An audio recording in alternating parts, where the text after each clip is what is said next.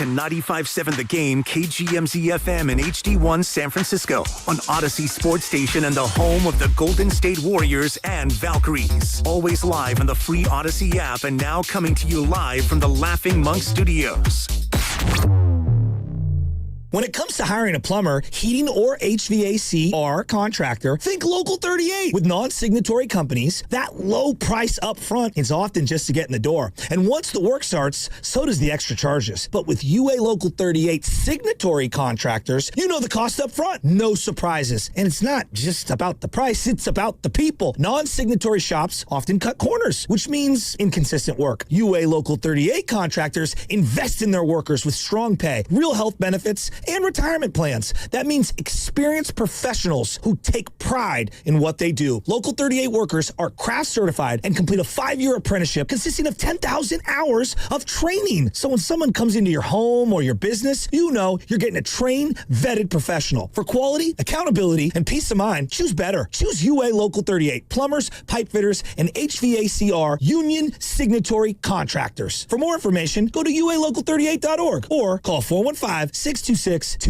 Hi, I'm David. I'm Chris. And I'm John. We are the three brothers who own Jack's Restaurant and Bar. And we are here to... Not again. That's my line. That was my line. Boy, stop it. Mom? What are you doing here? Have you heard your commercials? They're terrible. That's not our fault. You taught us how to cook delicious food. Using only the freshest ingredients. And to treat all our guests like family visiting our home. But you didn't teach us how to write catchy radio spots. They remember that and get back to work. Yes, Mom. Jack's, serving delicious breakfast, lunch, dinner, and drinks the way our mom taught us. ilovejacks.com. When you get injured, you're not just facing pain. You're facing an insurance company. Insurance companies don't send compassion. They send adjusters, a trained pack whose only job is protecting the insurance company. You need a guard dog. When the insurance company unleashes its pack, Habas Law unleashes a pack that's bigger, smarter, and trained to ferociously hunt down every dollar you deserve. And trust me, every insurance company already knows the names of the biggest dogs in the fight. Habas Law. Visit habaslaw.com. Omar Habas is a California licensed attorney. Offices in Northern California, including San Jose. Past results do not guarantee future outcomes. Earn up to 6% on gas and EV charging through September 7th, 2026 with Stanford Federal Credit Union's Rewards Credit Card. Make the most of your miles. The Rewards Credit Card offers low rates, no annual fee, and get 25,000 bonus points worth $250 cash back when you open and use your new credit card. Visit sfcu.org to apply online. All credit cards are subject to credit approval and membership eligibility. Terms apply. sfcu.org. Toyota's national sales event is on. Save big on Toyota's 21 hybrid and electrified models. Score deals on the 50 MPG Corolla Hybrid and 51 MPG Camry. Get 1.99% APR on the all-electric 2026 CHR. Or get 0% APR plus $500 finance cash on that fully electric 2026 BZ and the BZ Woodland. Toyota's national sales event is on now. Stop by your local Toyota dealer today. Toyota, let's go places. Offers available through TFS to buyers with premium rated credit. Not be combined with other offers. Ends 8/31/26. Something big is coming. On September 2nd, DraftKings Game Day arrives with massive deals, exclusive deals, and an all-day celebration built for sports fans. The countdown has begun, and all roads lead to Game Day. The DraftKings Sports app is now live in all 50 states. That means California from Texas to Florida. Every fan is in on the excitement. Remember the date, September 2nd. DraftKings Game Day is the kickoff to a new season, a new era, and the biggest day in sports history. Get pumped. New DraftKings customers sign up with code 957-THE-GAME. Spend $5 to get $200 in rewards within 21 days. The crown is yours. Event trading offered by DraftKings Predictions, a CFTC registered introducing broker. Trading involves risk of loss. Market availability varies. Eligibility restrictions apply. $50 every 7 days via click. To claim issued in non-withdrawable predictions dollars that expire in 1 year. Terms dkng.co/predictions promo. Nationwide based on sportsbook predictions and free-to-play sports contest availability varies by state. Laughing Monk Brewing is taking over the Bay one beer at a time. Whether you're meeting friends for happy hour, getting a bite to eat, or catching a game, there's a seat waiting for you at Laughing Monk. Great food, great beer, and even better company. Join us in Sunnyvale, Scotts Valley, Bayview, and Nopa in San Francisco, and at State Street Market in Los Altos. Laughing Monk. Grab a plate, grab a brew, and share a few laughs with us. Hey, Mom, now that I have an after-school job, I think I want to buy a drum kit. Okay, rock star. Let's look at your account. When kids start making money, Chase has easy-to-use tools and expert bankers to help them learn how to manage it. And next month, I'll buy the bass drum and the cymbals. Oh, and maybe some noise-canceling headphones for you. Aw, you've thought of everything. Help kids save, budget, and build financial independence, all with Chase. That's good for kids and good for parents. Visit your local Chase branch and get started. Account subject to approval. J.P. Morgan Chase Bank, N.A. member FDIC. This is the story of the one. As a maintenance engineer at a beverage manufacturing plant, he starts his day knowing every line is ready to run because Grainger delivers the industrial-grade products he needs to keep mixers, conveyors, and packaging equipment moving. With Grainger's vast selection of bearings, belts, and motors, he keeps operations running smoothly, so nothing grinds to a halt. Call 1-800-GRAINGER, click Grainger.com, or just stop by. Grainger, for the ones who get it done. Oakland, mostly cloudy with a high of 76. Weather brought to you by Staples. It's the most wonderful time of the year at Staples. They've got back-to-school supplies as low as 25 cents, up to 40% off select tech and more at staples.com/back-to-school. Staples, that was easy. Right.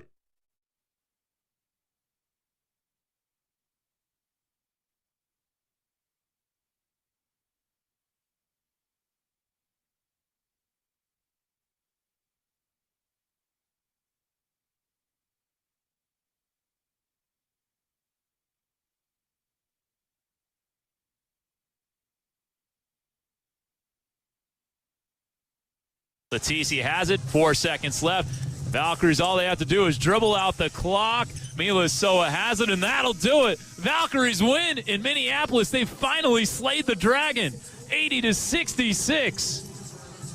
Valkyries' first ever win against Minnesota, and they do it on the road in very impressive fashion. Yeah. How about that? And they still haven't lost 3 in a row this year. Smiles across all the faces of the Valkyries players. You know this one means a lot to this team. They improved to 26-11. Minnesota drops to 31-8, and the Lynx still do not have the number 1 seed clinched yet.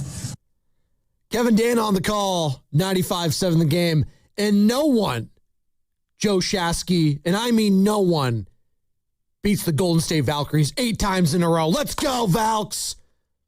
First ever win in franchise history over the Minnesota Lynx. They desperately needed that one. For the mentals, they've already clinched a playoff spot and a playoff berth, but they need to know that they could beat this team. And they did that in Minnesota last night and held them. When I say them, the Minnesota Lynx only to 66 points.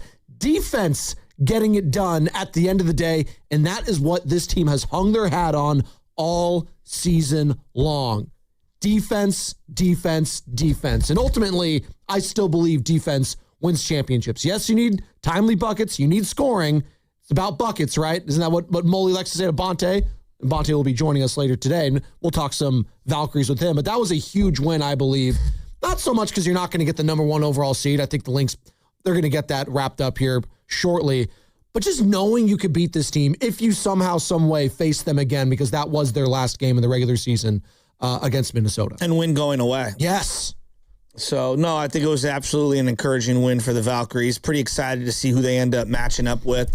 I mean, there's just so much going on in the WNBA. I know. But it's nice. Day. It's nice to talk about just the basketball. And that's what we've done, I think, pretty well here at 95-7 the game, because the Valkyries, you know, I think they play a brand of basketball that really translates just defensively overall. Offensively, it's hit or miss sometimes. But if you play with that tenacity and effort like they have done all season, you're going to keep yourself in a game if you aren't shooting well. But they did last night. They pulled away, ended up being a blowout, 80-66 the final there. And welcome in, ladies and gentlemen, boys and girls, if you're just getting off work, getting ready for work, getting ready for school. The Golden State Valkyries are still 2 ahead in the loss column over the Las Vegas Aces for the number 2 overall seed in the WNBA standings heading down the stretch here. So that one was significant for a variety of reasons, And we are coming to you live from the Laughing Monk Studios. Laughing Monk, righteously brewed in San Francisco. So a feel-good win there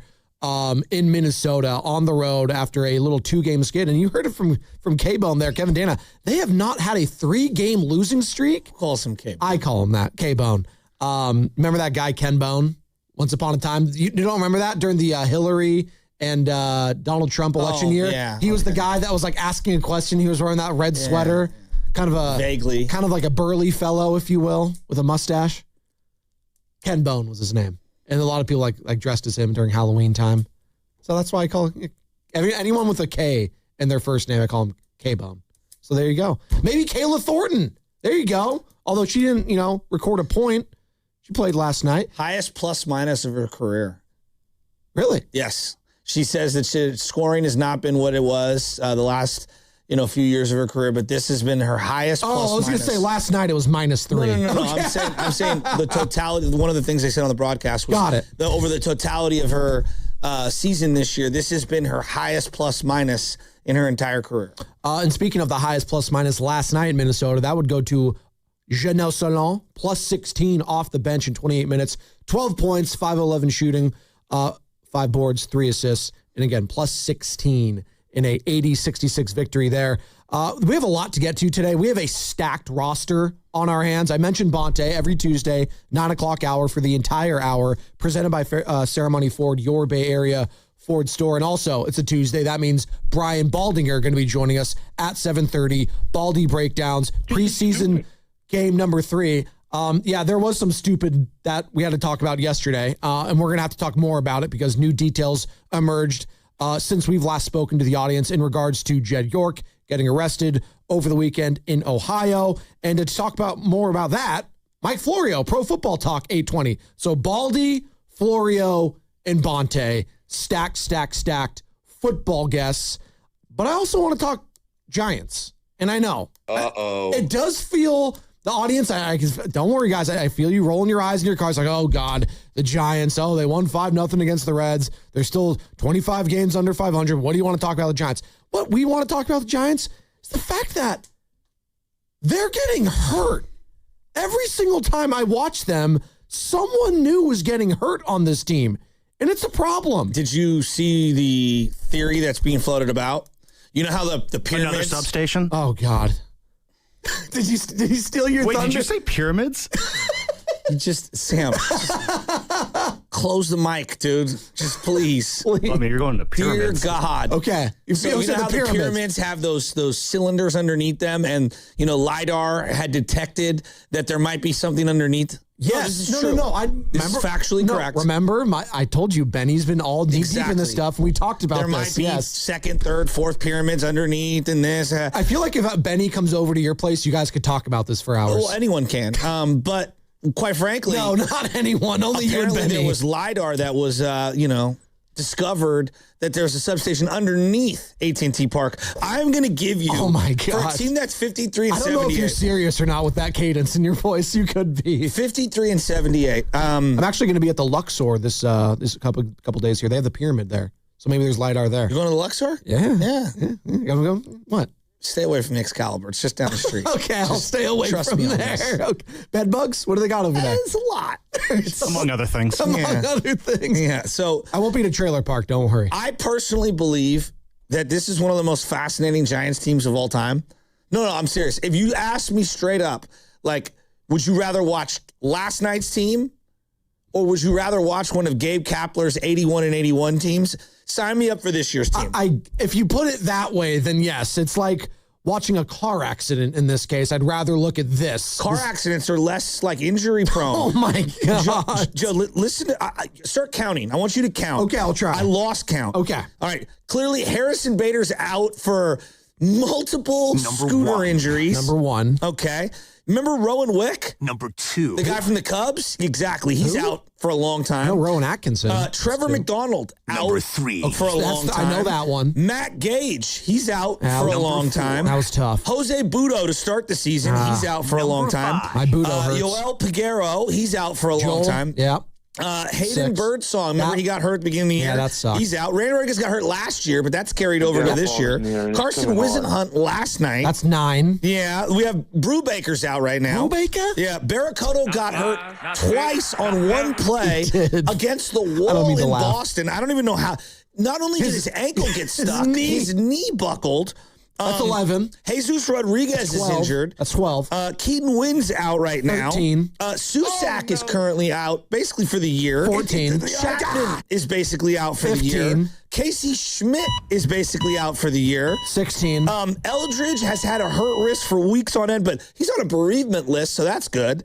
And let's not forget, yesterday it was announced Adames will go on the IL, not for the back that's been injuring him all year and last year, for elbow pain. Oh, great. That's 17, by the way, if we don't take the bereavement that's list. just the active roster. So that's 17 right there. 17. Last night, Carson Whisenhunt walked off the mound, and I'm not trying to be facetious. I'm not trying to make a light of it. What the hell is going on with the San Francisco Giants staying healthy? I don't know. It's unbelievable. Look, I follow the minor leagues pretty closely. Would you guys agree? Like, you're very tapped in on Giants, minor league. Yeah, systems. like, and yes. I'm not you trying and to, Sam both. I'm not pretending like I'm some like minor league expert. I look at like, all right, who are our top You get prospects? excited about How are they performing? I follow all these accounts where they'll put up their at bats on a daily basis, and I'd never heard of Drew Kavanaugh. Now, I like Drew Kavanaugh. I think he's in the mix at catcher. I don't know if he's a starter in the bigs. I think he can be a backup. Like, sign me up for watching Drew Kavanaugh. I had never heard of Turner Hill. Joe, I never even laid my eyes on him at any point in the minor leagues at all. Whitcomb, he made a play coming in. I mean, I don't know if he can hit. I don't know if he's any good. I've never heard of him. Furman? Nate Furman. I've never heard of him. Basabe, I had never heard of. And I like Basabe. I've been Turner Hill? Have you ever heard the name Turner Hill?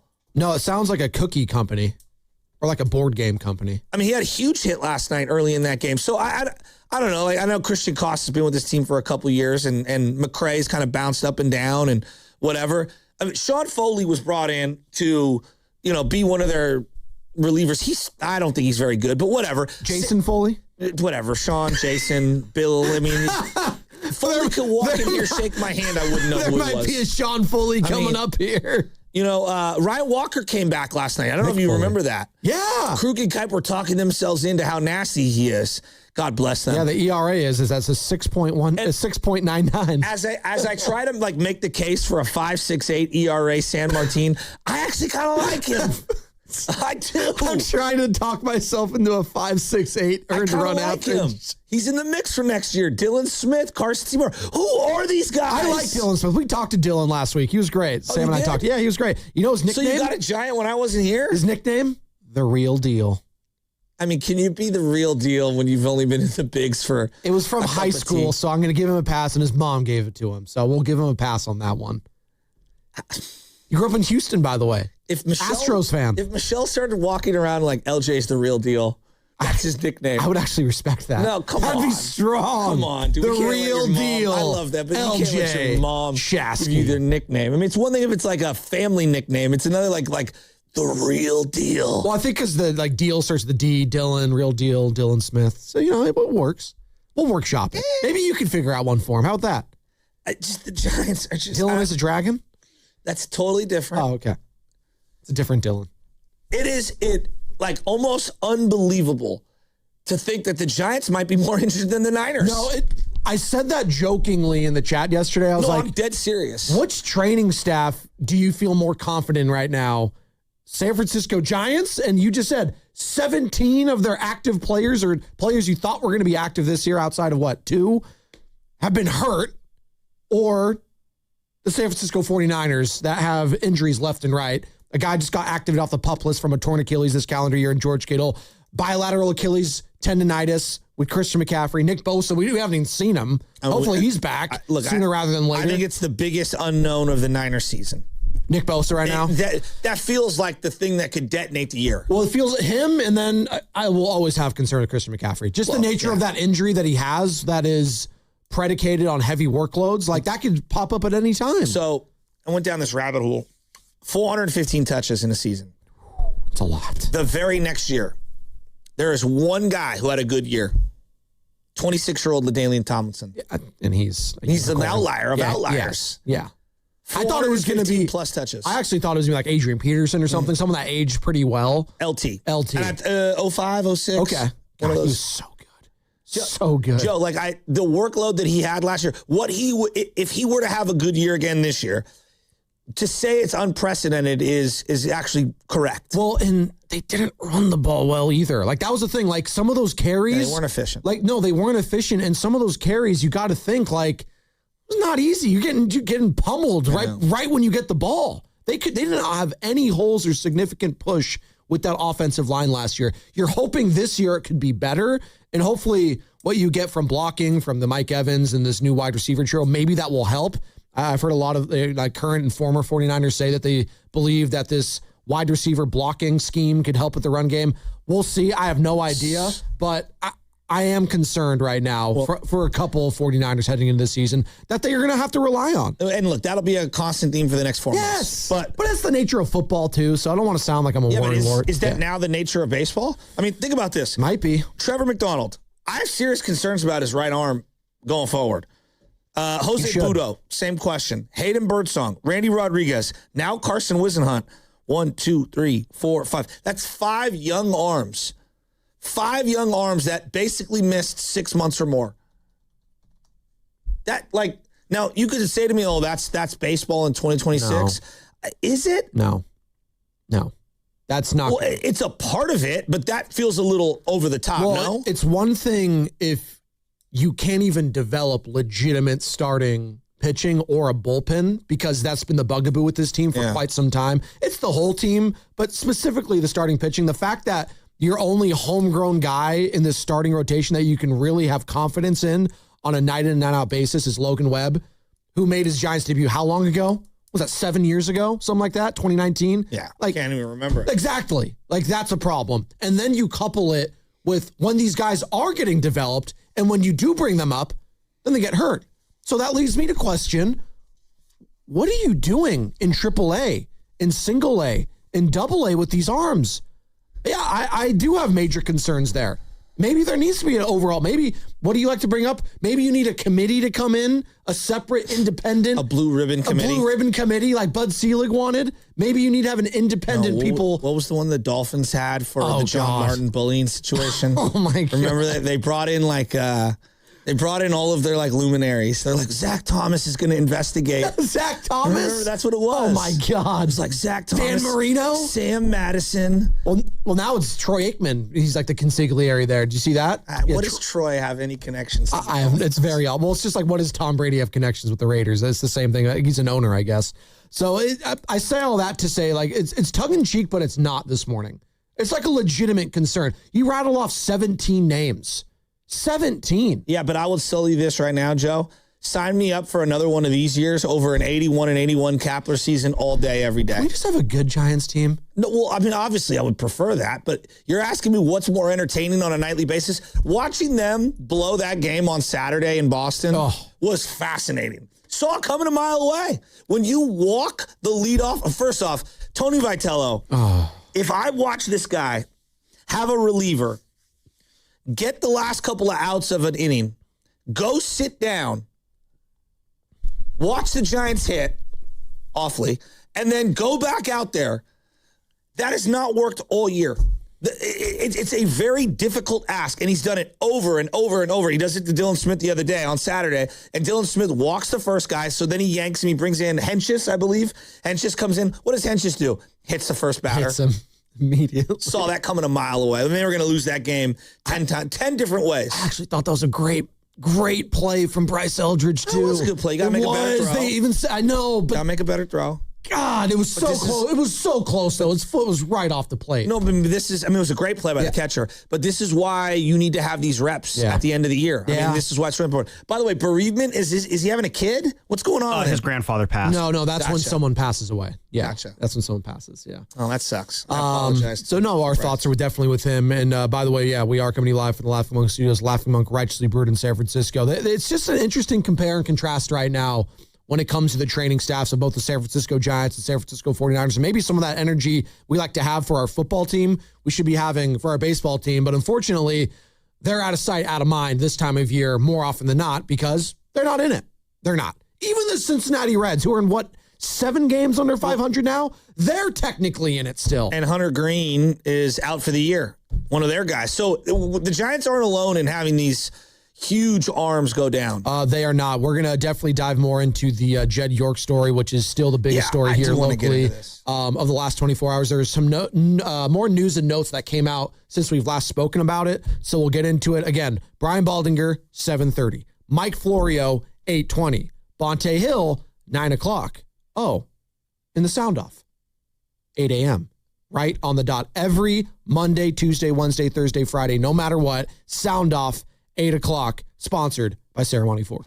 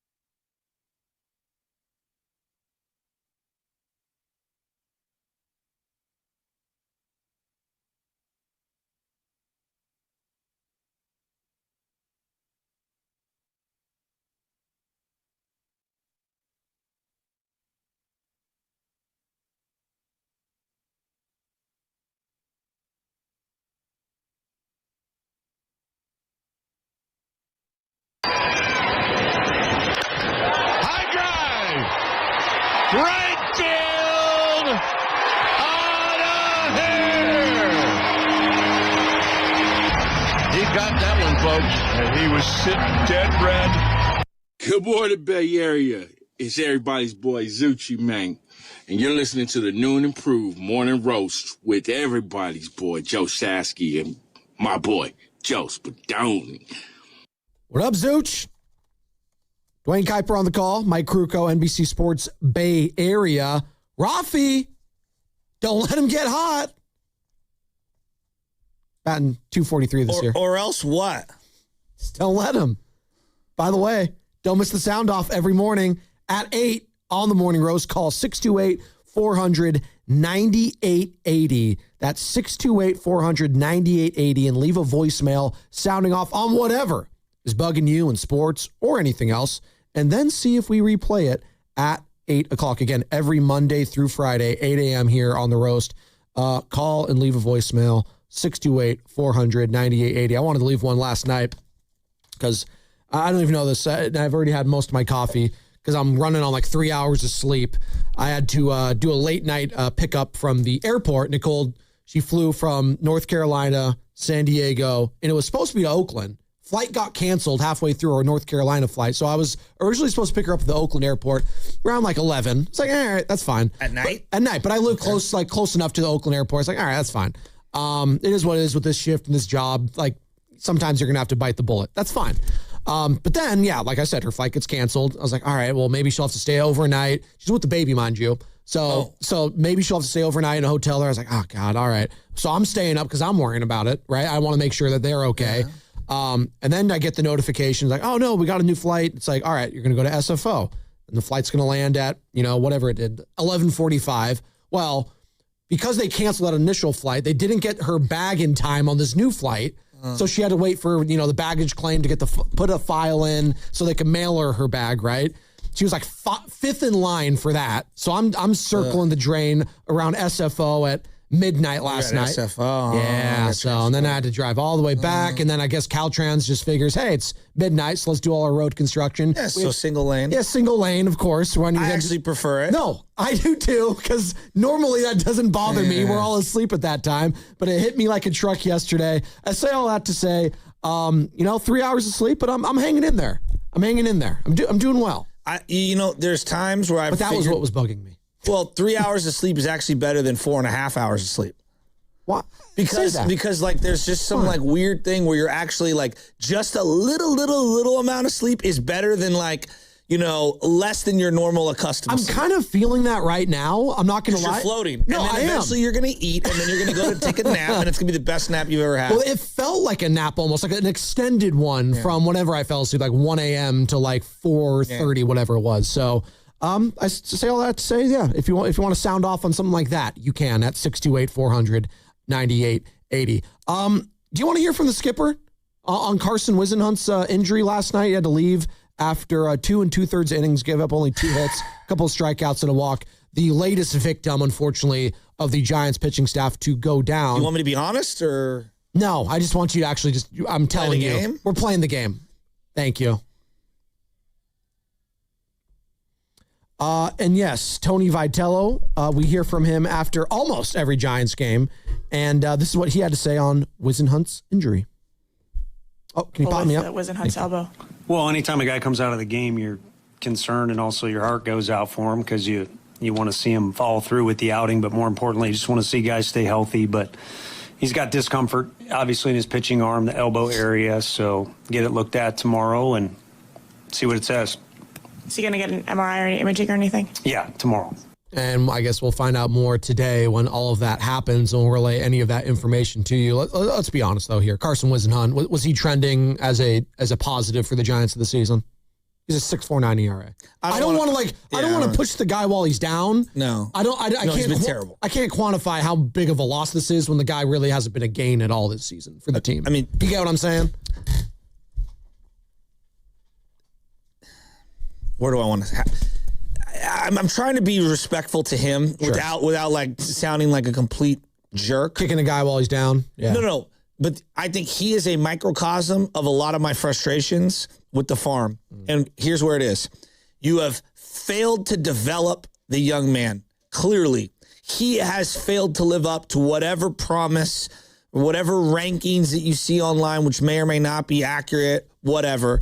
And then you hung on to him for so long, he's got no value for you and no value externally via a trade. I mean, like, how many guys can I list that we heard about and they either misidentified, underdeveloped, hung on to too long, only to say goodbye to and not get anything in return of substance? Matos, Luciano, Joey Bart. I mean, just go right down the list. All their top guys, really. Elliot Ramos, yeah. You know, like so many guys that have shown a little tiny promise somewhere in the minors. Like they never seem to be fully formed, fully hatched. I mean, that's why Bryce Eldridge is kind of, unique in this one. Like, he actually feels like there's a lot more to dig into, and he's still been awesome. For all the people that don't like Drew Gilbert is infinitely better, and now they didn't really develop him. He's kind of been on the big league radar since being traded here, but they've done a pretty good job. Like, he's a useful Major League Baseball player. I can't say that about a lot of other guys that have come through their own system. No, and he definitely brings like an element to this team that they need. Just some grittiness, some toughness. Now he's going to have some high risk, high reward type plays where he busts at times, but he brings something to the table. He does. By the way, you mentioned Elliot Ramos. You know what he's been doing since getting traded to the Yankees? A whole lot of nothing. Have you guys followed Elliot Ramos? Does that surprise anyone? 16 games played in New York for the former Giant. He's batting 113 and has a minus 0.8 WAR. Hit the breaking news. We got a Warrior small one. But a small breaking news for the Golden State Warriors. A little mini? Yeah. 5-7 the game. Breaking news. Free agent guard Brandon Williams has agreed to a 1-year, $2.6 million deal to sign with the Golden State Warriors. Williams averaged 13 points, almost 4 assists, and 22 minutes per night last year across 66 games for the Dallas Mavericks. I like that pickup. Brandon Williams. All right. You know anything about his game? I mean, just a little bit of dribbling, a little bit of facilitating, and that's a little an mid-range. unbelievable assumption. Yeah, we'll see. Hey, I actually watched a lot of Dallas games last year because of Cooper Flag. No, for sure. I like this player. Like, I think this is a solid pickup. You know, but I know it's not gonna like make anybody happy. But I like him. He's solid. He is 6 foot 1 inch, 190. So he's a smaller guard, but he's a new name, and I think that alone is something interesting for the Warriors in a season where they basically have ran it back. Hey, it's someone new, someone different. It's someone who could fill the void of Pat Spencer. Okay. So that's kind of what you're looking for, like that third point guard. Sure. I like him. At that price point, sure. Exactly. It's a 1 year, 2.9. Is that what you said? Are you looking at his bio? I think he's Arizona. Correct. He's Arizona, yes. And started off with Portland, then he bounced around. Went to Dallas for a couple of years, and now he's in Golden State, his third team. So, and last year. How old is he? He is born in 1999. He's going to be 27 in November. Yeah. He'll be 27, so still young. Look, I like him as a player. I don't know, maybe it didn't warrant the breaking news sounder, but when Shams tweets it out, I think we got to get that out there. I like him as a player. I think it warranted a breaking news sounder. Absolutely. I mean, Kerr can never have enough under 6'2" guys. Oh, it's Arizona guy. Come on. Kerr's going to love that. All right. It is time now for our teamwork play of the game, brought to you by El Camino Health. The Valkyries finally broke through, beating the Minnesota Lynx for the first time in their franchise's history with the final score of 80-66 in Minnesota. Tiffany Hayes had 14 points off the bench, and this 3 to tie it in the first half. Hand off. Gets it back from Hayes. Driving, dishing, tip, fires a left wing 3, and that's good. Right through the chute. Third 3 of the game for Golden State. They went 7 of 37 from deep when they played Minnesota on Wednesday in San Francisco. Hayes has hit all 3 of her shots for 7 points. Kevin Dan on the call right here on 95.7 The Game, and that was the teamwork play of the game, brought to you by El Camino Health. El Camino Health, where togethering heals. What's coming up in the game is sponsored by Fremont Bank. Here for you, here for good. Our phone lines are open. Our text line is open. Same number, 888-957-9570. We're going to peel this onion back further in regards to Jed York. You have some thoughts after marinating on it after 24 hours. I do as well. And I think they not go hand in hand, but there's a lot of frustration in regards to yesterday, I think, from the fan base and people in general. I'm not even, I'm not a Jed York fan. It's something that is the coverage that really bothered me yesterday that I want to dive into. Mike Florio going to be joining us in the 8 o'clock hour. Brian Baldinger, 7:30. Bonte Hill for the entire 9 o'clock hour. And again, it's all sponsored by Fremont Bank. Here for you, here for good. It's the greatest 3 words in the English language. Football is back. Purdy, touchdown, San Francisco. What deception. And we can't get enough of it. Niners! It's go time for the 49ers, and we are all in. Let's go Niners! Hey, it's Willard and Dibs for Safeway. Enjoy these amazing deals for members. And as always, save up to 20% weekly on hundreds of exclusive offers from Safeway. Just clip the highlighted deals from the weekly mailer or click the deals in the For You section of the Safeway app to breeze through checkout. Signature Select 80% lean ground beef. 6 pounds or more mega packs, just $5.99 per pound. Hormel Black Label Bacon, 12 to 16 ounces package size. Selected varieties also just $5.99 each. Also, juicy autumn crisp green grapes or red seedless grapes, just $2.49 per pound. Finally, clip or click Lucerne 24-ounce sliced or 32-ounce chunk or shredded cheese. Selected varieties, just $6.99 each. Limit 4 items. I would say 4 is unnecessary, but in this case, it was necessary. Well done. These and other great deals are available in the weekly mailer and the For You section on the Safeway app. Go to Safeway.com for more details. Neuropathy is a debilitating condition that is sometimes misdiagnosed. Symptoms can include pain, numbness, and tingling in your hands, legs, and feet. Neuropathy is a progressive condition that only worsens unless you get effective treatment. SF Bay Wellness is a leader in neuropathy reversal and uses FDA-cleared, non-invasive electric cell therapy to restore nerve function with no injections, no drugs, and no surgery. The treatments have a 95% success rate. If distance is a factor, ask about our virtual consultation option. Call SF Bay Wellness at 844-94-NERVE for the $99 neuropathy evaluation and receive a personal treatment plan that is tailored to your needs. Don't wait another day. Call 844-94-NERVE. That's 844-94-NERVE. Why keep suffering with the painful symptoms of neuropathy? You deserve to live a pain-free life. Start getting the treatment you need for your neuropathy symptoms. Call today. Hey, Steiny here with Jason Beam from Beam Law. Jay, someone gets arrested for a DUI and thinks they have a breath or blood test. What can a lawyer even do? Matt, a DUI case is about much more than one number. We look at the entire case. So what are you looking for? Was the stop lawful? Were the tests administered properly? What does the body camera footage show? Every detail matters. And you need to act quickly, right? Absolutely. You only have 10 days to contact the DMV to contest your arrest, or your license is automatically suspended. So if you've been arrested for DUI, call Beam Law for a free confidential consultation.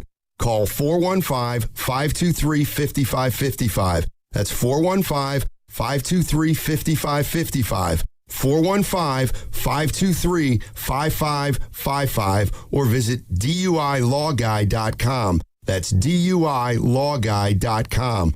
Protect your rights, protect your future. Beam Law, they've got your back, Bay Area. A lot of Bay Area banking customers are faced with a choice. Which financial institution best fits what they're looking for? It might make sense to consider a bank's history. Take Fremont Bank. For 60 years, we've provided stability and consistency with an emphasis on relationships. We've grown one customer at a time, not through mergers or acquisitions, because that's how you can do business when you're independently owned and community focused. Fremont Bank. Here for you, here for good. Experience hands-on automotive history at Cars in the Park, Saturday, September 12th in History Park in San Jose. Browse antique and classic vehicles. Join author Matthew Kilkenny for a discussion of his book, Detroit Steel Artists, and watch skilled mechanics assemble an authentic Ford Model T right before your eyes. Cars in the Park offers activities for automotive enthusiasts of all ages, and children under 5 attend the event free. Adult tickets start at $5. Visit historysanjose.org for more information. When you see this in your kitchen, The stainless steel fridge is covered in fingerprints. you hear this. Leslie, people are going to think you were raised in a barn or by wolves or raised in a barn by wolves. Fortunately, Wyman Stainless Steel 3-in-1 cleans, shines, and protects to give you the best shine. A spray and a wipe will have your fridge shining like a mirror. Wow, my fridge looks brand new. Your fridge looks amazing, Leslie. Sorry, I was being a little dramatic earlier. Your kitchen says a lot about you. Let it brag with Wyman. What do parents think of back to school at Staples, where 24-pack Crayola crayons are just 50 cents? Staples has folders, notebooks, and pens at great prices. I'm smiling from ear to ear. It's the most wonderful time. Mom, I missed the bus of the year. It's a wonderful time at Staples, where school supplies start at just 25 cents. Staples. That was easy. Visit your local Staples today or shop online and in the app. Ends 9/12. Exclusions apply. What do parents think of back to school at Staples, where supplies start at just 25 cents? Staples has the latest laptops with up to 40% savings. I may hug the cashier. So embarrassing. It's the most wonderful time of the year. It's a wonderful time at Staples, with up to 40% off select tech. Staples. That was easy. Visit Staples today or shop online and in the app. Ends 9/12. Exclusions apply. This is the story of the one who keeps multiple buildings running smoothly day after day. Plumbing that flows, HVAC that hums, cleaning supplies that keep surfaces sparkling. That's why she counts on Grainger. With easy reordering online and 24/7 support, Grainger helps her keep the products she needs on hand. So shelves stay stocked and buildings stay ready. Call 1-800-GRAINGER, click Grainger.com, or just stop by. Grainger, for the ones who get it done.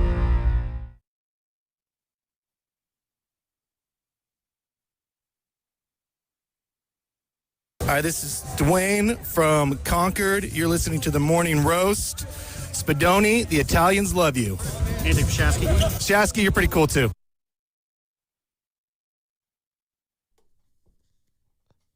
Got a lot to get into. An awful lot, one might say. We still got Florio. We got Baldy. It's a Tuesday, so it's Baldy and Bonte. We got the sound off. And we still have Jed York on top of mind. San Francisco 49ers owner.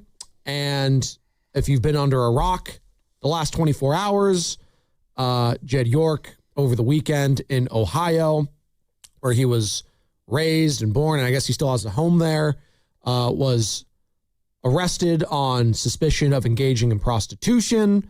The charges got, plead down. He's got 2 misdemeanor charges and had a $5,000 bail, pled no contest. That seems to be the end of the legality. Now we wait the fallout, and new details emerged within the last 24 hours that we didn't get a chance to discuss. I think you did mention that this was at a Ohio mobile home community where this suspicion of engaging in prostitution occurred. Apparently the money, or the alleged money that was going to be handed out, was $140. We do know that. And we also learned that Jed York and his wife filed for divorce back in May. So those are the new details. We are waiting if the NFL is going to do anything. They're going through their review, their personal conduct policy. There's been a precedent for significant punishment, and I think you referenced this yesterday.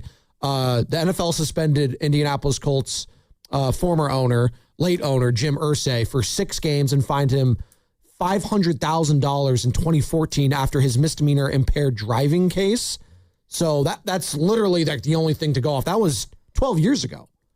Now, I don't know what suspending an owner for games does per se. I guess you can't just go to the game. If you're Jed, you're just probably ending. We talked about this, being out of sight, out of mind, probably the best thing. Maybe don't go to any of these home games for quite some time. Fining him $500,000, does that amount to a slap on the wrist? I don't know what the proper punishment is, and I don't know what's going to be handed down to the team, but where is your head at less than 24 hours since this news came out? Because it did come out on our show around 7:30 yesterday. Well, that's a loaded question. Where's my head at with all this? I know. I'm handing you a lot there. I'm not faulting you. No, I'm not faulting you. It's just like, I listened to so many people talk about Jed yesterday, and I don't want to pin this on anyone in particular. Right? I think my perspective is a very interesting one in contrast to some of the other people that maybe aren't lifelong Niner fans, aren't of my age, and don't have my perspective. And I'm being honest. I'm going to raise my hand.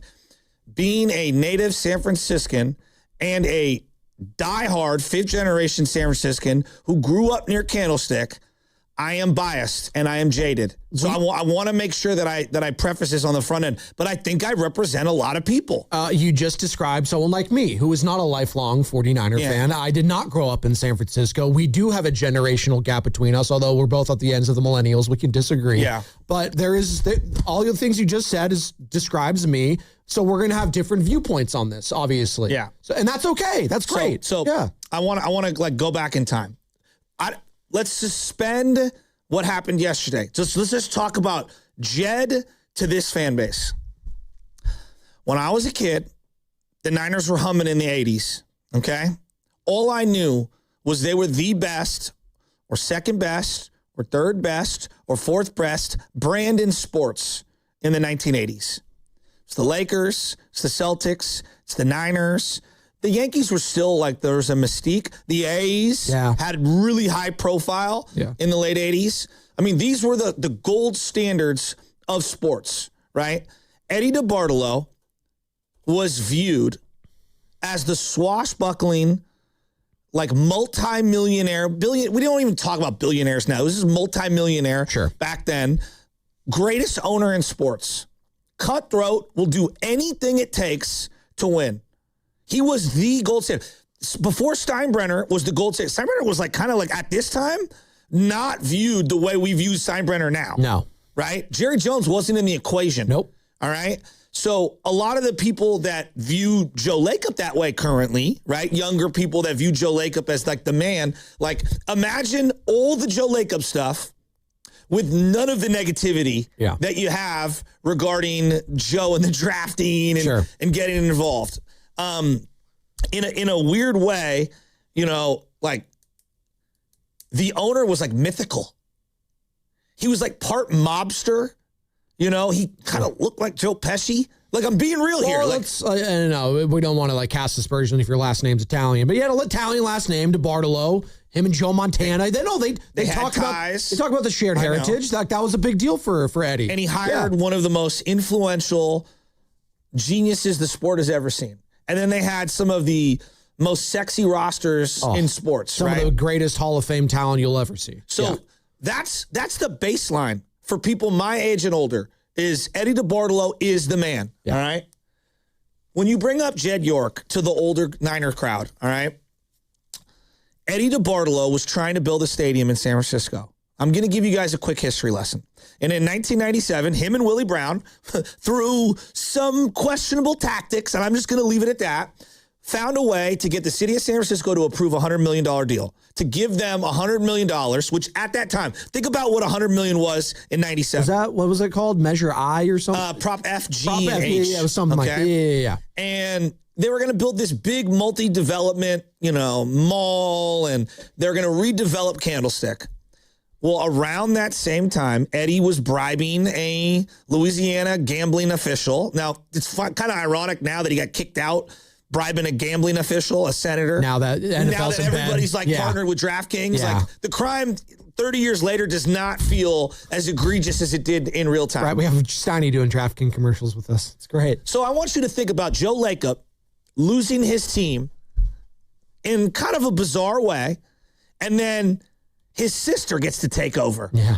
And then the sister is then going to basically cede control over a 5 or 6 year period to their kid. Yeah. Who has no ties to the team. Well, and even, the husband, quite frankly, I know he's an in-law, right? Like, who is this guy? That's Dr. John York is one of the most, if you talk that's what I'm saying. One of the most, just to fans. I'm just saying to fans. I don't know him as a man. One of the most hated guys in Niner history. Well, because in that respect, he is an outsider. No, like, even though he's an in-law, it's like, I don't know this guy. He's not blood with Eddie. Like, what? Let's call a spade a spade. No, he's viewed as a cheapskate. Yeah. You told me the story. So they used to give out these belt buckles for years when they would win the NFC West.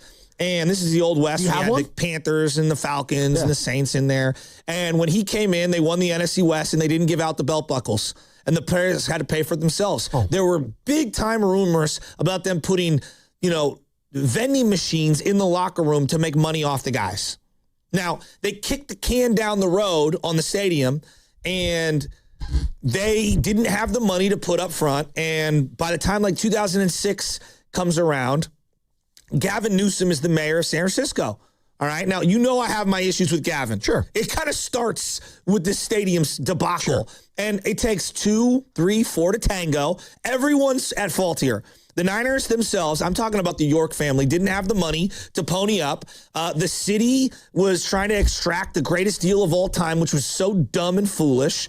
And around that time, Jed becomes involved with the team. Now, who's Jed's buddy? It was Parag. And this is why older people like myself, they cringe when they hear Parag's name. Parag's the guy that kicked Bill Walsh out. Yeah, he goes back even before. He predates Jed. Yeah. Yeah.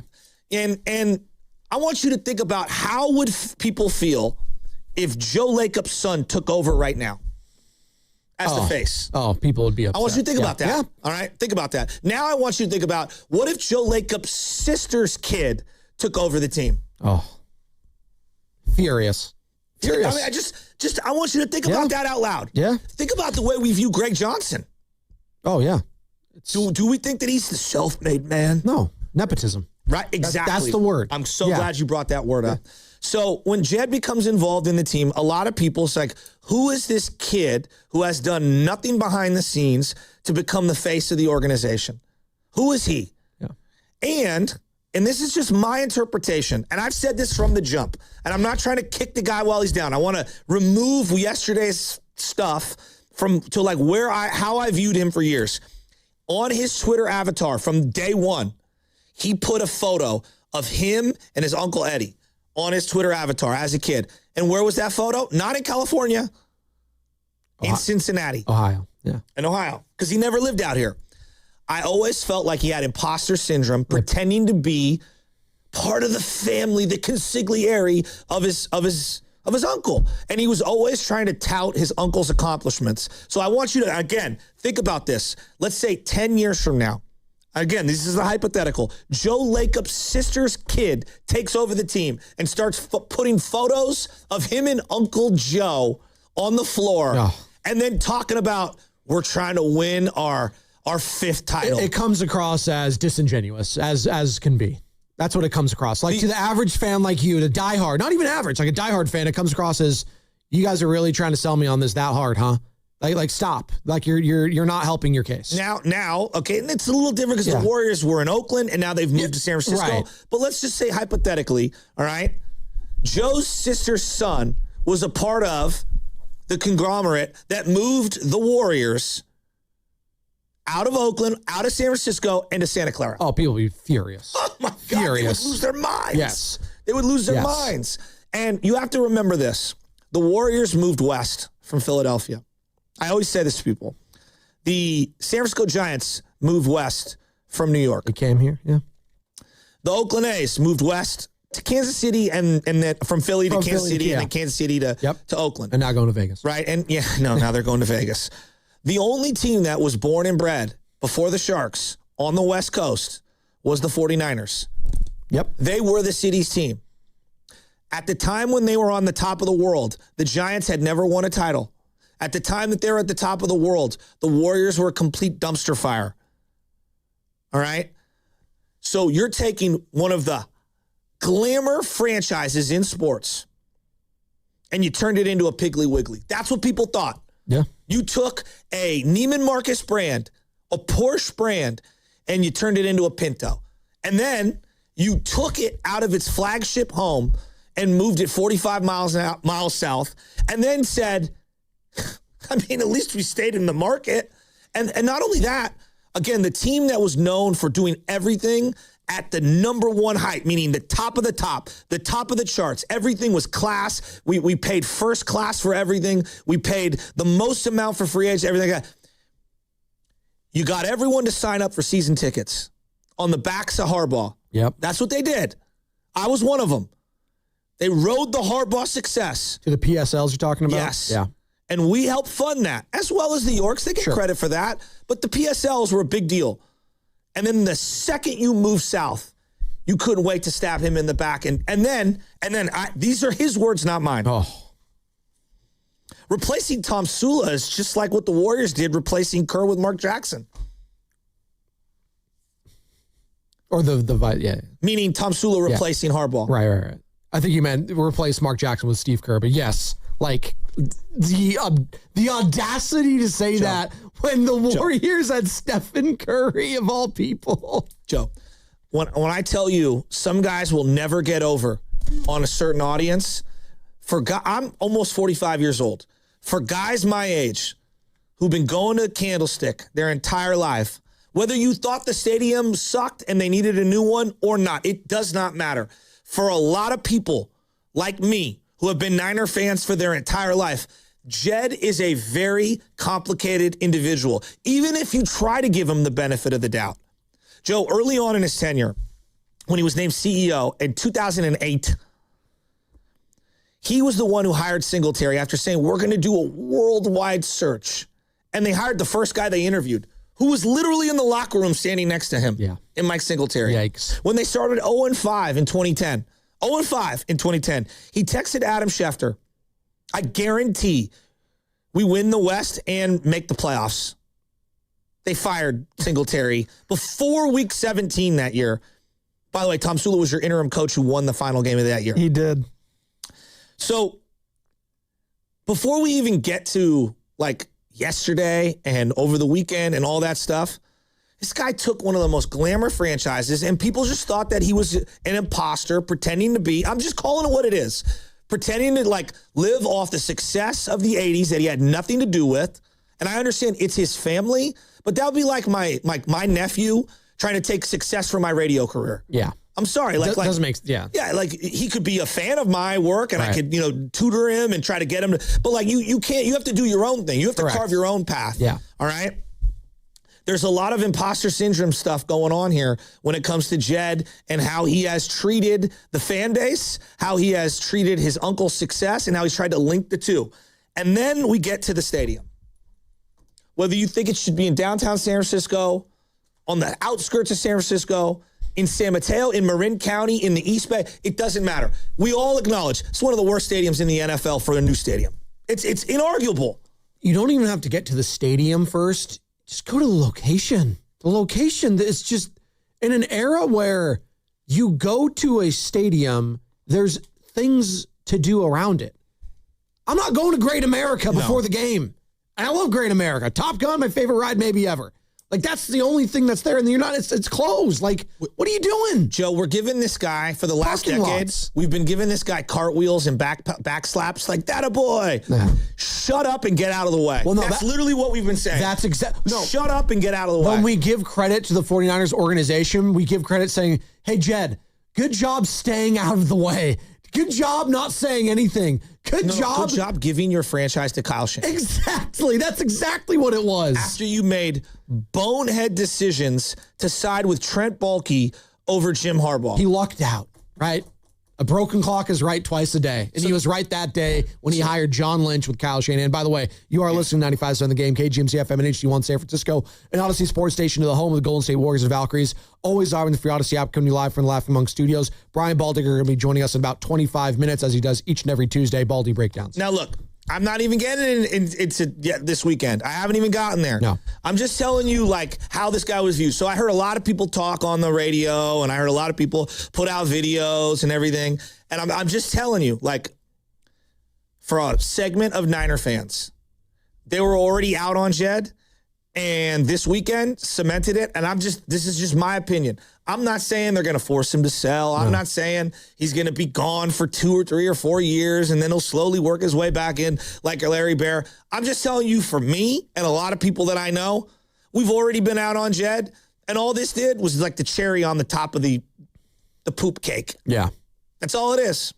The NFL released a statement on the arrest of San Francisco 49ers owner Jed York. Quote, "We are aware of the matter, which will be reviewed under the personal conduct policy," NFL Communications Brian McCarthy wrote on behalf of the league. And the 49ers also issued a statement yesterday quote, as this is a legal matter which has been resolved, we will not be providing any further comment at this time. Now, look, there's going to be a lot of people like, oh, yeah, this weekend, it doesn't mean anything, blah, blah, blah. I just want you guys to do this. Phone rings. Oh, it means something. Just hear me out. Phone rings. Hey, what's up? Hey, your brother, what happened?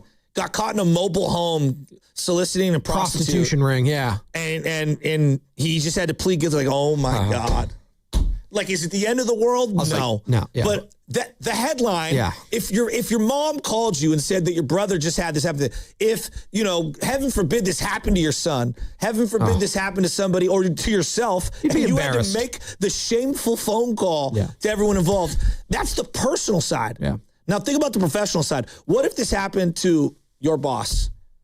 Here, let's just hypothetically. Who brought this up yesterday? Someone of standing here at 95.7 The Game. I mean, first off, he'd probably be on a leave of absence. He would be. I'd probably check in because I'm like, you have a relationship. You check in with that individual. Is it going to affect like my show and our show on a day? No, it's not. No, Brock Purdy's not going to drop back. Like, oh my God, Jed got arrested. Are we going to be asked about it? Are people going to reach out to us to discuss it? Nonstop. But yes. Joe, there are some things that you just can't get caught doing. No, and this is one of them. This is one of them. This is one of them. It's bad luck. It's unbecoming of someone of his stature in the NFL. And I would just say, the guy's got a laundry list of black eyes on his resume. This photo will live on for the remainder of his tenure as the head of the 49ers. And I'm telling you, for a bulk of the fan base, he'll never be able to shake it. I'm not saying he's going to have to be forced to do anything. I'm telling you the public perception and the memes will live on in perpetuity. Has your perception of Jed York changed in such a way that you could never look at him the same again? I think for most people, the answer is yes. If it's not, and this isn't... I think everyone's got their own morality code. No, for sure. And this isn't also saying like we're the authority on no. I'm saying like we're not the authority in all this stuff. No one is. No, you have to make up your own individual mind. This is what I also get like upset, like when people bring up the morality clause when it comes like the steroid era, when it comes like voting for the Hall of Fame. I was like, who is Tom Verducci of all people to pass judgment on morality? Who are you? Hey, look, you're not God. You're not like Joe, what are you? Joe, the more details that come out in this, though, I'm being real here for a second. Oh, it gets worse. No. It's gotten worse. You know what I was thinking? Just me. Like, I hate to do this, but like, if this was like my brother, whatever, I'd be like, hey, dude, you could have got robbed. Oh, it's scary. You could have got killed. And you watch all these docs and all these movies and all these things on Netflix. 9 o'clock in the morning? Oh. What's going on in your life? I'm just saying, like, if this were a brother, a cousin, my son or something of one day, I would be like, what? You're down so bad. You're in a mobile home? Where your mind at 9 goes in the morning? Where your mind goes is like, first off, is this the first time you think of all the factors? I didn't even get to the, is it the first? I didn't even think of that. No. But you start like, this is what you start thinking about. All right, 9 in the morning, where he's at, sketchy area. Going on? What are you doing? Like, you start going through this thing. It's like, okay, like I'm concerned about him. Like, no, like you get concerned. Like this is a family member, a friend. Like, hey, dude, are you okay? Like, there's a pattern here, maybe, and I'm concerned about like how you are. That's why you reach out. That's why you make sure they're okay. And maybe this is what he does. Maybe they release a statement. Maybe he releases a statement saying, hey, like you go out and you own it, right? Because this is in today's society. If you just own it, that would be a first step, and a lot of people Contrition goes a long way. It does. In almost any act. I have a problem. I'm going to try to, do whatever therapy, go through every like chapters I need to take and steps I need to take to better myself, and you go from there. Maybe that's what he does. Maybe he released a statement and said, I'm going to step away from the team for an undisclosed amount of time, and he doesn't even go into details about that. I have no idea what the next step is, but he does need to make a statement at some point. What the 49ers put out yesterday saying, as this is a legal matter which has been resolved, we will not be providing any further comment at this time. That's not going to cut it. Well, he's the boss. I mean, he's the one that would be putting out a statement. Well, that's what I'm saying. Who was that from? I think yesterday. Well, this goes back to John Lynch. Thank God you have John Lynch. Yes. Thank God you have John Lynch. Because John Lynch, I'm sure, will have to answer some questions that he doesn't have answers to, which sucks. Look, I'm telling you, dude. In the court of a lot of Niner fans, this dude is cooked. By the way, don't miss the sound off every morning at 8 o'clock right here on the Morning Roast. So that's going to be in about 50 minutes or so. Call 628-400-9880. Leave a voicemail sounding off on whatever is bugging you in sports or anything else. What's coming up with the game is sponsored by Ceremony Ford. Shark Week. Brian Baldinger next on 95.7 The Game. The summer sales event is happening now, and Ceremony Ford has incredible offers built for game days, school drop-offs, and road trips. Hurry in and upgrade your ride at Ceremony Ford, right off of 280 in Coleman and Daly City, or visit ceremonyford.com. Need plumbing, heating, or HVACR work done right that very first time? Well, you need to call a UA Local 38 signatory contractor. They're craft certified professionals, complete over 10,000 hours of hands-on training, so you are getting experienced experts who know their trade inside and out. And with Local 38 contractors, you get quality work, dependable service, and clear pricing from the start. No shortcuts, no surprise add-ons. And whether it's your home or your business, trust the professionals who invest in skill, safety, and accountability. Visit UALocal38.org to learn more. Need to get something off your chest? I'm going to call you crazy in Spanish. You're loco. Stuck in traffic and can't take it anymore? I can't handle this. We've got the solution for you. Call the Sound Off line at 628-400-9880. That's 628-400-9880 and leave a message. It's Sound Off. Every morning at 8 o'clock on 95.7 The Game. So, hamburgers, sodas, ice, and a DJ. A DJ? Relax, Pa. With T-Mobile, we're saving when we bundle home internet and phone lines. Oh, wow. Here to bundle and save big. Stay connected con tu gente with 4 lines from T-Mobile with fast, easy-to-set-up 5G home internet and save up to $1,000 a year. Switch now on T-Mobile.com/conectate. Savings based on third line free via monthly bill credits. Internet discount with $15 in monthly bill credits and auto-pay discount. Qualifying credit required. Credits will stop if you cancel any lines or change plans. Visit T-Mobile.com. I'm Sam, owner of Marino's Landscape. With my Chasing Business Premier Card, I earn unlimited 2.5% cash back on purchases of $5,000 or more. So everything I buy to run my landscaping business gives me cash back to help throw a big thank you party for my team. For all they do. Chase Inc. Cashback built for every business. Find the right card at chase.com/inc.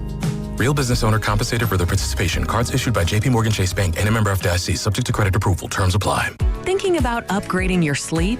Now is the time to shop Sleep Number. Trusted by millions for nearly 40 years, Sleep Number offers superior comfort, personalized adjustability, temperature benefits, and value that is unmatched in the industry. And right now, during the Sleep Number Labor Day sale, all mattresses are on sale. Invest in your sleep and experience firsthand Sleep Number's personalized comfort. Stop by a Sleep Number store or sleepnumber.com to learn more. Something big is coming. On September 2nd, DraftKings Game Day arrives with massive deals, exclusive deals, and an all-day celebration built for sports fans. The countdown has begun, and all roads lead to Game Day. The DraftKings Sports app is now live in all 50 states. That means California from Texas to Florida. Every fan is in on the excitement. Remember the date, September 2nd. DraftKings Game Day is the kickoff to a new season, a new era, and the biggest day in sports history. Get pumped. New DraftKings customers sign up with code 957TheGame. Spend $5 to get $200 in rewards within 21 days. The crown is yours. Event trading offered by DraftKings Predictions, a CFTC registered introducing broker. Trading involves risk of loss. Market availability varies. Eligibility restrictions apply. $50 every 7 days via click. To claim issued in non-withdrawable predictions dollars that expire in 1 year. Terms dkng.co/predictions promo. Nationwide based on sportsbook predictions and free-to-play sports contest availability varies by state.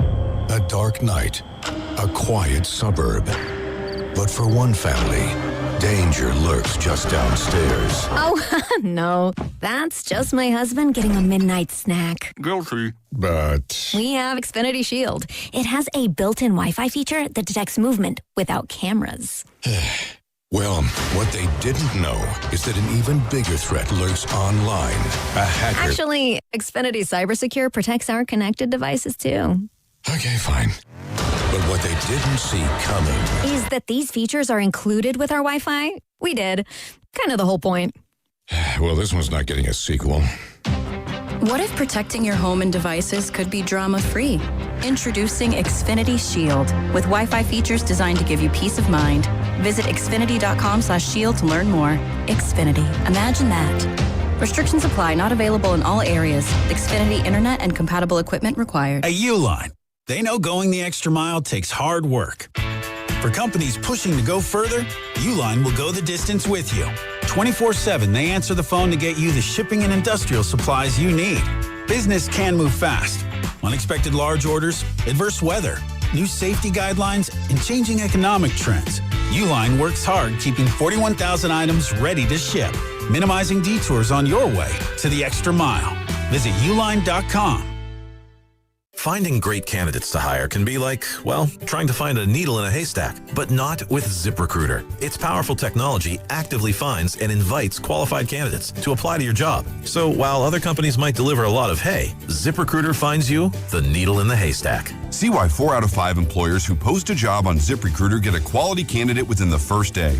Try ZipRecruiter for free at ZipRecruiter.com/team. That's ZipRecruiter.com/team. ZipRecruiter. Did you know Skechers makes high-performance footwear for almost every sport you play? Here's what our athletes are saying. Hi, I'm pro basketball player OG Anunoby. I dominate in Skechers basketball. Skechers delivers championship-level performance. I'm WNBA star Jackie Young. Skechers keeps me quick, comfortable, and ready for anything. And you can get high-performance Skechers and hands-free slip-ins technology. Just step in and perform. I'm pro golfer Matt Fitzpatrick. I play in hands-free Skechers golf slip-ins. Find yours at a Skechers store, Skechers.com, or whatever high-performance sports shoes are sold.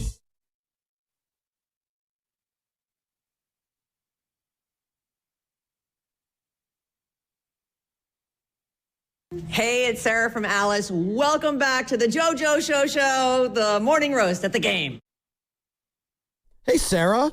Sarah's throwing some shade at me this morning, by the way, when I was getting off the elevator. We were just crossing paths. I said, good morning, good morning. She's like, you're late. It's like, damn. Sarah keeping me honest here. Shout out Sarah and Vinny, our sister station, Alice 97.3. I did get revenge on Bridge the Gap, their famous game show, a couple months ago. I was never invited back, though, even though I beat Goo.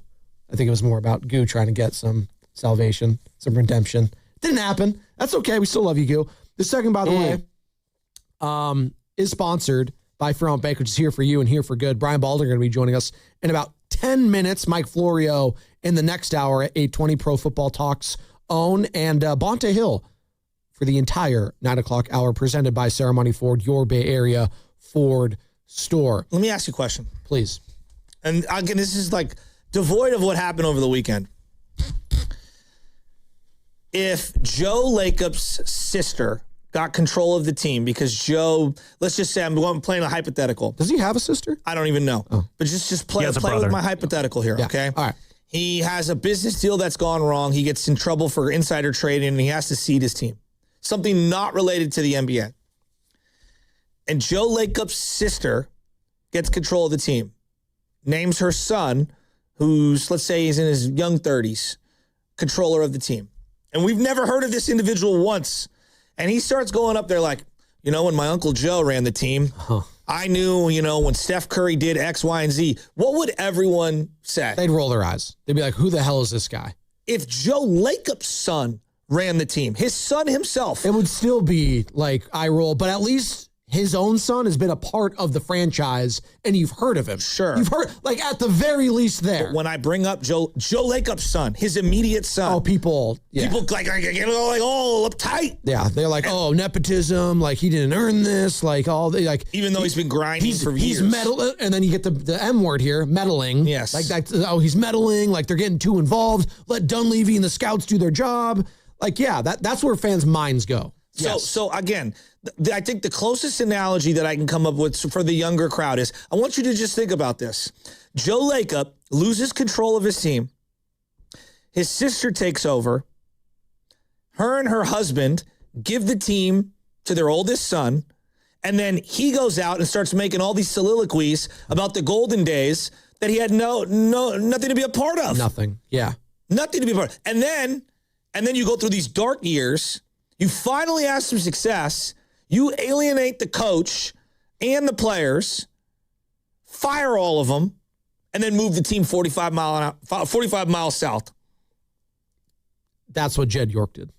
Yeah. That's what Jed York did. Well, I mean, indirectly, directly, he's the face of that. He is attributed to that, whether that's fair or not. He is what that era of football for 49ers fans that he is the black guy, as you said. Look, before this, it was siding with Trent Baalke, moving the team out of San Francisco, firing Harbaugh, hiring Tom Sula. Oh, God. All those could have been like the first 2 or 3 sentences of his bio. Now this is the number. That picture has now jumped over all of those other, big blights in your resume. And I mean, it is what it is. Look, people don't have to agree with me. I'm not even saying this is some like, you have to sell the team and I'm the moral police. No, you're saying I'm telling you why this dude never got over on people my age and older. And this was just the nail in the coffin for a lot of those fans anyways. And it was never going to be a case and what you're getting at is he was never going to get over. And that's a term, by the way, when we're talking about like WWE, get over on a crowd. It's when a crowd starts cheering for you. In wrestling, getting over, whether you're the face, which is the good guy, or the heel, which is the bad guy in wrestling, getting over on a crowd means they're going to love you no matter what. They're going to love you. Jed was never loved. You know why? He was hated. There's a term in the military they call stolen valor.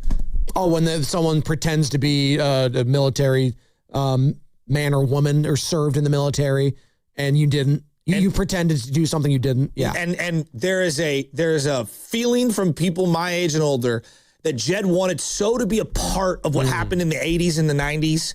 And it's like he's trying to like rip off that valor. Right. That's the sense people got from that situation. And everyone's like, Doc, we're not on our quest for 6. Shut up. You are on your quest for 1. You are 0-3. Right. All right. Yes. It's incredible that you've been there 3 times. And you have done some good things. No one's saying he's all bad. No. We're saying that some of these like misses change the fabric of the organization forever, and they're not going to be overlooked. And I'm just saying, like, straight up, a lot of like my age dudes always thought, because he's about my age. Sure. Always felt like, God, he's such a dork who just wants to be liked. Right. Like, I'm just telling you how the feeling was. Just wants to be like, and you know, like this weekend was. Now I get to this weekend. I knew he was a clown. Well, I'm just telling you how it validates how your preconceived notion. Exactly. Which now is you're unfortunate. like, oh, well, this proves everything I thought. Which is unfortunate because I think if Jed like had won one of those Super Bowls, maybe he is viewed a little bit differently. Maybe he is. Maybe. But they didn't. They didn't win them. They got to 2. And as you said, thank God he hired Kyle Shanahan and John Lynch. Thank God they have an infrastructure in place where we all think this won't be a distraction on the field. It's, I was listening to Willard and Dibbs yesterday, and I think they had Ann Killian on, and she was talking, it's like people are saying like, oh, this is going to be a distraction on the field, and they're kind of sweeping it under the rug. I was like, we're not sweeping it under the rug. Fans only care about the team on the field. I'm just saying, like, ultimately, people really think that Brock Purdy's going to be dropping back like, oh my God, what happened in Ohio? I can't hit dribbling in stride. Like, that's ridiculous. No, I don't buy that. I don't buy that at all. I don't buy that at all. This is the words that she used. Again, I'll let her speak. Ann Killian joined Willard and Dibbs yesterday on this embarrassment for the 49ers organization. It's going to have an enormous effect on the organization. It's a horrible look. It's embarrassing. It's embarrassing for Jed York. It's embarrassing for his parents. It's embarrassing for the entire family. It's embarrassing for the organization, for the team. It's embarrassing for the league. I mean, it is about as tawdry a little situation as you could dream up. And it's very embarrassing. This is one of the flagship teams of the NFL. They're about to leave. First of all, they hosted the Super Bowl 6 months ago. They're about to leave on a goodwill tour to Australia to promote the game, and they're one of the featured teams. They're worth over $8 billion. I mean, it has an impact on the organization. This is not something that's just going to be swept under the rug. I don't think anyone's saying this is going to get swept under the rug. I think where a fan goes, and I think that's what kind of like they were talking about, the fan perspective and all this, a fan every day that like calls into our show, like they just want to worry about the product on the field. It's an escape for them on the field. What the owner does doesn't really have an impact on them and how they're going to digest the product. Joe, when I go to a Giants game, and I might go Wednesday with my son, when I go to a Giants game, I'm not like, oh, Charles Johnson. Like, I'm enjoying the moment. Do you feel embarrassed as a fan of a 49ers team right now? Like waking up this morning, do you feel embarrassed that you're a fan? I love the players. Like Fred Warner. How am I embarrassed of Fred Warner? Well, Fred that's what I'm saying. Is one of like the beacons of optimism in our entire community. I love Fred Warner. Exactly. When I think of Brock Purdy and Fred Warner, I think of like resilience. Yes. I don't think of like this thing that's just going to hang over. Now, in terms of like the organization as a whole. Yes. I understand that. Yes. I'm talking about like it's 3rd and 8. Everyone get on your feet. We need to stop. We're playing the Dolphins in our home opener. I would get up and clap, but I'm thinking about Jed. No, no one's going to do that. Right. No one. If you're going to the game already, that's signaling that you're going to root for the team and you're going to be excited for the team. And look, I'm sure there'll be a couple of protester people that are going to show up in front of the stadium in 1,000-degree heat in September that 3rd week when they're playing the Dolphins, pay an exorbitant amount to park and then walk 7 miles over to stand in front of a lagoon that goes around the stadium. I mean, but like, yeah, whatever. I don't know like what is quantifiable here when it comes to like the punishment and like how that reverberates throughout the organization. Like I'm like legitimately, did the thing guys compartmentalize things? The late owner of the Colts, Jim Irsay, like did that have an effect on the Colts? Like Andrew Luck was going to playoff games and AFC championships during that era. Did it have an effect on the Patriots that just went to a freaking Super Bowl? No. Right? Like I don't know how to quantify this thing. I don't. No, I don't. Now, like behind the scenes, there might be stuff in like upper management areas, maybe, but like, no, I don't think this changes too much. Like honestly, I don't think Al Guido is like sitting in his office right now, and Al, if you're out there listening, I don't think he's sitting in his office going, oh my God, how are we going to sell tickets week 5 against the Cardinals? I think he's thinking that already. Maybe Jed needs to go back to Prague. Once he moved off Prague, bad things happened. Prague went and negotiated something a little different. That's the joke. Joseph from Oakland. Joseph, you're on the roast. Good morning. I just don't think the players care. Hi, good morning, guys. Listen, at the end of the day, I just took it off the speakerphone out of respect. Joseph, what are you doing right now? What? Wait, he sounded like someone else. He sounded like someone else that calls in here under a different name. Joseph from Oakland. It's all right. No, it's fine. Brian Baldinger will be joining us momentarily. I do know that. And we'll ask his thoughts on if this will have any effect on the field with the coaches, with the players. And I know what his answer is going to be. Probably not. But again, can it be a distraction when they're asked constantly about this? Yeah, that's like the only thing, right? The Oakland A's that are now in Sacramento. Would you agree the ethos of the team has dramatically changed? Yes. The soul of the franchise. Yes. Right? I would argue they're soulless. Oh, okay. Yes. Okay. That's probably the most extreme situation I can. No, it's extreme. Yeah. Conjure up. Right. They're playing in a minor league ballpark, and no one wants to. They're homeless. They're homeless. Yes, they are. Part of the ethos of the Packers is Lambeau.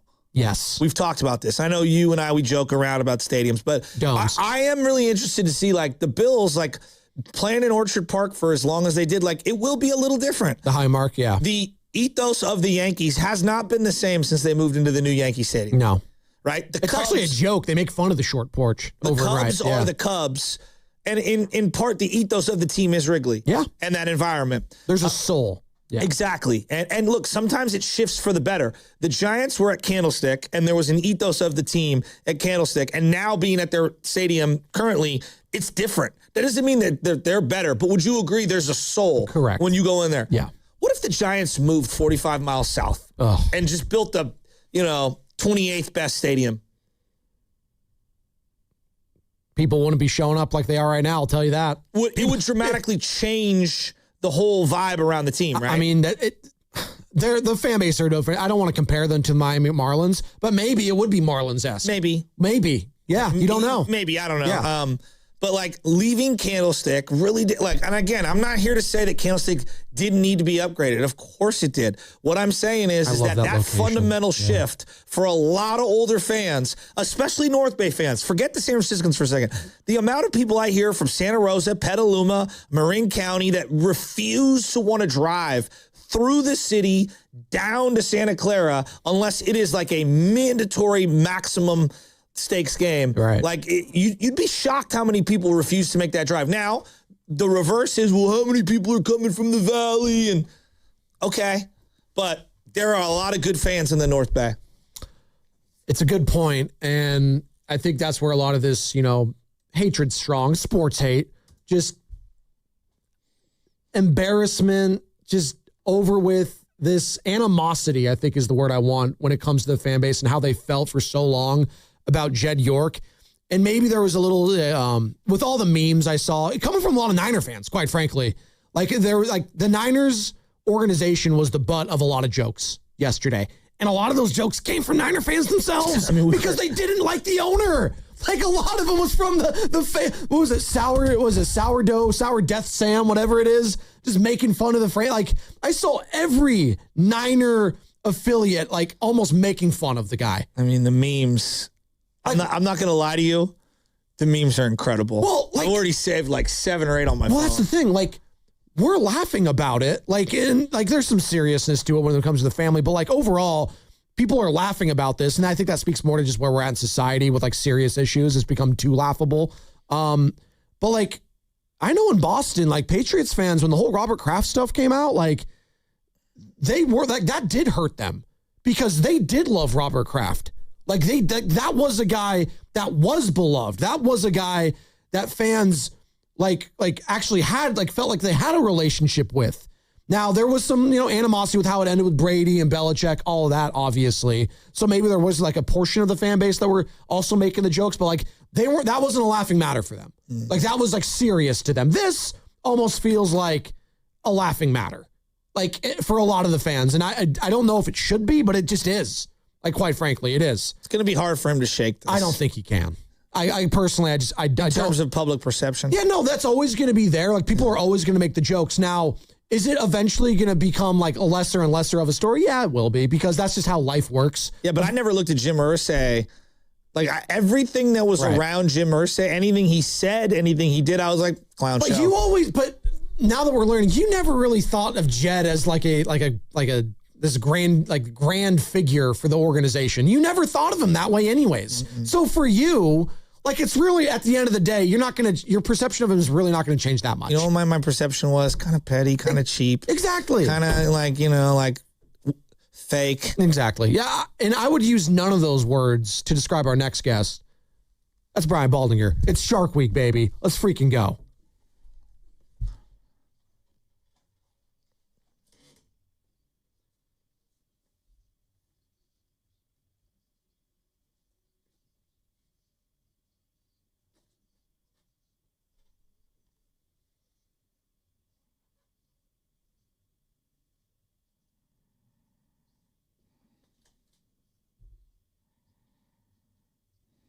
That's right, baby. Each and every Tuesday at this time, joining us on the River Islands guest line is Brian Baldinger, presented by our proud partner, Golden State Lumber and Showroom, serving the Bay Area for 3 generations. Building better starts with Golden State. When you succeed, we succeed. Visit goldenstatelumber.com. Baldy, good morning. Joe Spadoni alongside Joe Shasky. And obviously, we'll rip the Band-Aid off immediately at the start here. The biggest news of the last 24 hours here locally is, Jed York getting arrested over the weekend in Ohio. I want to keep it, from a playing perspective, because you were a former player.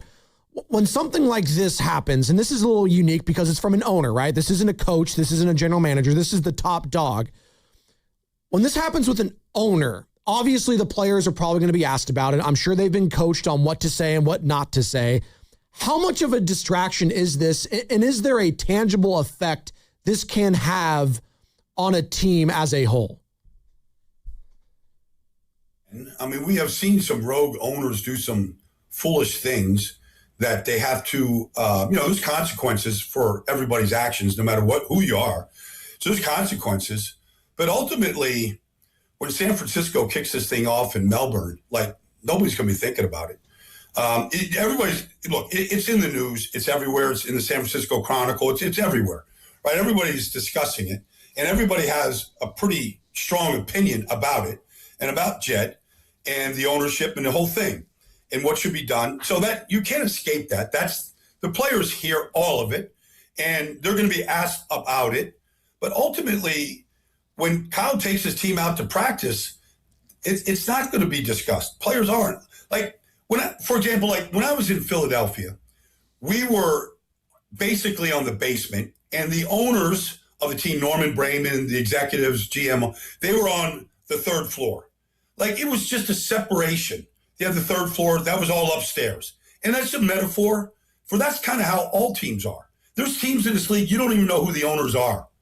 You know, I mean, it just is. Now, the York family, DeBartolo's, like, we know who the 49ers are run by.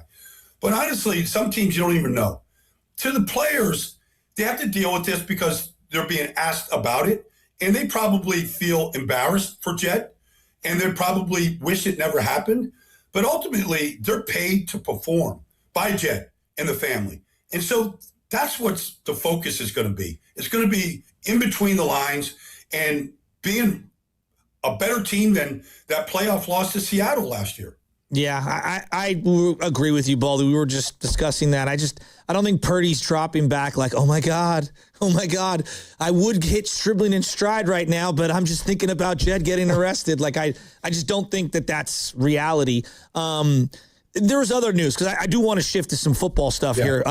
Kittle has been activated off the PUP list, and on one level, it's a remarkable comeback. 7 months since he was injured, and it's modern medicine, and he's just a dynamic player that they absolutely need. But I am a little just cautious in general because of this type of injury, and given his age and some of the other stuff.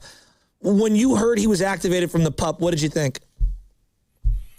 Well, I've just been around the league. I've seen Patrick Mahomes come back from a major knee surgery. You can't tell that he had surgery. I saw Daniel Jones come back from a similar injury, and you can't tell that he had surgery. And they're out there practicing every day. So I feel like some of it is modern medicine. Some of it is rehab. Some of it is the way the players are wired. And, you know, as far as the rehab process and how hungry they are to get back.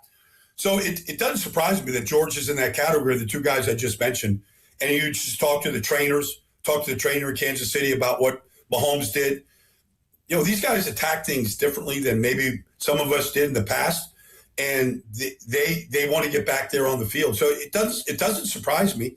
I kind of like I watched Daniel Jones run. You can't tell that he had any surgery. I watched Mahomes for 3 hours one day a couple weeks ago. You couldn't tell. So I kind of like to see what George looks like if you can tell. I have a feeling that if he's been activated from the PUP, and I don't know exactly, does that mean he's full go? Yeah, is he full contact? He's been working on the side. Is okay. You can go out there and put the pads on, but nobody's going to touch them, those kind of things. Yeah. There's some restrictions that still might be in place. So I'll elaborate. I didn't mean to cut you off. I apologize. But, Baldy, it sounds like just for the first couple of days, he's been kind of off to the side, working on individual drills. So what would you look for over the coming weeks to let you know that he's closer to return? Well, he's been the league's best blocker at tight end. For a decade, he's been the best blocker. Like, can he still push off when he goes to make contact and he's doubling the edge with Trent Williams out there? Can he still push and move players the way he has? We've seen him basically high point these footballs in the middle of the field and go up and take the ball out of the air. Can he still get lift? I've seen him warm up before games, and he's doing some of these hoppings, and, you know, he's pushing off like a triple jumper. Can he still have that type of bounce that we're used to seeing from him? Just those little things like that. You know, I would want to see if he has that. Is he returned to that level? Odyssey NFL insider Brian Ballinger joining us here on the River Islands guest line. Also going to be live in person at our Red and Gold Summit next Thursday, baby. So freaking pumped for that, Baldy. Let's go. I can't wait, man. I know. Same for us. And Baldy, we are going to crush food out there, too. Oh, Jax, they hook it up. They hook it up. They're going to have the full spread for you. Like, just kill the cow now. Just kill it. Like, just take it. You know, just send it in. I love it. I wanted to ask you, piggybacking on this Kittle conversation about him being like one of the elite and premier blockers. Like, when we talk about the top tight ends of the position, obviously everyone brings up Travis Kelce. For the greatest, tight end for my money, and I'm only 33 years old, so I can only see what I saw. But Rob Gronkowski, I think, he personified what a tight end should be, blocking, receiving, all of that. And I think Kittle is in that mold.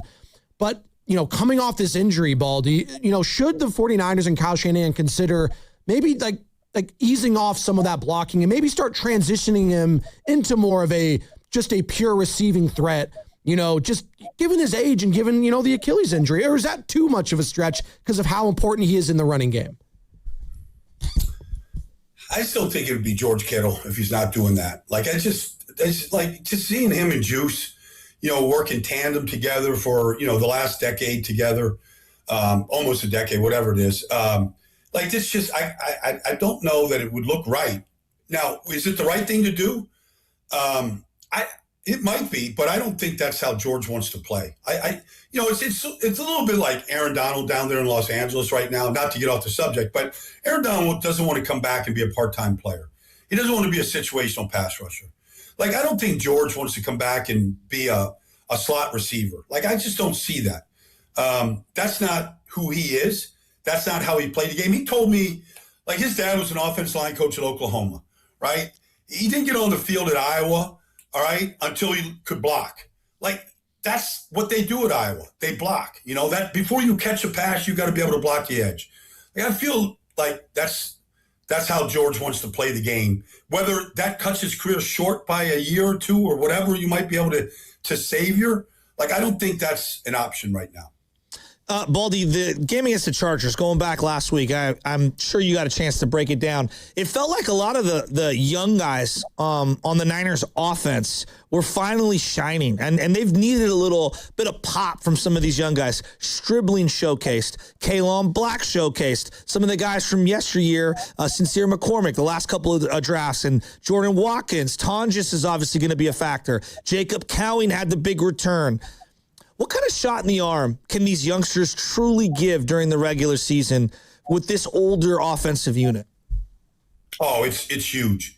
They need it. Because there's nothing like an injection of youth. Just from, some of these guys don't know what they don't know, but Kalon Black looked good, and they need him to be good. They need a backup to Christian. So, he looked powerful. He pushed the pile. He looked decisive. He looked good. They need Stribling to be good. It's obviously the injuries are the injuries, but they need him to be special.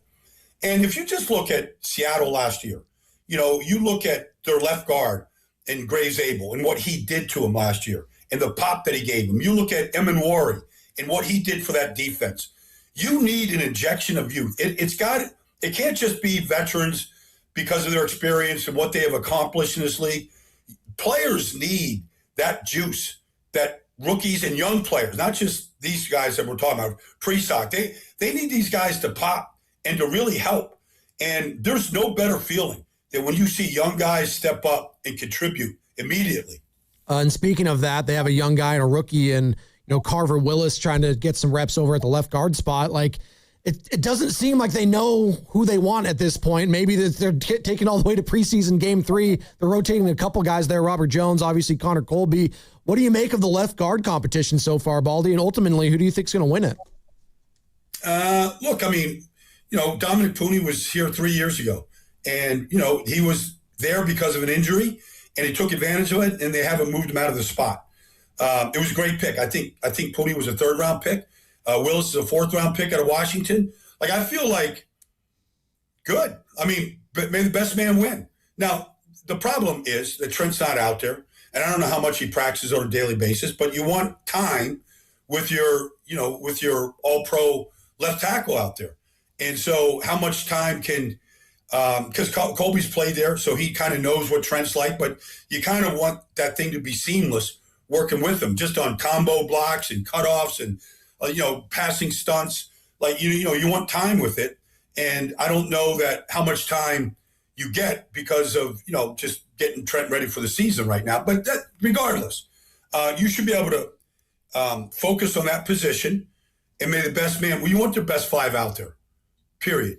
So I think this is healthy for the team right now. What's the bigger concern for you right now regarding Nick Bosa? The fact that he hasn't really participated at all in training camp because of what could be some sort of an injury, or maybe the looming contract situation? I'm very worried about how he's going to get ready for the regular season, because when he held out that year, a couple years back, everyone said, don't be worried. He'll come in and he'll look like Nick. And it felt like it took him a month and a half to truly feel like a Nick Bosa in the regular season. I'm concerned about where he's at right now. Well, this is 3 years ago. His first game was against the Steelers in Pittsburgh, and he had 3 sacks that day, Joe.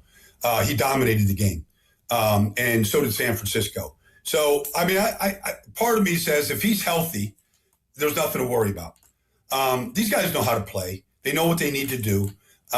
Everybody needs some level of contact, but he didn't have any that year, and he was just fine. Now, he is older, and there's been serious injuries since that time. So these injuries chip at you over a period of time. They wear you down, and all of a sudden, some of the things that you could do or that you thought you could do power-wise, strength, it might not be the same. But I can't speak to the contract situation. The 49ers have always taken care of him. I don't know why he would think that they wouldn't so I don't know that. I don't know the business side, but I feel like if he's healthy, I don't think there's much to worry about. Brian Ballinger joining us here on the River Islands guest line. How should Niner fans be feeling about this defense as a whole right now, Baldy? There's a lot of new names, new faces, obviously, some veterans, some young guys they're going to be relying on. Obviously, Nick Bosa is huge for the line in general. Like, what is the perception or your perception of this defense as a whole heading into preseason game 3 and then week 1 in Australia? Well, you're counting on a lot of unknowns. Okay, first of all. So you're counting on Nick to be Nick. You're counting on Fred to be Fred. Dre. You're counting on some to be what we're used to seeing. Now, we don't know if we're going to get that. That being said, they have invested heavily in the defensive line over the last 2 years. So, you need Michael. You need CJ. You need Alfred Collins. You need Grayson Holton. You need these guys to be good players. The Rams rebuilt their defensive line, and they were great once Aaron Donald retired. All these guys, Kobe Turner, all these, Jared Verse, like they hit on every guy. Like they're all good players. And they have a young defensive front that got better this year, obviously. But, Seattle, they've been building Byron, you look at the guys that they have up front, they've rebuilt that defensive line through the draft. And they've got great young players. And you just need the 49ers to hit on these players. They've got 5 or 6 of them that they've drafted in the last 2 years. If John Lynch and his staff did their homework and they hit on these guys, they should be good up front because it's going to start there. And I feel like the secondary is better than what it has been, just because of some depth and players that have played. So, but it starts up front, and they need those guys they need to hit on those players. Now, all offseason, we asked you about Mac Jones. Could he get traded? Should he get traded? I think you were pretty much in the camp of I think he's more important to the Niners, so hang on to him. That being said, when you see Deshaun Watson get named starter, and I know that that's loaded, but I look around the league and I watch quarterback play, I am a little surprised. I'm surprised another team didn't think that Mac Jones could be their starter. Maybe the asking price was too high. I don't know. But when I watch this guy, I'm like, man, he's a good player. I don't know how good. I just think he's a starter somewhere in this league, and I'm surprised that he's still here. Well, look, you could say Cleveland. You could say Atlanta. You go around the league right now, right? And you go, he's an upgrade. The New York Jets, he's an upgrade. I just named 3 teams. He's better than what they have. But, is the asking price a second-round pick? Like that, to me, that's the start. He's a first-round pick. I know Kyle Shanahan loved him coming out of Alabama. I was actually surprised 49ers didn't draft him. But so let's just say they can't get a second-round pick. It's a third-round pick. If I'm the 49ers, okay, a third-round pick is Alfred Collins. He's whatever he is. Dominic Pooney, he's a potential starter for the team. I'm not taking a third-round pick for Mac Jones.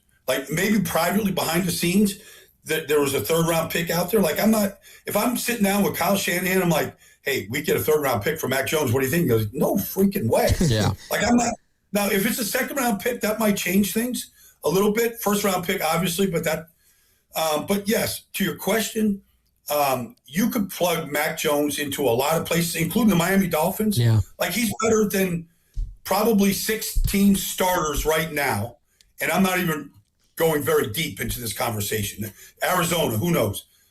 yes, he could upgrade that position a lot of places. Yeah, I would agree with you. I'm watching him, and I know it's against backups, whatever. He just throws such a good ball. And I wasn't this big Mac Jones fan, but he wasn't. I talked him into it, Baldy. I did. He's totally won me over. Now, that being said, if he returned to Alabama to quarterback them this upcoming year, we would have some issues. I don't know if you paid attention to this. I mean, I'm sure you did, the Daquan Wright situation. But we were discussing this kind of off air, and this is a player who came into the NFL, was practicing in camp, and is now going to go back to the college ranks. There's about 15 guys. Undrafted rookie, yeah. And I was telling the boys here, my personal opinion is once you put on an NFL uniform in practice or suit up in a preseason game, whatever, I think you have now forfeited the right to be able to go back to college football. What's your read on this situation right now?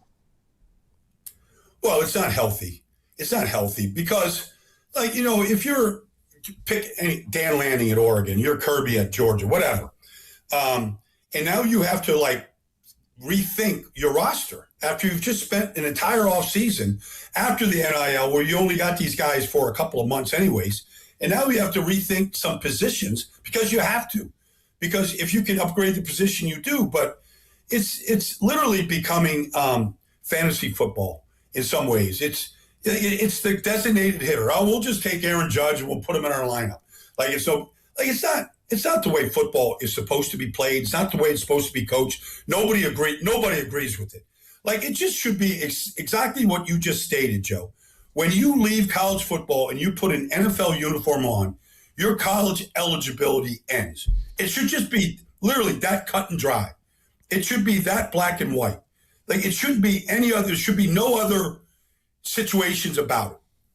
Well, and it goes back. And how we got to this place is just because there's no patrolling body in college football right now to stop it. The lack of leadership is ridiculous. It's horrible. Yeah. Golf has had this issue with reinstated amateurs, meaning guys that go play professionally, earn money professionally, and then they go, you know what?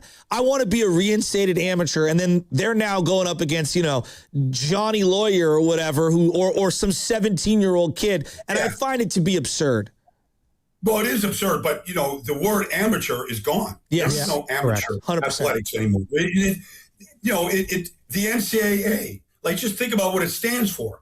The amateur part of the NCAA is out. Yeah. So it's you have to redo the entire moniker right now. No, it's true. We were talking about it's almost like it's minor league football now is what the NCAA is. All these guys getting paid like that. It's the feeder system, and it always has been for the NFL. Obviously, it's the farm system. It's the farm. It's exactly what it is. Yeah. I do love it though. I'm not gonna lie. We're addicted. Oh, we're all gonna be watching it. We're gonna be addicted to it. Oh yeah.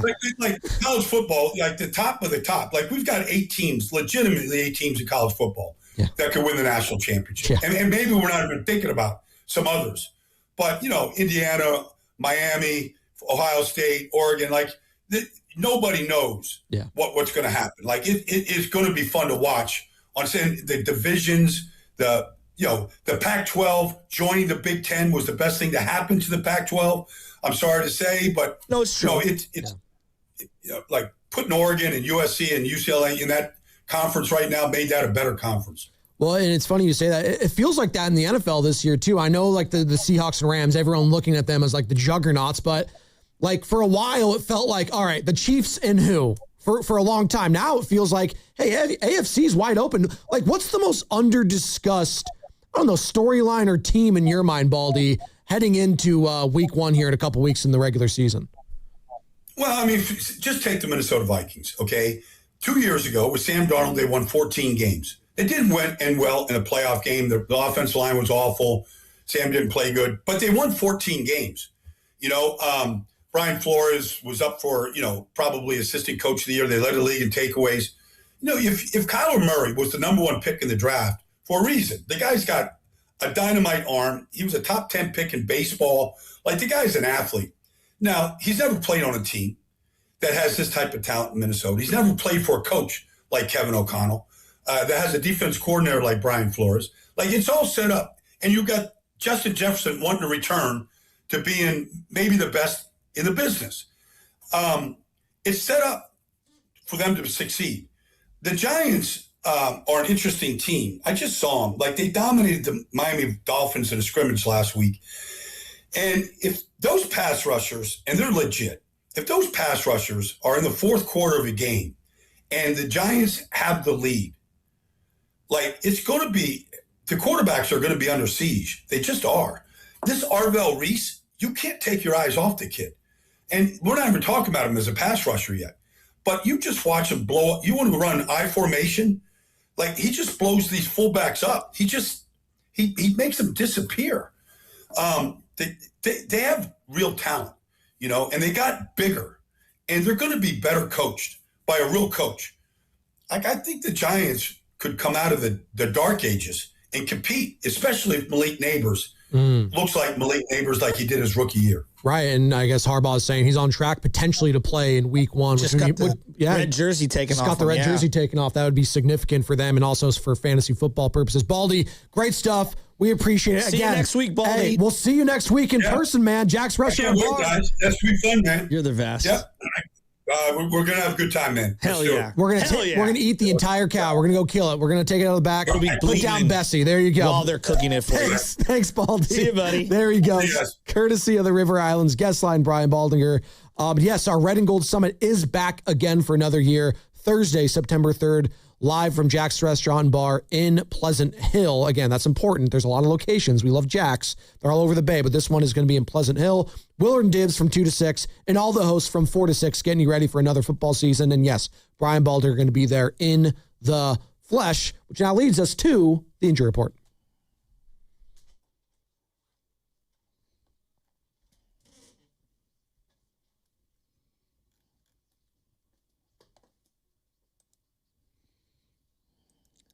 All right, get this. The Giants placed Willie Adames on the 10-day injured list yesterday with not a back injury. It's actually a left elbow sprain. Interesting. He is believed to have suffered the sprain sliding into home on Sunday. This is also, again, on top of the problematic back injury he has been dealing with, and it's been lingering for months now, it seems.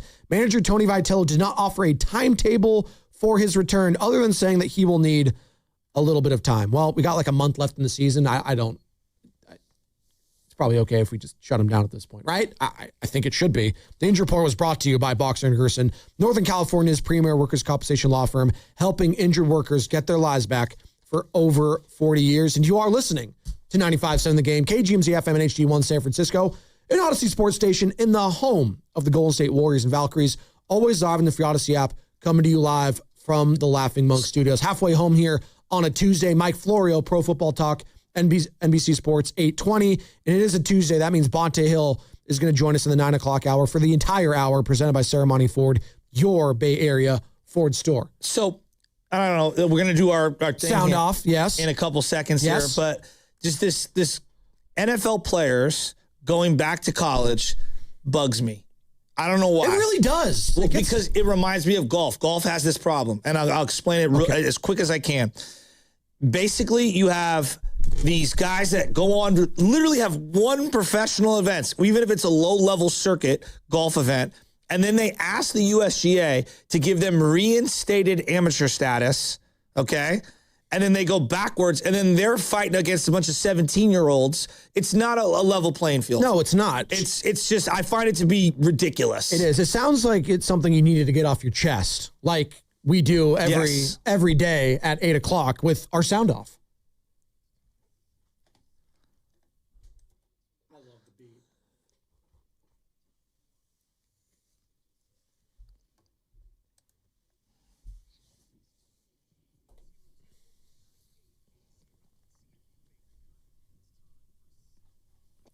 Yes, sir. Let's go right now. All right, Sammy, give them to me. What do we got today in the holster? Here's the first one. You know what really grinds my gears? That we already have horrible Bay Area traffic, but when you pay for the fast track lane, as if paying more taxes on the freeway isn't frustrating enough, and you're on 8 and somebody wants to go 50 to 60 miles per hour for no reason. as if I need to stay behind your car, pay extra money, and you want to just go ahead and make everybody late for work. That's what grinds my gears. Have a good day, boys. Could not agree more on these stupid fast track lanes where they charge you money to just go the actual speed of the freeway.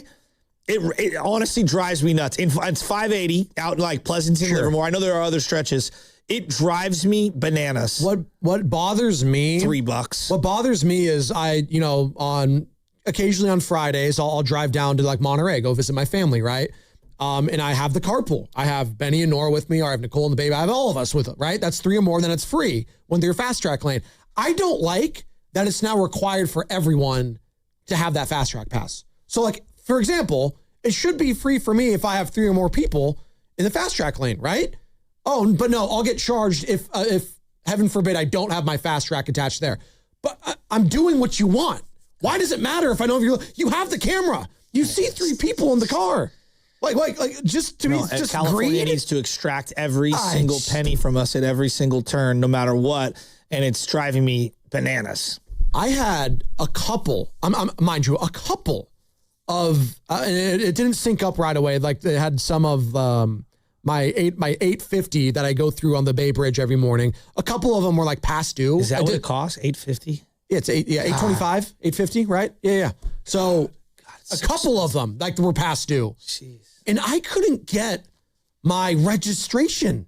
It blocked me from getting my registration on my car because it says, oh, you have a couple of unpaid toll violations. You can't get your registration. See, I have the automatic reload. I do. Yeah, why? Except some of them, it skated through. I was like, you were still charging me though. So was I getting double charged?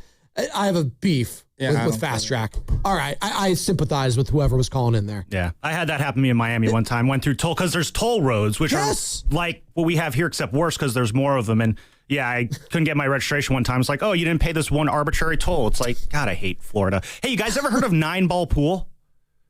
Me neither, right? I know 8-ball. I don't know 9-ball. Hey, fellas. You know what? I'm getting pretty juiced about something right now. I'm getting pretty juiced about some sports. And this sport, you guys don't cover, but it's sports nonetheless. Professional 9-ball pool. The U.S. Open is coming up. It's like the 49th U.S. Open, something like that. Anyway, Shane Van Boening has been on an absolute tear recently. And guess what? He's playing. He's got to make it through a field of 258 guys. He's tied for 5 straight U.S. Open titles. Or sorry, no. Now, that doesn't get you fired up for a new sport right there. The landing. I mean, the guy's name, I've looked it up. Shane Van Boening. What a name, by the way. 9-ball pool is a fast-paced rotation cue sport where players, obviously it's pool, and you try to do it. It's pool. It's 9-ball. It's in a diamond shape. You put it there, and I guess it's supposed to be faster paced. Oh, yeah, it's the diamond, not the triangle. Exactly. Yeah, you've played it. Yeah. You've played it. Yeah. Great. Hey, I'm aware of it. We'll be locked in. Is it ball in hand? The U.S. Open of it. Is it ball in hand every time? I don't know. What are the rules? What's more of a skill? We played a lot of pool in my garage. More of a skill, in your opinion? Billiards or bowling? More of a skill? Yes. I mean, they're both skills. To be consistently great at. Well, I'll tell you this right now. My brother and me we'll have death battles regarding pool. Because my dad had a pool table in the garage forever. My dad was tweaking. I love you, Dad. And he didn't have to say that. But he would build these little sticks because of all the pillars in the house. Oh, okay. And he put lead weight into the little sticks so that because if you've ever hit a small little stick on pool, anybody that played in a bar knows what I'm talking about. You'd have to angle the stick just right. Yeah. Well, he put little lead into the back of the pool stick so it had a little weight on it. So when you hit it, it actually would be able to stop and spin back. Was he also the dad at the Pinewood Derby for Boy Scouts? Put a little lead under the car so it goes a little faster? No, not that. Not that? Okay. But, we've been skipping balls in the basement without ruining the felt for years. Nice. No, I'm not joking. Like, we play a lot of pool growing up. A lot of ping pong, a lot of pool. My brothers were more into that, too. I'm big on bowling, though. Bowling. Hey, Sam, we did that for your birthday last year. That was fun. We did do that. Here's the next one. Yeah, this is one for Spadoni. make me wait a damn hour to get on the damn phone and kicking me off. Oh, I'm sorry. Some real awkward stuff's going on. That's like me going on a date, and the first time I meet the girl, she says, oh, yeah, I just hit an old lady over there and kept going. You ready to get some oysters and wine? Now I got to watch you up there now laughing and ha-ha and kiki, and a minute later, what the hell? What the hell, Joe? Chasky, you the man, though. That's what I'm talking about. Cut that last part. That was hilarious. That's What the hell, Joe? I am the judge, jury, and executioner. Sorry, when it comes to calls, I can do whatever the hell I want. That's the luxury of the A chair. That is why I get paid the big bucks. Relax. The A chair here. Top 5 market, morning drive. There you go. Straw that stirs a drink. Mm-hmm. How wide is that door? It's wide enough to fit your giant head through it? I don't know. Oh, well, it fits my nose, which is giant enough. But hey. What are you better at, bowling or pool? Bowling, for sure. Okay. I've gotten 200 in bowling once. I feel That's not that great of an accomplishment. You've never gotten 200. Yeah, 100%. No, you haven't. We bowled every Wednesday at Juniper Sarah Bowl before they knocked it down. I smell a remote broadcast coming along. Relax. Hey, I actually would be. Do you spin or do you throw straight? I throw straight. Yeah, Of course you do. I do. With bumpers? Sam, you've seen me. I have. Yeah, No, there you you did go. well without the bumpers. I haven't bowled in at least a decade. Oh, there you go. There's the sad part. I'll bust it out. I have no problem busting it out. Another one. I actually do like freaking neighbors that barbecue in the front yard, man. I mean, give me a break, dude. You got a beautiful backyard, but you're going to barbecue in your front yard and have all that smoke come in my front room while I'm watching TV. Oh, neighbors, man. Not Malik neighbors, actual neighbors. Wait, is the window open? Do you have a problem with people roasting? I don't get it. Or morning roasting? Yeah, or like a barbecue in the front yard. That's fine by me. Like I don't. Depends what they're cooking. Well, it's just, they're allowed. What's the difference? Barbecue always smells good. Yeah, but what's the difference if it's in the backyard and it wafts to the front? Like what? Well, if it's in the backyard and wafts to the front, is that okay? Well, I don't have a problem with it, but it sounds like whatever they were cooking was bothering this guy. It was the smoke in general. But close your windows. Close your windows. Yeah, I don't get it. I have an apartment complex. I don't barbecue. So yeah, no, I get that. Yeah, I barbecue up the cabin. I don't really barbecue at home. I do smell. Speaking of barbecue, I do smell a remote broadcast though at a bowling alley. You want to do that? Yeah, let's do it. Curious, Chasky, when you barbecue in the backyard so all the golfers can smell it, or in the front yard so everyone can see you grill? Oh, that's a good call. You mean the side? No, I do it in the back to the right, and the smoke goes everywhere. But like, I've contemplated whether I should start selling like burgers. No, I was just gonna say little LJ. No. Well, you gotta utilize LJ in this scenario because he's just so damn cute. Have LJ there with the burger stand? Oh, for sure. Yeah, it'd be shameless, but you need to do it. Lemonade stand and burgers right there. Boom. Or little cocktails. Have little LJ bring out little mojitos. Yeah, I'm good off that. No, is that too far? He's not Lupus in Bad News Bears. You make a good martini, Lupus. It's so funny when I watch like Mad Men, which takes place like in the 60s, early 60s, late 50s, where it's like everyone had a bar everywhere, and they would have their 5 and 6 year old kids. Hey, honey, can you make Daddy a Manhattan? Yeah, exactly. Like that. It was like normal back then. So what's the more difficult sport? Because now I'm thinking about it. Bowling, billiards, or darts? I would argue darts. Darts is tough. I think it's impossible. Darts is low-key very difficult. Getting the form down is really hard. Yeah. No, I'd go, of those three, I'd go darts. My dad had the old dartboard where like every single one of the darts had tetanus all over it. Oh, no. Right? You guys know exactly what I'm talking about. That's kind of darts. Everywhere. Yeah. And darts.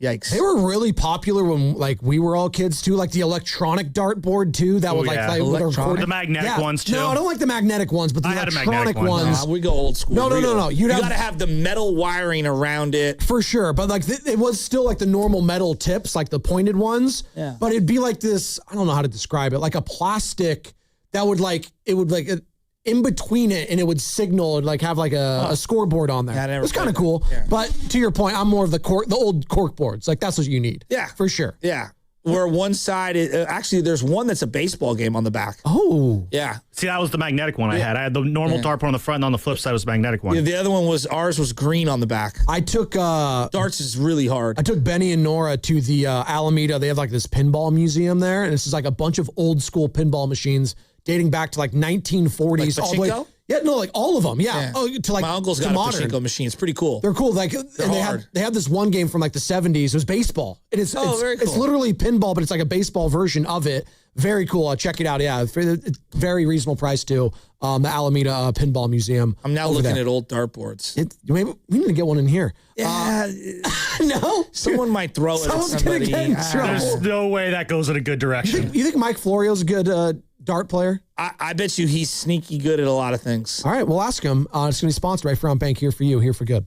Football is back, and you know what that means. It's summit time. All the hosts together again on Thursday, September 3rd from 4 to 6 p.m. live from Jack's Restaurant and Bar in Pleasant Hill. But wait, there's more. I'm hoping Brian Baldinger can somehow, some way make an appearance. You give me the date, Joe, and I will be there with you. Let's go. Freaking go, baby. Book it right now. That's right. Baldy is coming. All the hosts and Brian Baldinger. Thursday, September 3rd at Jack's Restaurant and Bar from 4 to 6 p.m. with Willard and Dibs getting us started at 2. Be there. So, I need hamburgers, sodas, ice, and a DJ. A DJ? Relax, Pa. With T-Mobile, we're saving when we bundle home internet and phone lines. Oh, wow. Here to bundle and save big. Stay connected con tu gente with 4 lines from T-Mobile with fast, easy to set up 5G home internet and save up to $1,000 a year. Switch now on T-Mobile.com/conectate. Savings based on 3rd line free via monthly bill credits. Internet discount with $15 in monthly bill credits and auto-pay discount. Qualifying credit required. Credits will stop if you cancel any lines or change plans. Visit T-Mobile.com. Is your client ready to build a functional outdoor space? Choosing Golden State Lumber and Showroom means faster deliveries and finishing your project on time and on budget. When it comes to decking, TimberTech stands out. It's trusted by contractors for its unbeatable quality, and with industry-leading warranties, it's clear why TimberTech is the top choice. TimberTech, the #1 brand in premium decking. Start at GoldenStateLumber.com. Golden State Lumber and Showroom. When you succeed, we succeed. FlexCar, we know radio ads are annoying, but not as annoying as car salesmen. Sign here, please. Never talk to one again with FlexCar, the first and only month-to-month car lease. No, submit to my extortion machine. Insurance and maintenance included. Switch cars anytime. Switching Bronco to Camry to tell you right willy-nilly. Oh, no. Oh, yes. FlexCar. You drive everything. Boxer & Gerson, Northern California's premier workers' compensation law firm, helping injured workers get their lives back for over 40 years. Do you want to learn how to invest in real estate? You want to learn how to do it for free? Just text INVEST to 64,000 and we'll send you 2 free tickets to our upcoming workshop in the Bay Area. That's right, 2 free tickets and a link to register when you text INVEST to 64,000. Join a thriving community of investors dedicated to helping everyday people achieve financial freedom by investing in real estate. This free 2-hour workshop will teach you investing strategies around flips, wholesaling, rentals, and multifamily properties. But hurry, seats are going fast. So text INVEST to 64,000 to get your free tickets and link to register. Text in the next 10 minutes, and registrants will also receive a free copy of our Funding for Deals guide. Text INVEST to 64,000 to get your 2 free tickets and complimentary guide. That's INVEST to 64,000 to get your free tickets. By texting 64,000, you agree to receive recurring automated marketing messages from Real Success. Message and data rates may apply. No purchase required. Terms apply. Available at ourrealsuccess.com. In 2026, Bay Alarm celebrates 80 years of security. With burglar and fire alarm systems, 24/7 in-house monitoring, and local service, our promise to the Bay Area remains the same. We got you. Learn more at bayalarm.com. Reach your saving goals with Miristar Momentum Savings. Progress should come with perks. Every $25 you save earns an entry to win cash prizes. We're drawing winners for $1,000 monthly, $5,000 quarterly, and an annual grand prize of $10,000. Saving has never been this rewarding. Apply today at miristarfcu.org. Insured by NCUA, no purchase necessary. Terms and conditions apply. See website for full details. That's Elena's family group chat. Someone's always sending a blessing or starting a poll about the baby shower theme at midnight. With Real Unlimited from Total Wireless, she's always on the loop, whether she wants to be or not. Switch to Total Wireless Total Starter Plan or higher and get a Samsung Galaxy A16 5G on us. And from now until September 1st, get free activation by skipping the access charge. Go to your local Total Wireless store today. Total Wireless, your own real unlimited. Someone had a birthday. Yep, 50. Can't believe it. 50 years of wisdom. Great segue. We have a health reminder from the CDC. Pneumococcal vaccination is recommended for adults 50 or older. Says here, we're over 6 times more likely to be hospitalized with pneumococcal pneumonia than adults under 50. I don't love those odds. Same.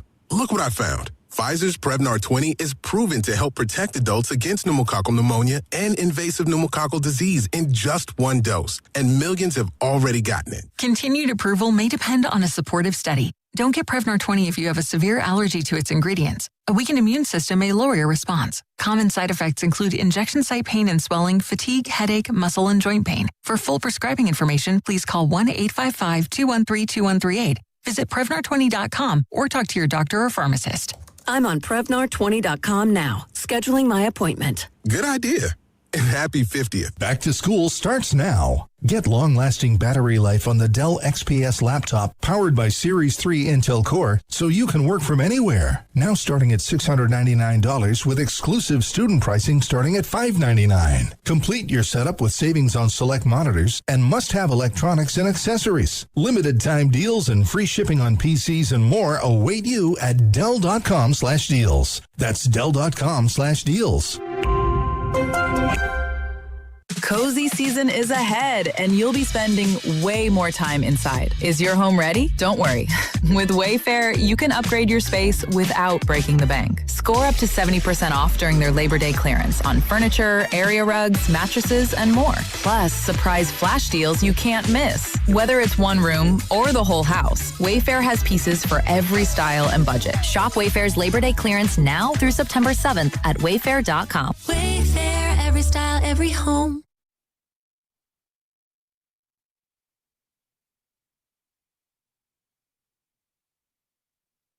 This is John with Jack's Restaurant and Bar. Welcome back to the Morning Roast with Spadoni and Shasky. These guys are no ordinary Joes, and Jack's is no ordinary restaurant. It's not. It's actually extraordinary, and it'll be extraordinary in Pleasant Hill at that location next Thursday, which is September 3rd. We are going to be there. When I say we, all of us here at 95.7 The Game, all the hosts from 4 to 6. Will and Dibs get the party started at 2, and Brian Baldinger will also be there live in person. Can't wait for that.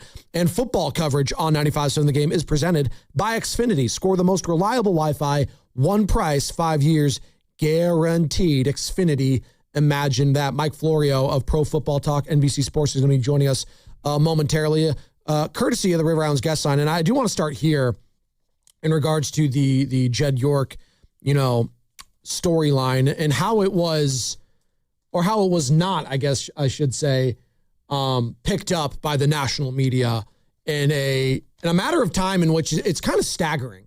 So initially, when the breaking news sound happened, when Sam broke it, it was around 7:40 locally here at our time. And it was from a local Cleveland, it was a Cleveland news station in Ohio that broke it. And this is an NFL owner, mind you, of the San Francisco 49ers. It's a high-profile individual. And it was a local station that had it. Not Schefter, not Rappaport. And I kept looking and looking and looking. And we have ESPN in our studio right now. Pat McAfee didn't talk about it. Everyone was talking about Deshaun Watson and the Cleveland Browns, as if the Browns are as important as what's going on with the owner of the San Francisco 49ers. We're going to bring Mike into the conversation right now. Had it been Brandon Ayuk, had it been a player, don't you think that it would have been just a little more prevalent nationally? Oh, it's a huge double standard. And Mike, good morning. Mike Florio joining us on the River Islands guest line, Joe Spadoni alongside Joe Shasky. And we're just talking about the lack of urgency, or I guess that maybe they knew it and just didn't want to release it. I have no idea. But Ian Rappaport didn't tweet once about it yesterday. Jed York getting arrested over the weekend. Schefter, he had this little quote from Nick Wagoner, who had a story on it, but he didn't tweet anything about it. Did you find that all just odd? No, the NFL owns 10% of ESPN. This is exactly what you get when the media outlets that cover the NFL are in bed with the NFL. That may not be the best pun for this situation, but we saw this coming. And the NFL acquired 10% of ESPN back in April. ESPN has tried from time to time to tell us that they're still going to engage in journalism. Well, it's one thing to check a box on a story that investigates whatever from time to time, but in the day-to-day drip of NFL news coverage, what they choose to highlight and what they choose to ignore will be two different things. And we're going to see that time and again. And it's part of what we need to be watching for from ESPN, because they need to prove to us that they've retained independence. And yesterday, I think the obvious verdict, which I fully expected, was they're not independent. They didn't cover this the way they would cover it if they didn't have a relationship with the NFL, pursuant to which the NFL owns 10% of ESPN, and ESPN now owns and operates NFL Network. If this were a player of any magnitude, how would this have been covered? I think it would have been covered more aggressively. It would have been discussed more extensively by ESPN. And, you know, at the end of the day, that's what we're all going to be watching, and that's part of this story, and we'll see how closely ESPN covers this. The punishment of Jed York in comparison to what the punishment of a player would have been, because there's this lingering suspicion that even though in theory owners are held to a higher standard, in practice it seems that owners are held to a lower standard than the players. And that's the next move here, especially since the case is over. The NFL always waits for the legal process to end before it issues discipline under the personal conduct policy. This thing ended the day after it began. It's over. It's done. It's ripe for the NFL to do something. And I think the NFL probably will do something before week one. If there's going to be a suspension, they're not going to want him in Australia as part of the contingent that is waving the shield down under. They don't want that. And I think that there's no reason for them not, if they're going to suspend him, there's no reason for them not to do it quickly. Yeah, I can't imagine him traveling to Australia. I can't. I'm thinking about like just how rare this situation is in general. Because obviously, you know, Robert Kraft, who you referenced earlier, has been linked to certain things. I remember the Jim Irsay mugshot, but he wasn't wearing the oranges, if you will, the outfit. Jumpsuit. Yeah. The outfit. This is a pretty damning photo that I think is going to stick with Jed York a really long time. I mean, I've seen some bizarre headlines. This one kind of takes the cake. Well, and the difference here, and somebody asked me about this yesterday as it relates to the fact that the Kyle Shanahan auto accident was kept under wraps for 11 days. It's a lot harder for the director of security of the local NFL team to reach all the way to Ohio and manage that situation and maybe get things tucked into a different file or get the brakes tapped on the posting of public records or otherwise just get law enforcement to cooperate. Palo Alto and East Palestine are two different universes as far as 49ers influence are concerned. So they had no control over this one. There was nothing they could do. He was caught, by all appearances, red-handed by virtue of the fact that he pleaded no contest a day later. And there was nothing that anyone could do to spin this, to manage this. And the only thing that he did in this that could be objectively characterized as smart is get it resolved as quickly as he possibly could. You know, Mike, I followed you a long time. I watched your 12-minute video that you did for NBC yesterday where you did the stand-up breaking down all of this stuff. I'm curious regarding Jim Irsay, Robert Kraft, now Jed York. Robert Kraft had a ton of equity built up in the league because of the respect and how well run his team was, how many championships they had. And he was also warring with Roger Goodell, it felt like, and there was a lot going on behind the scenes. I always got the sense that Jim Irsay was kind of sent out to be a very vocal anti-Goodell guy for many years, and it was because almost like he was a sacrificial lamb amongst the other owners. How will Jed York's influence in that ownership circle change with this information that's now landed? I think everybody's going to look at him differently than they did before. How could you not? And with Kraft, there was one important difference that needs to be factored into this. His charges were dismissed because he was part of a broader sting operation where they had installed secret cameras in these massage rooms where people go in and undress to get a massage. it's a violation of the Fourth Amendment. That's what the courts found. It was an unreasonable search to have these hidden cameras. All the charges got dismissed because Kraft fought them. Usually when they bust guys in a situation like this, they want to resolve it quickly. They don't fight it. Kraft decided to fight it, and he exposed that there was overreach by law enforcement. So his arrest never became a conviction, a guilty plea, a no contest plea, a diversion program. So in the eyes of the law, he did nothing wrong.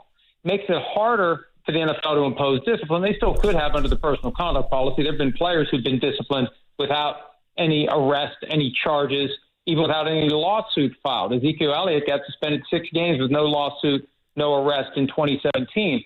But that's the big difference between Kraft and York. York pleaded no contest a day after it happened, which makes it impossible for the NFL to not suspend him. And to answer your question again, he is going to be viewed differently by everyone. By everyone.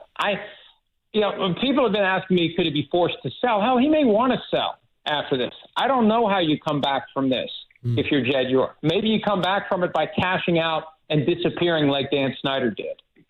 Mike Florio, Pro Football Talks, is joining us here on the River Island guest line at Spadoni and Shasky, the Morning Roast. And Mike, what did you make of the 49ers statement yesterday? And this was the quote: "As this is a legal matter which has been resolved, we will not be providing any further comment at this time." Well, it turns on the head the idea of saying, as this is a legal matter, we will be providing no further comment, because usually the thinking is it's pending. We don't want to say anything that could prejudice, undermine, impact in any way this ongoing legal proceeding. We're deferring to the process, and out of respect for the process, we're keeping our mouths shut. When you throw in, which has been resolved, there's no reason to not say anything. It was the best they could come up with to justify saying nothing. That's how I interpreted it. They're not going to say anything. There's nothing to say. And I think the implication is, if they're not saying anything, if they're not saying anything and York's not saying anything, this is his opportunity. This is his platform to say anything that could make this ugly situation look better. And I think the fact that he said nothing, either directly or indirectly through the team, it just underscores the fact that the allegations, the no contest plea, everything we've seen reported from the public records, it's accurate. Because if it wasn't, this is a chance to say so. Do you think if if Jed did come out and address the media or release a statement, I think as opposed to a notes app or something, because we see that all the time, a notes app statement, do you think if he addressed the media, any good could come of that? It all depends on what he'd say, but I think for now he's probably rattled, he's shell-shocked, and I could see the strategy in the short term go away and let it die down. But you're never going to avoid that moment, which is the first time you talk about it. So the question is when, where, and how will be the first time that you talk about it. And I also suspect that probably wants to see what the NFL is going to do before he says anything. So, look, there is no science to PR. It's an art form, and you have to have people involved who have good instincts, who have good experience, and who can basically fashion a crystal ball out of whole cloth and come to a conclusion as to how things are going to go based upon what you say. But right now, I think he was still in jail yesterday. I don't know when he was serving day 2. He had already served day 1. I don't know if he was serving day 2 immediately, but yeah, he's going to have to decide with good input, good advice from PR professionals. How do you address this? When do you address this? What do you say? Because he's not going to be able to go the rest of his career without talking to reporters. And the first time he does, that's going to be the first question asked. Yeah, no doubt. Mike, you do such a great job. It's like I always feel like you ask really pertinent questions out loud, and it gets me thinking. And so, I was watching your video. Again, I've referenced it now twice yesterday, and I was thinking about the Tony Romo body cam footage that came out a little after the incident was reported. What else could come out detail-wise that could shape this conversation? Well, you just mentioned something that, frankly, I hadn't thought of in the 24 hours since we've been riding this roller coaster. There could be body cam footage of Jed York's arrest that comes out. And, it was a sting operation. I don't know how far they went in furthering this ruse that was aimed at luring folks who thought they were setting up these encounters. I don't know. But there may be some stuff that's on camera. There may be some stuff that's on tape. There may be some stuff that comes out later. That's an excellent point, frankly, that we need to just sit back and wait for. We think we know everything, but the one thing we haven't seen yet, and look at how the perception of Romo changed. It's one thing to know he got pulled over for suspicion of DUI. It's another thing to see that whole arrest, the apprehension, pulling him over, the ridiculous field sobriety test.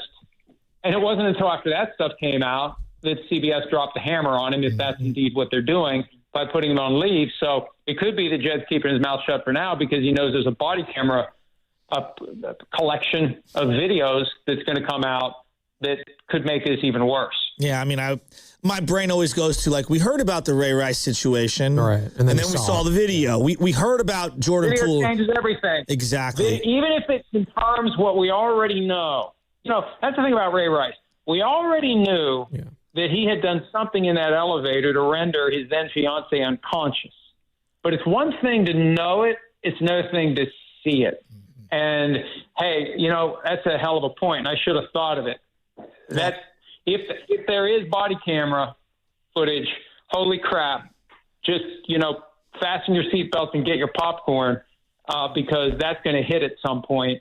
And it could be interesting, to say the least. All right, so I do want to ask you some questions outside of this incident. The New York Times just dropped a huge piece this morning regarding CTE, and I'm just going to read you one element. I haven't had a chance to fully dive into it because we've been doing our show live as it dropped.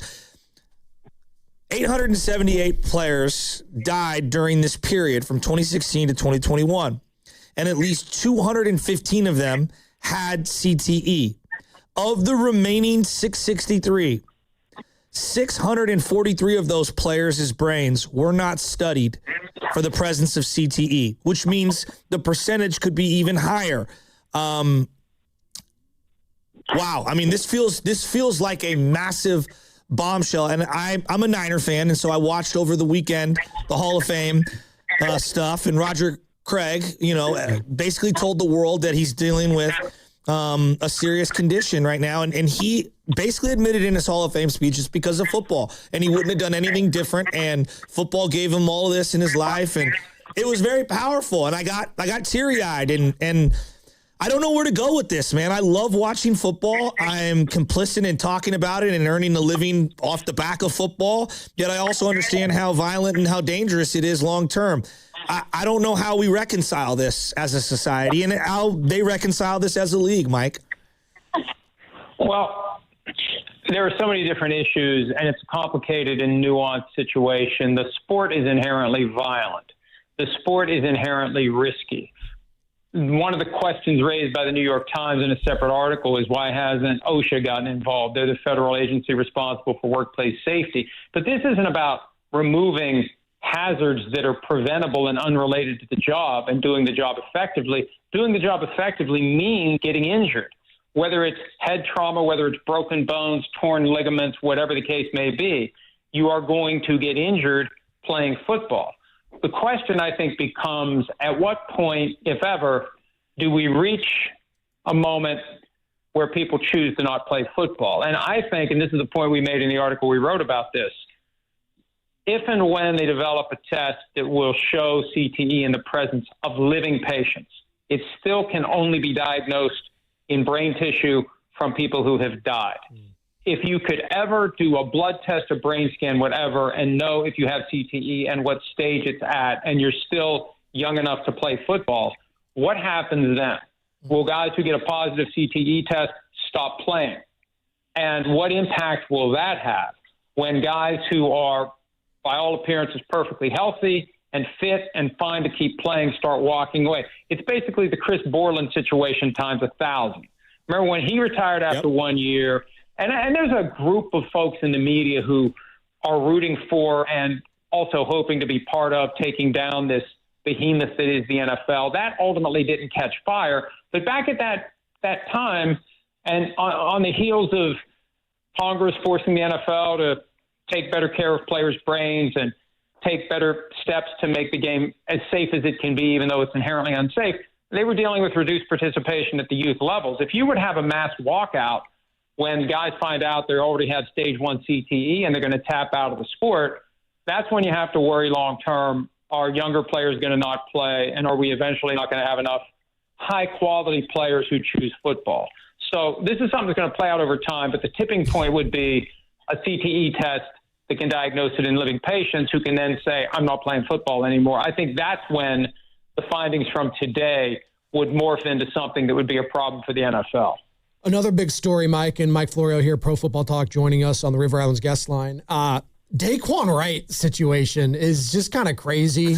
And, you know, and maybe it's not, just given the landscape of college football. I know the Big Ten announced this morning that they're going to, like, if you play in the NFL or you sign up or whatever, you can't come back to play in the Big Ten, whatever.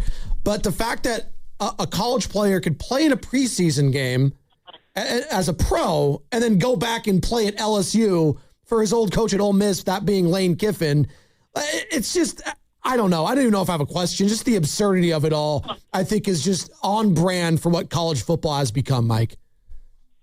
And don't blame the players for making business decisions that are now available to them. This is all a product of decades of antitrust violations that were the result of the system that, and it's very simple. All the various colleges and universities band together, they create the NCAA, and they go out and recruit players. And if you're a player and you say, well, I'd love to come play for your football team, but what are you going to pay me? They say, well, we can't pay you because of NCAA rules.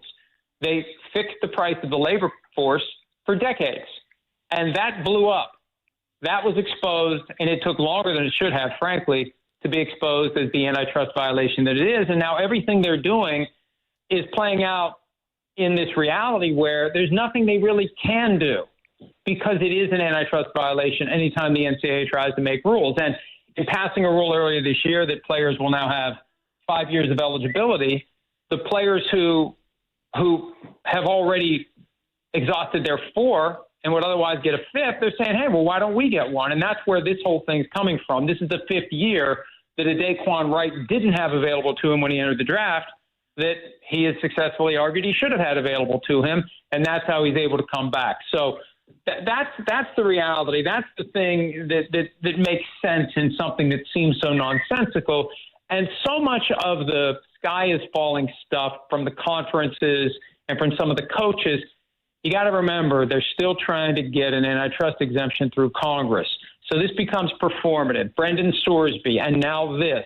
This is a way to get political momentum behind giving them the antitrust exemption they've been looking for, plain and simple. So I look at it all very skeptically. They want to spin the clock back to a certain extent to the days where the money was flowing to the schools, not to the players. That's exactly what they want to do, and the players aren't represented in this the way they should be. And the schools and the conferences are going to seize on any example they can to try to get the people behind the idea that we need to have an antitrust exemption so we can put real rules in place where the unspoken part of it is, and the players are going to make less money, and that money is going to be siphoned to the programs. Mike, great stuff. We really appreciate the time this morning, and we'll do it again soon, ma'am. Thanks, guys.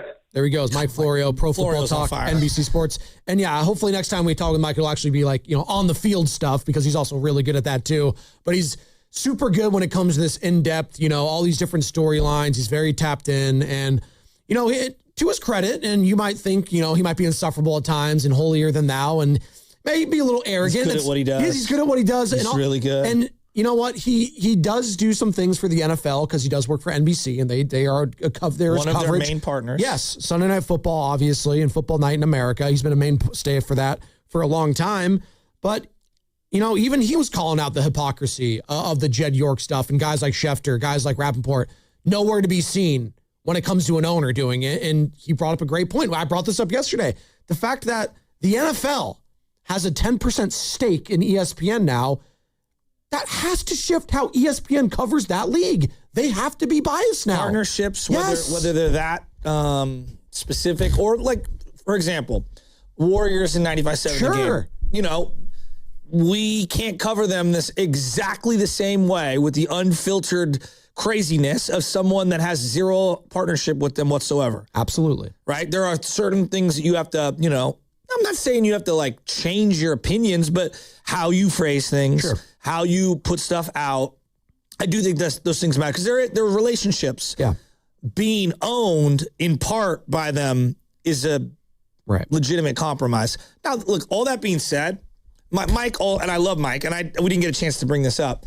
He also works with someone who is really good friends with Kyle Shanahan. Absolutely. And he's really mad about everyone not disclosing the Kyle Shanahan thing when Chris Sims clearly knew about it days before anyone else. And Mike defended Chris, saying that's his friend. No doubt. So he goes different. It's friend before journalist / media member for Chris. Yes.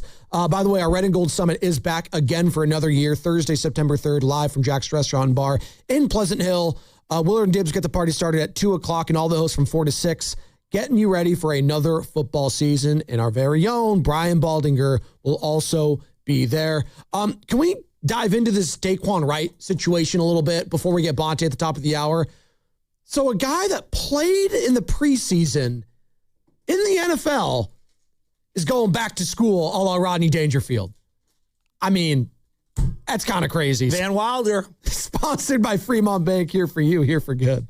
Brought to you by the California Office of Traffic Safety and Caltrans. If your night out includes a drink, make sure your plan includes a sober ride home. Choose a designated sober driver, rideshare, or public transit before you go. End your night right. Go safely, California. A message from the California Office of Traffic Safety and Caltrans. Need to get something off your chest? I'm gonna call you crazy in Spanish. You're loco. Stuck in traffic and can't take it anymore? I can't handle this. We've got the solution for you. Call the Sound Off line at 628-400-9880. That's 628-400-9880 and leave a message. It's Sound Off. Every morning at 8 o'clock on 95.7 The Game. Hey, it's Willard and Dibbs for Safeway. Enjoy these amazing deals for members. And as always, save up to 20% weekly on hundreds of exclusive offers from Safeway. Just clip the highlighted deals from the weekly mailer or click the deals in the For You section of the Safeway app to breeze through checkout. Signature Select 80% lean ground beef. 6 pounds or more mega packs, just $5.99 per pound. Hormel Black Label Bacon, 12 to 16 ounces package size. Selected varieties also just $5.99 each. Also, juicy autumn crisp green grapes or red seedless grapes, just $2.49 per pound. Finally, clip or click Lucerne 24-ounce sliced or 32-ounce chunk or shredded cheese. Selected varieties, just $6.99 each. Limit 4 items. I would say 4 is unnecessary, but in this case, it was necessary. Well done. These and other great deals are available in the weekly mailer and the For You section on the Safeway app. Go to Safeway.com for more details. I move mountains for a living. Literally.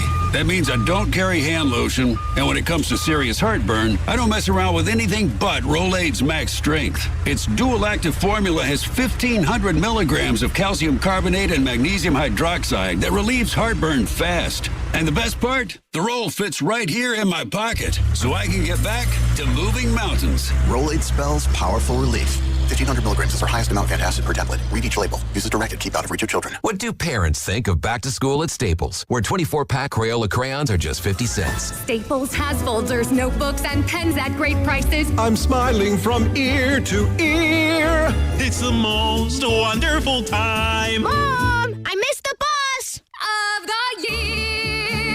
It's a wonderful time at Staples, where school supplies start at just 25 cents. Staples. That was easy. Visit your local Staples today or shop online and in the app. Ends 9/12. Exclusions apply. Every detail matters when designing a space that feels intentional. With rich tones, natural texture, and timeless character, Humboldt Sawmill Redwood products help bring thoughtful outdoor spaces to life. Redwood is non-toxic and stays cool to the touch even on the hottest days. A real wood alternative native to California that is naturally termite and decay resistant and beautiful too. Visit Ashby Lumber online or in store to explore our selection of Humboldt Sawmill Redwood products for your next project. When it comes to hiring a plumber, heating or HVAC or contractor, think Local 38. With non-signatory companies, that low price up front is often just to get in the door. And once the work starts, so does the extra charges. But with UA Local 38 signatory contractors, you know the cost up front. No surprises. And it's not just about the price, it's about the people. Non-signatory shops often cut corners, which means inconsistent work. UA Local 38 contractors invest in their workers with strong pay, real health benefits, and retirement plans. That means experienced professionals who take pride in what they do. Local 38 workers are craft certified and complete a 5-year apprenticeship consisting of 10,000 hours of training. So when someone comes into your home or your business, you know you're getting a trained, vetted professional. For quality, accountability, and peace of mind, choose better. Choose UA Local 38. Plumbers, pipe fitters, and HVACR union signatory contractors. For more information, go to ualocal38.org or call 415-626-2000. What if you could have the most reliable fiber-powered Wi-Fi? And get this, what if you could keep it at the same price for 5 years guaranteed? Now through August 31st, get our best price on gig Wi-Fi this summer before it disappears. Just $50 a month for 5 years for new Xfinity customers. No annual contracts, no hidden fees, and our best equipment included. Plus, get online in minutes with same-day Wi-Fi. It's Wi-Fi that finds and fixes problems before you even notice them. Like super intelligent Wi-Fi with a sixth sense. Plus, it keeps you protected from online threats. And get Peacock Premium included for 2 years. Lock in your price and unlock the possibilities.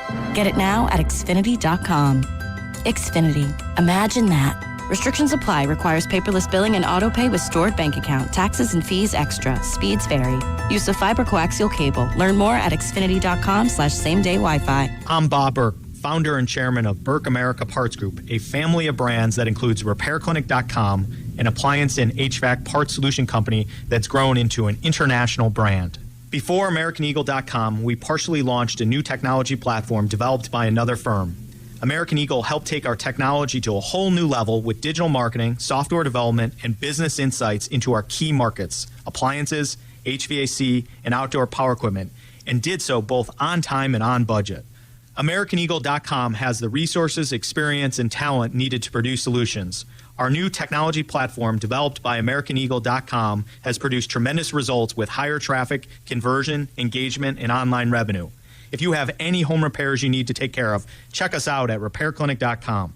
If you need a world-class website or technology project, then I would highly recommend AmericanEagle.com. Call AmericanEagle.com at 773-NETWORK. That's AmericanEagle.com, 773-NETWORK. Don't miss your chance to see comedian Gabriel Iglesias performing live at Oakland Arena on October 11th. The show is almost sold out. Be sure to buy your tickets at Ticketmaster.com. And for a chance to win your way into the show, courtesy of Icon Live, visit 957thegame.com.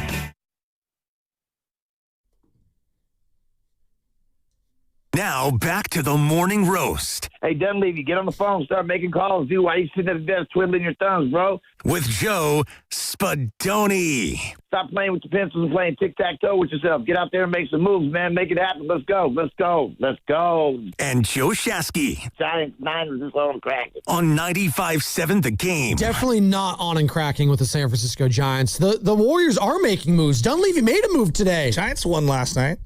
They did. Against a team from Ohio, of all places. Huh. Are they going to get their first sweep?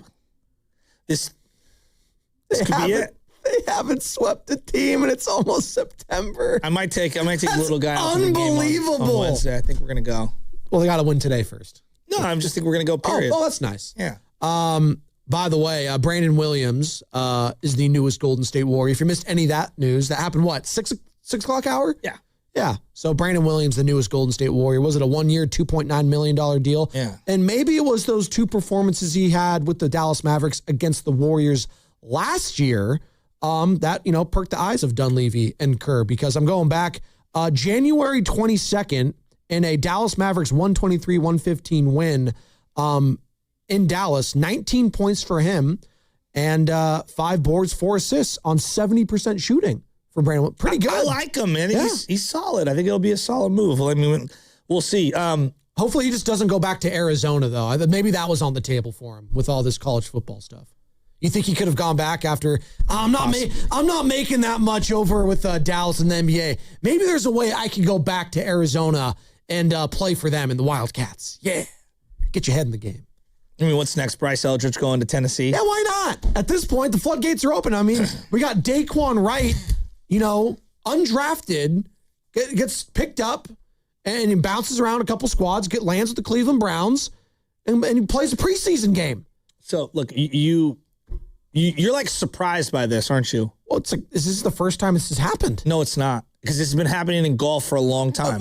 In college and I know this. No, but what I'm saying is golf doesn't have the Q rating. No offense. No, I know it doesn't. Football. No, I know it doesn't. But like the similarities are stark. So they have this thing called the amateur, like the mid-am. Sure.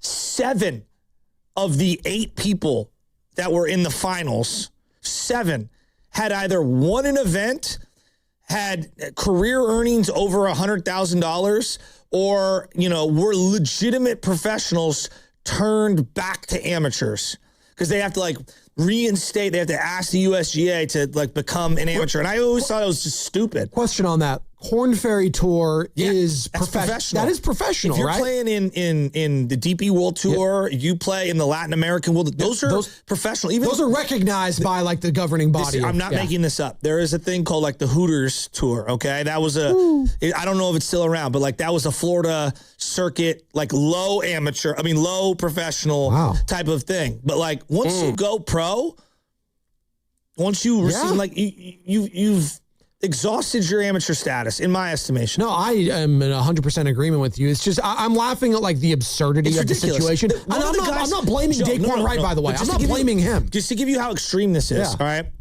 One of these guys was 38 years old, all right, which is fine. You could be older and still be an amateur, but he had won 2 PGA Tour events. That's what are we doing? So it would be the equivalent of Justin Fields or Mac Jones now. Going back to Alabama or Ohio State. Exactly. Yeah. Which to me, if they don't close Pandora's box on this now regarding these 15 guys that are going to, I guess, go back to college who have been in, pro camps, to me, it's all right, where do you draw the line? So let's just say, hypothetically, should Trey Lance go back to college? I might do him some good, but no. Yeah. No. No one should. No one should. And to me, you made the commitment to be a professional.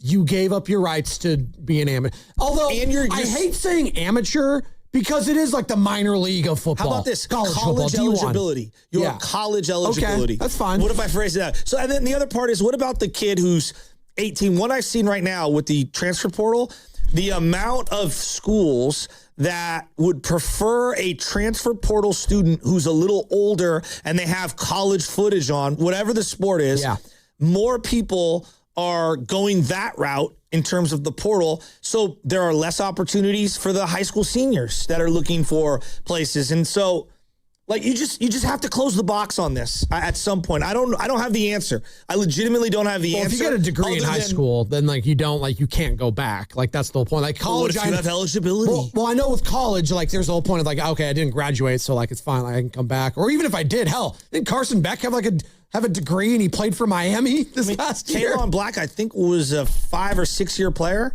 In college. Yeah. So it happens, but.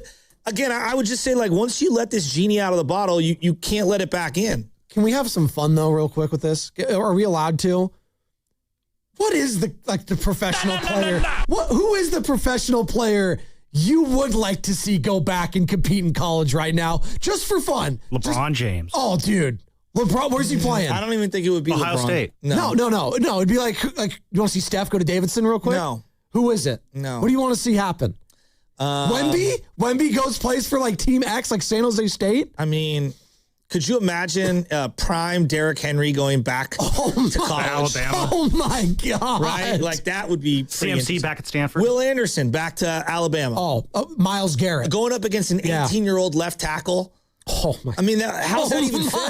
It's not. How's that even fair? Well, it's who is it right now? I don't know. Scotty Scheffler, to your point, going back and playing in college. It's ridiculous. Dominate everyone now. Wemby shows up to Duke.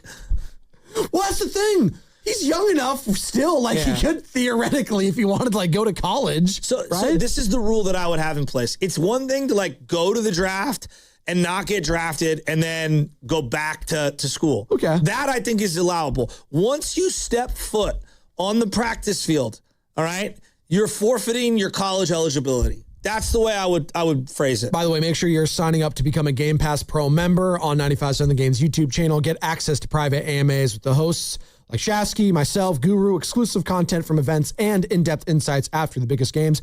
Go to YouTube, search 95.7 The Game, and sign up now to become the latest member of the Game Pass Pro. Bonte Hill going to be joining us in about 5 minutes here, top of the hour for the entire hour, presented by Ceremony Ford, your Bay Area Ford store. So, I mean, let's say you're an offensive lineman that goes undrafted. Sure. Okay? Because I see this a lot. And then you show up to camp and you're competing for a job. You play in a couple preseason games, but you don't make the team. And they cut you. No, you should not be able to go back to college. Like, once you've made that decision and you've decided to compete at the professional level, I don't think you should be allowed to go backwards. That's just my opinion. I'm not mad at the schools for taking these guys back if the rules going to allow for it, because you're always going to try to bleed. You never technically played if it's preseason. Technically. Again, so what I would say is that for you my have a little asterisk on your little pro football reference. But once you receive, benefits from a professional team and you participate in professional practices, that's kind of where I draw the line. Okay. By the way, this is the latest this morning that dropped. The Big Ten is set to pass a rule in which any player who has declared for the NFL draft and did not withdraw, appeared on an NFL roster, or signed a contract with a pro league cannot be on a Big Ten roster. So here's what I would say to everyone. Everyone's freaking out. This never was a problem before, meaning no one ever did it before. Remember? Yeah. For the last, how many years has the NFL been around? 90 years? 85 years? Yeah. Has this ever been an issue where a guy got cut from the practice squad and went back to college? No, because you weren't allowed to do it. No. So why all of a sudden now is everyone caping up for these also, practices? it wasn't enticing to go back to college because I wasn't getting money. No, there was no benefit There's financially. no benefit. Now there's benefit financially to do that 100%. If you're a Daquan Wright. And again, I don't fault the players that are doing this. It's well within their rights. I'm not mad at the players. No, it's well within their rights to do so. College. It's just ridiculous that we're even having this conversation. I just think it's fun with the hypotheticals of, in light of all this, like a pro you would like to see go back just for a week. 888-957-9572. Shohei Ohtani shows up at USC. Oh my God, fight on. I mean, come on. It's just it's again. I think it's people are they're not using their brain on this one. No. Could you imagine Josh Allen going back and playing for Team X in college football? Guys, I'm not saying I'm Mr. Rule. All right. All I'm saying is in life there are some rules. And you need to abide by some of the rules. Sure. That's all. And if we don't have rules and we don't have guidelines and we don't have certain restrictions, then anything goes. And I think that's ridiculous. I think that's well said. 888-9. Oh, someone says 650. I want to see Johnny Football back at A&M. No, you don't. Let me just say that right now. You do not want this version of Johnny Manziel back at Texas A&M. Andrew Luck going back to Stanford. I was like, oh, this version, though, he's retired. He's the GM. Christian McCaffrey going back to Stanford. You want to see that? How will they deal with his Achilles tendonitis? Do they have turf there or is it natural grass? Do they have a substation near Stanford campus? Hopefully not. Nick Bosa going back to Ohio State? You don't want that? I mean, playing on that turf will get hurt again. Maybe Joey could go back. No one's picked up Joey yet. Go back to Ohio State, Joey. I mean, I think there's a couple of rules that I would implement in college. One of them being a specific, depending on the sport you play, a specific portal window one time a year. Not 2 or 3 times a year. I would be one time a year. And, if the players can't come and go the way the coaches come and go, then we have a problem. Feels like they don't know what they're doing. By the way, you're listening to 95.7 The Game. KGMZ FM and HD1 San Francisco and Odyssey Sports Station in the home of the Golden State Warriors and Valkyries. Always live on the free Odyssey app, coming live from the Laugh Among Studios. 3 hours down, 1 more to go here. And for this entire hour, joining us now, Bonte Hill will be joining us, presented by Ceremony Ford, your Bay Area Ford store, and courtesy of the River Islands guest line. And Bonte, we'll just bring into the conversation we were just having. Obviously, there's a lot to get into today, and we will get to all of it. But just this national story with Daquan Wright going back to LSU, I don't know. I was just having fun with it, just thinking about certain pro players you would like to see go back for college for a game. But what do you just think about the absurdity of this situation? And maybe it's just emblematic of where college football's at right now, which is just, it feels like it's a mess with all the legal stuff and rules. And good morning. Good morning. Good morning. Good morning. It's not on the players.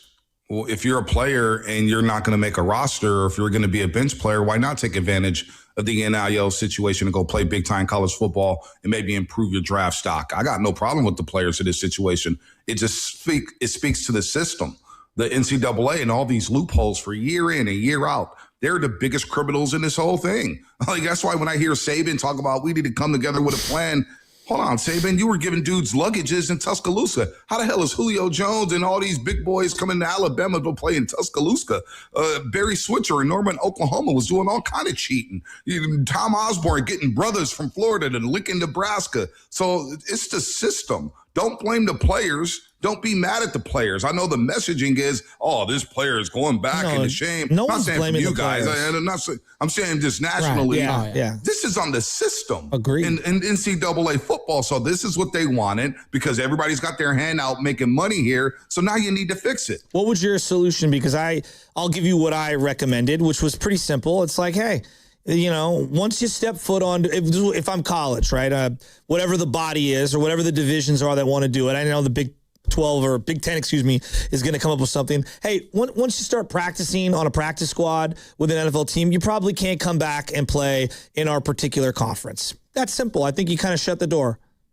It's just like in the NBA, right? You hire an agent, you're no longer eligible to play college basketball, right? I don't know if that's what the rule is. It used to be. There's so many rule changes and things, and I can't keep up. But I think that's the bare minimum. Once you put on an NFL helmet and you step foot on a facility to practice in an OTA, mini camp, or training camp, you're no longer eligible to go back to the SEC. You're no longer eligible to go play for USC. I like what the Big Ten did today, saying, hey, you're not coming back to this conference to play. Yeah. However, when you're in this era where it's instant gratification with all these fans, with all these boosters, with all these executives, you don't think guys like Lane Kiffin's going to scoop up these players? You don't think guys like Caleb DeBoer in Alabama's looking for one of these transfers? All these teams outside of the Big Ten are going to do what they have to do to try to win national championships, to try to make more money, to try to secure their jobs long term. All right, let's talk about the big story, the big news. Jed York, obviously, there's a lot that's been made the last 24 hours, a lot of news. More news continues, it feels like, in little tidbits, seems to be reported by the minute. But just your overall thoughts when you saw it. Did you believe it? You saw the mugshot? Like, when I'll be honest, it dropped and Sam got it to us around 7:30ish, 7:40ish. And it was like he's hit the breaking news sounder, and it's like the affiliate was a local news station. The first ones to have was a local news station in Ohio, not Schefter, not Rappaport, wasn't ESPN, wasn't NFL Network, none of the big boys on this. If it was a player, coach, or general manager, maybe there would have been. But none of the big boys were on it. It was a local station, and then Cron, the sister station, picked it up, and then you started to see all this stuff. When you saw it, did you believe it? The floor is yours to discuss any and all things Jed York. I want Sam to get in on this because I was actually making snacks for Chesda for school. I was making snacks. I had you guys on, actually. I had you guys on in the background, and I'm surfing Twitter while I'm multitasking, right? I'm just kind of catching up with the news. It's a Monday. And I saw on Twitter, Jed York did what? And so I Twitter searched Jed York. And then the Cleveland affiliate, Fox News 8, had the story. So I said, hold on, this doesn't look right. There's a lot of aggregators out there, a lot of fake accounts. Let me triple check this thing. And the account had multiple followers. It looked verified. It looked legit. I'm like, whoa. So I go back to listen to you guys. I wanted to wait a couple minutes to see if you guys would start talking about it. You guys were talking about Deshaun Watson and the Cleveland situation, and what's going on with the Browns quarterback. I legit called Lubman and said, hey, you see what's going on with Jed York? Legit called saying, you may want to check something. I sent it to Matt Mayoka. He's like, oh, I got to triple check this. I was like, oh, it's legit. It's legit. Just because the Schefters of the world are not talking about it. And we'll get to Schefter and McAfee because I wanted to see, I really wanted to tap in to see who were talking about it. So that's what I was doing. And I couldn't believe it. And I was like, oh, this is not going to go over well. Here we go. And the rest is history. We saw what the last 24 hours have been like for Jed York. I can confirm Bonte did call and say, yo, you need to go on this Jed stuff. And I'm like, and I had not seen anything of it because, I do get Twitter notifications and stuff, but since none of the big guys had it, Yeah, and I'm here on the board doing stuff, and Bonte, you get a big assist on that breaking news. Thank you for producing the show, Bonte. Well, I'm saving Shasky for talking about Deshaun Watson because he obviously did not want to talk about the Cleveland Browns quarterback situation. No, but apparently that was the big story. Well, should start. It's ridiculous. I'm not even. We know why he's not starting. I know, but and they're like, well, it's $80 million in dead cap next year, and I'm like, I don't care. Like, if the Broncos could eat it, so can the Browns. Just go. Like, anyway, come on. Real quick though, because I'm glad you brought this up. Now, I know I'm not a fan of this guy anymore. He's lost me. But had Brandon Ayuk had the same thing happen to him that Jed York did, I think it would have been on every single channel. Now, maybe that's an extreme example. And I don't want to even,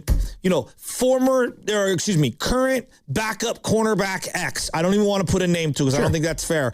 I shouldn't have done it to Ayuk. I apologize to him and his family. But like, had anyone else who was a player been accused, I feel like everyone would have ran with it a lot bigger than they did.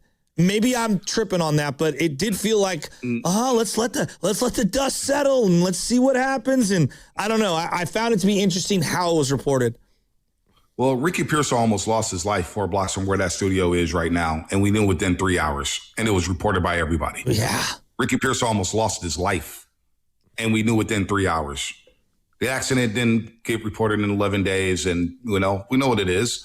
And then Jed York not having Schefter. So check it out. So I put on First Take for the first time in a long time to see if they would go to it. They kept talking to Sean and Shador. I had it on mute. And then it goes straight into the McAfee show. I got a little distracted, but I saw Schefter was on there. So I went to go rewind that interview, and McAfee and Schefter were talking about the 49ers. But what they were talking about was George Kittle returning to the lineup and not the situation with Jed York, which I found like, But as Florio said, NFL owns 10% of ESPN. They're the big dogs. I mean, Shasky, you remember this when the show Playmakers were on ESPN. We all watched it. It was too real that the NFL came in and said, you know what? If you air another episode of Playmakers, if you go into season 2, I guarantee you will never have NFL football on this network. And ESPN obliged, and they pulled Playmakers. That show could have had 5 seasons. It was must-watch TV. It was unbelievable. It was the greatest television show I had ever seen it, but to that point. It was unbelievable. It was too real. You had everything. It was too real. You had cocaine. You had a gay wide receiver. You had the domestic abuser. You had everything to Playmakers. What year did this come out? Early 2000s? Okay. Early 2000s. Well, if there's cocaine in it, I probably shouldn't have been. Was it every I probably Tuesday should have been watching it at 8 years old then. So when was it? Every Tuesday night? Playmakers was so real. They had one season. That was it. Where can I find it? Is it on Disney Plus? I bet it's on YouTube somewhere. Okay, no, YouTube. I watched it on YouTube during the pandemic. I watched it on YouTube during the pandemic. My godbrother had never watched it, Mo Money, and he was like, oh my God, this is incredible. I remember watching one of the episodes. Me and my buddies, true story, we were at the bus stop on Union Street. We watched one of the episodes of Playmakers. Incredible. Forget the girls, forget the booze, Playmakers is on. I swear to God, it was that good. So it's a lot of covering up. And look, you got an owner here in Jed York who got popped, and people want to protect the shield and protect the brand. And what I'm eager to see is, what does Jed say? When does he speak out? Because that's going to tell us a lot of what's going to happen with the 49ers in the future. Now, do I think he needs to sell the team? No, Daniel Snyder did far worse and got to keep his team for a long time. Stephen Ross was tampering with players blatantly. He got fined and popped. We know about the Kraft situation, although he was acquitted and, wasn't guilty. But Jerry Richardson, remember Jerry Richardson had some things in-house happening within his franchise, got fined $2.7 million and ended up having to sell the team. So we see Jim Irsay. Did we bring up Jim Irsay and everything that he went through? So I don't think Jed York needs to sell the team. I see a lot of that.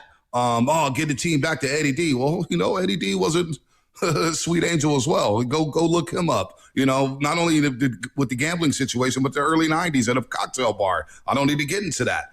Things happen with some of these owners that, so if you got the power of the juice, you can cover it up. But I don't think he should sell the team. But I do think he's going to step away from the team in certain capacity. I don't think we're going to see the day-to-day Jed York that we really haven't seen over the last couple seasons anyway. But this photo. But the photo was, it's in the Mugshot Hall of Fame. It is. It's an all-timer. It's in the Mugshot Hall of Fame. I didn't even think of that. It was unbelievable.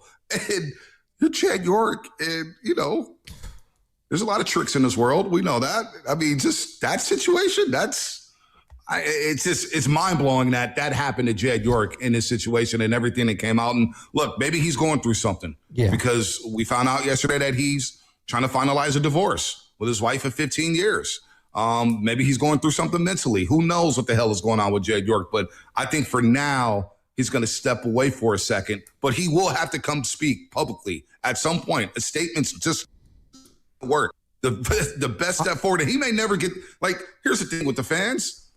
The fans may be out on Jed York forever now. That's what I mean. Yeah. That's what I said. 12 years ago when he fired Jim Harbaugh, totally agree. a lot of people were out, and they were still out on him, despite the NFC Championship games, despite the Super Bowl appearances with Kyle Shanahan, despite making that hire alongside John Lynch, despite kind of stepping away. And, yeah, he will talk a little bit here and there. You're like, I don't know about this. Jed, maybe. But he had built up his Q rating. I mean, I think he was doing a good job as an owner, spending a lot of money. But now that Q rating's gone again. For sure. On the other side, I kind of want to rehash something I brought up earlier, which was you and I are about the same age, and just give the perspective of like the full body of Jed and how he might be viewed by people our age and older, and not just what he's done the last 10, 15 years, because I think a lot of this predates him. And I'm going to use Joe Lacob as an example. We'll do that on the other side. That's definitely a lose-lose situation for Jed York. But here's a win-win. Spend a day golfing with friends at Harding Park on Friday, September 11th, and help support local families through the Autism Society San Francisco Bay Area.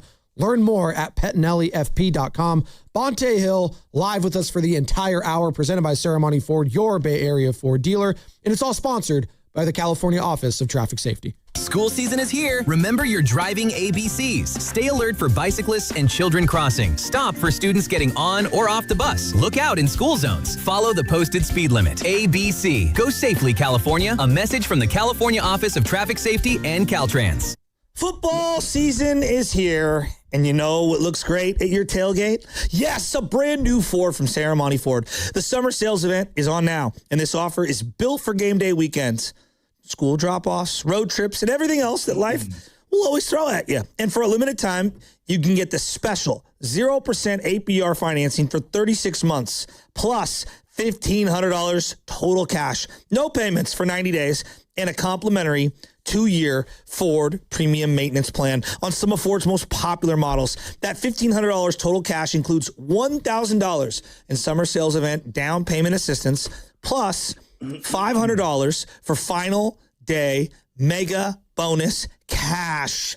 We're talking the 2026 Ford F-150, Bronco, Mustang, Mach-E, Explorer, and the Mustang, or up to $15,000 off MSRP on select new 2025 Ford models. So before the season really gets rolling, upgrade your ride at Ceremony Ford. It's right off of 280 in Colma and Daly City, or anytime at ceremonyford.com. That's the winning play call. Ceremony Ford, your Bay Area Ford dealer. There is nobody like Baldy. What I love about Baldy is that he loves ball. NFL Network's Brian Baldinger every Tuesday at 7:30 with Spadoni and Shasky. Sleep is overrated. I'm just trying to give America what they want. Baldy, all season long. Don't miss it. So, I need hamburgers, sodas, ice, and a DJ. A DJ? Relax, Spot. With T-Mobile, we're saving when we bundle home internet and phone lines. Oh, wow. Here to bundle and save big. Stay connected con tu gente with 4 lines from T-Mobile with fast, easy to set up 5G home internet and save up to $1,000 a year. Switch now on T-Mobile.com/conectate. Savings based on 3rd line free via monthly bill credits. Internet discount with $15 in monthly bill credits and auto-pay discount. Qualifying credit required. Credits will stop if you cancel any lines or change plans. Visit T-Mobile.com. Sprained wrist, ankle twist. Broken thumb can't make a fist. Busted knee, surgery. That patch of ice you didn't see. Where pain starts, Jernavix suzetrigine begins. Jernavix is a non-opioid 50 milligram prescription tablet for adults with moderate to severe acute pain that reduces pain signals before they reach the brain. Tendon tear, nose repair, tripping on that broken stair, dislocation, operation, moped crash while on vacation. Do not take Jernavix with CYP3A inhibitors. Avoid use with grapefruit or liver problems, as these may increase side effects. Tell your doctor about all your medicines if you are pregnant or breastfeeding. Jernavix may make certain medicines and birth control less effective. Side effects include itching, muscle spasms, rash, and elevated muscle enzymes. Joint displacement, knee replacement, fell on marbles in the basement, ladder slip, broken hip, that rock climb where you lost your grip. To learn more about Jernavix, ask your doctor. Call 1-833-589-PAIN or visit jernavix.com. Injured at work? Don't wait. Every day you delay can mean lost wages, delayed medical care, and more stress for your family. At Boxer & Gerson, we fight for people just like you. Construction workers, delivery drivers, factory workers, restaurant staff, hardworking folks who get hurt just trying to earn a living. We won't back down. We get results. You work hard, you deserve real help. Call Boxer & Gerson now at 510-835-8870 or visit boxerlaw.com. The consultation is free, but waiting could cost you. Boxer & Gerson. Justice for workers. From carriage house to glass aluminum doors, RNS Doors has a full line of commercial and residential garage doors and gates to suit anyone's taste and budget. Visit rsdoors.com. RNS Doors. Look for the red truck. 1-877 Cars for Kids. KARS Cars for Kids. 1-877 Cars for Kids. Donate your car today. 1-877 Cars for Kids. KARS Cars for Kids. 1-877 Cars for Kids. Donate your car today. Ready to get rid of that old car? Donate it to Cars for Kids. Call 877-CARS-4-KIDS to speak to a friendly live agent. Donation is super easy, and your car can be picked up as soon as tomorrow. Go to carsforkids.org now or call 877-CARS-4-KIDS to donate your car today. 1-877 Cars for Kids. KARS Cars for Kids. 1-877 Cars for Kids. Donate your car today. Did you know you can donate real estate too? Go to carsforkids.org. That's cars with a K. Oh, hey, Sarah. Did you hear my daughter Katie got Camper of the Week? That's a big deal. We got a big deal too, right, Mom? Honey, shh. What's that? Okay, that Hyundai Santa Fe, I only paid. Nice. Deal's so right, it almost feels wrong. The Hyundai Getaway Sales Event. Get 0% APR for 60 months, plus 0 payments for 90 days, or 1.9% APR for 72 months on the Hyundai Tucson, Tucson Plug-in Hybrid, Santa Fe, or Santa Fe Hybrid during the Hyundai Getaway Sales Event. Offers end September 8th. Call 562-314-4603 for details. You're still glowing, flirting, grooving. You've still got it. But your immune system weakens as you age, making it harder to fight illnesses like pneumococcal pneumonia and RSV. Vaccines are a key part of any health routine and can help protect you from getting really sick. Ask your doctor or pharmacist which vaccines you need. See more at PfizerForAll.com. Sponsored by Pfizer.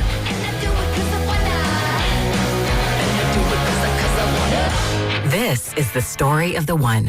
As a maintenance engineer at a beverage manufacturing plant, he starts his day knowing every line is ready to run because Grainger delivers the industrial-grade products he needs to keep mixers, conveyors, and packaging equipment moving. With Grainger's vast selection of bearings, belts, and motors, he keeps operations running smoothly, so nothing grinds to a halt. Call 1-800-GRAINGER, click Grainger.com, or just stop by. Grainger, for the ones who get it done.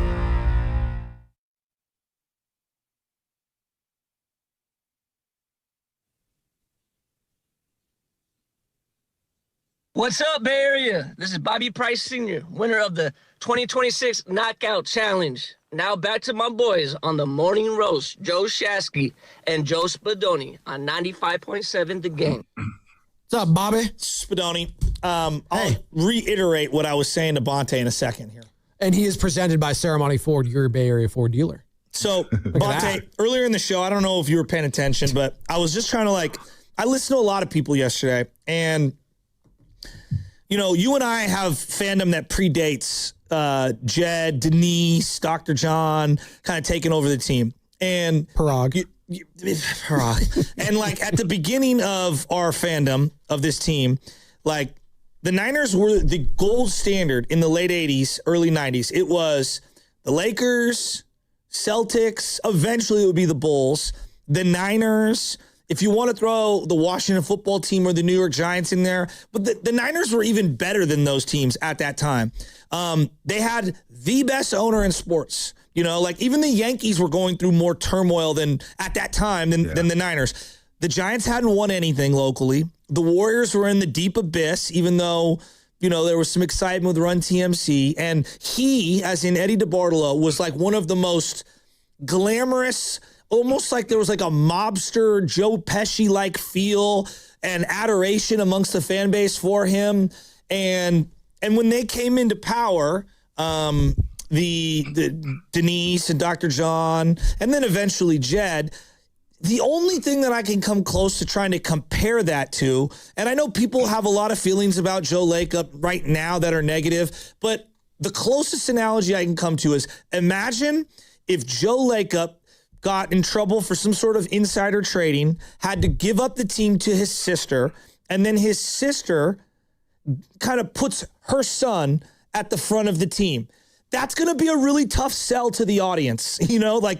I think people would have a really hard time if Joe puts Kirk at the front while he owns it, at the front of the ownership. They already are. Yep. Exactly. They already are. Exactly. Now imagine it being, his sister takes over the team and the kid becomes the face. Like, I just think he got off to such a, low point. And then obviously what he did during stadium negotiations, and he's not the only one. I mean, Gavin Newsom bears a lot of this brunt, but moving the team, firing Harbaugh. I mean, there's a lot of things that set him off on a bad taste in the mouths of many people our age and older. And I just felt like he was always going to be up against it, winning a certain segment of the fan base over. Then the last 10 to 15 years happened where it feels like he just kind of got out of the way. And he just wrote the checks and he did everything that you wanted him to do. And he said, here you go, Shanahan and Lynch, take over my organization. I'm going to get out of the way. And I think for the most part, people, like you said before the break, like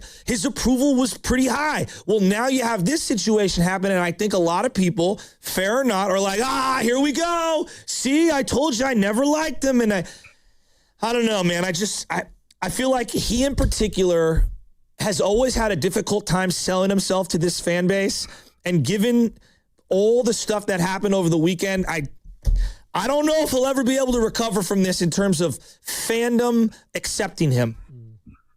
Well, I just saw somebody comment on Ryan Hensley's Twitter profile. He asked, what if Jed York hoisted the Lombardi Trophy in February? How would that look? And I think people would not care because the Niners will win a Super Bowl. Yeah. That would mean that they won a Super Bowl. And some people are like, oh, man, Chad, what a start to the season for him. But at the end of the day, they'd be like, we're Super Bowl champs. Exactly.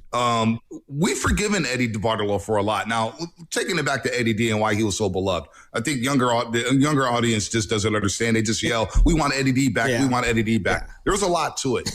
Eddie D embraced himself into the community at a time in which you could do that. He went to bars. He embraced the LGBT community. He embraced every hood in this city, in the Bay Area. And he won people over. And, of course, they started winning football games. They were like, outside of the Oakland A's winning 3 straight in the 70s, and the Warriors had their run, of course, in 75 with Rick Barry and that group.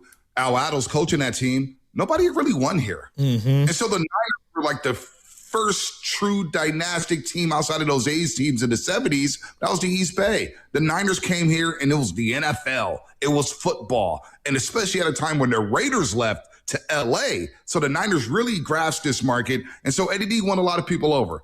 With that said, Eddie D got into a lot of stuff. Mm-hmm. He did. I don't know if Eddie D could have survived in the internet era with the way he rolled.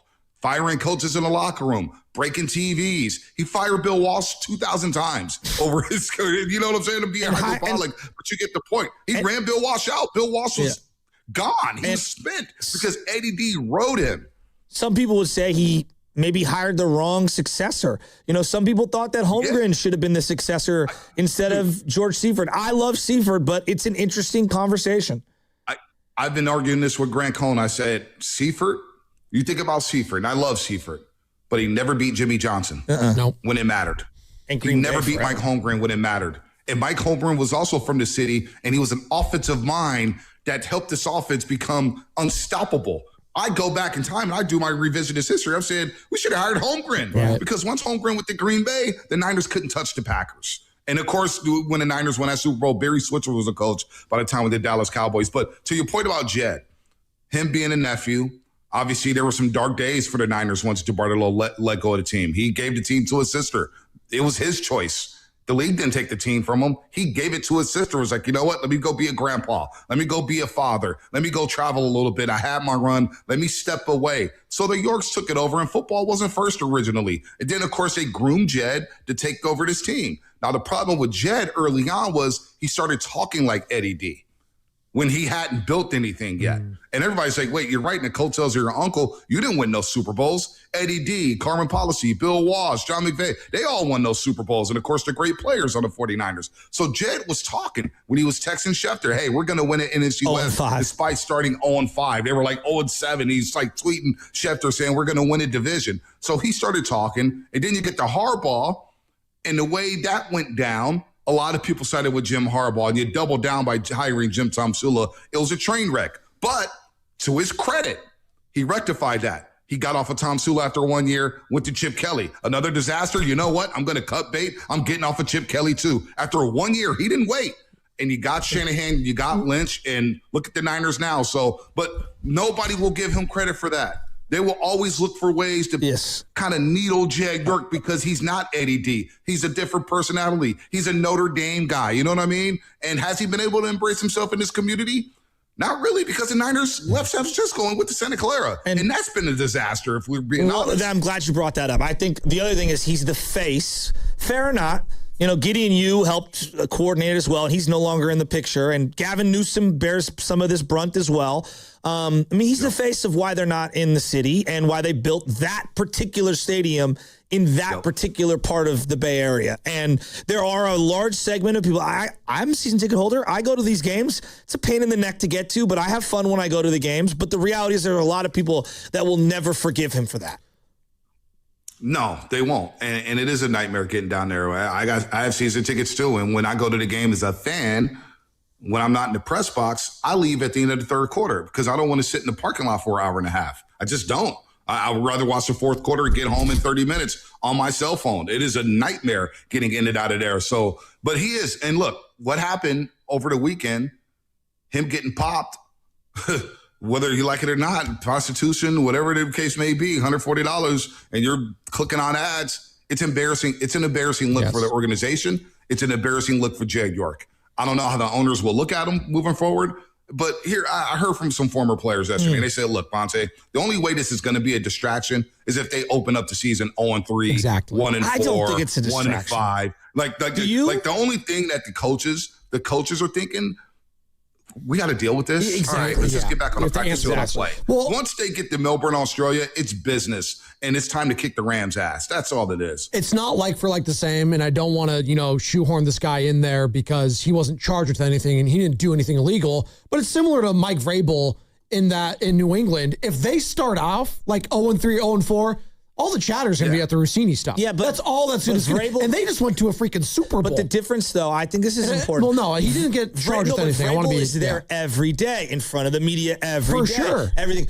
As an owner, you don't have to be anywhere. You could just not be around or tell the Fox or whoever's doing it. But if you're losing, the chatter's going to be like, you better, you need to speak then. Chatter is one thing. I think standing in front of the media every day, it's just different. Owners don't have to do that. I'm saying I'm just saying the distraction in general of that topic. Won't go away. If New England starts off 7-0, it's going to be about, wow, could they go back-to-back to another Super Bowl? Same with the Niners. Right. If the Niners win Australia week 1 against the Rams, who everyone thinks is like a tier above everyone else, but I think, then it's going to be like, oh, this team's for real. But if they're 0-4, I'm just going to hypothetical with the Niners. They're 0-4. We're going to be talking, yes, people will call in about Jed, but it'll be, is Purdy playing well? Is he hurt? What's going on with Shanahan? Yeah. Is CMC healthy? Like I don't know. I think it's football, so we're going to talk about the games and what's happening. And yes, ownership is a factor, but to me, it's this outside, way over here factor that doesn't touch the facility. And I don't know what Bonte. I don't know what the tangible effect of the punishment, what it's going to have on the organization. How do you even know? I don't know. I don't know. I know Raj Mathai was on NBC News yesterday, and I was texting with him, but he also mentioned it on his telecast that Al Guido may become the guy running things in their interim for Jed York. He's very trusted. Guido has helped. Yeah, very trusted. I was on a panel with him when they brought the World Cup here. And look, the 49ers and York and Guido and company, they brought big events. Yeah. I didn't think the Niners were getting a second Super Bowl. They got a second Super Bowl, for crying out loud. I couldn't believe it, considering the location. You got World Cup games. So they've handled their business, Jed York and, of course, Al Guido. But in terms of the distraction, people will chatter about it. They'll chatter about Kyle Shanahan's car accident that didn't get reported for 11 days. But to Shasky's point, if they're 1-3, we're going to be looking at Purdy. We're going to be talking about this team being older. We're going to be talking about the window closing. We're going to be talking about job security for John Lynch. We're going to be talking about a number of things that has to do with the actual football team, not the people who sit in the suites and cast it and write the checks. So I think the Niners, they want to get ready for week 1. They'll get to Vegas. It'll be business as usual. And look, when you're a team that's been basically like outside of the Dallas Cowboys, who talks more? The Niners get talked about just as much as anybody in the league. Bonte, I mean, they're right there. Bonte, you know what this is? Like, you want to talk about distraction? I think this has distracted us, meaning media, from talking about what is going on with Nick Bosa. What is going? Is he hurt? Is he holding out? Is there a combination of both? Like, Joe, how could anyone today have any idea what is going on with Nick Bosa? Have you even heard the name Nick Bosa in the last 4 days? No. He's been sidelined with his third ACL injury. He's recovering from that. He's been doing his own individual work, I guess. But are you worried about him if he's like there week 1? No, if he's there week 1, like if Jed is suspended 6 games, means nothing. If Bosa's out 6 games, it means something. Well, I guess is where I'm going. It's not a good sign. I can't say it's like, but Bonte, like I'll bring you in on this. Like, I don't know what to make of Bosa. Like if he's available week 1, like because the Bosa brand, they could be individualistic, right? Like that's what they are. They do their own thing. I kind of don't want to hear that though. But that's what they do, right? Like then why did he throw Steve Wilks under the bus the year he held out to the very end and then said, "I'm trying things out like week 5 or 6"? What did he say? What did he say? That was a selfish response because that's what that was. Yeah, that was they're selfish individuals, like they are. Like let's not go there. Let's not go there. I don't want to relive that. I don't want to relive that because people said I was a hater when it came to that situation. I don't want to relive that. Cover 0 blitz. We needed a fall guy, right? Well, Steve Wilks was the perfect fall guy. And Bosa just, he clowned that year. He did. He clowned. We don't talk about the 4th and 1 where Kansas City ran an RPO right at him. God, and Mahomes he gets the bit first down in so overtime. hard. They ran right at number 97, right at him. So I don't want to hear anything about that. In terms of this season, yes, the 49ers need Nick Bosa. They need him bad. He has to be DPOY Nick Bosa in order for this team to get to Los Angeles for the Super Bowl. Like, he has to play at an all-time level. And I believe when he's on the football field, he will wreak havoc, he will cause havoc, and he will get to the quarterback. But are they just bubble wrapping him? Is he just kind of just chilling? I don't know what's going on with Nick Bosa. We're going to find out a lot this week, and of course next week when the Niners ramp up for Melbourne, Australia. And I will defend Lynch and whoever's in the finance, because I know Parag's kind of not involved, I guess now. I'm with them. If it is money is a factor in whatever. Like, I'm sure there's some sort of rest. Get yourself ready for the season. We've got an injury, but if there's like a money thing. Do not give this guy another guaranteed dollar until you see him play. Like, I have to see him play. I think that's the smartest. No. If that's true, and if I'm to believe that the Niners, I'd side with the Niners in this one. Yeah, that would be a bad look for Nick Bosa if he's holding in, trying to get more money coming off a torn ACL. That would be a bad look. And the Niners right now, who is running that operation outside of John Lynch with everything going on, I wouldn't give him another dollar right now. Absolutely not. I didn't see you play some games. Maybe we revisit this midseason saying, okay, we'll give you another year or whatnot. But I right now, coming off an ACL injury and tendinitis, I'm not giving you no more money. Oh, maybe you revisit it mid-season. I don't know. I don't want to be negative Nancy over here, but if they're not good and they're hovering around 500, and maybe another team offers you something of value for Nick, maybe you consider it if you don't want to pay him in the future. Just something to think about. Yeah, I don't know. Yeah. I don't. Who knows with him? But the thing that sucks is all this stuff, substations, Kyle's crash, the jet. It's taken away from I actually feel really good about this draft class. It's the first time I felt this way in a long time. Halden looks sweet. I think Priceock, there's something there. I really love what I've seen from Duggar. Stribling. Kalon Black is Stribling. I mean, look, we might have a rookie guard. I don't know if he's any good. Let's see. That's kind of exciting. I'm super pumped up for Jake Tonjes. Jordan Watkins is flashing. I actually feel good about a lot of the young guys. Look, it's Sports Talk Radio. It's what we do. We got to talk about it. Jay York, the owner of the football team, but an NFL team, popped. Yeah. Popped looking for a prostitute. It is what it is. We saw the mugshot. We're talking about it. Can I stop you real quick? We literally were talking about it. It broke. We started talking about 7:40.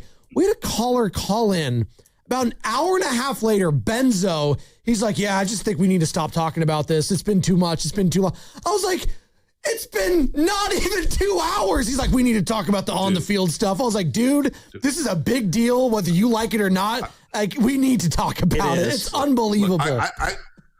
Look, I called Lubman and was like, hey, y'all watching right now? Do you see what's going on? You need to get off this right. Like I called, like I was getting antsy. I wanted to hear what you guys had to say about it. I wanted to see your faces when the news dropped. I was in disbelief. I swear to God. I was sitting here in my kitchen making Chester lunch, and I'm like, what? As the details came out, it was like, first off, it was like for the criminal tools. I'm like, what does that mean? What could that be? I'm like, wow. Then when they're like, he's in a mobile home. And then it's $160. It's like every detail that came out more, I was like, oh boy, this is getting worse. The cadence in his voice, he's like, Joe, he was in a mobile park. And I was like, well, does that make it worse? Like, he just got caught for, like, does it matter where it was? The mobile home owner says that wasn't the destination. No, he got pulled over there. Yeah, he got pulled over there. Yes. So, but I hear from people from Ohio, they're like, East Palestine, you don't really want to be through there because it's nothing but bad news. So there could be drugs involved. There could be alcohol involved. Who the hell knows? And you know what I got to say? But the mugshot did not look good. But Shasky, to your original point about the team, I don't know if you listened last week. Lubman was in for you. No, I didn't listen once. I was pissed off at how many people were talking about the Rams and the Seahawks. What? I'm fired up for the 49ers. Me too. Kittle got back on the football field. I think I even commented on your story saying, why are you not fired up about number 85? 85 is back. McCaffrey's back. Kalon Black is here, dribbling outside of the drop touchdown, which I'm okay with. He ran a great route. Yeah. He looks great. Mike Evans, you got to get him on the football field, but Debo looks like he's in great shape. I'm really fired up for 49er football. I think they're going to smoke the Rams down in Australia. Maybe not smoke them. Let me calm down yeah. But I think they're going to beat the Rams in Australia. I really do. Everybody's crowning LA like the Niners haven't had their number for many, many years. They stole the one game from us. I swear to God, that's the most fraudulent Super Bowl championship in all my years of living. The Niners are beating the Rams week 1. And I'm fired up for this football team. I really am, man. They're humming. We'll see about the defense because Jair Brown scares me. Jair Brown really worries me in pass coverage and in a run game. Like he's a weakness for this football team right now. But I am excited. I think the Niners are in that Super Bowl division, and I always talk about the Super Bowl division: the Seahawks, the Rams, the Niners. When I look at the AFC, Buffalo's probably right there. And you know what? I actually think the Dallas Cowboys are going to be pretty damn good this year. I'm with you on that. I really do. I like their defense. I really do. So as long as we're in that, yes, we're in the NFC West. But then there's that Super Bowl division that I always talk about, and the Niners are in that division. So, another opinion that I was thinking about, like long, hard yesterday is how many other coaches in the league could deal with what this coach is dealing with, and you feel pretty... like the infrastructure in place? Basically, he's not going to be rattled by anything. And, no. I mean, there are a lot of people that call our station that want Kyle fired, that think he sucks, that think he can't win anything. And, look. He has never won the big one. I will grant all those people that, right? He's won a lot of big games leading up to that big one. Sure. But that's like the last thing he needs to accomplish.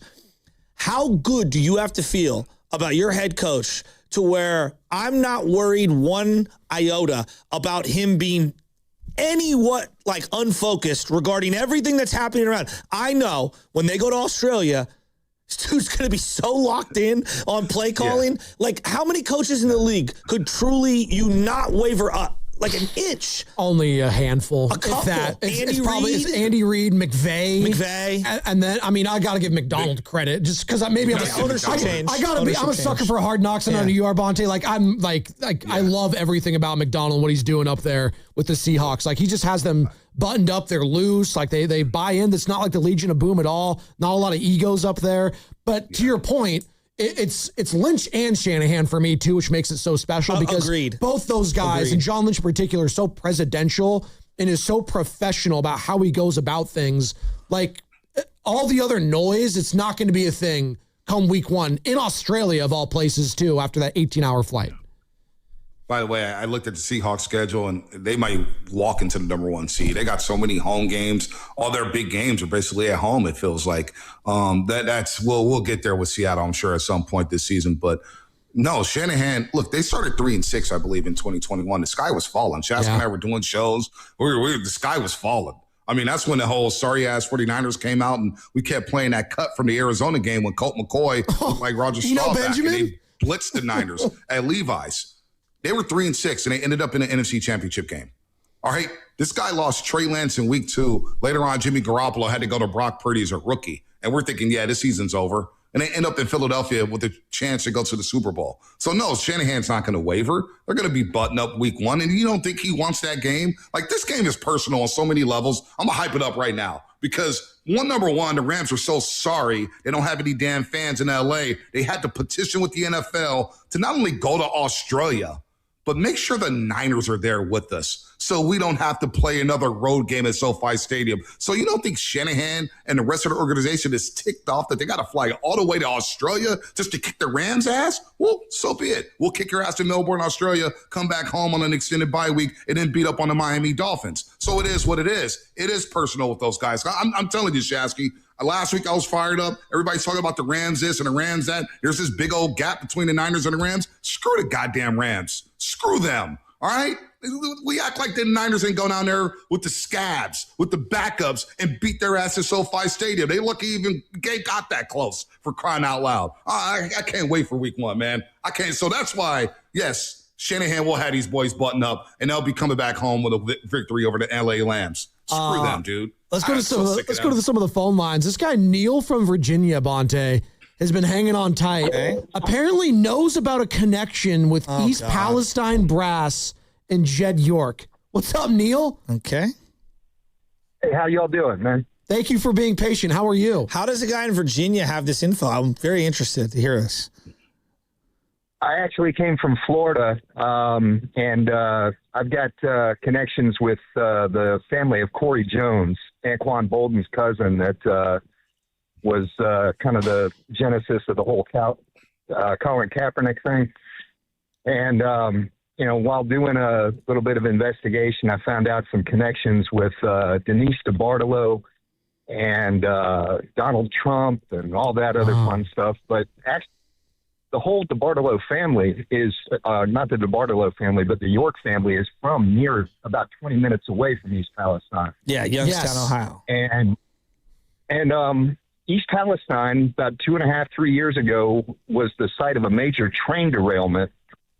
And I'm just thinking to myself, if the organization really wanted to switch and pivot on this, there's a couple of charitable organizations in the East Palestine area. One of them is the Way Station, and they're helping out with the fallout from the train derailment. And the where are you going with this? I just think that the like I said, the big pivot here could be Jed York throwing a bunch of money at these organizations and turning the story to, we're gonna help out the local area and we're gonna turn this into a positive. I think that's the only thing that could possibly save this situation and turn it into, something less of a fiasco shit show. Oh, okay. Yeah, I'll dump that. Thank you. That final sentence or two is how you could describe that call.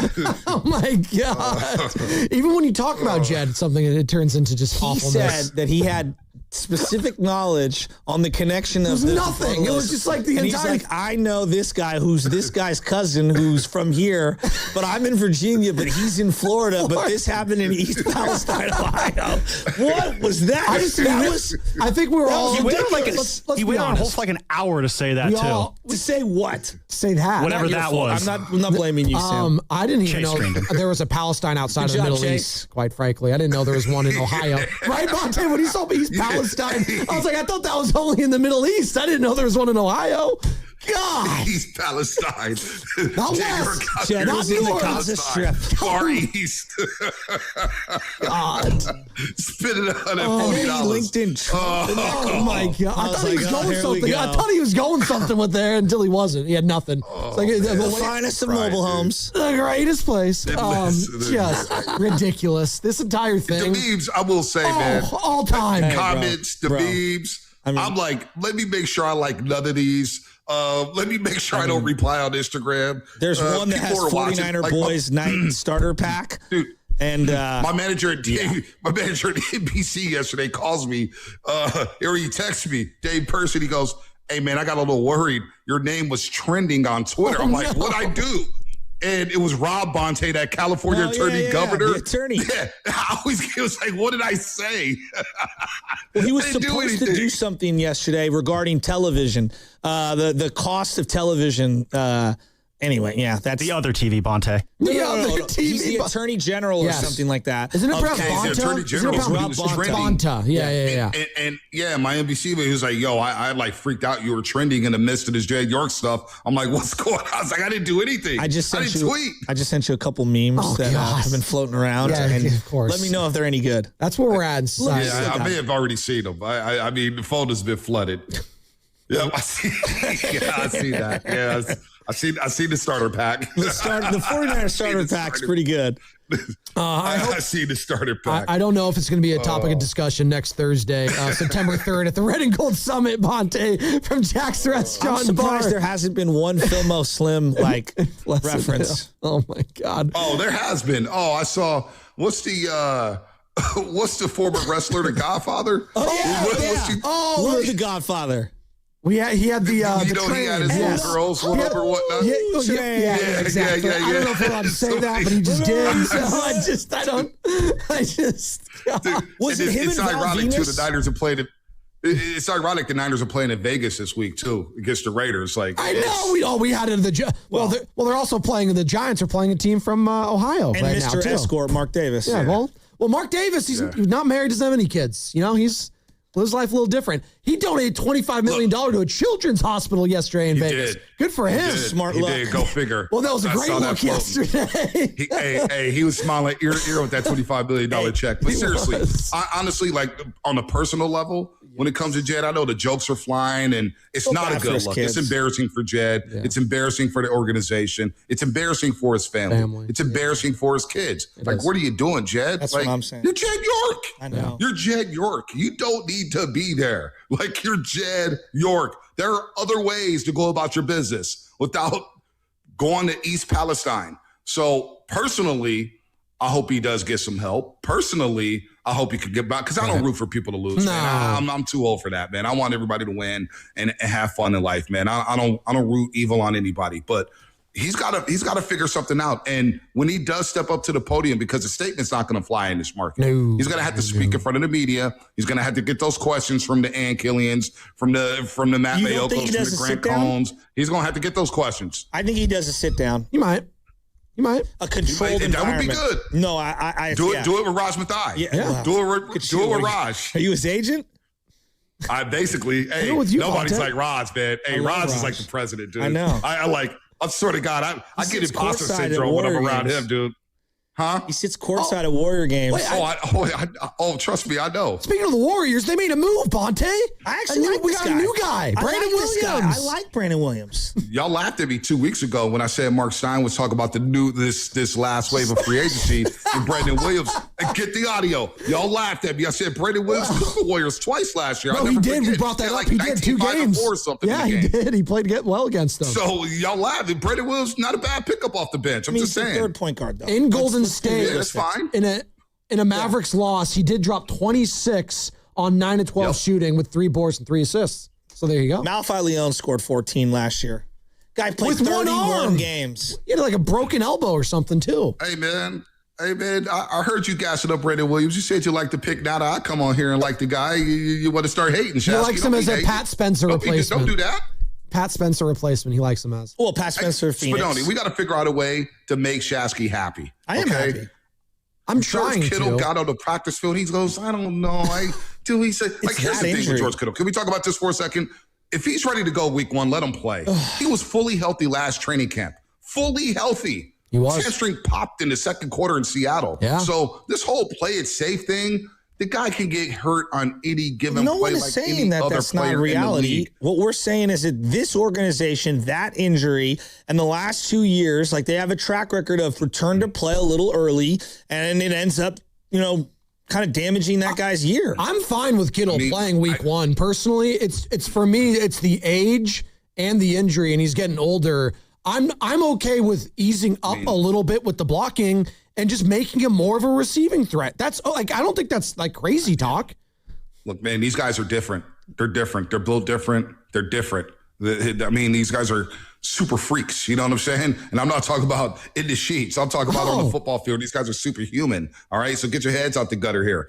This guy, if he's ready to go down to Melbourne, Australia, I got no problem with him playing. The hell with saving him for what? Like, we're saving him and then he gets hurt again? Like, what are we saving him for? I want him to play into his late 30s. He's 32. He can play for a lot longer if you put him in the Travis Kelce role. I mean, it's a long season. It's pro football, dude. There's no guarantees. Yeah, but it's a long season. No, but I could guarantee you're going to be healthier if you don't block as much like Kelce has in his career. Dude, he could get hurt. He was as healthy coming out of camp last year and popped his hamstring early second quarter in Seattle with nobody around him, just running. Like maybe that was the sign all along, and then he came back and I don't know, the hamstring's connected to the hip bone. Whatever. We got our final thoughts. We got that today. Let's hit our final thoughts if we can, Sam-wise. The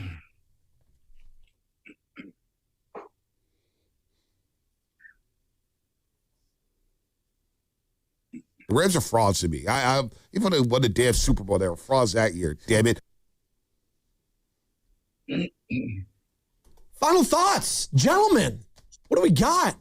I'm waiting for a sound off in a voicemail from Bonte Hill one of these days. Something he's really ticked off about. Doesn't even have to be sports related, Bonte. You know where you can call in? I could just call the show. No. But there's days where there's days where our show's not on. It's like a Sunday night, maybe. Maybe it's late after a Warriors game or something. You call 628-400-9880. Maybe it's something that happened at Chestnut School. Who knows? Not ready to dime people out like that yet. Teachers and whatnot. Not yet. To, get on the committee here. So are you are you a PTA guy, huh? You the head of the PTA? I'm here for the kids, man. Last night we had our first Zoom for LJ's preschool. Yeah. When's first day happening? Well, everyone else started last week, but he doesn't start till November because he has to be 3. Okay.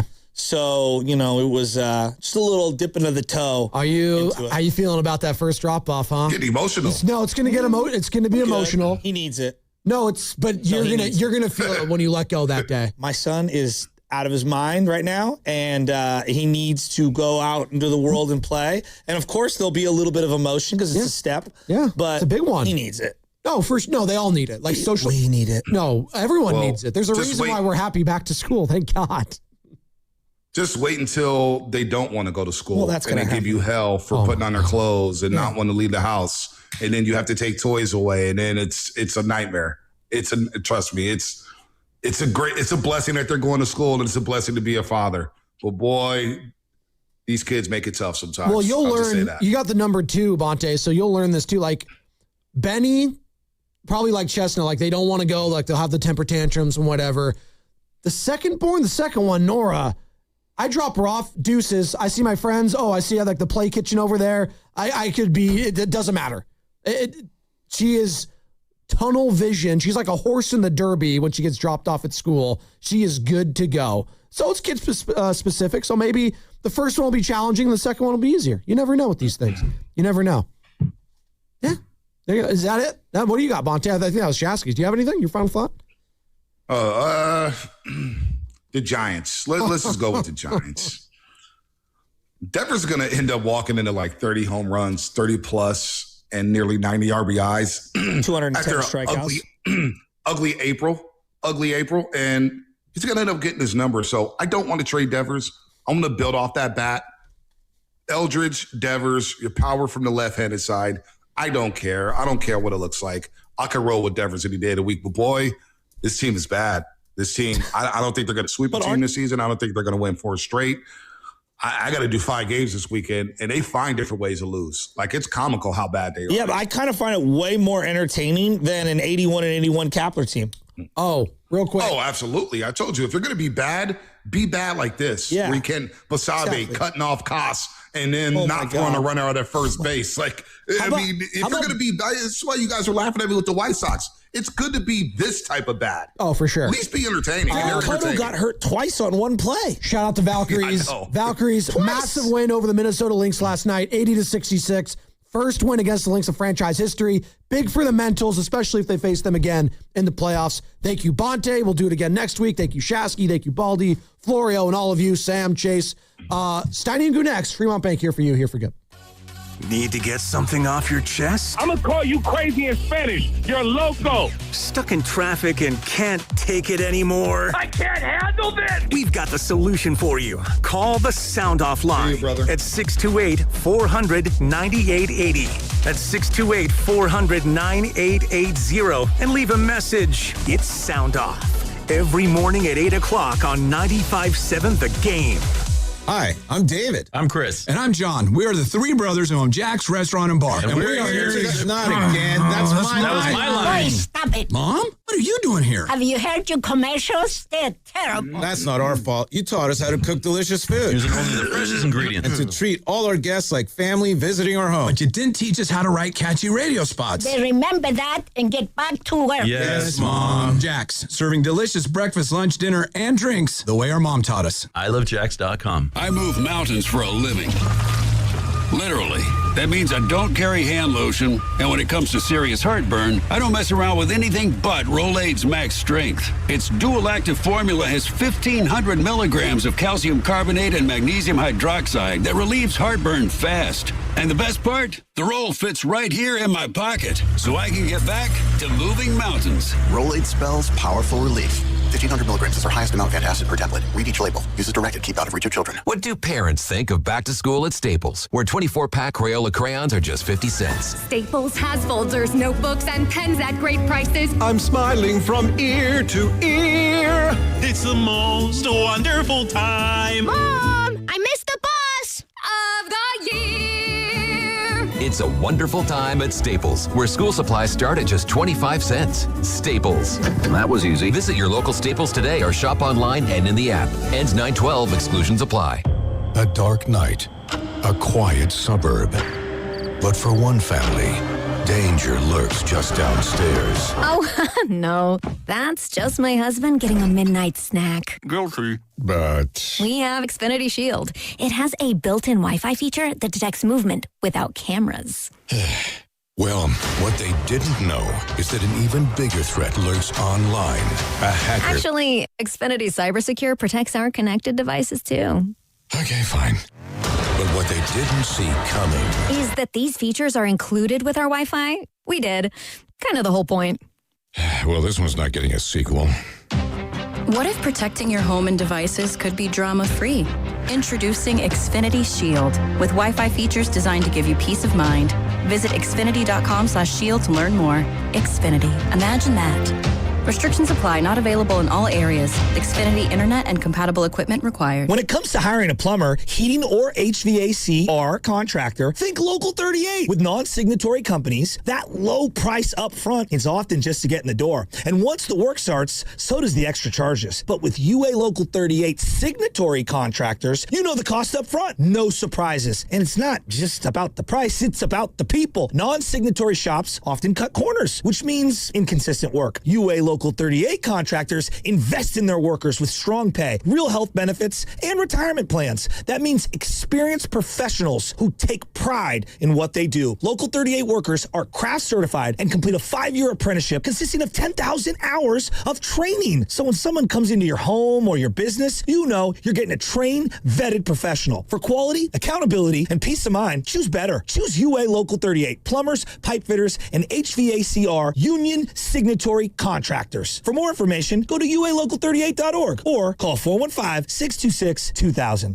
Every detail matters when designing a space that feels intentional. With rich tones, natural texture, and timeless character, Humboldt Sawmill Redwood products help bring thoughtful outdoor spaces to life. Redwood is non-toxic and stays cool to the touch even on the hottest days. A real wood alternative native to California that is naturally termite and decay resistant and beautiful too. Visit Ashby Lumber online or in store to explore our selection of Humboldt Sawmill Redwood products for your next project. When you get injured, you're not just facing pain. You're facing an insurance company. Insurance companies don't send compassion. They send adjusters, a trained pack whose only job is protecting the insurance company. You need a guard dog. When the insurance company unleashes its pack, Habas Law unleashes a pack that's bigger, smarter, and trained to ferociously hunt down every dollar you deserve. And trust me, every insurance company already knows the names of the biggest dogs in the fight. Habas Law. Visit habaslaw.com. Omar Habas is a California licensed attorney. Offices in Northern California, including San Jose. Past results do not guarantee future outcomes. Drink up, baby. Fantasy Football Happy Hour is here to get you wins and have some laughs. Matthew Berry here, and my podcast, Fantasy Football Happy Hour, has the sleepers, busts, and start-sit advice you need to win your league. We're diving into the tape, we're crunching the numbers to bring you sleepers, busts, weekly start-sit advice. Whether you're defending a title or desperately avoiding last place, I've got you covered every single weekday. The bar is open. It's Fantasy Football Happy Hour with Matthew Berry, wherever you get your podcasts. Are you an adult with uncontrolled moderate to severe Crohn's disease symptoms and still packing a backup bag of clothes? Just in case, Skyrizi Risankizumab Riza can help you take control of your Crohn's.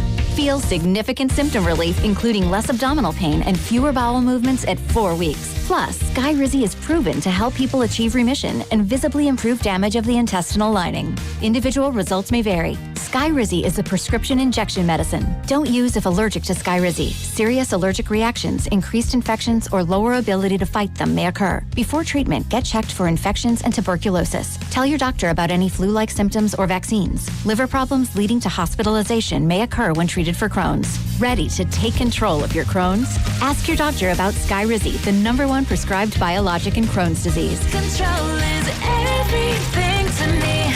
Learn more at skyrizi.com or call 1-866-SKY-RIZZY. You're listening to 95.7 The Game, KGMZ-FM and HD1 San Francisco on Odyssey Sports Station and the home of the Golden State Warriors and Valkyries. Always live on the free Odyssey app and now coming to you live from the Laughing Monk Studios. He brings the passion. For what? I want to know now. I'm mentally invested. Don't tell me to pray and you don't say what for. He brings the perspective. Yeah, I think they both have a great point. Get off me, text line. He's truly one of a kind. That is wow. Oh, my God. Oh. And he's doing a great job. I need you to man up and say what you really want to say. Simon, you're doing a great job. I am AI. And together, they're Steiny and Guru. Yeah. On 95.7 The Game. All right, what's going on, everyone? Evan Giddings, Daryl the Guru Johnson for you here on a Tuesday. Yes, sir. Goo, I'm sorry. I got to apologize to you early. You were a little cranky. It's all good. It must be the chair. I didn't have my cup of coffee. Or were you a little jelly?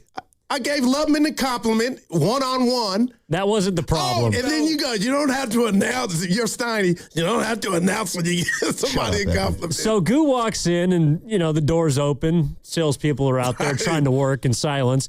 And he just starts talking to Sam. And he says, love how you're coming in your own, man. I'm like, that's a really nice thing to say in my mind. And then Goo walks into the studio and announces, I just gave Lubman a compliment. I didn't think you heard it. I was like, and you weren't supposed to say it. You weren't supposed to say it. But I got love for Lubman. Look at you. No, you do, man. We got a lot of love to go around. First, got to give a shout out to the Valkyries. There's no doubt. How you like that? Well, they took down the Lynx last night, 80-66. And I was waiting for Minnesota. the Lynx to come back. You're right. 0-9 since the inception of Valks. Had not beat them before. Yes, sir. Biggest regular season win. I'll tell you this. I was at the game last week when Minnesota kind of did what they wanted to do, also winning the game. Evan, I told Stein, and he kind of scoffed at it. They did go on a run at the end to get a 20-point lead down to like 5 or 7. So I don't know if they found something. But, man, they went there and they had to win that game. Good victory. And Veronica Burton, I went on Twitter and used this, and then one of the followers hit me back. I felt like she had a Jason Kidd type game. It wasn't just a point. She scored 14, but she controlled the pace, was aggressive.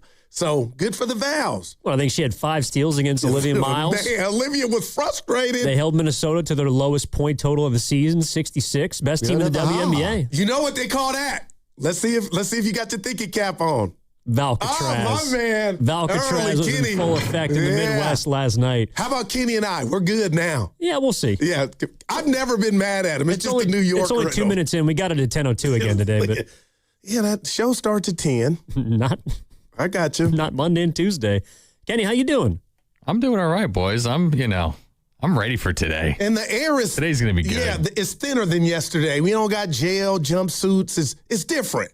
Well, that's true. Positivity. But it is interesting because, look, all right, there's a couple wins last night. Valkyries won. Giants also got a win. Your boy went deep. Yeah, your boy went deep. You coming back around on him? We'll talk later. We will. We'll get to him later in the show. No, but I kind of want to start yesterday where we left off with the Niners because, man, as much as the weekend had me feeling a little up-goo, I started just kind of jotting down all the things that have been going on this offseason with San Francisco. So you needed some paper. Well, I was hoping to find some positivity, but I got to tell you, the more you stack up everything that's gone down, the more it looks like an absolutely awful summer. And we're going to find out in a couple of weeks if it means anything because they'll take on the Rams and they'll begin their 2026 campaign. And hopefully they'll have health and hopefully they'll have wealth when it comes to wins. But I just jotted down all the things that I could think of. All right. And I want you to help me with this. I want you to help me with, does this weigh on a team, on an organization, and what kind of impact it might have? All right, I'm ready for you.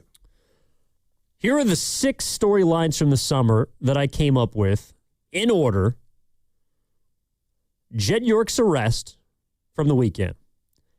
Kyle Shanahan's car crash from July. Brandon Ayuk continuing to burn a bridge via social media. The electrical substation getting a podcast episode and effectively another chapter. Ricky Pearsall done for the year with a PCL, thus Deebo Samuel coming back. And the anxiety of age would be the last thing that I jotted down. The anxiety of Trent Williams being 38, Christian McCaffrey being 30, of George Kittle in his mid-30s coming off an Achilles tear. Give me the big one. Nick Bosa with his second ACL. And Fred Warner, I guess you could throw in there. I'm not as concerned about that. But those are the 6 things I jotted down. And Goob, they did not have to do with contract negotiations, hold-ins, holdouts, a lot of the things we've dealt with in prior years. And yet, after writing down all those things, I kind of wish we had a hold-in. I kind of wish we had a holdout because there's been a lot that has gone down that has culminated in what I believe has been one of the worst summers in recent history. Well, let's see if I can help you. And a lot of people are digging the list. And I'll start with what just popped off yesterday with the owner. And it was embarrassing. It was a bad look. But do I think it will mess with day-to-day preparation for week 1 against the Rams in this season? No. Okay? And I get why people from afar and fans are, upset. It was a bad decision. But that, to me, again, no cheese on the nothing burger because I don't believe that's going to have any impact week 1 when they take on the Rams. Now, Ricky Pearsall, that just gets at the heartstrings of how are you going to replace him? I believe the Niners envision him on the field along with Stribling. I got to get over that because I can't shake it, and the season hasn't even started, and hopefully Strib will ball out. So I think that's a big deal. Now, the anxiety of age, that was poetic. That is my number 2 on your list of 6 because regardless if Kyle's car accident didn't happen, York didn't get in his trouble, that's just what it is in regard to where this team is at, how healthy they're going to be or not going to be. But other than, I can't even name a few other teams that have me so puzzled and confused, Evan, on telling you what they're going to be because it's predicated on the Red Cross. So the anxiety of age is kind of something that didn't happen in the offseason. It's happened over time, but you're staring that barrel, you're right, it's in your face, okay? And you can overcome that. Guys can ball out, Warner, Bosa, and the guys you mentioned. But number 1 to me, and it's by far, and I was reading the great Vic Tafer, who we had on last week from The Athletic, his piece. Evan, I don't know if you know this or not, but I got more confidence in Kittle playing week 1 than 97. And my dumb self assumed Bosa was going to be ready, Bosa was going to be fierce, and Bosa was going to be disruptive, which can still happen. But Evan, he has not practiced yet. Then he had the tendonitis in the surgically repaired knee. And now I'm sitting here like, are you telling me, Evan, Kittle may have a better chance of getting on the field week 1 against the Lambs than Bosa? Rams.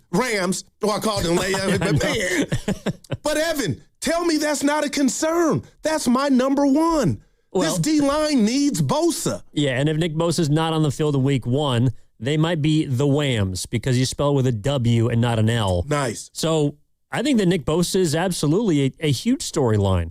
And it's kind of been just dismissed. And I don't know if it's because of his age or how good he is. Well, how about the 5 things you mentioned? You think that has something to do with it, the Kyle car crash? It's true. You know, we were just jotting down things again before the show that kind of caught our eyes this offseason for the Niners. And 888-957-9570 is the number. You know, how would you, as a fan, categorize the list of things? For Guru, it feels like the stuff that I put down last about the anxiety of age, some of the injuries, along with the receivers. That receiving core is more towards the front for him. But, you know, Jed York getting arrested, an embarrassment that's a potential crisis, Kyle Shanahan's frightening car crash, Brandon Ayuk, the substation, all that stuff, it's under the umbrella of distraction. And the thing about it, Goo, is to me, if I was to try to categorize it, a lot of it's self-inflicted. It's not. Yeah, wow. I understand the injury stuff and some of the age you can't necessarily control. But then again, John Lynch did discuss at the beginning of the summer, wanted to get younger, wanted to get faster. They did it through the draft, but they went out and got a 33-year-old Mike Evans. They went out and got Dre Greenlaw, who some believe might be over the hill. So, you know, some of this stuff is self-inflicted, and I'm just curious how 49ers fans are feeling about 2 weeks away from the start of opening week here in the NFL season. Is that the first segment? Is it done? Yeah, we're done. Wow. It took about 8 minutes. Well, yeah, right. Maybe that has something to do with it. You know what? You're giving out compliments before the show. You know what? Maybe you need to direct that energy in a different place. Email coming. All right, 888-957-9570 is the number. Giddings and Guru here on Steiny and Guru. We'll be back after this. That segment brought to you by Safeway. Head to Safeway this week for Signature Select 80% lean ground beef, 6 pounds or more mega packs, just $5.99 per pound. Clip coupons from the weekly mailer or download them from the Safeway app. See you in the aisles. It's the greatest 3 words in the English language. Football is back. Set your will upon there. The best you've ever given right now. And we can't get enough of it. The more physical team, go win this game today. Go send it to them from the first whistle to the last. It's go time for the 49ers, and we are all in. That's the best coach in the NFL. Shanahan! Shanahan! Toyota's national sales event is on now. Summer isn't over yet, and neither is your chance to explore California in a Toyota.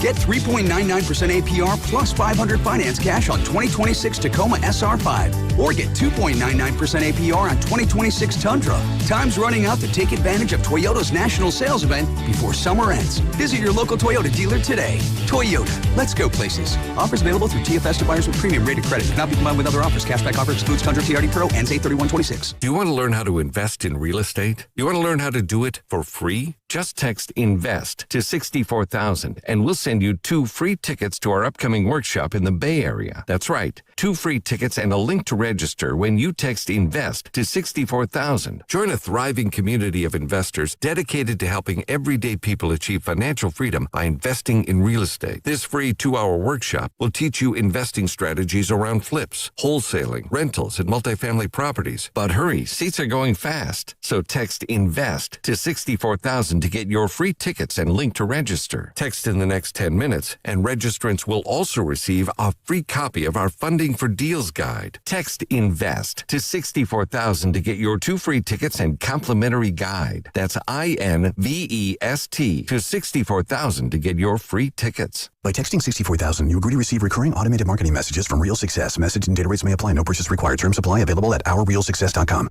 The following is an attorney advertisement. If you get sidelined by your workplace injury, the workers' compensation attorneys at Boxer & Gerson can help you get back in the game. Our team of skilled attorneys will fight by your side for the treatment and compensation you deserve. We care about justice for injured workers. That's what makes us Northern California's premier workers' comp law firm. Call Boxer & Gerson at 510-835-8870 or visit boxerlaw.com for a free consultation. Boxer & Gerson, your life is worth the fight.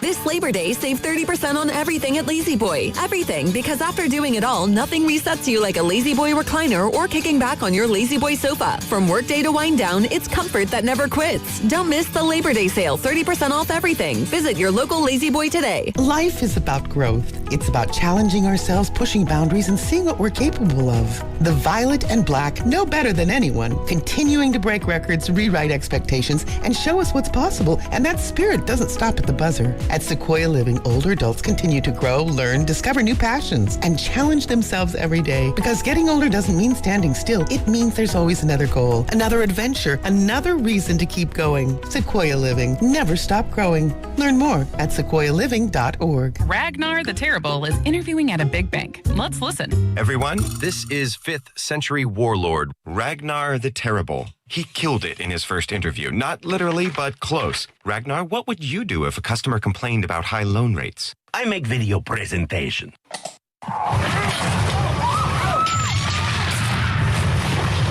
Star One is nothing like the big banks. We have better rates, minimal fees, and friendly customer service. Star One, in your best interest. Ready to get rid of that old car? Donate it today to carsforkids.org. Call 1-877-CARS-FOR-KIDS. Donation is super easy, and your car can be picked up as soon as tomorrow. Call 1-877-CARS-FOR-KIDS to donate your car today. That's CARS with a K. I'm Piera Palazzolo, VP of Digital Marketing for the American Management Association, a company focused on the management training skills needed to enhance the careers of business professionals. We did our research when it came to the best companies for website development and chose AmericanEagle.com. And we couldn't be happier. AmericanEagle.com worked closely with us to understand the front and back end requirements needed to launch an e-commerce website that could handle the complexities of running thousands of seminars nationwide. Our robust new website and improved SEO saw immediate increases in site traffic and web revenue. If you're in need of managerial effectiveness and success, visit our website at amanet.org. If you're in need of a website that provides an unparalleled consumer experience, I highly recommend AmericanEagle.com. Transform your business today. Dial 877-WebNow1 for a free digital consultation with AmericanEagle.com. This is the story of the one who keeps multiple buildings running smoothly day after day. Plumbing that flows, HVAC that hums, cleaning supplies that keep surfaces sparkling. That's why she counts on Grainger. With easy reordering online and 24/7 support, Grainger helps her keep the products she needs on hand. So shelves stay stocked and buildings stay ready. Call 1-800-GRAINGER, click Grainger.com, or just stop by. Grainger, for the ones who get it done. Indeed presents hires you can't afford to get wrong, like public works supervisor. Hey, this waterman is under a ton of pressure. Did you ever fix it? Yeah, 3 layers of duct tape. Wait, should I have added a 4th layer?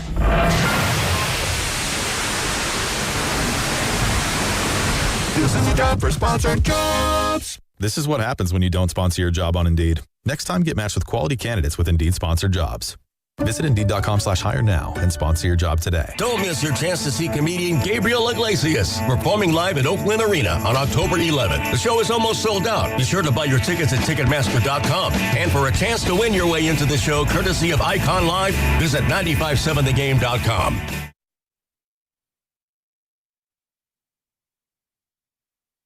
They slow it down a little bit. 10th steal of the game for the Valkyries. Left wing, Gabby. 4:46 to go. Handoff, Burton. Decides not to go downhill. Defers to Chechi. Step back, left wing, 3. Boom, baby! 71-57. Zanda Lassini with 13 points. Valhalla, it's Gabby Williams. You're listening to Steiny and Guru, coming to you live from the Laughing Monk Studios on 95.7 The Game. Hey, right on. Gabby! Big win last night. Kevin Dan on the call He for the is Valkyries. terrific. 80-66 over the Lynx, taking down the 1 seed.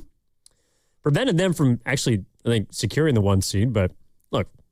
How far can this team go, E? They're the number 2 seed. That's the question.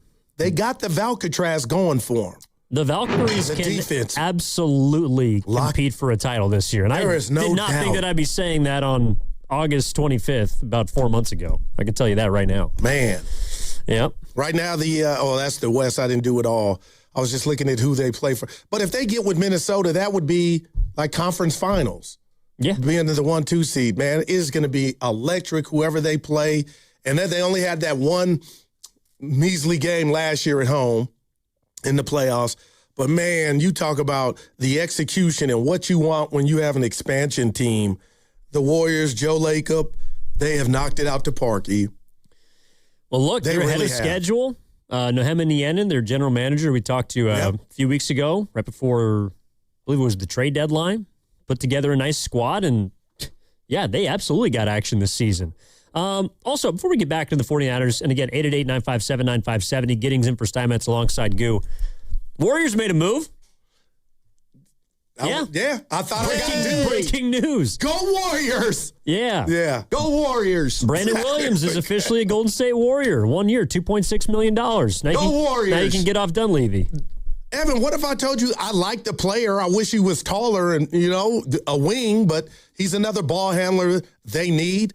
And my goodness, 2.6, I would love that if I was making that. You're not going to get an all-star for $2.6 no doubt, million. but I like the player. So I didn't see that on the horizon. And,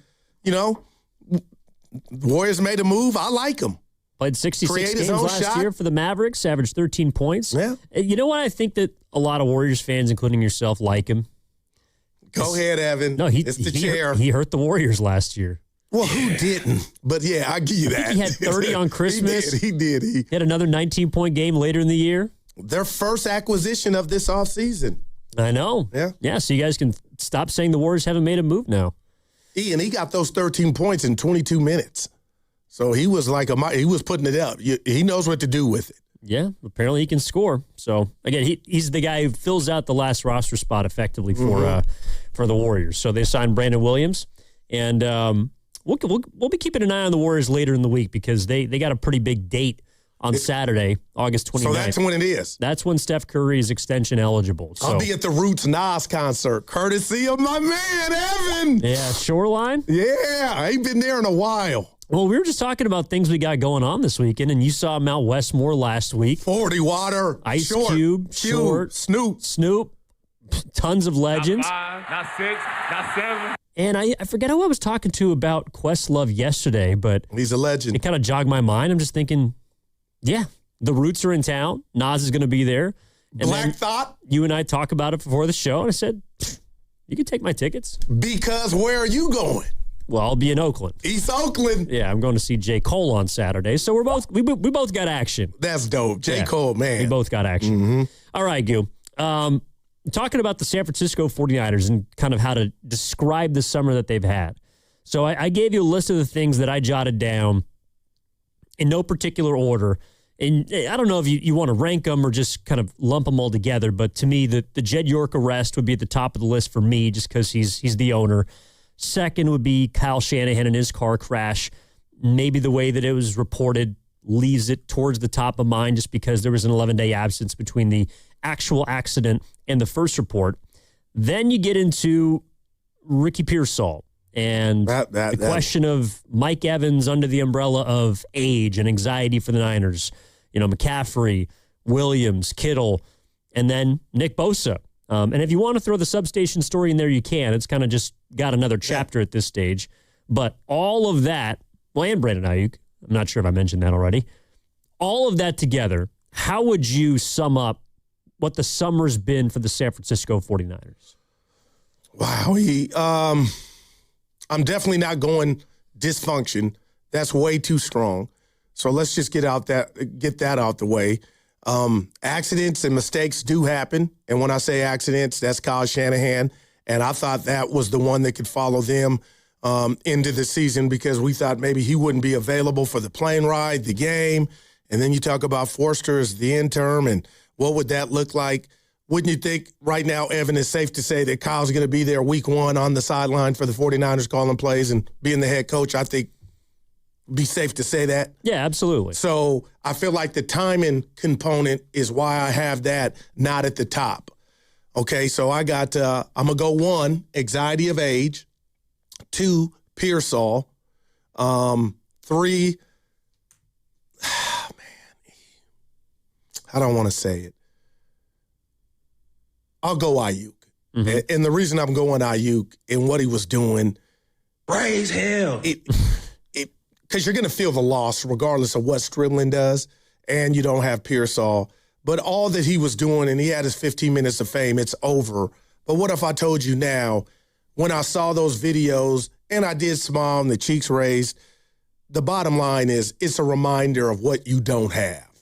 And you just think about, just for a second, that contract, how he had earned it, and what he could be and what he was at the time of the signing. I just looked at that as a reminder of what they don't have on the outside. Then you could tell me, okay, well, you got Ricky Pearsall. That's why Ricky Pearsall's number 2 on my list, because he's not there. So now a lot of pressure is on Stribling. I'm not saying he can't answer the bell, but before I give you all 6, those would be my 3.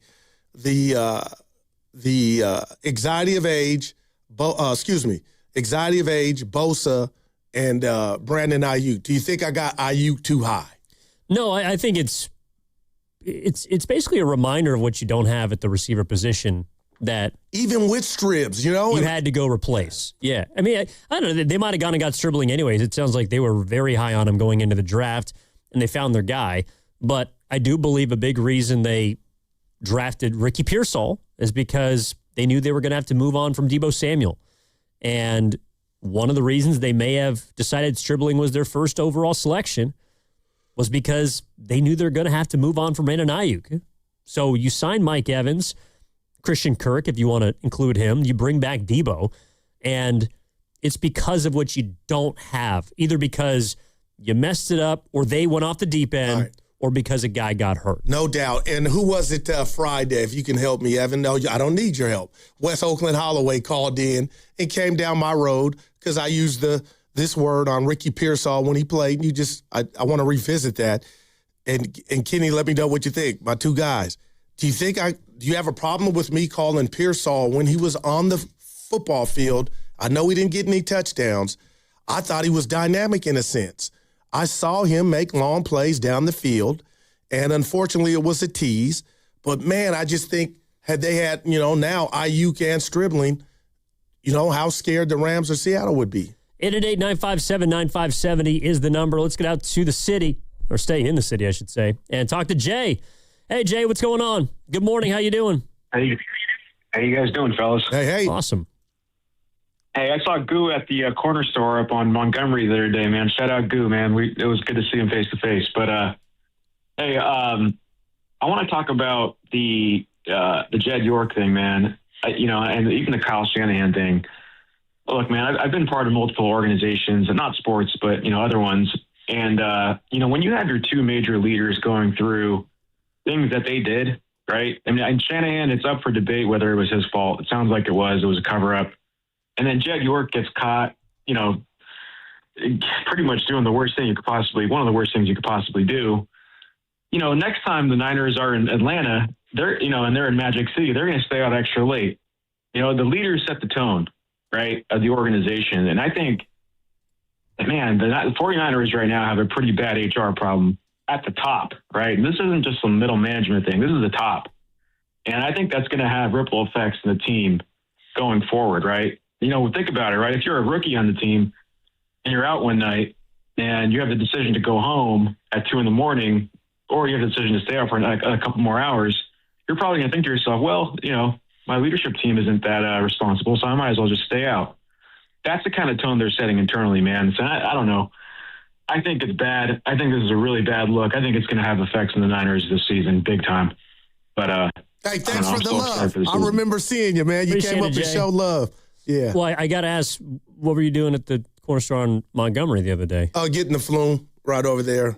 Yeah, so he ran into me. So he ran into me, said he listens every day. I was asking you to be completely honest. It was a Friday. Oh, You asked me to be ready for the answer, and he showed love. Steiny and Goo. Now, I got to say something. You know I got love for Jerry Jones. He got caught in the bathroom doing some stuff. It was in the documentary. Okay, all right, gotcha. So I feel like that was a bit strong. That's my man. Like, if it's Brock Purdy, you know, partying in the wee hours of the night, making bad decisions, missing curfew, I think then a rookie would be like, well, man, I'm seeing, you know, other guys do it. But, Evan, I'm not giving Jed York a pass. I don't even have the power to. It was bad. It's embarrassing. It'll probably follow him.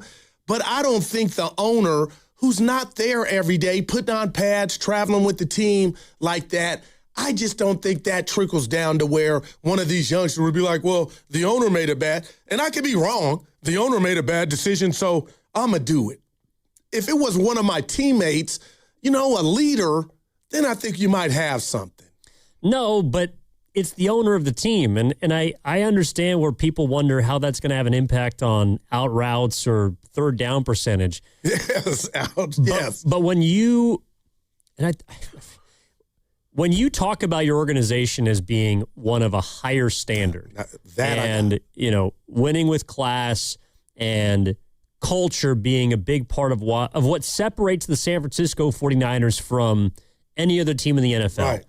It's hard for me to take you seriously when the guy that owns the team is involved in engaging in prostitution and got booked for 2 misdemeanors in the offseason. You know, the Kyle thing is a little bit different.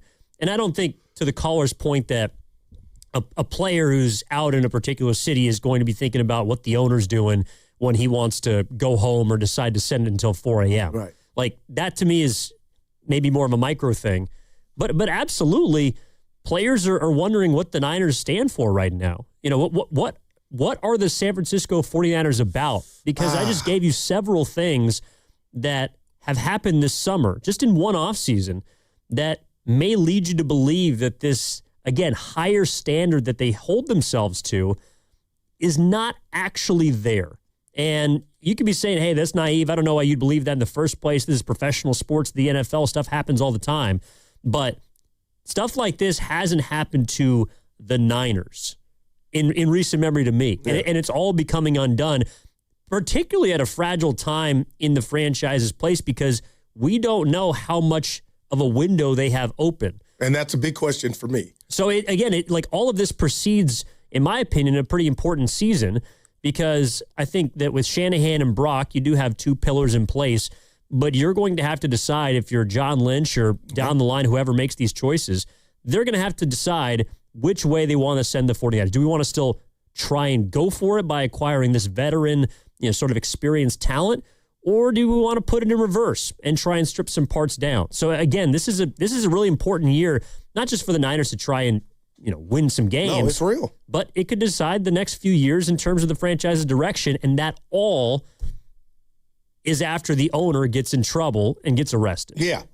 Listen, E, I hear you, and I'm not exonerating, Jed York. It was bad. But the bottom line is this season to me is Michael Jackson for the 49ers. Team in the mirror.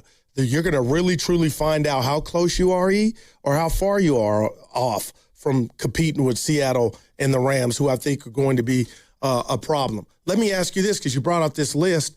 I told you number 1 was, and I loved how you phrased it, anxiety of age. What's number 1 on Evan's list of the 6 that you gave out? It would be the owner getting arrested over the weekend. That to me is the biggest problem with the Niners right now. And the 650, I think, puts it into words perfectly. How do they hold anybody accountable now if a player gets in trouble? The same way they would do it before Jed got in trouble. Like, to me, like, Evan, that is heavy that you got that number 1, but on 3rd and 7, what's that? Nobody's thinking about Jed York. You know, the defense has got to tackle. They got to get after the quarterback. Offense, you got to move the chains. That still is the essence of the game. I just feel like, and you kind of described it, but man, E, these are grown-ass men, and I don't think inside their helmets or in their minds when they're going to get after their opponent, they're going to be thinking about Jed York. And with that, I just got to add this caveat. It's a bad look. But, man, the standards are still the standards. The owner showed us he's human and he can make mistakes.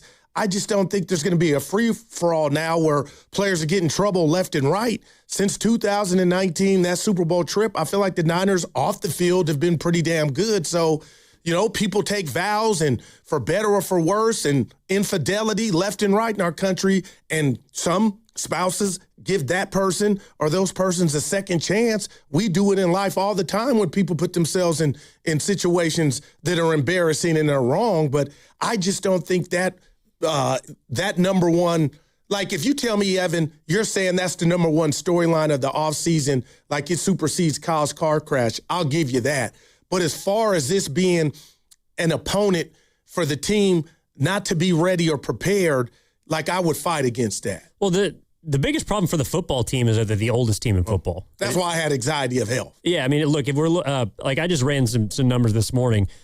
The average age of playoff teams over the last 3 seasons is about 26.3 years old. Where are the Niners? The Niners are at 30.2. They're the oldest team in football. So if we're talking about X's and O's, that's their biggest hurdle that they have to get over. Yeah. But if I'm thinking about where the team is and where the franchise is, there's questions about the future of the Niners now because of what their owner did and the choices and his actions. I don't know if he's going to still be the face of the San Francisco 49ers. I don't know if he's going to have to cede control the way his uncle did back in the late 90s and early 2000s. I don't know who's going to take over San Francisco because the thing about it is really until Kyle Shanahan got here, there was a lot of instability between Harbaugh and him. And when the Niners have not had quality leadership, they have struggled. And so that to me is a big deal because as much as Jed York did make a mistake and then showed a severe lack of judgment, right. The people that he's put in place to run this football team have put them in a position to where they've gone to 4 NFC championships and a couple Super Bowls. Yeah. Though they haven't won, he's put people in positions of power that have helped this team. And if that changes because people don't trust him anymore, well, then that is a huge deal. And it might not show up this year, but down the line, I think there's absolutely questions about where the Niners are going. Well, that's fair. And I just think of the Vrabel situation, although it was different, it was a distraction, and that was a head coach. Kenny and I kind of talked about it yesterday. On the field, New England didn't skip a beat. I think that would be fair to say. I'm with you on the future of this team, but I just have a hard time discussing the Niners like we've done as a station all off season, and nobody once mentioned York. And then now that he puts himself and the team in an embarrassing situation, I just can't muster up the energy to say now. And Evan, it kind of says, it kind of feels like you're saying in the future this could get worse or be a problem. But I just think, hey, how's Bosa is he going to be available week 1? What's the running game like? Who's going to win the left guard position? If that's not decided, those things supersede York's embarrassing action yesterday. Well, right now they do. Right now they do. To fans they do because they don't care. To a lot of people, he was just in a trailer park doing what guys do. Yeah. But what I'm saying is that can impact the franchise down the line. That's the only thing that I'm trying to argue. You're right. Yeah. He's not going to help Mike Evans stay on the field. I don't sound like I'm just like that was bad. Well, no, but is his family going to force him to sell his share? I think you're speaking for a lot of people. Like they don't care. Okay, gotcha. Now, if this were Kyle, I know he had his accident. And thank God he's okay. But now, Evan, if we're talking about the head coach was in this and that was Kyle's mugshot, your boy would be over here with a whole different platter of worry. But I feel like it's the owner. I just. And I mentioned Jerry Jones, and I wasn't having fun. He put himself in a situation, and it kind of died down. And, we saw the thing with Kraft, and it was different. But who knows? You could be right, but I think the Niners got to worry. The players and coaching staff, they need to worry about the Rams. Well, and Brian Baldinger brought that up a little bit in light of the Jed York news. How does Baldy see it impacting or not the 49ers' actual players on the field? When San Francisco kicks this thing off in Melbourne, like nobody's going to be thinking about it, right? Everybody's discussing it, and everybody has a pretty strong opinion about it and about Jed and the ownership and the whole thing. and what should be done. So that you can't escape that. That's the players hear all of it, and they're going to be asked about it.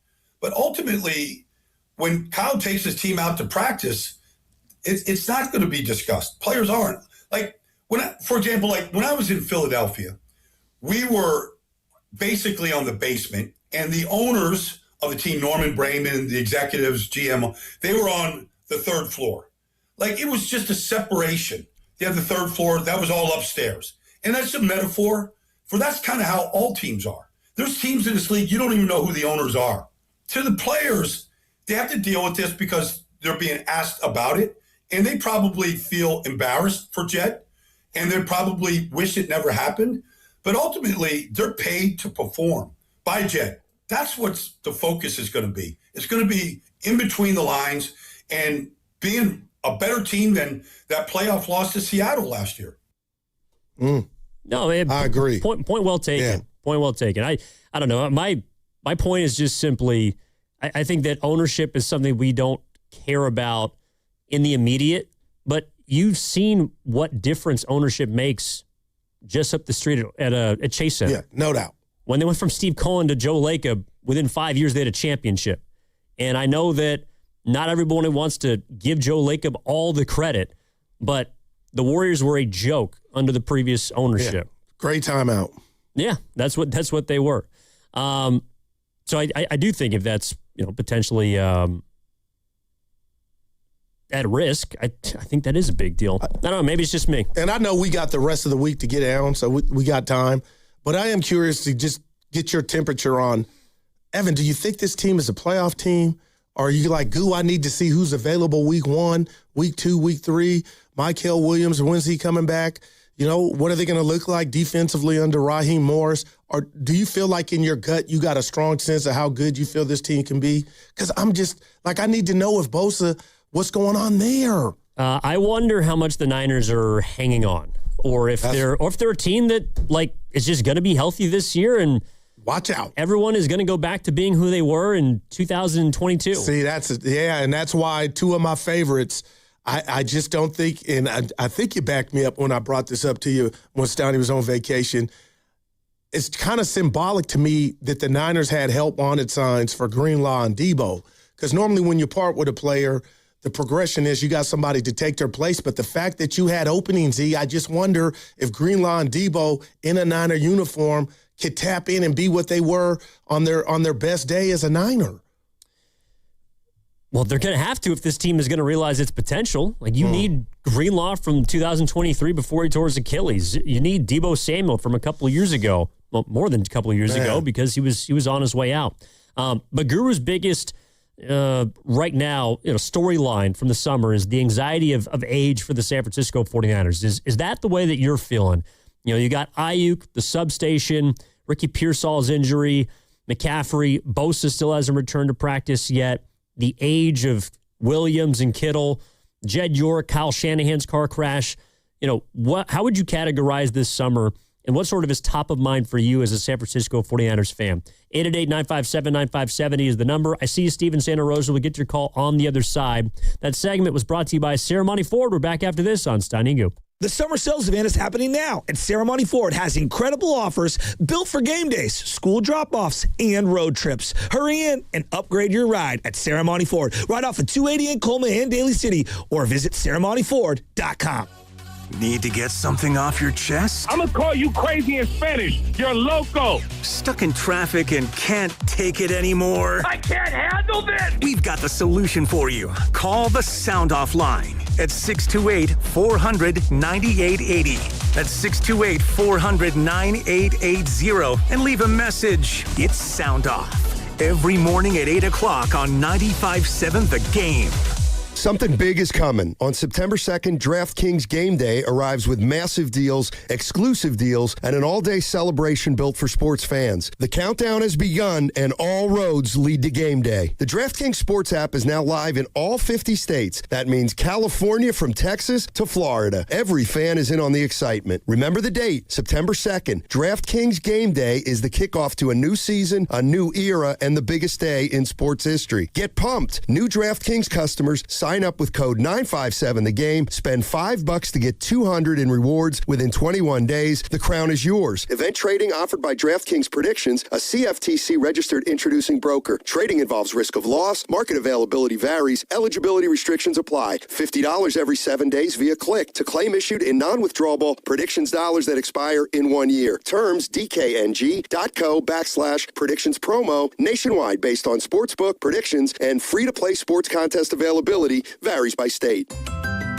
What if you could have the most reliable fiber-powered Wi-Fi? And get this, what if you could keep it at the same price for 5 years guaranteed? Now through August 31st, get our best price on gig Wi-Fi this summer before it disappears. Just $50 a month for 5 years for new Xfinity customers. No annual contracts, no hidden fees, and our best equipment included. Plus, get online in minutes with same-day Wi-Fi. It's Wi-Fi that finds and fixes problems before you even notice them. Like super intelligent Wi-Fi with a sixth sense. Plus, it keeps you protected from online threats. And get Peacock Premium included for 2 years. Lock in your price and unlock the possibilities. Get it now at Xfinity.com.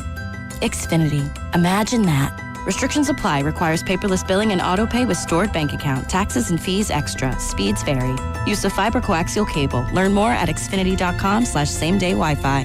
When selecting a financial institution, how do you know you're making the right choice? As Bay Area Bank customers find themselves at a crossroads, maybe it's good to consider if you want your bank to be community-oriented or corporate-minded. Fremont Bank has grown by providing stable, consistent service to the region, its families, and its businesses for 60 years, all without a single merger. And we intend for more of the same for the next 60.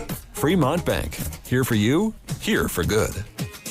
Neuropathy is a debilitating condition that is sometimes misdiagnosed. Symptoms can include pain, numbness, and tingling in your hands, legs, and feet. Neuropathy is a progressive condition that only worsens unless you get effective treatment. SF Bay Wellness is a leader in neuropathy reversal and uses FDA-cleared, non-invasive electric cell therapy to restore nerve function with no injections, no drugs, and no surgery. The treatments have a 95% success rate. If distance is a factor, ask about our virtual consultation option. Call SF Bay Wellness at 844-94-NERVE for the $99 neuropathy evaluation and receive a personal treatment plan that is tailored to your needs. Don't wait another day. Call 844-94-NERVE. That's 844-94-NERVE. Why keep suffering with the painful symptoms of neuropathy? You deserve to live a pain-free life. Start getting the treatment you need for your neuropathy symptoms. Call today.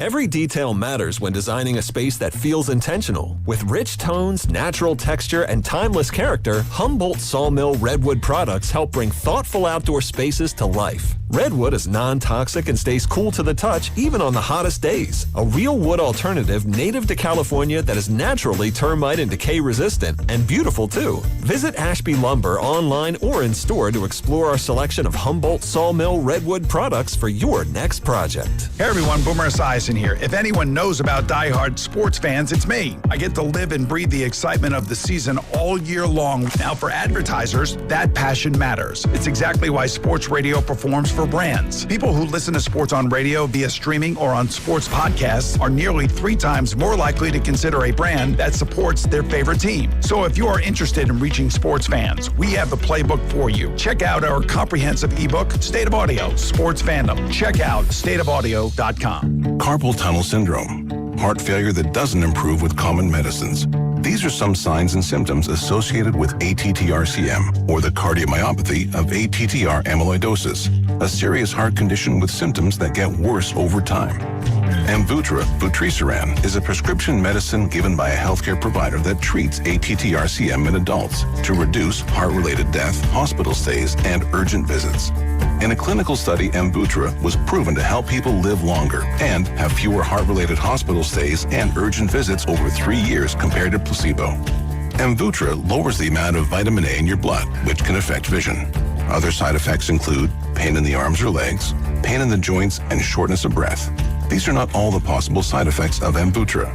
For prescribing information, call 1-833-256-2748 or learn more at amvuttra.com. Ask your doctor about Amvuttra for ATTR-CM. Make every swing count. Join Pettinelli Financial Partners for the 11th Annual Charity Golf Tournament benefiting the Autism Society San Francisco Bay Area. Register your foursome or become a sponsor today at PettinelliFP.com.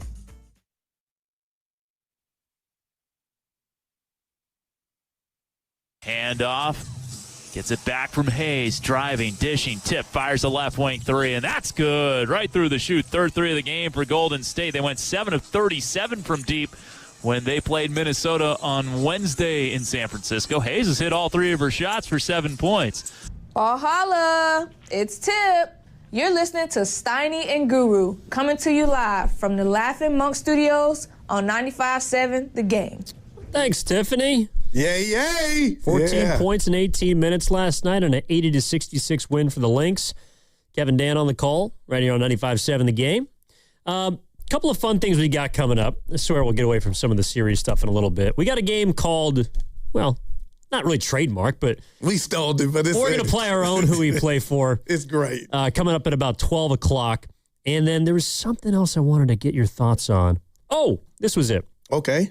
Before we get out to Steve and Sean, this was 925. Hey, Goo, I was at the 40-2 short in Jackson Hole, Wyoming last Thursday, and the Bay Area vibes were high in Jackson Hole, Wyoming. So I guess the short and 40 been going on too. Yeah. Mount Westmore. They had the whole group. Yeah, the whole group. And they had Richie Rich come out, old school 415, but now rapping by just Richie Rich. He came out and did some stuff. But, Evan, it was incredible because you're talking about 4 icons. And Ice Cube would say, I'm going to do 3 bangers. I got classics. And then Snoop would come in and do 3. It was incredible, man. So they mesh. They got it going on. And then I capped that off with this Saturday, courtesy of you and our guy Jess, Nas and the Roots. Yeah, shout out to Jesse, by the way. Shout out to our guy Jesse. Yep, we love him. Did you have a favorite song? Like when you go to a concert, is there something that you're looking for? I got to hear this. I want to see. Freaky Tales, Too Short. Yeah. These are the tales. I mean, we were in the library in school listening to that because you had cuss words back in the day. So Short did that one. That was it for me. Right on. I heard him perform. I think he did that song at the Chappelle comedy concert around Super Bowl week. The way he set it up was he had comedy and then music. That's tight. With a lot of local artists. So it was Short, Pilo, 40, and Guapale that came out and performed, and then it was back into comedy, and then he finished up with his set. It was pretty cool. Speaking of Pilo, that's funny you brought that up. I'm listening to Brownie Blends. He's got a podcast, and he had Pilo on. Do you know when you see Pilo, he's sober?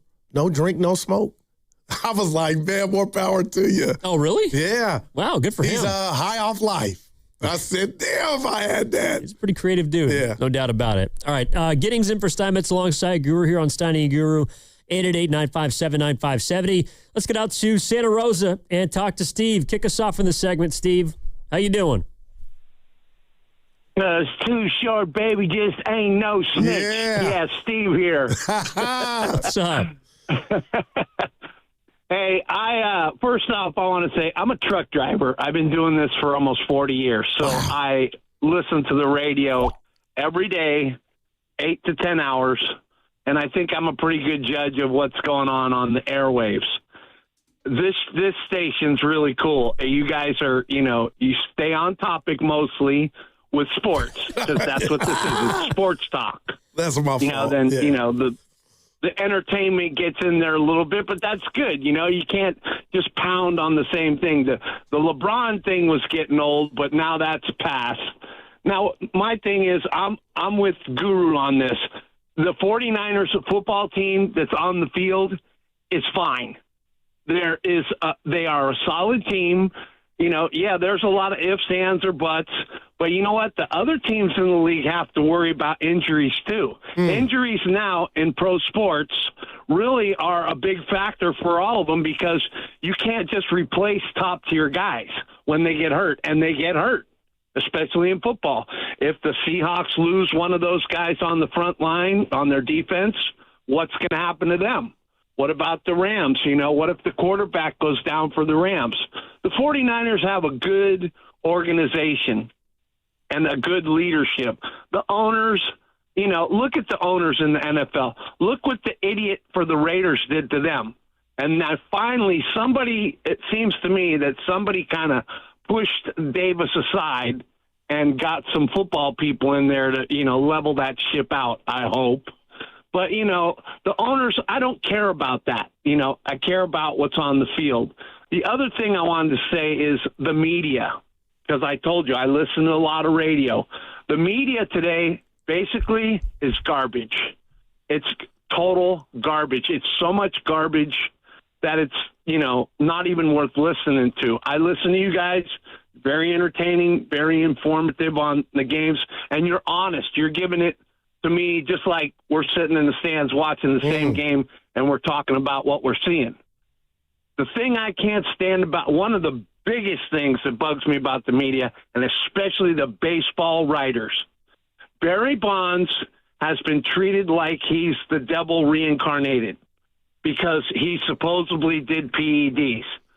Barry Bonds never embarrassed Major League Baseball or the Giants with anything off field. He went to the gym, he ate right, he rested, he trained, he practiced, and then he went out on the field and delivered. And what does he get for all that effort? That guy belongs in the Hall of Fame. And all this media hype and media talk, it's garbage. It's garbage. I'm a fan. I'm looking at what they did on the field. I don't hang out with them.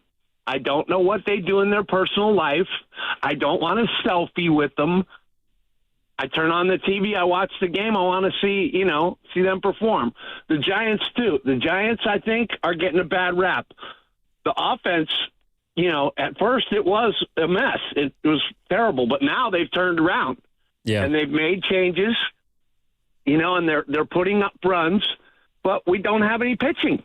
And in Major League Baseball, that's the whole thing. In the end, it's the pitching that's going to win the World Series. It's the closers.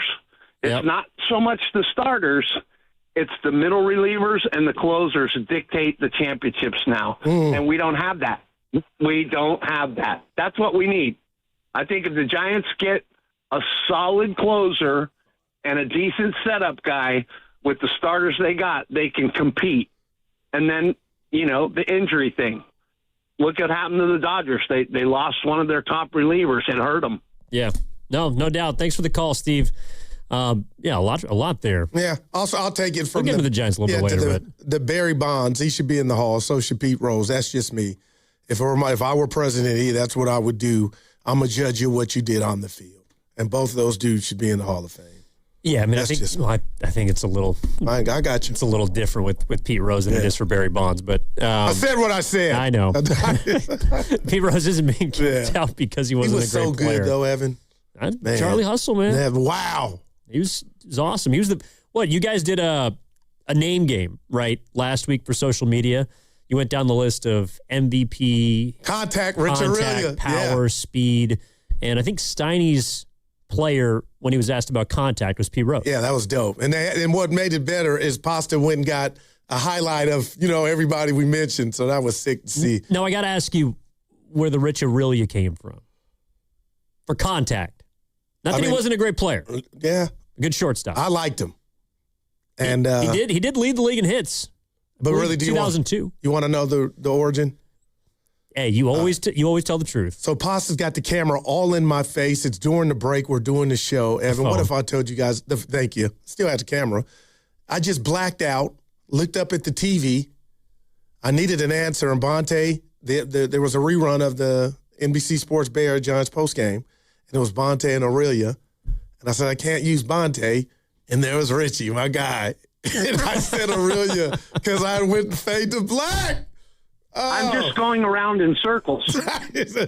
My guy. No, Rich Aurelia was a good hitter. 200 hits this season. Led the league in hits early 2000s. I think he hit over 300. Career like 275. He responded to me IG. I added him on that. He was a good sport about it. It was just funny. It was going down Tony Gwynn, Rod Carew, Pete Rose, Ichiro Suzuki, Rich Aurelia. Yeah.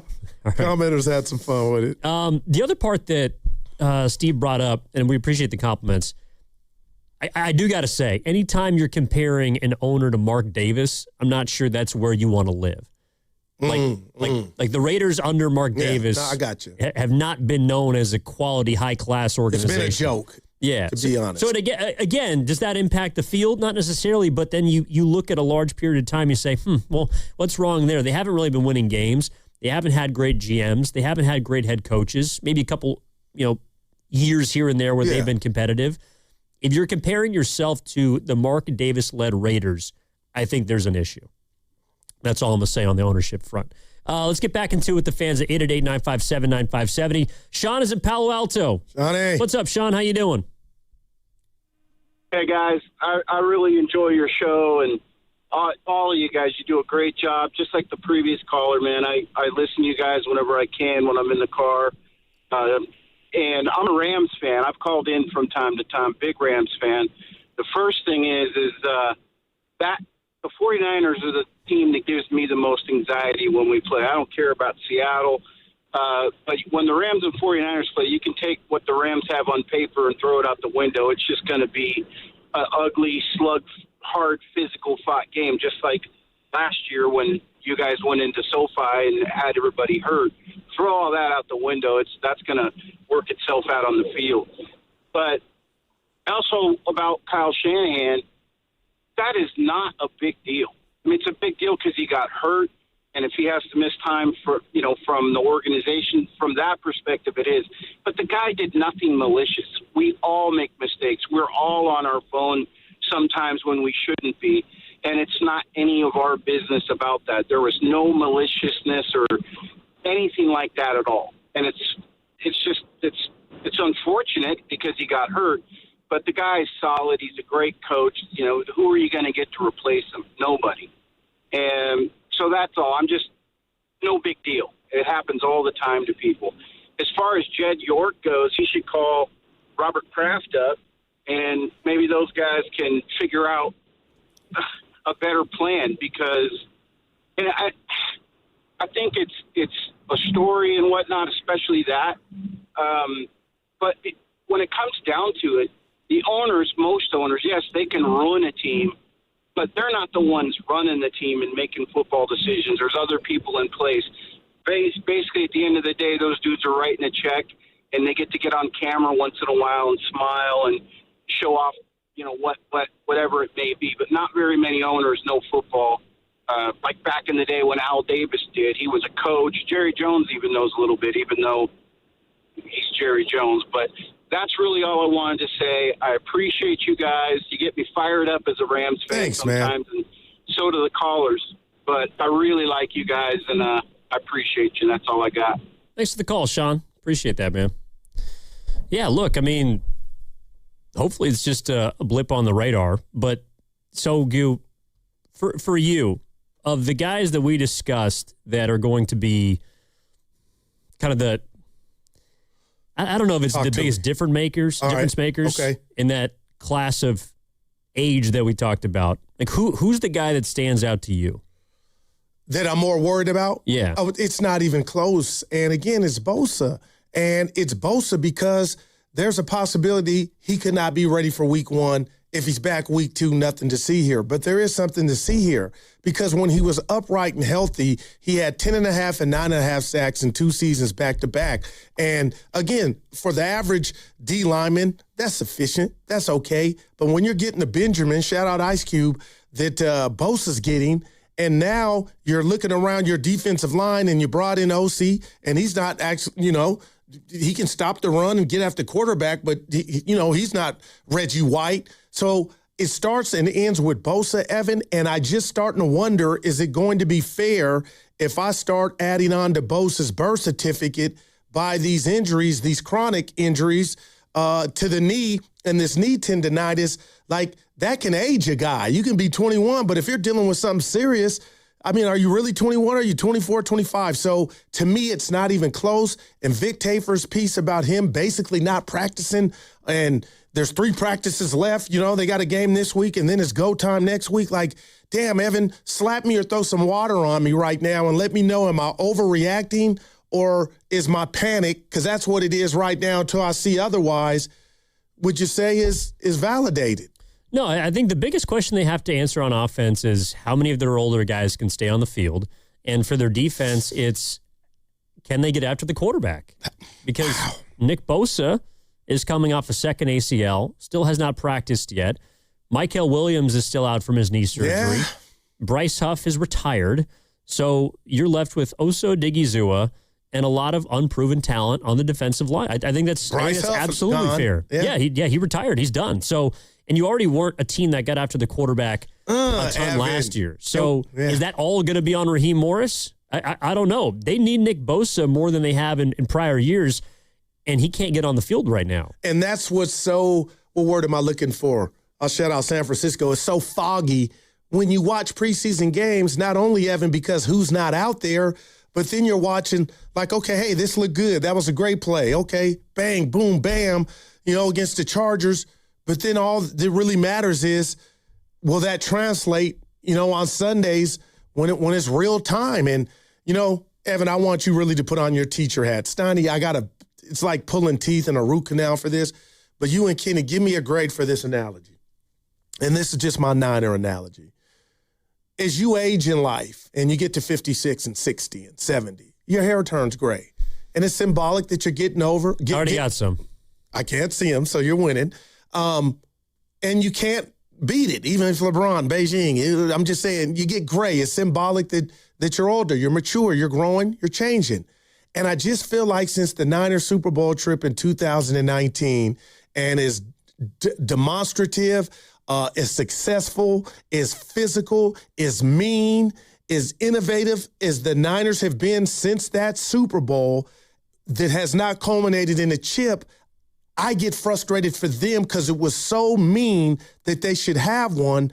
Now, when I hear you say anxiety of age, it's just natural to now in important places on your football team, not at quarterback, maybe running back. What if I told you the Niners to me have gotten a little gray in some of those areas? So I don't know if that gray is to the point to where now you've missed your window or you got to go retool, Evan. But that's how I'm looking at the Niners because they are older and the older guys are coming off injury. You're listening to 95.7 The Game, KGM ZFM and HD1 San Francisco and Odyssey Sports Station, always live in the free Odyssey app and now broadcasting for the Laughing Monk Studios. I would ask, so you're 56. Yeah. I don't see a lot of grays. But if you look, how do the Niners get like Daryl the Guru Johnson? Well, it's DNA, but genetics. But no, Evan, there's gray. My point is, like, is Bosa, have we seen the best of Bosa? Like, and I don't know. I got to see it, but Vic Tafur telling me he ain't practiced. I'm like, whoa, that's supposed to be Kittle. And I would have took the Kittle news like, oh, okay, I get it. But, man. I would say yes. And the reason is I don't think we're ever going to see him win a Defensive Player of the Year again. And that's what I guess I'm asking. Nick Bosa was the best defensive player in football. And that's a high standard, but I hear you. But, Evan, can we get 14, 15 sacks from him? That's a lot, especially when you don't have a lot else around them. Oh, man. I think the defense is going to be kind of cobbled together again like it was last year. And I know that the offense did a ton last season, and McCaffrey was utterly fantastic. But the biggest head scratcher to me about last season's 12-5 finish in a playoff win incredible. Is how they got enough done on defense without any guys with more than 4 sacks, with being 30th in interceptions, and without being a team with really anybody you could look at and say, you know what, that's a star-studded player. At least by the end of the year when they're all hurt. So Diamondor Lenore was the best player left standing on that defense last year. And speaking of which, the secondary is a byproduct of your pass rush. Like, Stafford, now Darnold, I got to feel like when he steps on the field this year, his confidence will be from here to Canada. You got to believe because he's got it done, regardless of how much credit you give him. But I will say this to the secondary. I am so worried about, Evan, I don't care who you are and how good you think you are and your natural skills. If you got to cover a guy for 3.5 to 4 or 5 seconds, it's over. I don't care if you're Dion. So it's imperative again for the Niners to get after the quarterback. But to your point, I gave Kyle a lot of credit for what he did with Mac Jones. But defensively, that might have been Robert Saleh's best job. And the numbers won't tell you that. But for them to win 12 games and not have those metrics on their side and be last in sacks, holy hell, how did you do it? Well, and that's why Jalen Hurts on Sirianni, what were you guys? You were that bad? I was surprised that the entire secondary, when they played the Titans in the joint practice, were dumping on Saleh. They didn't like sitting back there and getting cooked while four guys who couldn't get to the quarterback were rushing without an extra blitzer. Now, I have been seeing guys in the secondary. Some may play, some not. Youngsters. Evan, every time I see them break up a pass, I'm like, is that what they were talking? Like, let me cover. I don't know if that's what they're saying, but maybe they felt like they were in a straitjacket. But, man, I can't wait for the season to start. And I need to know about Bosa. That's my question. And I haven't fact-checked this, but I'm going to trust the 510 here that Myles Garrett had more sacks than the entire Niners team last year. That is a fact. Well, he's going to be in Australia week 1 playing in a Los Angeles Rams uniform. Lined up on the left side of that line to test whoever their new guard is. Byron Young, I think, is their other big edge rusher. Yeah. We don't know if Aaron Donald's going to be there. Now, real quick about that. We're not in L.A. What do you make of that? Look at me. Make a decision, and you're playing. He was at the facility. You're playing. He's doing this he wants his name out there. I ain't hating, but I guess I am. You're playing. But hey, wifey, pull up a chair and get popcorn. They're talking about me. I don't know. You're playing. I'm tired of that stuff. What if he was a Niner? Then we'd be waiting it out. But no, Eve. Do you believe he knows if he's milking it? And it's cool. I don't know. He hasn't played in, was it a couple seasons? Yeah. Hasn't been back. I mean, I don't know. It was. But he knows it. Like LeBron. I think he wants to play already. I think he wants to play. But I don't know if he can tell if his body can make it through 17 games anymore. Oh, man. I think in a perfect world, Aaron Donald's looking at somebody like Von Miller and saying, wow, man. Okay, so you kind of put it in cruise control the entire year. And I know that Von Miller was with Washington right now. 9 sacks last year. Yeah, but Von Miller can kind of play at his own speed. He with Dallas now. Yeah. Oh, sorry, with Dallas. It was with Washington last year. He can kind of play at his own speed. It's funny because I don't think the Niners have a lot of Von Millers yet. Von Miller is at a very advanced age. But doesn't it kind of feel like in training camp there's a few guys that are just in cruise control? And you don't know whether that's going to prevent them from getting hurt during the regular season or if it's just preceding them potentially getting banged up with these small issues most of the season. Mike Evans, tightness with McCaffrey, tendinitis with Bosa. How much are they hanging on by the San Francisco 49ers depending on a lot of players that are either old or potentially injury-prone. 888-957-9570 is the number. Evan Giddings in for Matt Steinmetz alongside Daryl the Guru Johnson. All right, we'll be back after this on Steiny and Guru. Our football coverage on 95.7 The Game is presented by Xfinity. Score the most reliable Wi-Fi, one price, 5 years guaranteed. Xfinity, imagine that. Football is back. And you know what that means. It's summit time. All the hosts together again on Thursday, September 3rd from 4 to 6 p.m. Live from Jack's Restaurant and Bar in Pleasant Hill. But wait, there's more. I'm hoping Brian Baldinger can somehow, some way make an appearance. You give me the date, Joe, and I will be there with you. Let's go. Freaking go, baby. Book it right now. That's right. Baldy is coming. All the hosts and Brian Baldinger. Thursday, September 3rd at Jack's Restaurant and Bar from 4 to 6 p.m. with Willard and Dibbs getting us started at 2. Be there. Hey, it's Willard and Dibbs for Safeway. Enjoy these amazing deals for members. And as always, save up to 20% weekly on hundreds of exclusive offers from Safeway. Just clip the highlighted deals from the weekly mailer or click the deals in the For You section of the Safeway app to breeze through checkout. Signature Select 80% lean ground beef. 6 pounds or more mega packs, just $5.99 per pound. Hormel Black Label Bacon, 12 to 16 ounces package size. Selected varieties also just $5.99 each. Also, juicy autumn crisp green grapes or red seedless grapes, just $2.49 per pound. Finally, clip or click Lucerne 24-ounce sliced or 32-ounce chunk or shredded cheese. Selected varieties, just $6.99 each. Limit 4 items. I would say 4 is unnecessary, but in this case, it was necessary. Well done. These and other great deals are available in the weekly mailer and the For You section on the Safeway app. Go to Safeway.com for more details. FlexCar, we know radio ads are annoying, but not as annoying as car salesmen.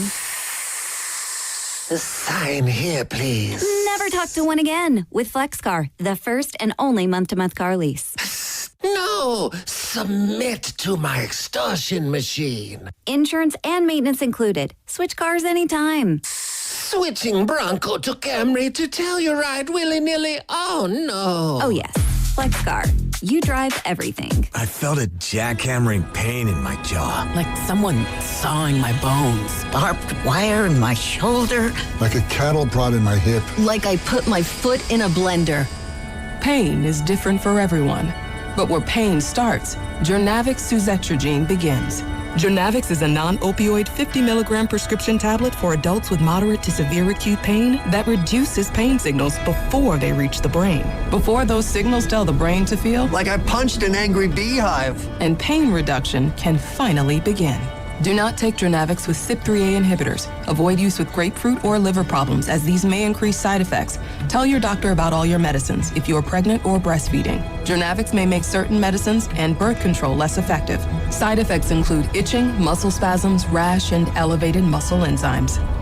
To learn more about Journavx, ask your doctor. Call 1-833-589-PAIN or visit journavx.com. Do you want to learn how to invest in real estate? You want to learn how to do it for free? Just text INVEST to 64,000 and we'll send you 2 free tickets to our upcoming workshop in the Bay Area. That's right, 2 free tickets and a link to register when you text INVEST to 64,000. Join a thriving community of investors dedicated to helping everyday people achieve financial freedom by investing in real estate. This free 2-hour workshop will teach you investing strategies around flips, wholesaling, rentals, and multifamily properties. But hurry, seats are going fast. So text INVEST to 64,000 to get your free tickets and link to register. Text in the next 10 minutes, and registrants will also receive a free copy of our Funding for Deals guide. Text INVEST to 64,000 to get your 2 free tickets and complimentary guide. That's INVEST to 64,000 to get your free tickets. By texting 64,000, you agree to receive recurring automated marketing messages from Real Success. Message and data rates may apply. No purchase required. Terms apply. Available at ourrealsuccess.com. Administrator Dan Daly at Lawton Skilled Nursing and Rehabilitation Center would like to thank his staff, residents, and family members for helping us become both Newsweek magazine and U.S. News and World Report's top-ranked California nursing facility. Lawton continues to be a 5-star facility conveniently located in San Francisco's Sunset District. Please don't hesitate to contact our admissions team of Dab Sterling or Christopher Lord at 415-566-1200. That's 415-566-1200. In 2026, Bay Alarm celebrates 80 years of security. With burglar and fire alarm systems, 24/7 in-house monitoring, and local service, our promise to the Bay Area remains the same. We got you. Learn more at bayalarm.com. If life is a game to be won, then every child deserves to play on a level field. Children International is empowering young people in poverty on their journey by giving them the tools, the training, and the skills to shape their own futures. From the early days of development through all stages of growth and into employment. This is how, together, we can help end poverty for good. Learn more at children.org. This is the story of the one who keeps multiple buildings running smoothly day after day. Plumbing that flows, HVAC that hums, cleaning supplies that keep surfaces sparkling. That's why she counts on Grainger. With easy reordering online and 24/7 support, Grainger helps her keep the products she needs on hand. So shelves stay stocked and buildings stay ready. Call 1-800-GRAINGER, click Grainger.com, or just stop by. Grainger, for the ones who get it done. You're still glowing, flirting, grooving. You've still got it. But your immune system weakens as you age, making it harder to fight illnesses like pneumococcal pneumonia and RSV. Vaccines are a key part of any health routine and can help protect you from getting really sick. Ask your doctor or pharmacist which vaccines you need See more at PfizerForAll.com. Sponsored by Pfizer. Just take one bite. You're going to love it. Hey, my name is Ezekiel, a team member at my local Chick-fil-A. And the little thing I love about the new Chick-fil-A chicken and waffles is that I can enjoy it all day. It's the perfect combination of sweet and savory. The chicken, it was juicy, crispy, and all around it tasted amazing. The waffle is fluffy, and the syrup makes it 10 times better. You can have it for breakfast, lunch, or dinner. Chicken and waffles is definitely the way to go. Order chicken and waffles at your local Chick-fil-A restaurant. Menu switches from breakfast to lunch at 10:30 a.m. Real team member paid for their testimonial.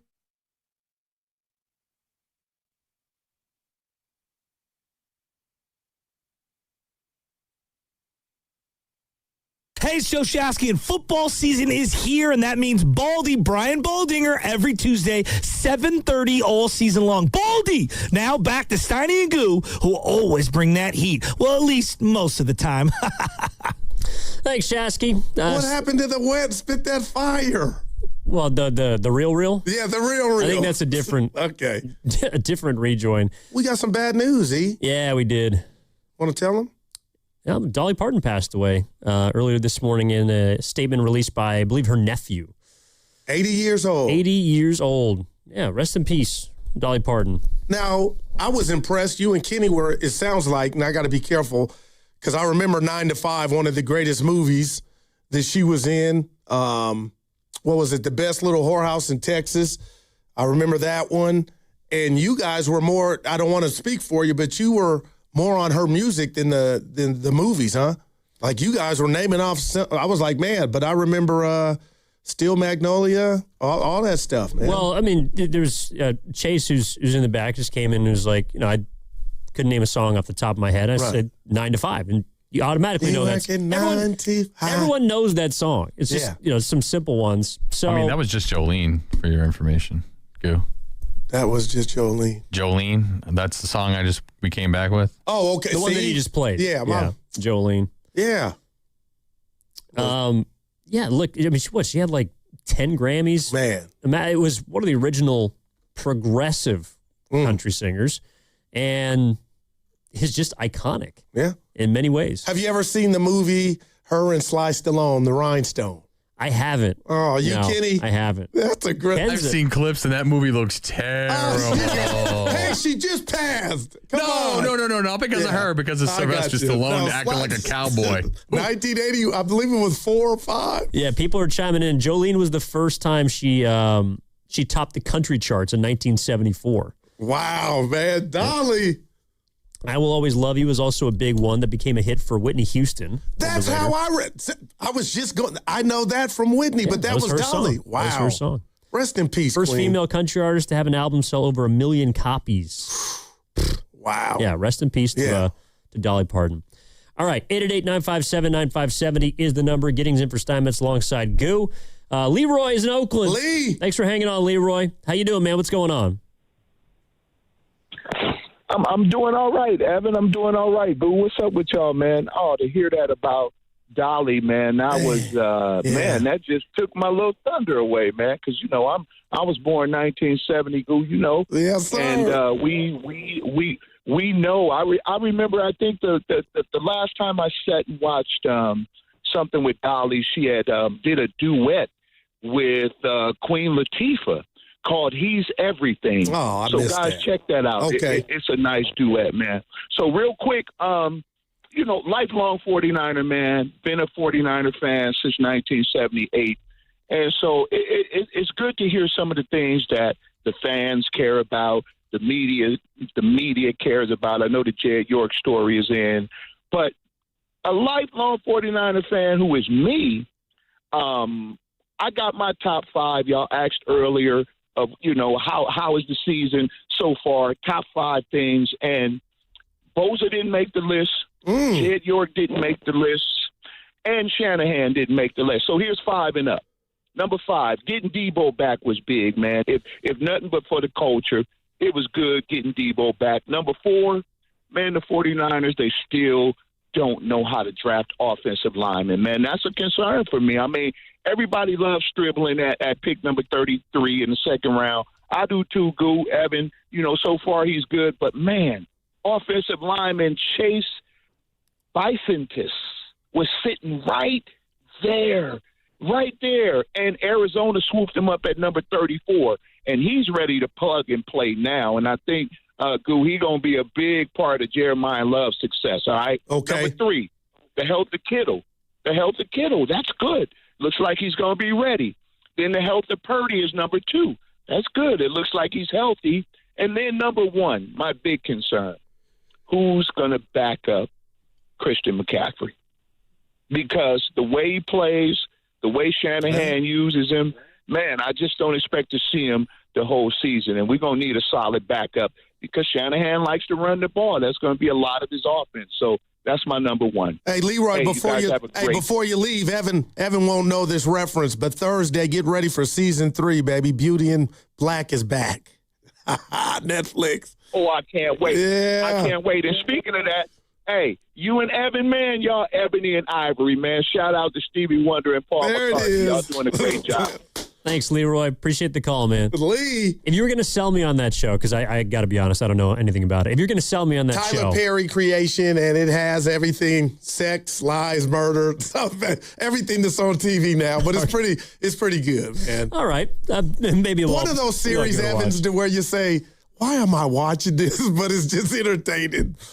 You know, like, yeah, that's you're kind of lightweight embarrassed. Well, I mean, yeah. The entire, do you have any of those, E? Well, the entire 49ers offseason has been a soap, what do they call them, soap box? I can't understand how Leroy, to me, would soap omit operas. Bosa. Thanks, Kenny. Yeah, Bosa, out the Young and the Restless. How could you omit Bosa? Well, Bosa's, I think he is a big deal for a lot of people, and it's because even before he got hurt, I think some of his past seasons have been underwhelming. But here's where my mind went off the Leroy thing, because he's talking about a lot of players, and there's a fragility to some of these guys, right? Mm-hmm. The 5 pillars beyond Shanahan and Brock that this team are kind of built on would be Trent Williams, George Kittle. You look at Nick Bosa, Mike Evans, Christian McCaffrey. You could throw Warner in there, I guess, if you want. But he's not someone that I'm worried about. This is his first major injury, and he's always been an Iron Man for the Niners. I expect him to be back and to just be good immediately. All the other guys, there are questions about, whether it's because of Bosa's ACLs, Williams, who's 38, Evans is going to be going into year 13, McCaffrey had 400 and umpteen touches last year. There's a lot going on. Kittle's Achilles. How good can those guys be? And the biggest difference between that group and, say, a group for the Seahawks or the Rams is that I feel like the Rams and the Seahawks have guys behind them or younger guys that are ascending. The Niners have not yet proved that with their draft classes, they've found guys that can get better, guys with ceilings of potential. I think that's why there's so much excitement around someone like Stribling. And if you want to throw in Ephesians Prysock, who's looked good in preseason, Romello Height, who people are excited about, rookie edge rusher, there are guys that people have energy for, but we don't know yet if they can actually produce at the NFL level.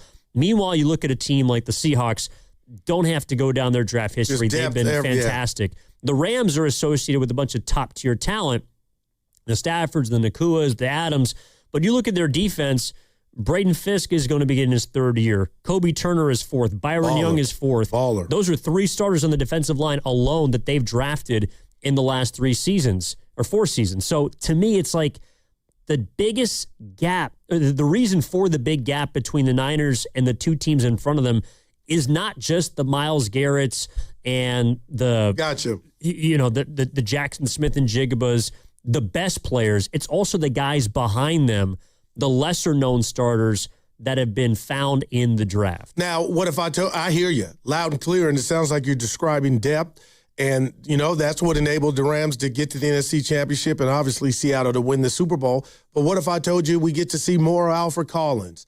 Michael Williams when that day does come that he's coming back? I mean, we get to see these year 2, 3 guys, try to come into their own, Ronaldo Greens of the world. Like, we're about to find out, Evan, to what you said. We're about to find out, not just with the, household names, but what's behind, you look at the offensive line, the depth there, and hopefully that's sufficient. But At quarterback right now, that's the one that I feel like the Niners have the best backup quarterback situation in the NFL. And obviously, you don't want to have to utilize that because that means Brock would have got hurt. But that means something to me. But he mentioned Black or the running back after McCaffrey. And I'm going to steal from Willard. Numbers are numbers are numbers are numbers. But when you look at the numbers on McCaffrey's Carfax report, after he's had the amount of carries like he's had last year, what that does just for games played and how there is a drop-off, and I'm trying to fight that and be proactive. But since the Garindos of the world, the Marcus Robinson Jr., Brian Robinson Jr., why can't they find a back that Kyle trusts to alleviate and take some of the load off McCaffrey? Well, I don't know if it's that they can't find a back that they trust, but you can't find one that you trust more than McCaffrey. No, there's not one out there that you're going to give the ball to more than 23. But there's the light turns yellow before it turns red. It gives you a warning that, hey, slow down, you might get caught. And I'm just wondering, will this be the year because of the usage of McCaffrey last year that Kyle would trust maybe Black back there more than, I don't understand why Brian Robinson Jr. only got 52 carries. And I hear what you're saying. Well, Goo, it's because McCaffrey's more talented, but it's bigger than that. Sometimes you got to save the player from himself.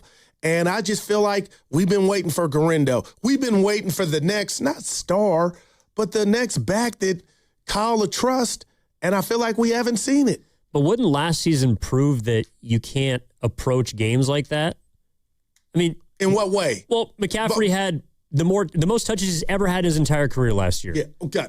And in his age 29 season. Right. You would think that if he played 17 games and got the ball nearly 450 times, that he would break down.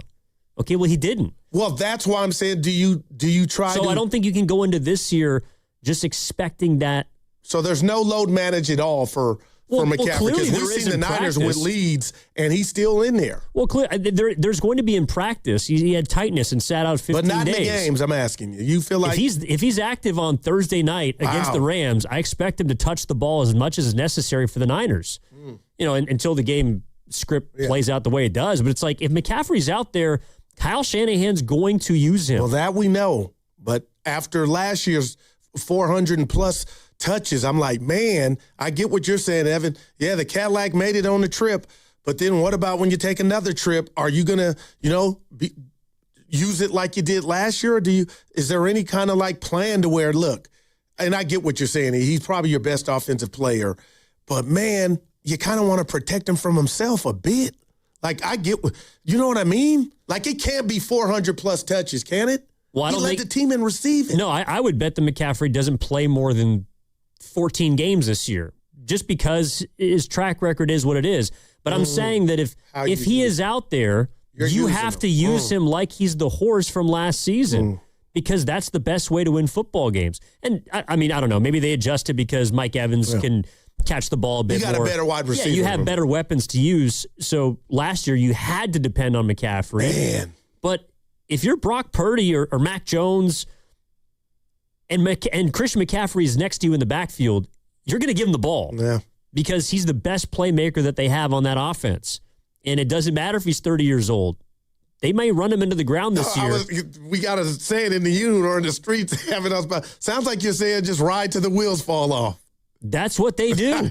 That's what the Niners did in 2023, which is why McCaffrey probably dealt with the Achilles tendonitis the next season. That's fair. And then he bounced back last season and had a great year. I don't know if it's 1 year and one off, but the nature of that position is to be run into the ground. Man. That's why people don't typically pay running backs unless they're as great as Christian McCaffrey, because you're just going to use them up.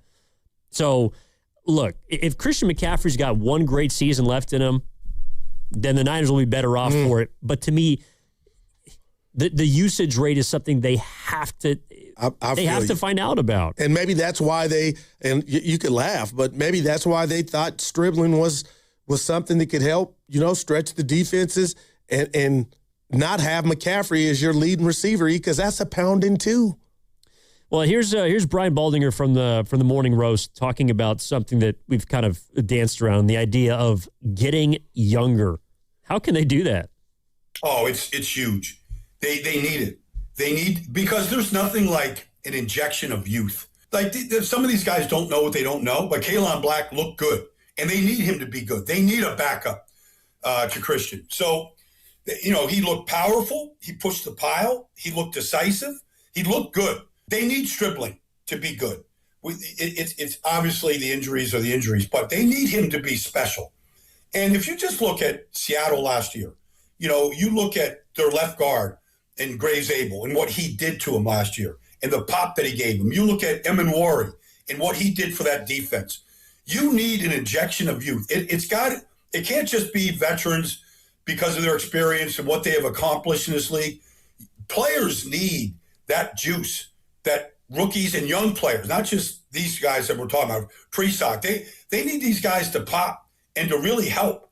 And there's no better feeling than when you see young guys step up and contribute immediately.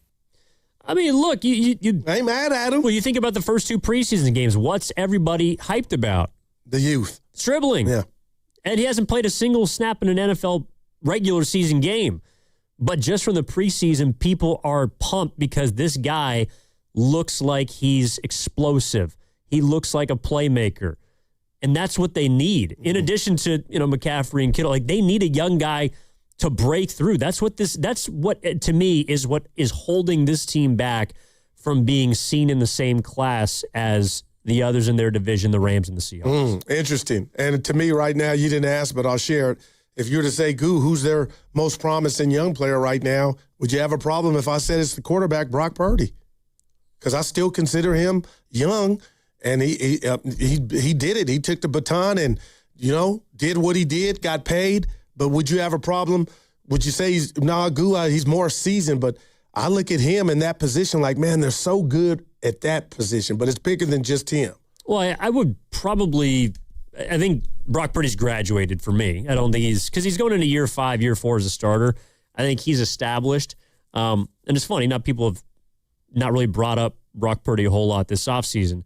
I think when I think of the young guys, I think of players on their first contract. So for the Niners, how many of them do you look to right now and are expecting big things from them this season? There's not a lot. You'd hope that Alfred Collins can take a step. What about Pooney? Would you have a problem if I just bring him up? And I know, took a step back, if you want to say that, last year, not what it was his first time out. But, man, they could use that from him on that line. No, he had a good rookie season. Last year wasn't as good. Yeah. Upton Stout looks like he's taking steps in camp. A good call. So they've got some dudes there, but, I mean, you need someone to, in my opinion, be talked about in the same way that we talk about those other great aging stars. Right. We've been talking about the Kittles and the McCaffreys and the Williamses, and it's a credit to them and their longevity in production for so long. But Deebo Samuel's back. Okay, I expect DeJon Stribling to be more impactful this season than Deebo Samuel at this stage in his career. Am I crazy for that? No, not at all. And I'll tell you what, it's year 1 for Stribling, but if that were to happen and one of the two, were to ball out, it wouldn't be the worst thing in the world for the Niners when you could just say, hey, it was a rookie campaign for DeJon, and, he's got year 2, but you kind of maximize and cash that Deebo chip that he still had more in the tank than anybody thought. So at least you get to, you get that from Deebo, and then Stribling still can give it to you, year 2, year 3, year 4, and still have an okay rookie campaign. This is from the 510. Stribling is to the 49ers as Yaxel is to the Warriors, and the fans believe that they got action with both dudes.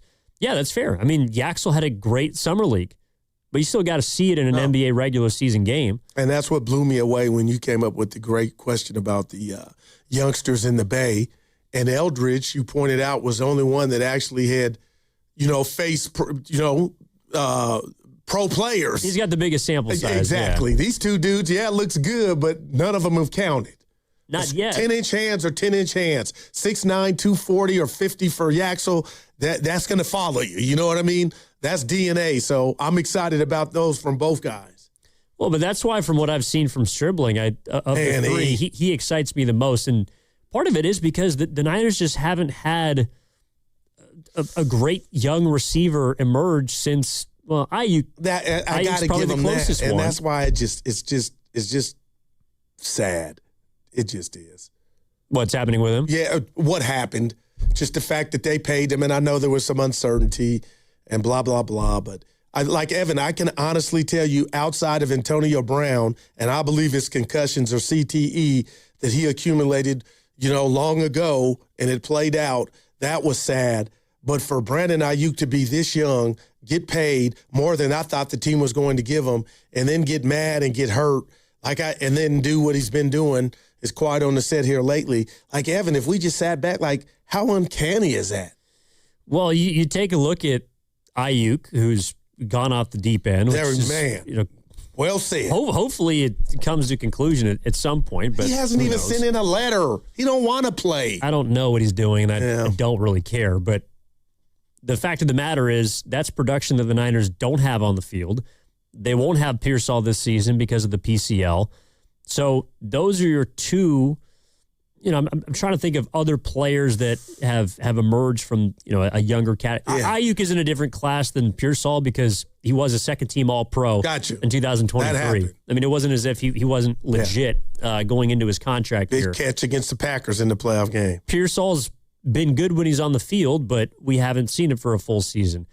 Outside of that, the Niners haven't had a young guy recently outside of Brock Purdy at the quarterback position, to me, that has really energized the fan base and even the team. It's funny. So Brian Baldinger brought up the idea that a young guy can create juice. I like that. Do you remember how much juice the Niners had the moment Brock Purdy stepped under center? How much excitement swept over the Bay Area as soon as he was called upon in that game against Miami. It was juice turned into PG&E electricity. It was that much juicy. I know. Anyway, it was like that. That was well said. And it turned into the electricity, man. And look where Brock is now. But I can't hate on Brock. That was an assignment that nobody knew he was going to get the opportunity to take, and he passed it. And now look. But, man, you're right. I thought they were ready. And I know that the quarterback position is different, but the Niners are going to need somebody. I don't know if it's dribbling, if it's height, if it's stout on defense, a second-year player. They're going to need somebody to emerge because I also think that energizes the old guys. Oh, you're seeing a lot of them kind of load manage their way through camp, and that's fair and understandable for them. McCaffrey's not going to practice every single day. Nick Bosa is yet to get back on the field, on the practice field, I should say. And even though Kittle's back out there, he's probably going to take it easy throughout this. They need some young guy to take a little bit of the load off of their plate.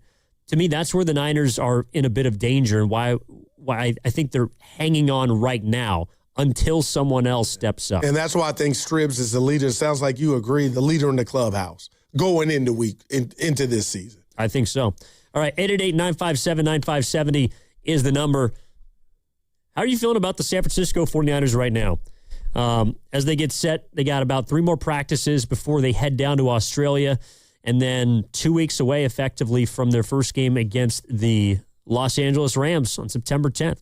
All right, if you're still making plans for September, we've got one for you. Great golf, great people, and an even greater cause. Learn more about the Pettinelli Financial Partners Charity Golf Tournament at Harding Park on Friday, September 11th, benefiting the Autism Society, SF Bay Area. Check it out at pettinellifp.com. Also, next Thursday, our Red and Gold Summit, Thursday, September 3rd. All the hosts, including a special guest, Brian Baldinger, will be live from Jackson Pleasant Hill from 4 to 6 p.m. Willer and Dibs get you started at 2, and then at 4, the summit commences with Brian Baldinger, 5 to 6. Great food, great drinks, chance to meet Baldy, all the hosts, all brought to you by Ashby Lumber and Humboldt Sawmill, Redwood Products. We're back after this on 95.7 The Game. Brought to you by the California Office of Traffic Safety and Caltrans. If your night out includes a drink, make sure your plan includes a sober ride home. Choose a designated sober driver, rideshare, or public transit before you go. End your night right. Go safely, California. A message from the California Office of Traffic Safety and Caltrans.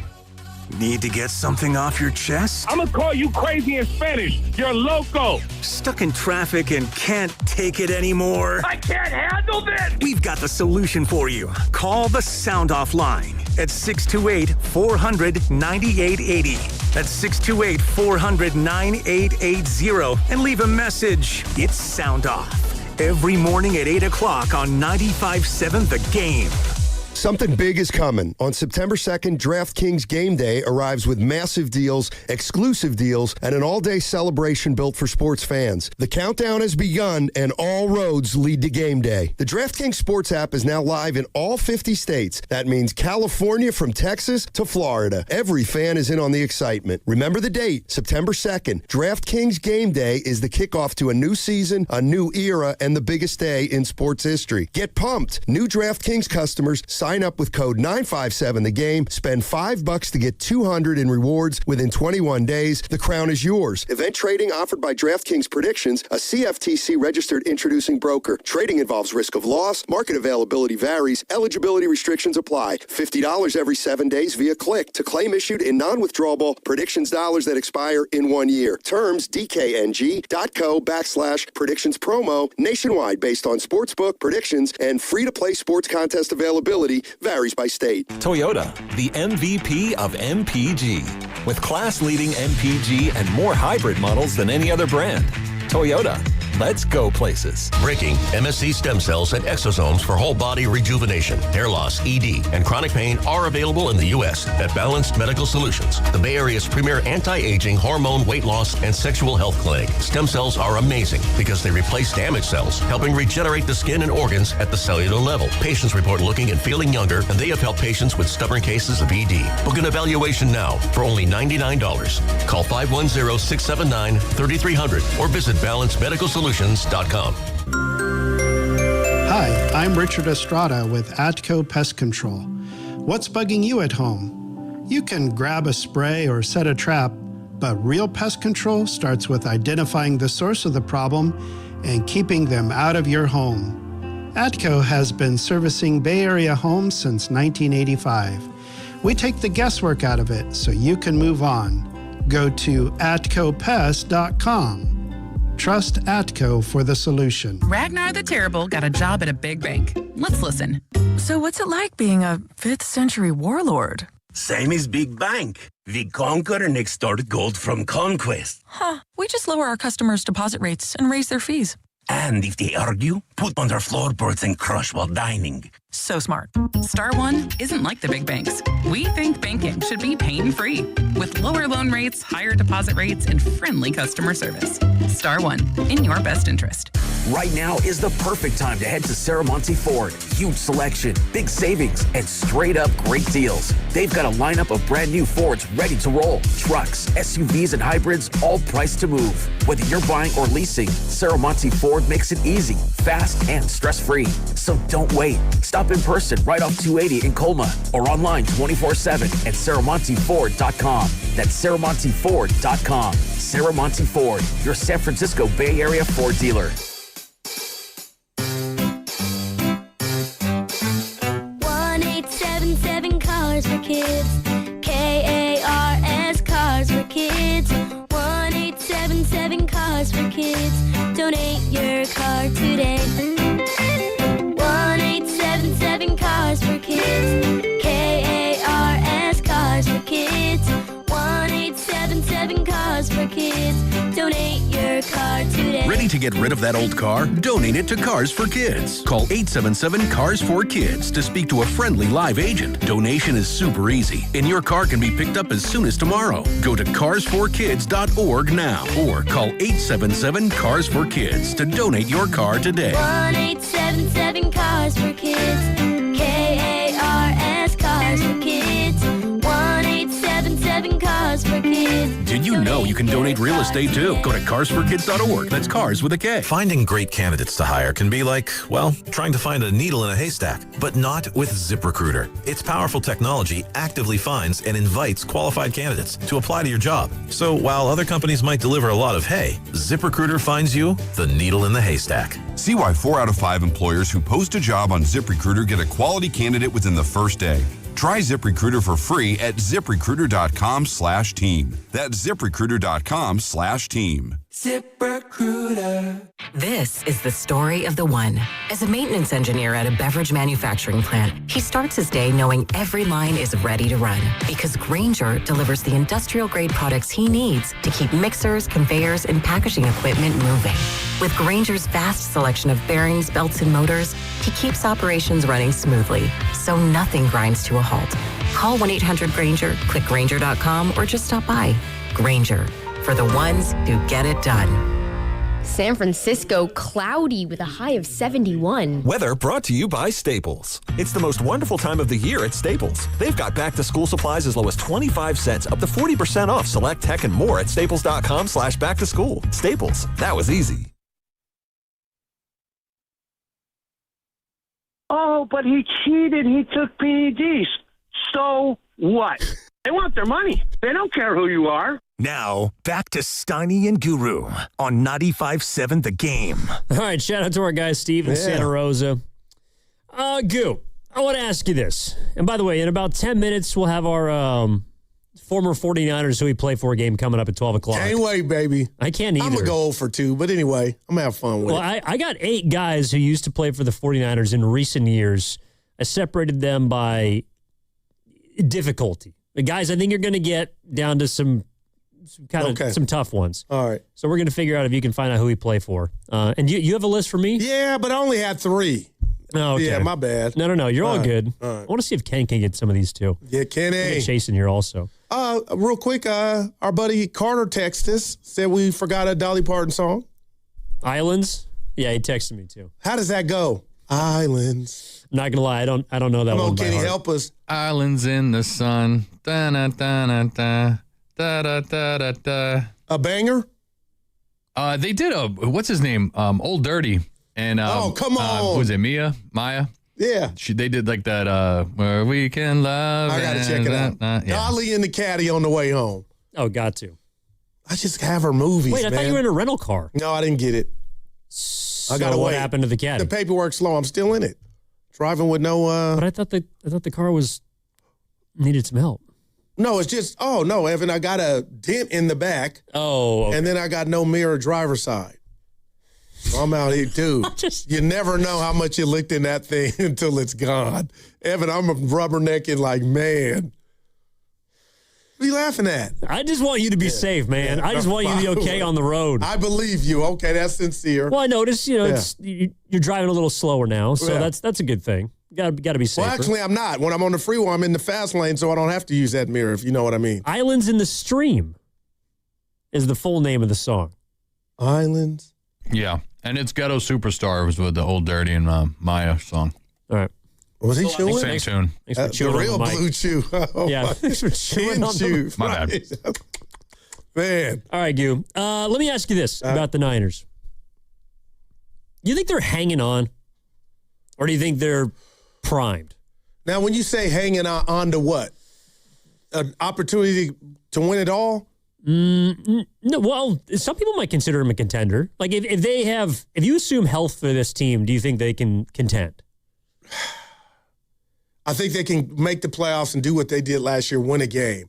But if I think they're hanging on, competing with the Rams in Seattle. That's just how I feel, man. I really feel like, and again, you did one thing that they hope over there in Santa Clara that you are right on, that they get health. But even with health, I think it's going to be a bear to surpass Seattle and the Rams. So to answer your question, yeah, I do think they're hanging on, looking at it through that prism. Because you asked me before the show, all right, if you play 4 games against Los Angeles and Seattle this year, how many games can the Niners win? And I think going 2-2 like last year would be, that'd be a good result. Because last season, they only won, and they lost 3 games out of the division the entire year. But the Rams have added. I mean, Myles Garrett, just that part. McDuffie, and the other guy I'm forgetting, like, oh my God, they were already good. Now it's like, watch out, Jack. Yeah, and look, the Rams are scary. And you got them week 1. Yes, you do. That might be the time to play them, though. That's interesting. But if you have Bosa and Kittle. That's true. I do think the Niners will be close to fully healthy. But hopefully this year can move in, I guess you could call it a reverse fashion to last year. Every single week they were losing somebody, it felt like. No doubt. And by the end of the year, you're kind of just crawling to the finish line. Can this season they get guys back over the course of the year and be at full strength by the end of the season? I think that's a question I have about the group as well is, are they going to be cautious with Bosa or with Kittle? But don't say McCaffrey because you came for me on that one. You were like, blitz. Well, if he gets hurt, he's going to sit. But my point is, if he's on the field, use him. I think he's going to get run. And look, maybe Kalen Black is able to. Like he's looked good in preseason. The joint Baldy practices says he have moves been the impressive. pile. Yeah, he's a physical runner. That's what he was at Indiana.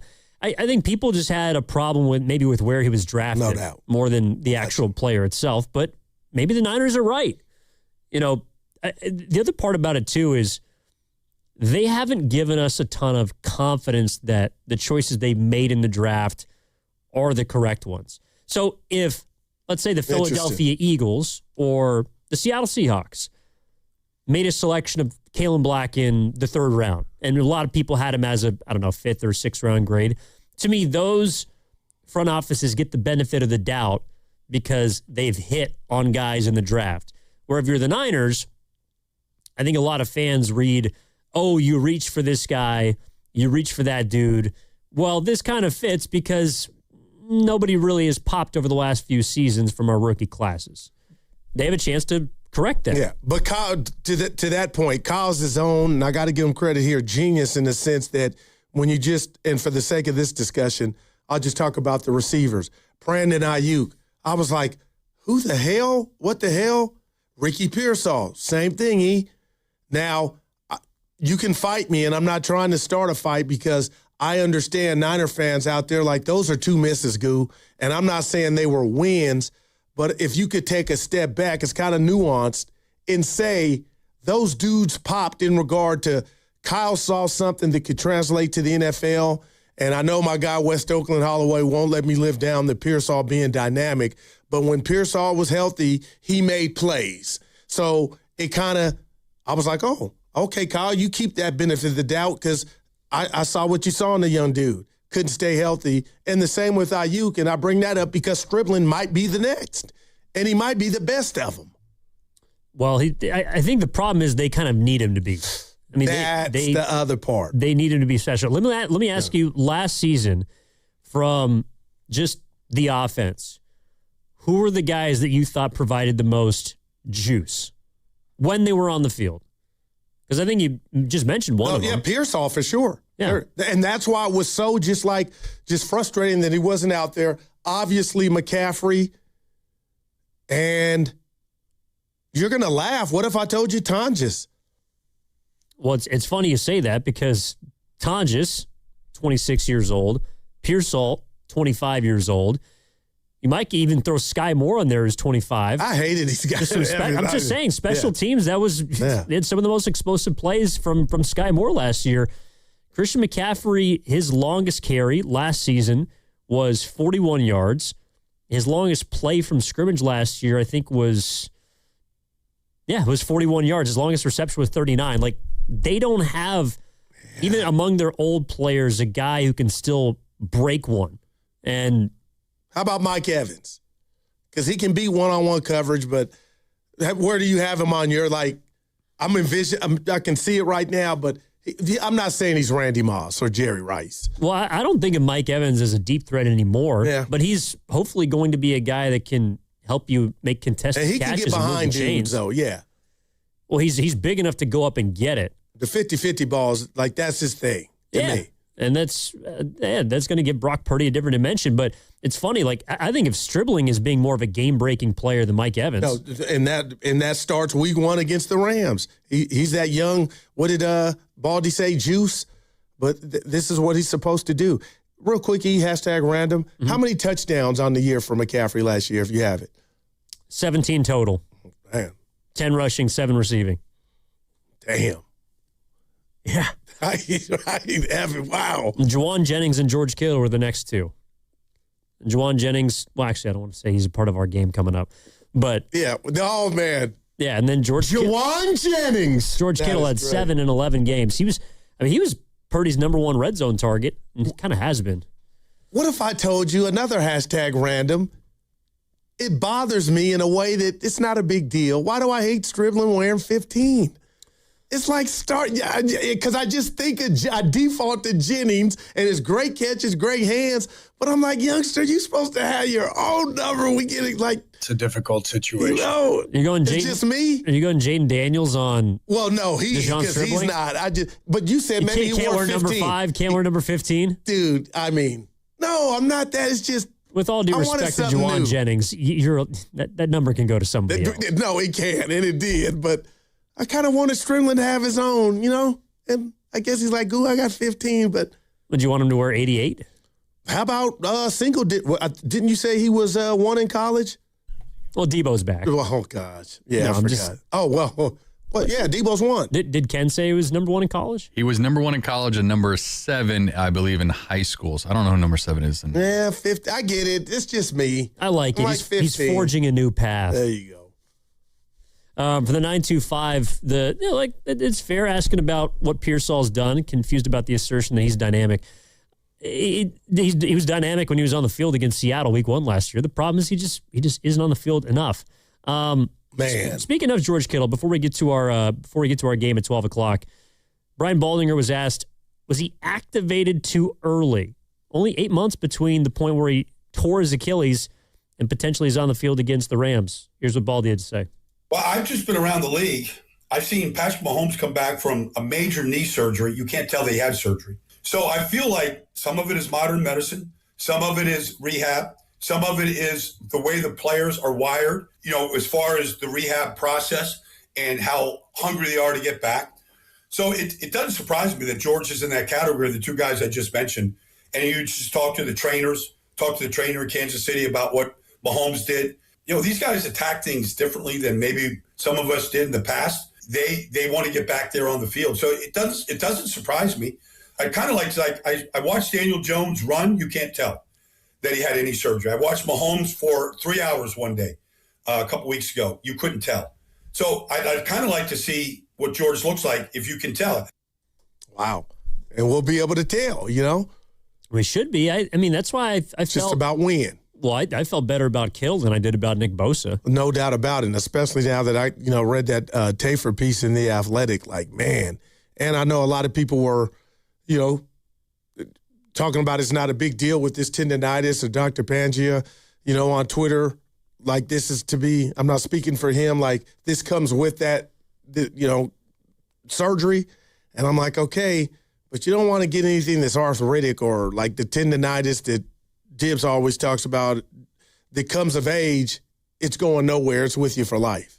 Yeah. No, it's it is a big concern. It's also his second ACL tear on the same leg. I hate that for him. We're not sure how he's going to respond. All right, you're listening to 95.7 The Game, KGMZ FM and HD1 San Francisco and Odyssey Sports Station, always live on the free Odyssey app and now broadcasting from the Laughing Monk Studios. All right, you ready, Goo? Let's do it. All right, we were talking about this earlier in the week, last weekend too, who he play for. So do you want to set this up? Because you have a couple guys. Yeah. Do you want to go first or you want to go after me? I'll go first. Okay. So somebody can get it wrong and then I'll feel, I'll be cool. All right.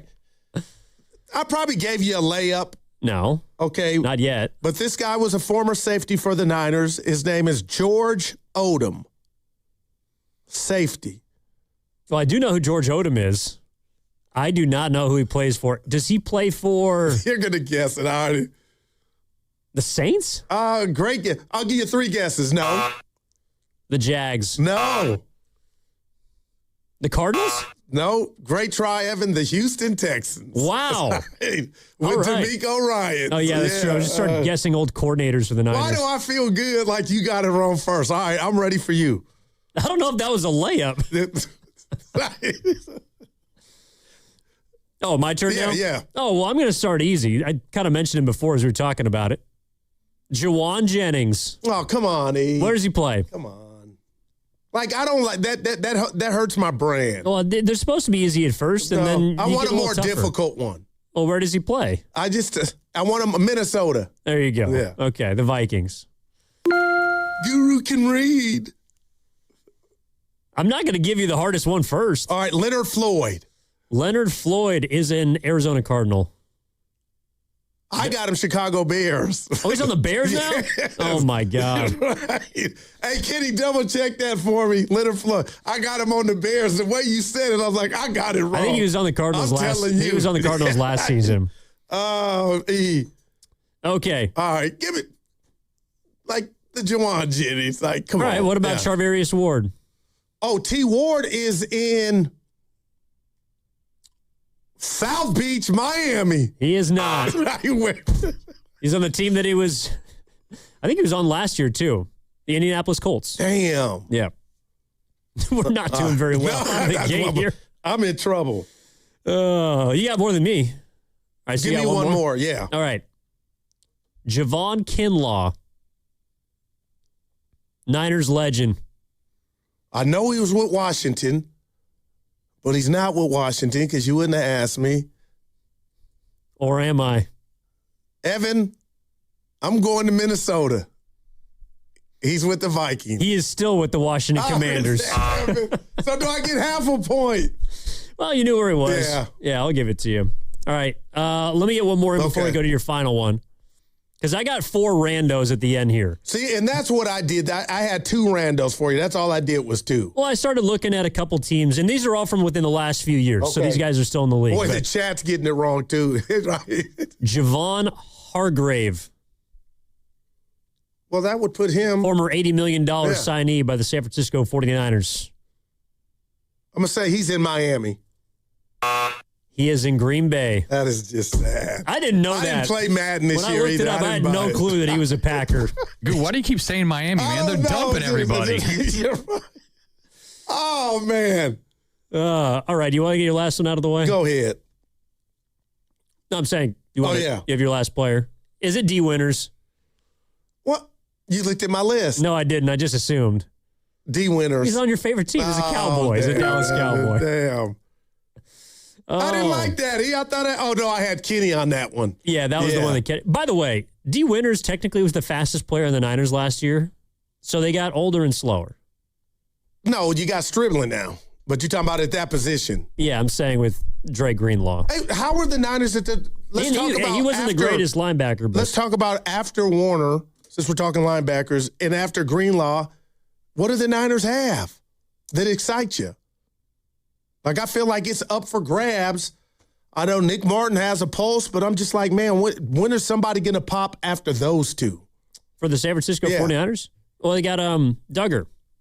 Jaden Duggar. I mean, he's looked good in preseason. That would be my guess is kind of the backup Will at this point. I don't know if Nick Martin is really much of a factor. Man. Hey, guys, I got some for you if you want. How about Isaiah Pacheco? Was he a 49er? Isaiah Pacheco was with the Chiefs. Yeah. Where is he now?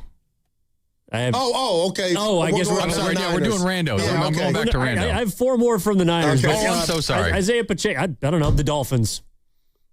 I know where he's at. Baltimore.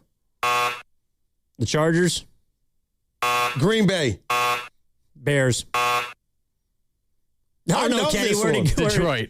Damn it. I was. All right. Yeah, come on. All right, we're going to dig back into former 49ers for a second here. Joshua Dobbs. That's my guy. The Pastronaut. He is in Arizona. He was. Where is he now? He's with the Detroit Lions. Oh, God damn it. I guess Kenny saw him in preseason. Is that where you also saw Pacheco? I don't think Pacheco played, but yeah. All right. This guy had a massive moment for the Niners in the 2024 season. Dropped a potential pass to set up a game-winning field goal against the Rams in Week 3. Ronnie Bell. Boy, that's a blast from the past, but what's up, Ronnie? I got Ronnie, Kansas City. The New Orleans Saints. Austin, you guys are bad. Please. I mean, these are pretty tough. I did not know where these guys went. All right, 2 more. This guy had a big moment in the 2023 Super Bowl. Many forget it. Ray McLeod. Always liked him, and I think he's with the Falcons. I know you like him, but he plays for the Bears. And then finally, you guys caught up with this guy during Super Bowl week. He is an acquaintance of yours from the town, Josh Johnson. My man, Headache. That's his gamer tag. Where does he play? On PlayStation. He's been on 12 teams, I think. Tampa Bay. The Washington Commanders. Steal! He's still on the Commanders. My bad, James. Shout out to the town, man. All right. God, they're a bunch of random players, That was, man. wow. Oh, boy. Are there ones that you felt like you should have known? You got D winners. That was a layup. What was the first one you gave me that I missed? George Odom. Yeah, George Safety. Odom. That one actually made a lot of sense. I think I did remember him on D'Amico's defense. Yeah, George Odom was Leonard one Floyd was with the Bears. Yeah, that one I didn't know. Now, I think it had might a have been couple that was their stop prior to their new stop. Yes. So if we did who we played for, I would have been, in the past, I'd have been okay. Well, the one that kind of surprised me a bit was Javon Hargrave, because the Packers are actually legit. Yeah. You know, I guess Jennings in Minnesota with Kyler might have a pretty decent season. And that was the only one I got. Jeez. Charvarius Ward. Well, a couple of them, they're sort of trick questions. Yeah. Haven't moved on in a year, you know. But I liked it. See, like, I feel as if that's a game that Steiny would love just on his terms. Right. You know. Even if he got him wrong, he still would. You know what I mean? Yeah, it wouldn't be about current players. It'd be about, like, former players. Now, what if I asked about former safety Jimmy Ward, who I brought up last week? Jimmy Ward. I mean, my guess would be... This isn't fair. He's not in Houston anymore. Would it be not jail? Would it be Tennessee? He's a free agent. Oh, well. Yeah, you can't. Come We'd on. be here all day. I got you. Dude, not on a team. All right. Well, actually, this is cleanup on aisle goo. I asked from the 925, Leonard Floyd is not in Chicago, boys. Where is he? I had Kenny look it up. Where is Leonard Floyd? He was on the Falcons last year. He was with Raheem Morris's defense. Seems like he's a free agent right now. Yeah, he was last with the Falcons. Oh, boy. We still got it wrong. Now, no, I got him right here on the Bears. I'm looking at him. He was drafted in the first round by the Bears, I think. Last year, Leonard Floyd. And they were talking about bringing him back. So I got all info. Okay, now I just want to make sure we got our 2016 bring them first up. rounded by the Bears. But you still got it wrong. No, you're right. I did. I got that one wrong. He's a free agent. You had 3 free agents on your list. Oh, man. All right, Gil. Are you okay? Yeah. Why wouldn't I be? I'm just checking on you. That was great. I know. We should play these games more often. Well, I've got to get my questions right. Well, you can have Ken fact check your work. I asked him, and he... Well, I was doing other stuff back here. I'm sorry. And just like Where's that, Jake Moody play, Goo? He got released. He did. He was in Washington, I think. He tried out for Atlanta. The Falcons? Yeah, I don't think he's on a team. He had a really bad preseason. All right, Goo. Coming up next, we'll get off these games. Get a little back. Oh, you wanted to talk about one of your favorite players. I'm in timeout. Okay, all right. 888-957-9570 is the number. We're going to regroup here at the commercial break. Come back on the other side on Steiny and Goo. Evan Giddings in for Steiny. Also a reminder that the Red and Gold Summit's coming up on Thursday, September 3rd. Brian Baldinger will be there from 4 to 6 live at Jackson Pleasant Hill. Got great food, great drinks, and your chance to meet all of the hosts, beginning with Willard and Dibbs at 2 o'clock, Steiny and Goo, Spadoni and Shasky from 4 to 6. Join them. It's all brought to you by Ashby Lumber and Humboldt, Sawmill, Redwood Products. There is nobody like Baldy. What I love about Baldy is that he loves ball. NFL Network's Brian Baldinger every Tuesday at 7:30 with Spadoni and Shasky. Sleep is overrated. I'm just trying to give America what they want. Baldy all season long. Don't miss it.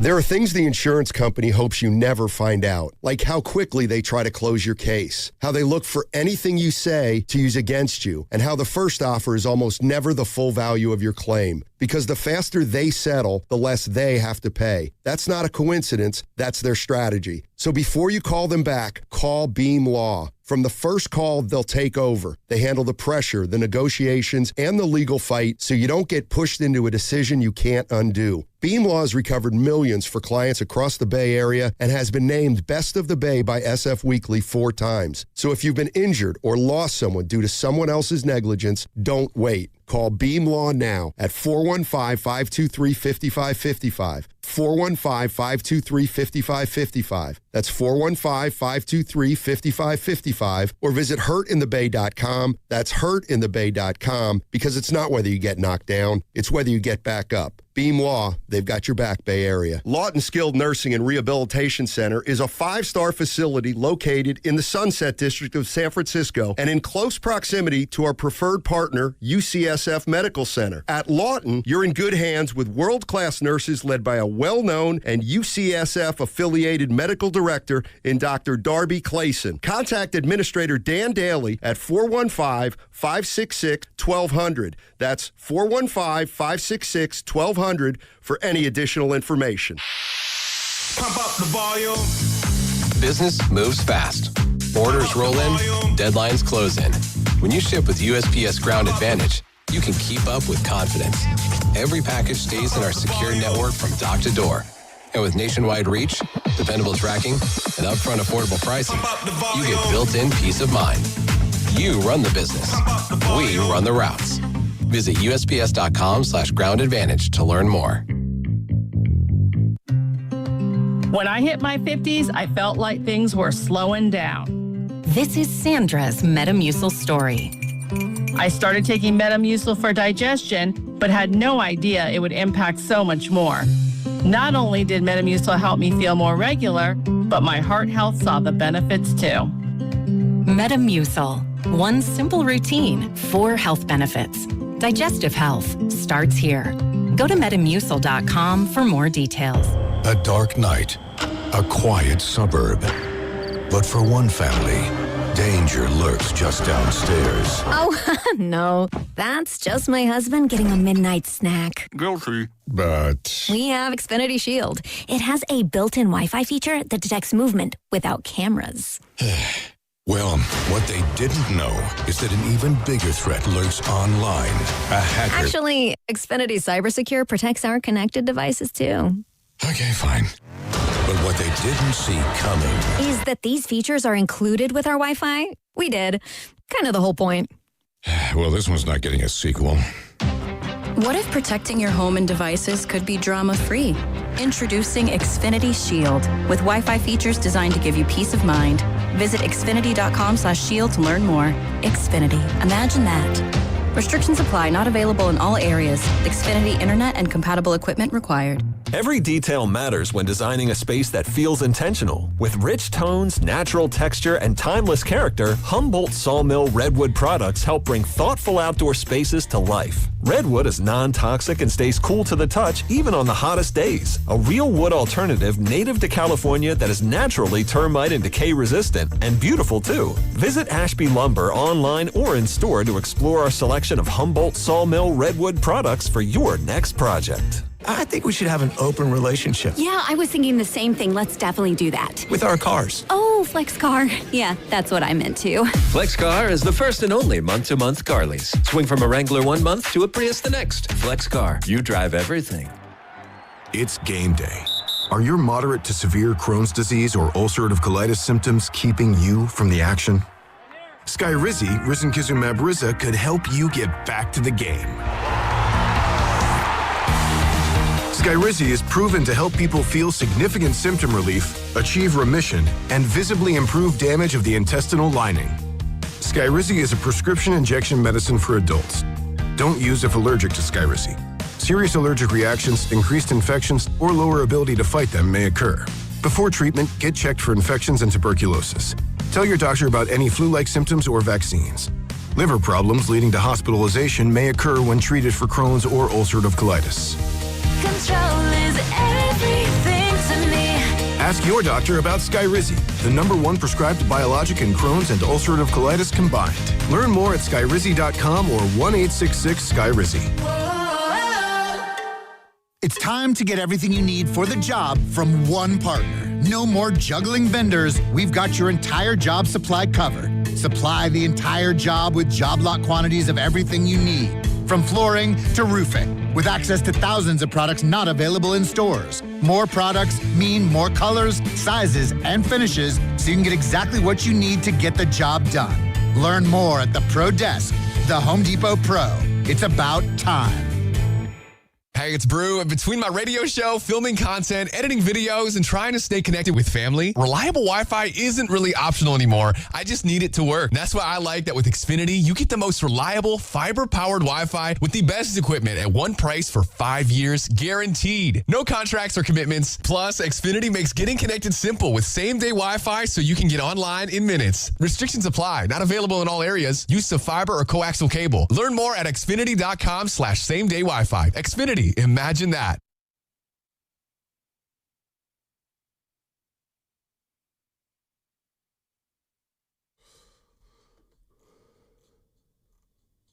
It's always about the show, bro. It's the Guru Steiny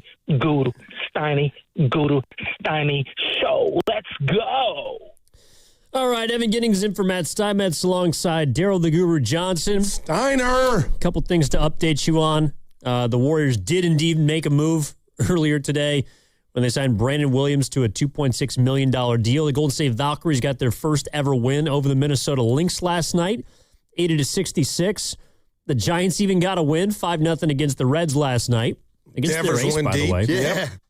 So wait, he's got 27 home runs? Man, if you hadn't seen the season, I mean, dude, this dude might hit 40. I asked you and Kenny. Nah, that's a stretch. Well, 40's a lot. Yeah. 13 away. He's quietly had a decent season. Why are you giving me that look? Well, I was just saying. He's been the poster child for the entire his business. last year and a half, basically, how bad they've been. Does this change if you thought they wanted to come off him for clubhouse stuff? If I was correct, like he ain't a team guy, but now you're looking at these gaudy numbers, this is what you brought him in for. Does that change for you? Well, all I know is last night, Rafael Devers was playing alongside Drew Kavanaugh, Nate Furman, Shea Whitcomb, Grant McCrae, and Christian Koss. Wow. And he's played in every game. I was like, who's this? Who's this at the bat? Who's this? Man.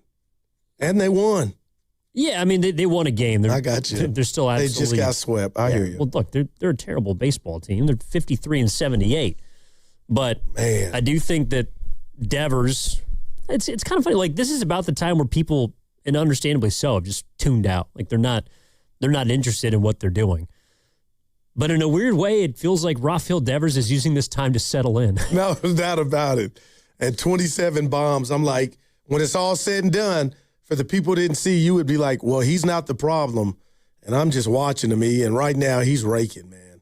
He just is. Well, they're doing what you wanted them to do, right? With the first base position. He's pretty much become the full-time DH. And Eldridge, although he was bereavement. Yeah, he wasn't there last night. I believe his grandfather passed away, so thoughts and prayers to the Eldridge family. But he's getting most of the reps at first. Man, and I'll just say this. Is this one of those scenarios to where we see in the NBA or just in sports in general, teams out of it, they hadn't been in it, and Evan gets his numbers at the end, nothing to see here, or there is something to see here because you kind of said it, set up for me on a tee in regard to if you wanted to do something with Devers, does this change? But, man, this looks like the dude that they traded for. And even last year to the point, when it was all said and done, the dust settled, he was around where he normally is. I mean, I guess I wonder if you're on the side of the fence that you just want to get off this guy, that you're trying to, maybe it's clear runway for Eldridge or just because the record is what it is and you are basically 30 games below 500, if not more, since you acquired him. Can this guy do anything at this point? Sometimes players in the eyes of their fan bases, there's a point of no return. It doesn't matter how you perform. Is Devers hitting a home run off of Chase Burns last night and going 2 for 4 with 3 RBI. Is that going to change anything for a lot of people? No, but the sample size is pretty much where it was last year. And that's what I guess I'm saying, and I might have to check myself, because I'll definitely tell you this, Evan. If I thought he was a problem, he's at the bottom of the list, because through it all, he's going to show you he's going to end up with his numbers. And right now, if I ask you what ails the Giants, right now anybody, including myself, saying Devers would be a fool looking at what's on the paper and what he's putting up. And what if that 27 is 35 RBIs with 35 homers with 90 RBIs? I'm just saying, like, he's got time to do that. We can say maybe, I got it wrong saying that he needs to be on the first thing smoking. Up out of here. Yeah, and I think there's still a lot we don't know about Devers' personality. I think he's kind of portrayed as maybe more introverted, and certainly the incident in Miami made it feel like he's a self-centered type of athlete. But I got to tell you, if Devers was a truly selfish guy, I don't think he would be playing. I mean, Adames is hurt with an elbow. Chapman shut down. Kenny and I were looking at the opening day lineup from earlier this year for the Giants. There's only 2 guys right now that are available for them that were in that opening day lineup, and one of them is Rafael Devers. No, I got to give him credit for that, man.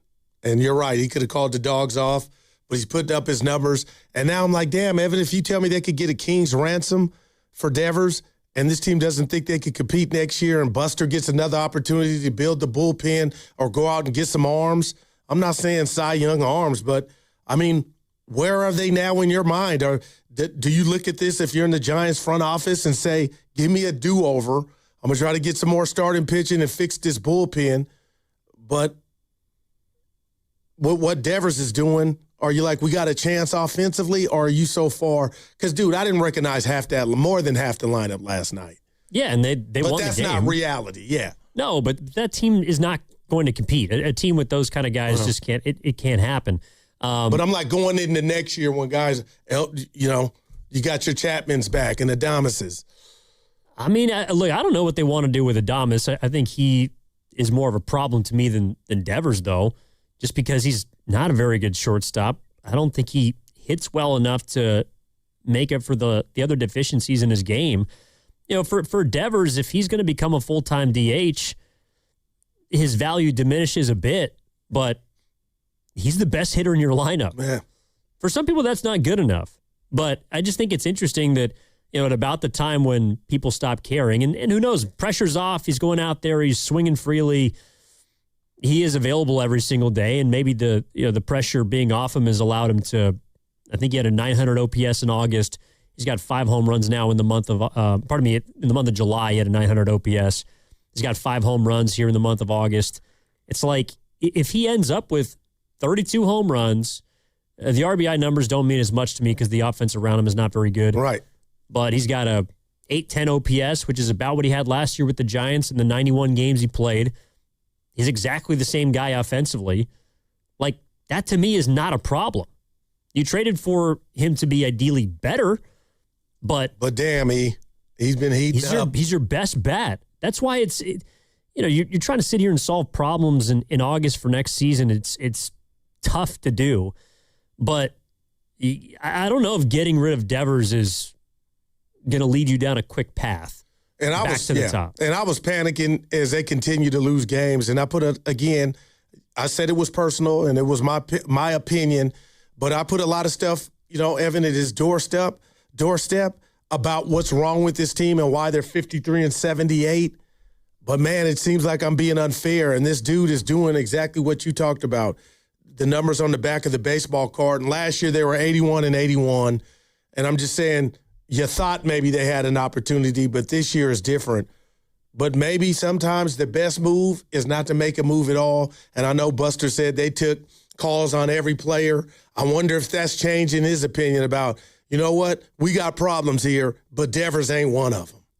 No, if you're telling me you could turn him into a frontline arm and a good bullpen guy, that's something you might consider because you also can get off of a ton of money.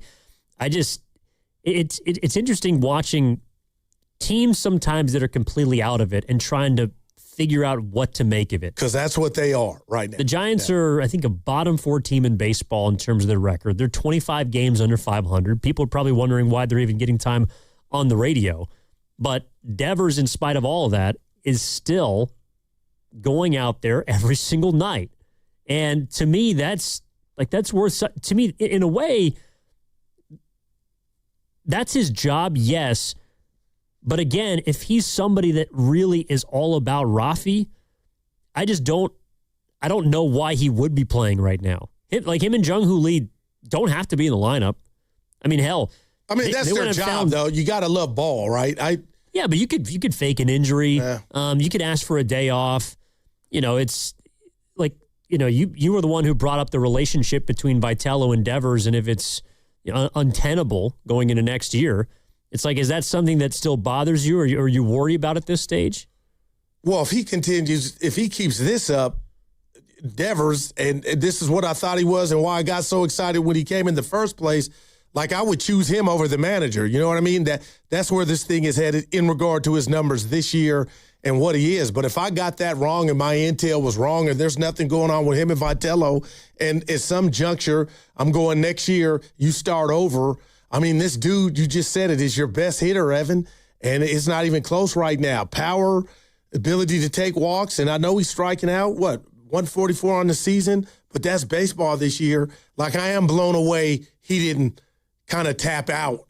And now if I'm Devers, that's the last thing I want to do. And if I could get 27 to 33 or 34 and shut the gurus up of the world that were out on me, I mean, man, maybe the best thing is that money you owe him to where he was hard to move at the deadline. Well, and this if you tried. That's true. And this is from the 510. I'm like, damn, E. Now that Rafi's on a heater, the offseason is time to trade him from the 415. Glad he's putting up numbers when the team's out of it so someone can trade for him. Maybe that's what they do in the offseason. Right. For me, with a guy like Devers, he's not a perfect player. I think he still doesn't really have a position. His bat isn't what it used to be. I think he's below his career numbers overall. And you're right, he still strikes out a lot. But he's why I'm watching now. It's almost like he's a pretty good quarterback on a bad team. Like, the win-loss record always gets attributed to quarterbacks, and sometimes I think it's unfair. And it's tough because Devers has not impacted winning since he got to the Giants. Is that fair to say that's all him? But it's also not all on him. That's what is blatantly clear watching some of these games. Last night he helped them win, and I'm not saying you can do that every game, but it's like he is not the biggest problem with the San Francisco Giants, even though I think he's framed a lot of the time as such. Yeah. And I'll tell you this, and I'm not hating on Tony Vitello, but I just brought it up. I mean, again, Devers is Devers. You'd be like, what's all the fuss about? But at this point, Evan, there's no way now I can pick the manager over him. If I'm on that street. Like, this dude's a bat. He's a thumper. Not perfect. But, man, if we are correct, if I am, and there's something going on with him and Vitello, and by all accounts, we don't know outside of that Miami issue. But all season long, people have been banging the drum. The veterans don't respect him. But the veterans look like they're going to be here next year again. So if that were the case and it was that bad, then maybe I'll do something drastic. But right now, I'm just telling you, man, Devers I'm taking him over Vitello. Wow. Well, I think there's a way that they can coexist. And there may be nothing there outside of that Miami, issue. That was it. Yeah, that's true. There could be. I don't know. I just remember when we came in that day, everybody was hot at Devers. And they were right to have done that. That's true. But at that point, I didn't know if he wanted out. I mean, just that, getting away from, like, damn, why are you so angry? And because he wanted to stay in the game. Yeah, but they asked you to pinch run. Yeah, I think that Devers is... It wasn't pinch hit, it was pinch run. Come on, bud. Yeah, in a one-run game, you're not very fast. Oh, he's been legging out those doubles, Goo. Yeah, he's in the best shape on the team. Remember, we had that caller. Really? Remember, said that the best physique, the caller. They were like, yeah. I'm like, miss me. Yeah, I don't know about all that. I think that there is a middle ground that we can find. I think there's a way that you can start to turn this team over to Tony Vitello that also includes Rafael Devers. Or is that an impossible task to you? No, it's not. The premise is what I have. They turned it over when they announced he was going to be the skipper. So now we're acting like 162 didn't happen, and I'm asking, he was just learning on the job. Like, I don't think you grow into that. You get that once you arrive, or you don't. I think learning on the job, what you just said, is exactly what he's been doing because he's never done the job before. He's been a great college head coach. He's never been a Major League Baseball manager. So I think he has been learning on the job. And hopefully next year that can get you back to where you need to be, which is closer at least to 500. But all I'm saying is if you are going to set Tony Vitello up to succeed more than you did this year, bullpen is paramount. Oh, my God. I just can't believe it was pitching as missed. a whole has to be better. And Buster tried. And I'm not saying well, it was. Did he? Well, did he really try? I'm looking at Hauser coming in out the bullpen now. He's starting tonight. Well, yeah, but it's just the fact that he that was his job description for a little bit is like, yikes, that's not how I'm sure Buster drew it up on the chalkboard. No, he signed a couple of one-year guys, and one of them he traded to a team that he's actually pitching pretty well for. And Tyler Mahle's helping the Braves. And you know what gets me is Dusty Baker, Bruce Bochy, and Ron Washington are all there to kind of not pitch in, but, help old young Tony Vitello. We hadn't heard much of that lately. So do you think they're not? I think it's too big of an ask. I don't even know what the question would be now at this point. Well, the question would be are Bruce Bochy and Dusty Baker there to help Tony Vitello? It doesn't look like it right from this vantage point because I would have thought both of those after the dust up in Miami, at least Evan the next day, he would have been out the lineup just to send a message.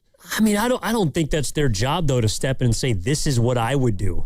As much as they were far greater managers in their day when they were in the dugouts. Then what would you say their job is? Because I thought it was to help Tony in crucial situations. They're consultants. I thought that was one. I think they're consultants, what they're special advisors.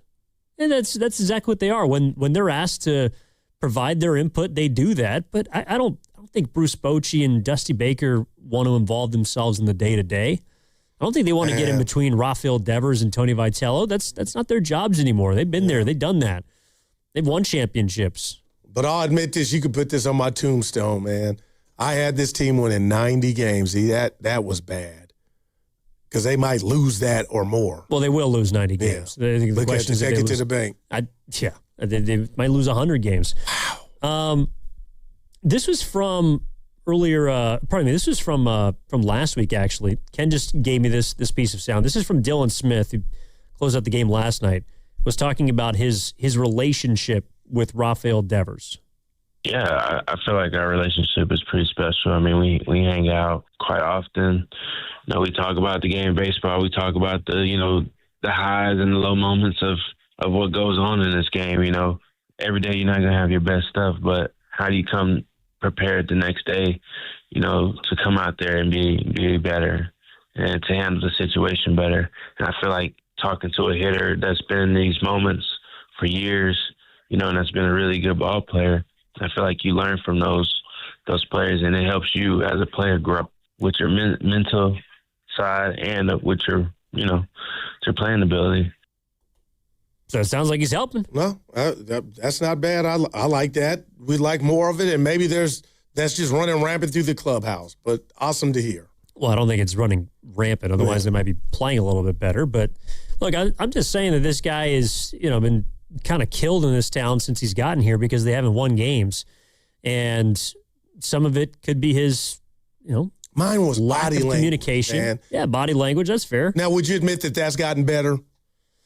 Not really. Well, to me it does. And even the Boston thing, and I was going at it with Steiny on vacation. He became a giant. That was material, right? Yes and no. Yeah. Yes and no. No, I mean, seriously, I think he might have turned a page there, kind of closing that door behind him. Yeah, he don't look so salty, and I'm wondering lost the series. if he's having more success at the plate has something to do with it. With what? His body language. Like, he doesn't look salty, He looks like just comfortable, and he's having success at the dish. And I'm wondering if that has something to do with the body language.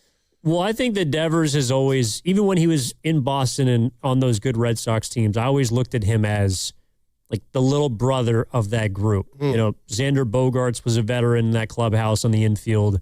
Obviously, you had someone like Mookie Betts, who was the star in the face of the Red Sox. There was other talents on that team that helped them win a World Series that he was on in 2018.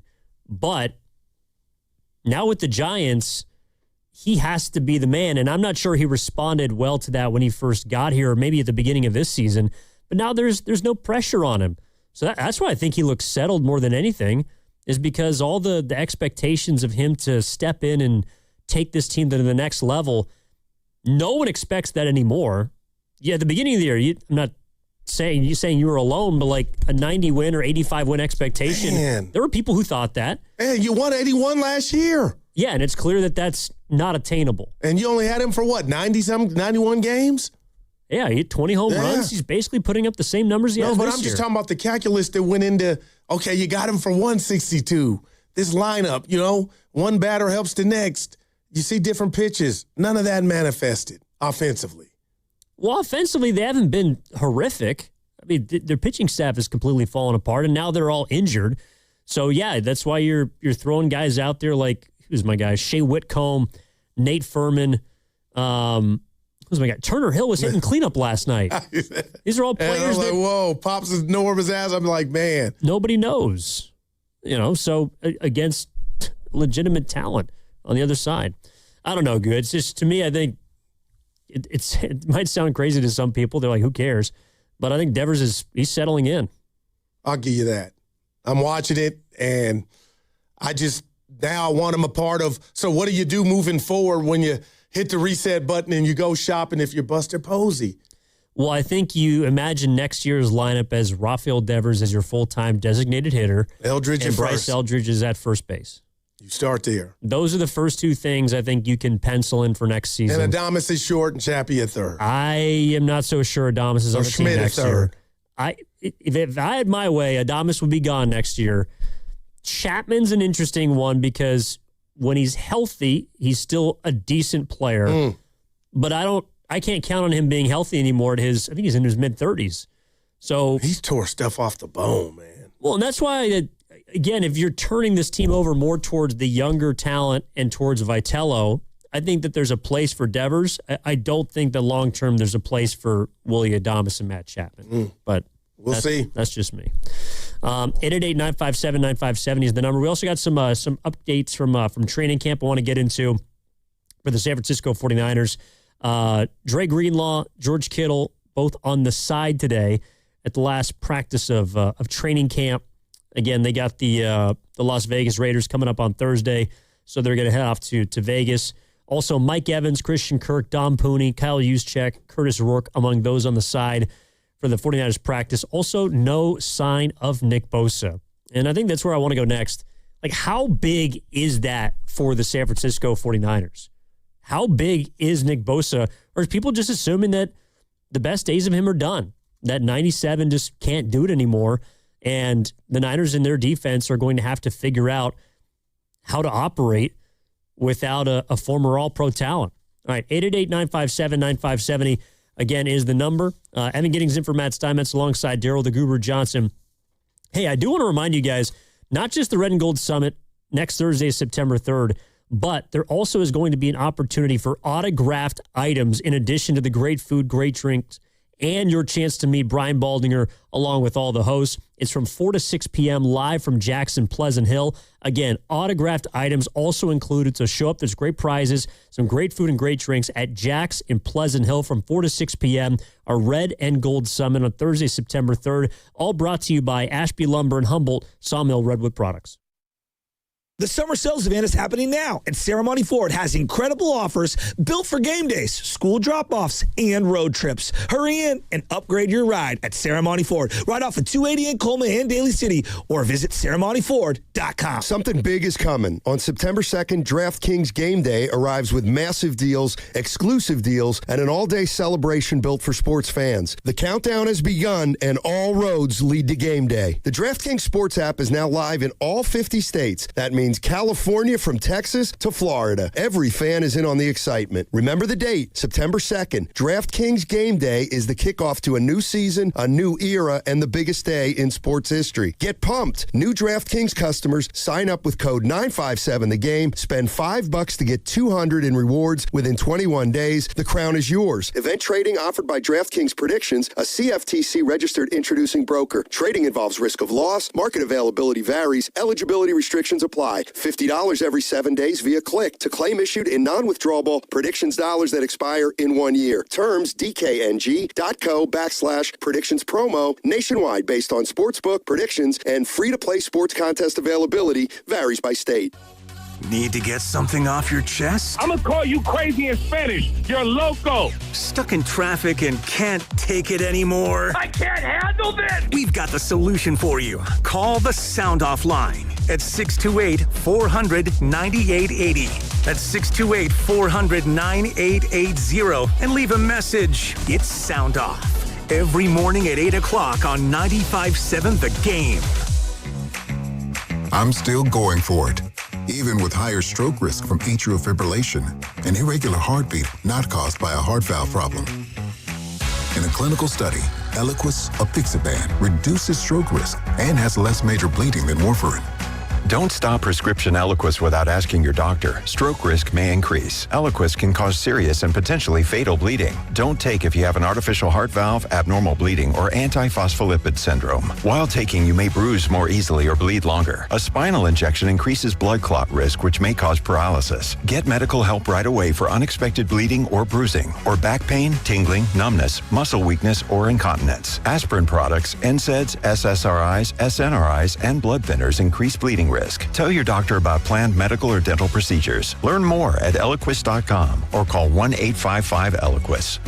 Ask your doctor about the #1 cardiologist prescribed blood thinner, Eliquis. I'm Galen, co-founder of Brooklyn SolarWorks. With my Chase Inc. Business Premier Card, I get unlimited 2.5% cash back on purchases of $5,000 or more. So everything we buy to run our solar business gives us cash back that we put back into the neighborhood, donating solar panels to community gardens. Chase Inc. Cashback built for every business. Find the right card at chase.com/inc.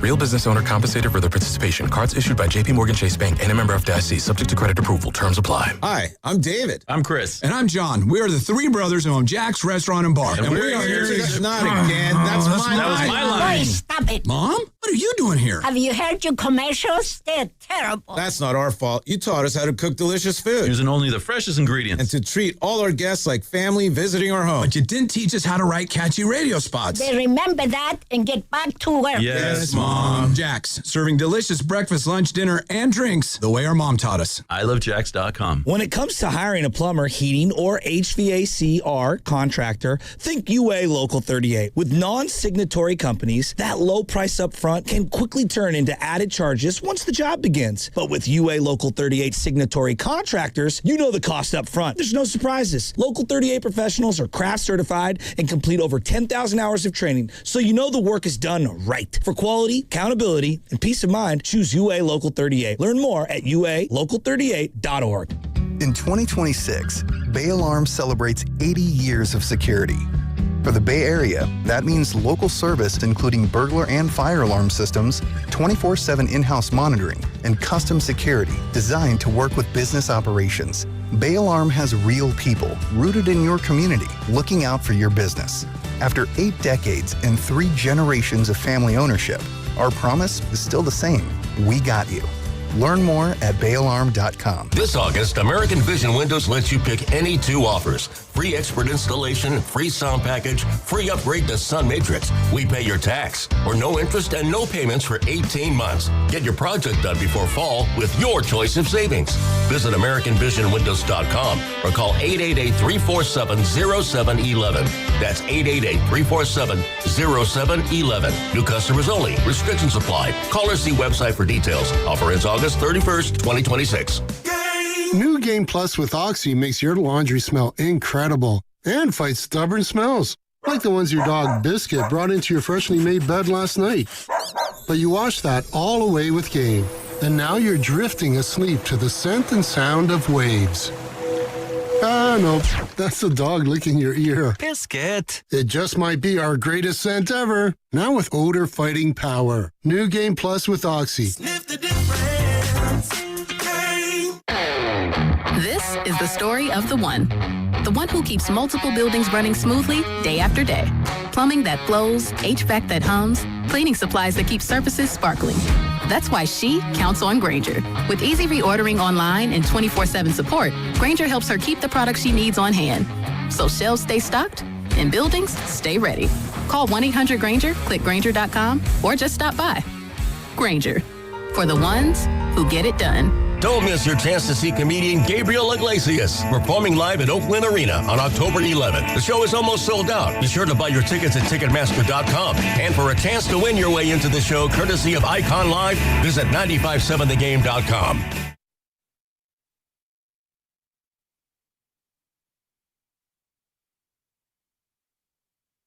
Hey, it's Joe Shasky, and football season is here. And you know what that means. It means Baldy, Brian Baldinger, every Tuesday, 7:30, all season long. Now back to Steiny and Goo. Yo, Steiny, get off the fence, Humpty Dumpty, and start spitting some of that real.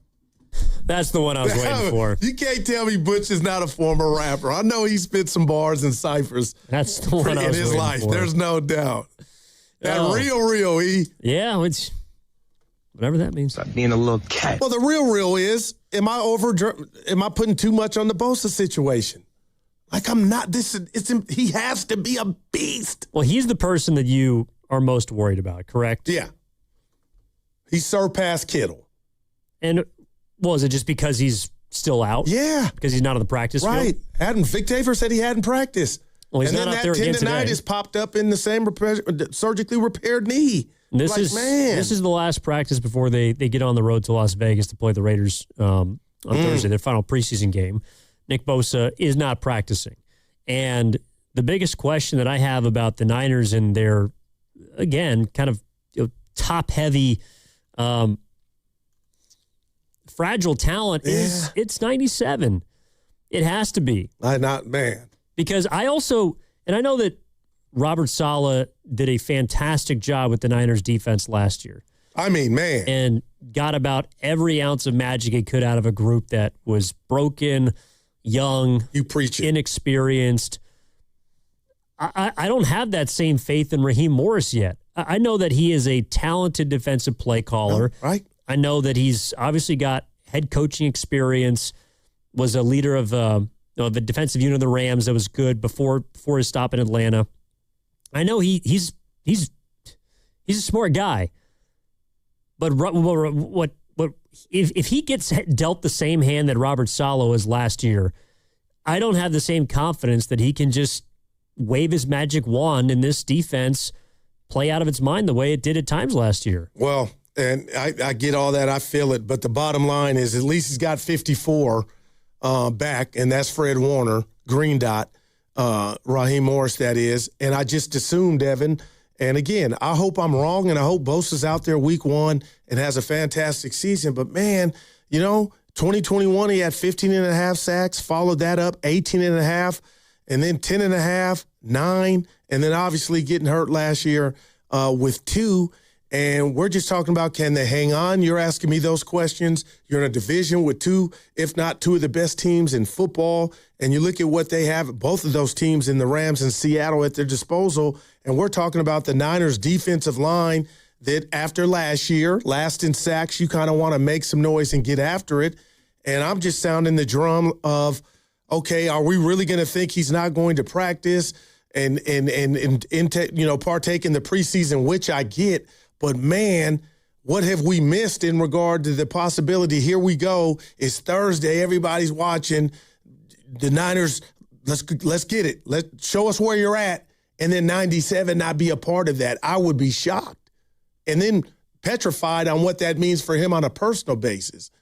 Well, why on a personal basis? Like, how available is he going to be if he can't be there for week one? What's that saying about the leg or the knee?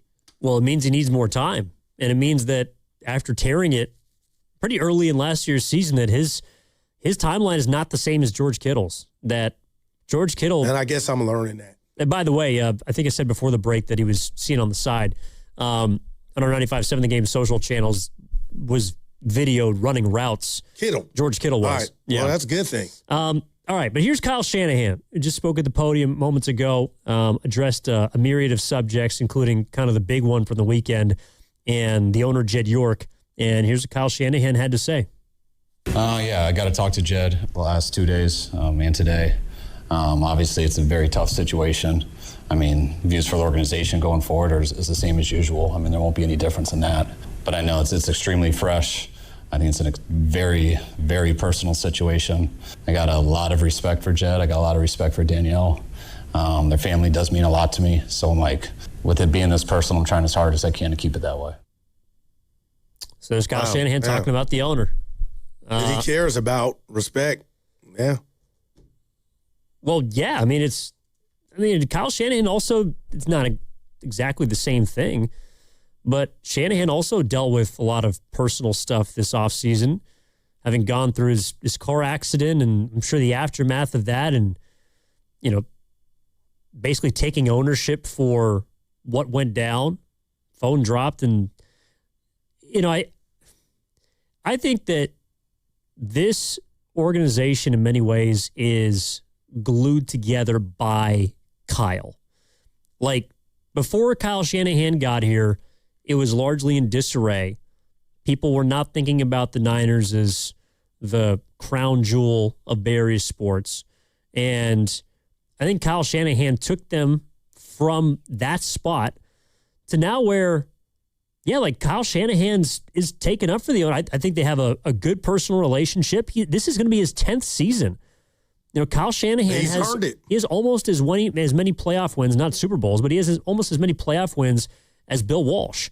Like, Kyle Shanahan has been here for a very, very long time, and I think he probably feels some sort of not debt, but he feels his back. He's got to have Jed York's back. Because to be honest, like you said, I forget the day, but when Kyle got, when this accident happened, it kind of was the same thing. Again, it was a mistake, dropping your phone or whatnot. But Evan, when you hear that, do you change what was number one on your list in regard to York and this being a distraction in regard to the offseason after you hear Kyle address it that way, which he addressed it exactly how I thought he was going to? He's friend, family. We got his back. I talked to him.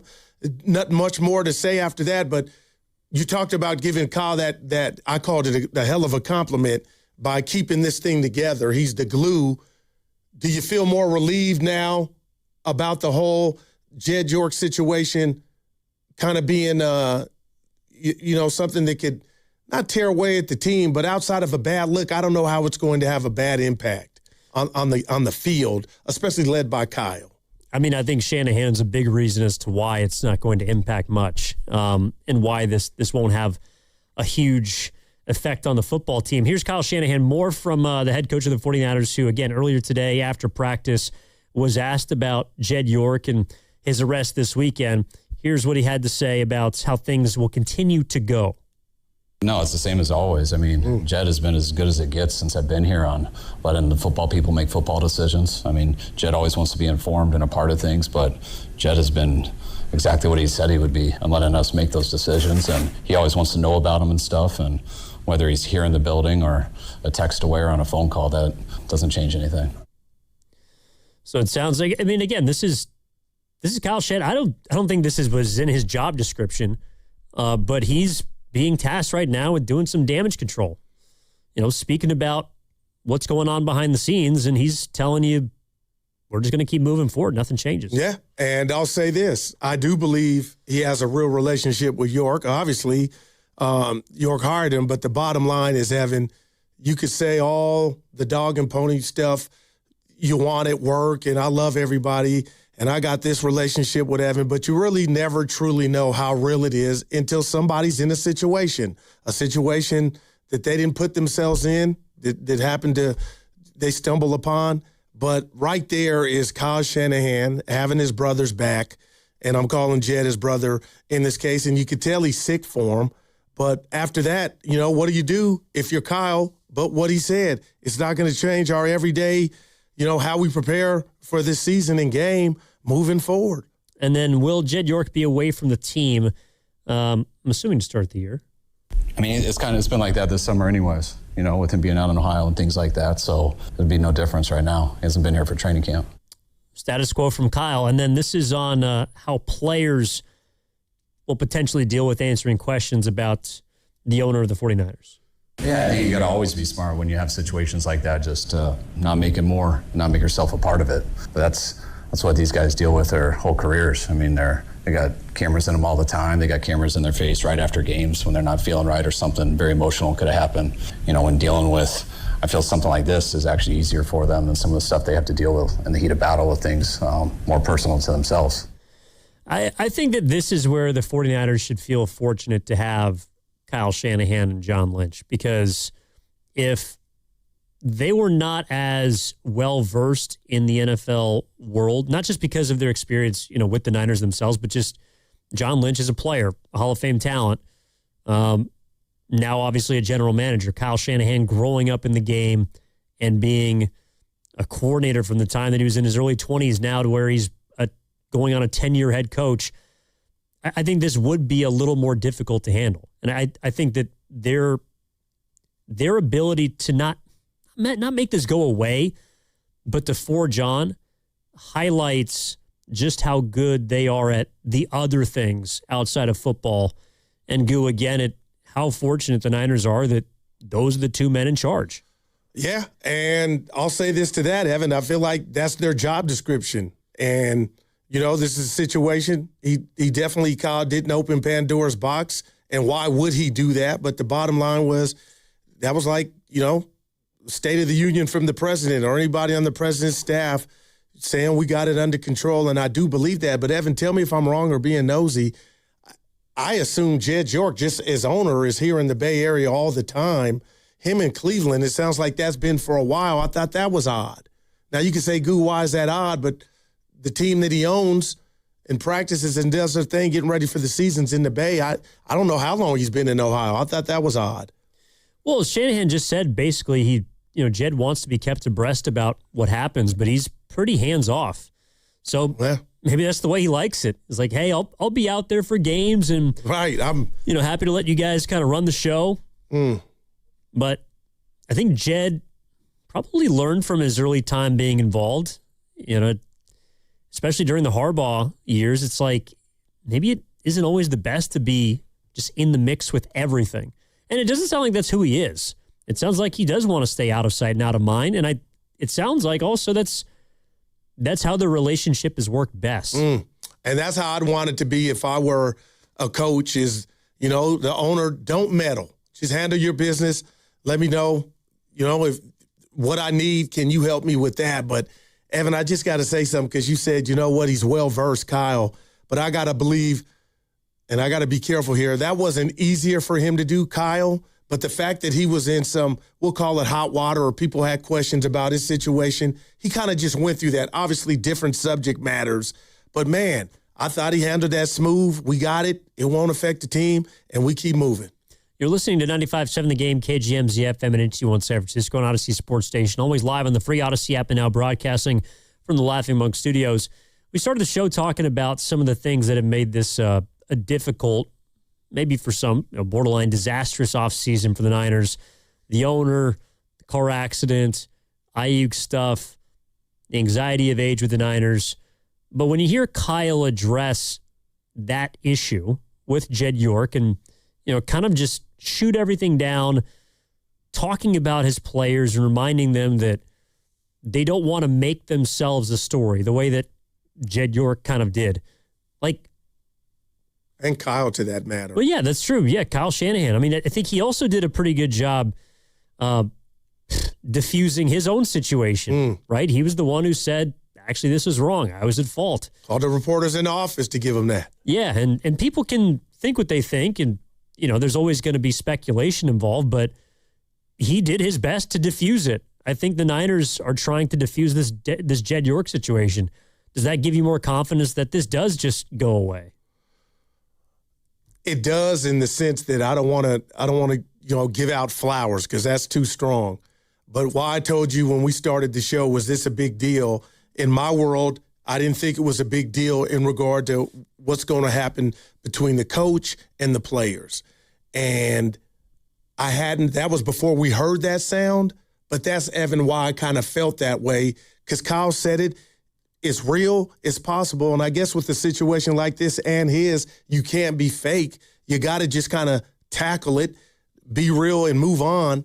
And just hearing them say that now, I really feel like this won't derail them at all, this Jed York situation, which is the last situation that happened just a couple of days ago. Do you think that it's funny, like when I think of the Niners, I think of a front office that is stable, that has a lot of experience. And I guess my mind goes to the Giants, because we saw the way that Buster Posey handled the Pride Night situation. A debacle. Wasn't good.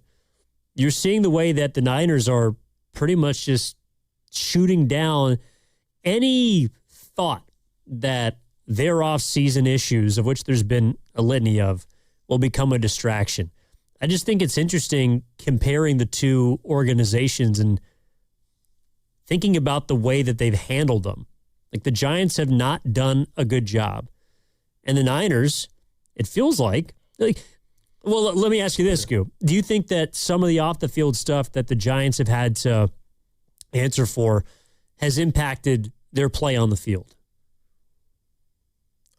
Man, they're so bad, I don't know how to gauge that. But I'll say this to you, Evan, and you ain't asking, so I'll let you down, but I'll give it to you anyway. I think they've alienated a portion of their fan base that is going to be held to get them back. And I'll stand on that. That's how bad of a debacle and tone deaf the Giants sounded when trying to do the right thing, shout out Spike Lee, but not doing it in a presidential way that I feel like the Niners did for Kyle and Kyle doing for their owner. Like, I think that means something. So as far as the play on the field, I don't feel like that's why they're 25 under. I just feel like that wasn't up to the players, the way that the Giants handled the Pride Night. That was on Buster, who should have been better. That was on people above Buster that should have known, hey, let me handle this, I'll speak. So I don't put that much on the players in regard to the Giants. Yeah, I'm largely with you. I just think it's interesting that the Giants season has gone in such a poor direction. Does it have much effect on their play? Maybe not, but I kind of wish the answer was yes, and then that could explain some of, the lackluster play from the Giants. But I feel like now they're devoid of talent. That's you got real major problems. But if you had told me it was kind of this public relation thing has sapped in or got to the players and that's why they weren't themselves, I kind of would feel better about where the Giants are, but I don't really feel that. I mean, I don't know how it manifests, but you can't tell me that there weren't players on the Giants that felt ire from the fan base because of how Buster handled things in the public eye. Like, there were people who were protesting outside of Oracle Park who... and are still mad. Yeah. Hell, we talked to a few at the cafeteria when it happened who said, I'm not going to any more Giants games this year. You can't tell me that the players don't feel that from the fan base, especially at one of the best ballparks in the country, if not the best, one of usually the best home crowds in the major leagues. You can't tell me that they don't feel that. And it's not supposed to affect their play, but I think as human beings, you can't just ignore it. And so that's why, to bring it back to what Shanahan is talking about with Jed York, I do think that the way that the Niners are handling this, that's why I believe that it's not going to be as big of an issue, because we've seen what happens when you don't handle it the right way. Just months ago, And the way that this season for the Giants has totally spiraled. They're not as good as the Niners, but their season still has spiraled. Yeah. Meanwhile, the Niners are getting geared up for a year. Their owner does this 2.5 weeks before the season starts. And it already feels like Shanahan and Lynch and the entire team are going to be able to just put that behind them. Yeah, and it's why I gave all the kudos to the Niners FO group as opposed to the Giants faceless group outside of Buster Posey, because that's what it feels like to me. But yeah, Evan, I don't want to get too much. I don't want to give baskets of flowers to Kyle and John, or especially Kyle, because we just heard that sound. But it was kind of on brand of, man, just be real, acknowledge the mistake. You got your brother's back. We understand it. He made a mistake. I'm talking about Jed York, the owner, and you keep moving. And that's exactly what he did. And for those who didn't hear earlier, to me, this is kind of the most poignant part about Shanahan in regards to how it impacts his players, whether or not they have to answer questions about the owner. Yeah, I think you got to always be smart when you have situations like that, just not make it more, not make yourself a part of it. But that's what these guys deal with their whole careers. I mean, they got cameras in them all the time. They got cameras in their face right after games when they're not feeling right or something very emotional could have happened. When dealing with, I feel something like this is actually easier for them than some of the stuff they have to deal with in the heat of battle with things more personal to themselves. Why do you feel like he thought it might be easier? Just because it's none of their business? Yeah, and they got to worry about what they do to avoid those pitfalls or traps. But that's what message I got from him. Like, yeah, keep your head on the swivel. There's stuff out here that, you can make a wrong decision. And now we're talking about Evan Giddings, and we don't want that. Yeah, I mean, I guess the one thing that I'm still not fully on board yet with is that if they start to lose games, I don't know if they'll be asked questions about it, Goo. You'd imagine that the media would get this out of the way the next week or so, or maybe it's when they're doing media and press in Australia. I imagine if Brock Purdy goes back on the Pat McAfee show or is with Rich Eisen, someone will probably ask him about it. Hey, what's the temperature in the locker room? How are you guys feeling when you got the news? All that kind of stuff. And they'll downplay it. But if they start to lose games and if the season is not going the way they want, I do think that like, it feels to me, Goo, like that's the way that this can stick with this team. That's what I would be skeptical But let me ask you this, and I'm asking you because I know who you are at heart. But do you think you're being fair with that assessment? Like I feel like you're on the sideline of, if this happens, I can double back and say, it was because of this. But if we know, and I believe I know who Kyle is at heart, and he's not perfect, but we know he's damn good at his job, I got to feel like, because I don't know if you do, I feel like the Shanahan accident is past us. So now we got a new episode of owner getting in trouble, 2 different subject matters. But if that derail him, and now Kyle's back to his superpowers, I don't think this one would derail him. If these dudes know how hard and savage the game is and how much prep goes into it, Evan, I don't feel like the owner getting in trouble. And again, it was embarrassing. It was against the law in Ohio. But damn, I don't want to come off bad here. But, nobody died. He made a mistake. He's going to pay his price, the fines or whatnot. But as far as the ball club, you still got ample time to focus on your job and the Rams. I mean, I'm not saying it's going to derail their season. I don't. Hell, the Shanahan accident may have had more of an ability to do that just because it impacts their head coach. But clearly it won't. I think he's going to be on the sideline, and he looks like he's going to be fine. My just thing is about the distraction of this. That's again why I'm comparing the two teams of the Giants and the Niners, because I think the way they're dealing with this is totally different. The way they've dealt with distractions this season are totally different. And that's why a lot of Niners fans are just like, hell, that's fine. We're going to go play the Rams, and we'll be fine. And they've had much more success, that outfit, the Niners, than the Giants. And I don't think that's a coincidence. But and it's not all on Buster because he ain't been here the whole decade of the Giants' futility, man. But that's the thing, though, is someone like Buster Posey is not equipped to handle a situation like this where you hear Kyle Shanahan So he clearly is able to do it and just shut it all down. 888-957-9570 is the number. We'll get into more sound from Kyle Shanahan, replay some stuff, but also there was a cut that he talked about his relationship with Jed and what made Jed York, kind of what makes their relationship and this 49ers team work together. So I want to play that coming up on the other side again when we return. 888-957-9570 if you want to get on the conversation. Evan Giddings in for Matt Steinmetz with Daryl the Goober Johnson. We're back after this on Steiny Goo. It's the greatest 3 words in the English language. Football is back. Running, touchdown, San Francisco. What deception. And we can't get enough of it. Niners! It's go time for the 49ers, and we are all in. Let's go Niners!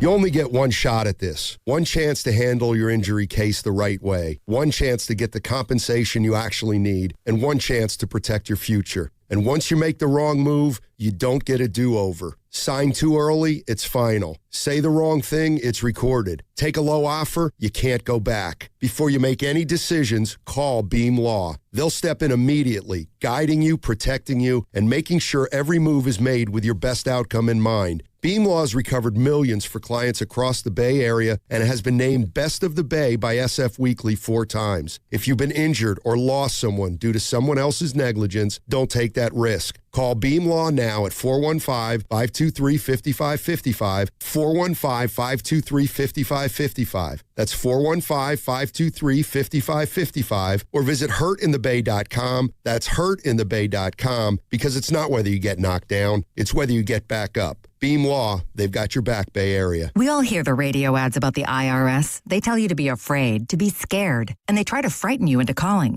I'm not here to do that. Tax Relief Advocates is different. TRA is here to tell you that if you owe money to the IRS, whether it's $5,000, $50,000, or $500,000, we have a solution. It doesn't matter if you're sitting in your car, at work, or with your kids. No matter where you are, call now. 800-497-8091. Don't lose hope. TRA can eliminate or reduce what you owe to the IRS. Generous programs are now available that can give you a fresh start. Our passion is taxes and helping individuals fix their IRS problems. We have over 1,000 5-star reviews on Google and an A+ with the Better Business Bureau. You don't need to be afraid of the IRS any longer. End your tax nightmare today by visiting us online at TRA.com or call 800-497-8091. That's 800-497-8091. Tax Relief Advocates. Real solutions for real people.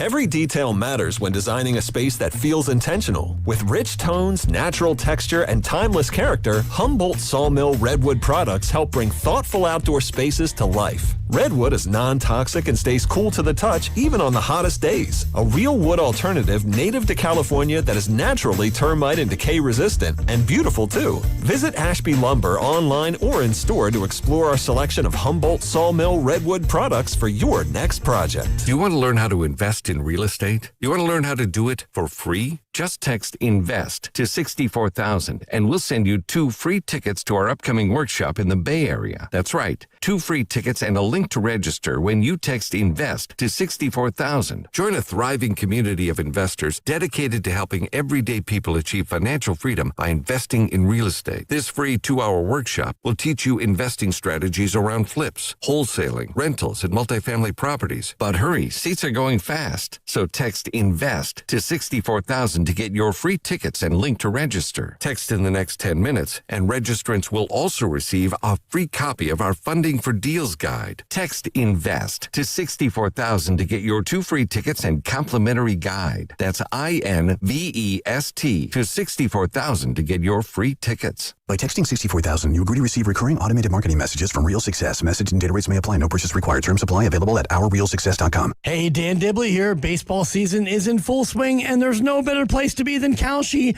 America's #1 prediction market platform. Right now, the American League team in New York is trading at 10% to win the whole thing, meaning a $100 trade would pay out $970 if, in fact, they were the last team standing in October. On Kalshi, you're trading against peers and live market, meaning there is no house. And as the probability changes, you can buy in and out of your position.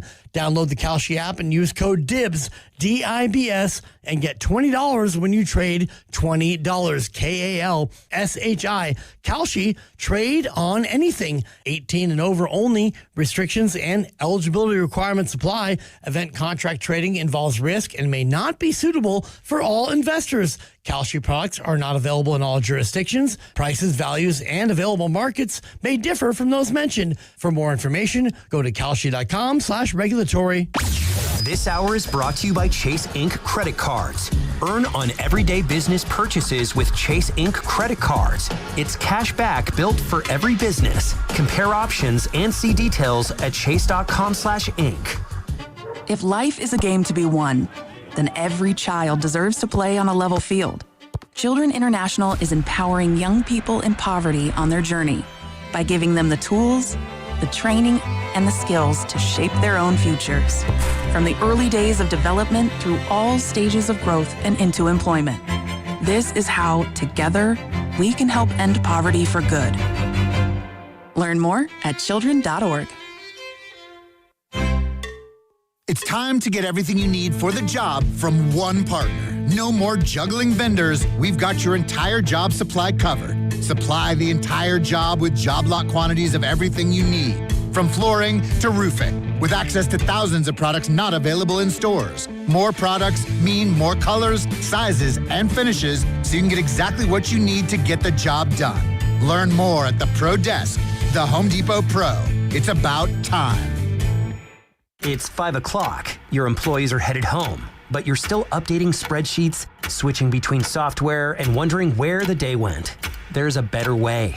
Odoo brings accounting, sales, inventory, CRM, and more together in one fully integrated platform. So you spend less time managing software and more time running your business, because your workday should end eventually.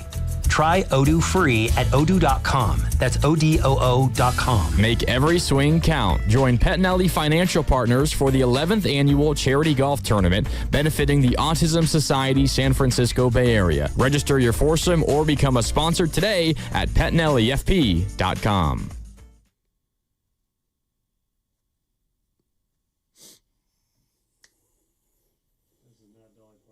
We'll be back to talk about it more on the other side. On 94.7. 95.7. I'm looking at 94 something else. No way. I've never heard that one. Stop. On 95.7 The Game. Now, back to Steiny and Guru Evan, on where 95.7 The Game. Was I out? 94.7? Evan, give it to me one more time, kitty. Steiny, I love you, baby. We know you're We'll not be back to talk about it more on the other side. On 94.7. 95.7. I'm looking at 94 something else. My bad. 95.7. Oh, man, my man. 95.7 The Game. Evan, I let you down. I was in a bad mood, but that brought me back. That was pretty fun. Wait, Ken, you said I cut that? I thought you did. Well, the funny thing is that Goo I don't was remember that at laughing, all. And Steiny in the cut says, stop. Stop, like he's talking to you. Well, I had Leonard Floyd on the Bears. Oh, is that what threw you off? Yeah. Evan, I want us to come up with another game tomorrow. Man. How about this? Because actually, I've noticed this when I'm behind the glass. It's a little easier. If Ken is the one that comes up, comes up with the game, but is at least able to just moderate, then it's a little easier. I don't know. Somebody said I'm calling you Evan Kenny. I'm not. I'm saying Evan and Kenny. Yeah, oh my gosh. No, I get what you're saying. Oh, I hadn't heard the 94. I hadn't heard the 94.7 either. I've heard what was the one that the Chicago Tribune one? Sergio Garcia. Oh yeah. John Shea was pretty bad. My man. Yeah, we've all had some gas. Yeah. Streets are saying I might be in your seat Friday. You want to do it? Yeah, I'm going to do it. All right. Give me the keys, E. Ken. Yeah. Give him the reads. Yeah, we'll have a rear view mirror on that thing. Leave me alone. We'll see. So can I show up at whatever time, baby? Just be here by 10. I got you. Oh, no. No, I'll be there early. It's okay.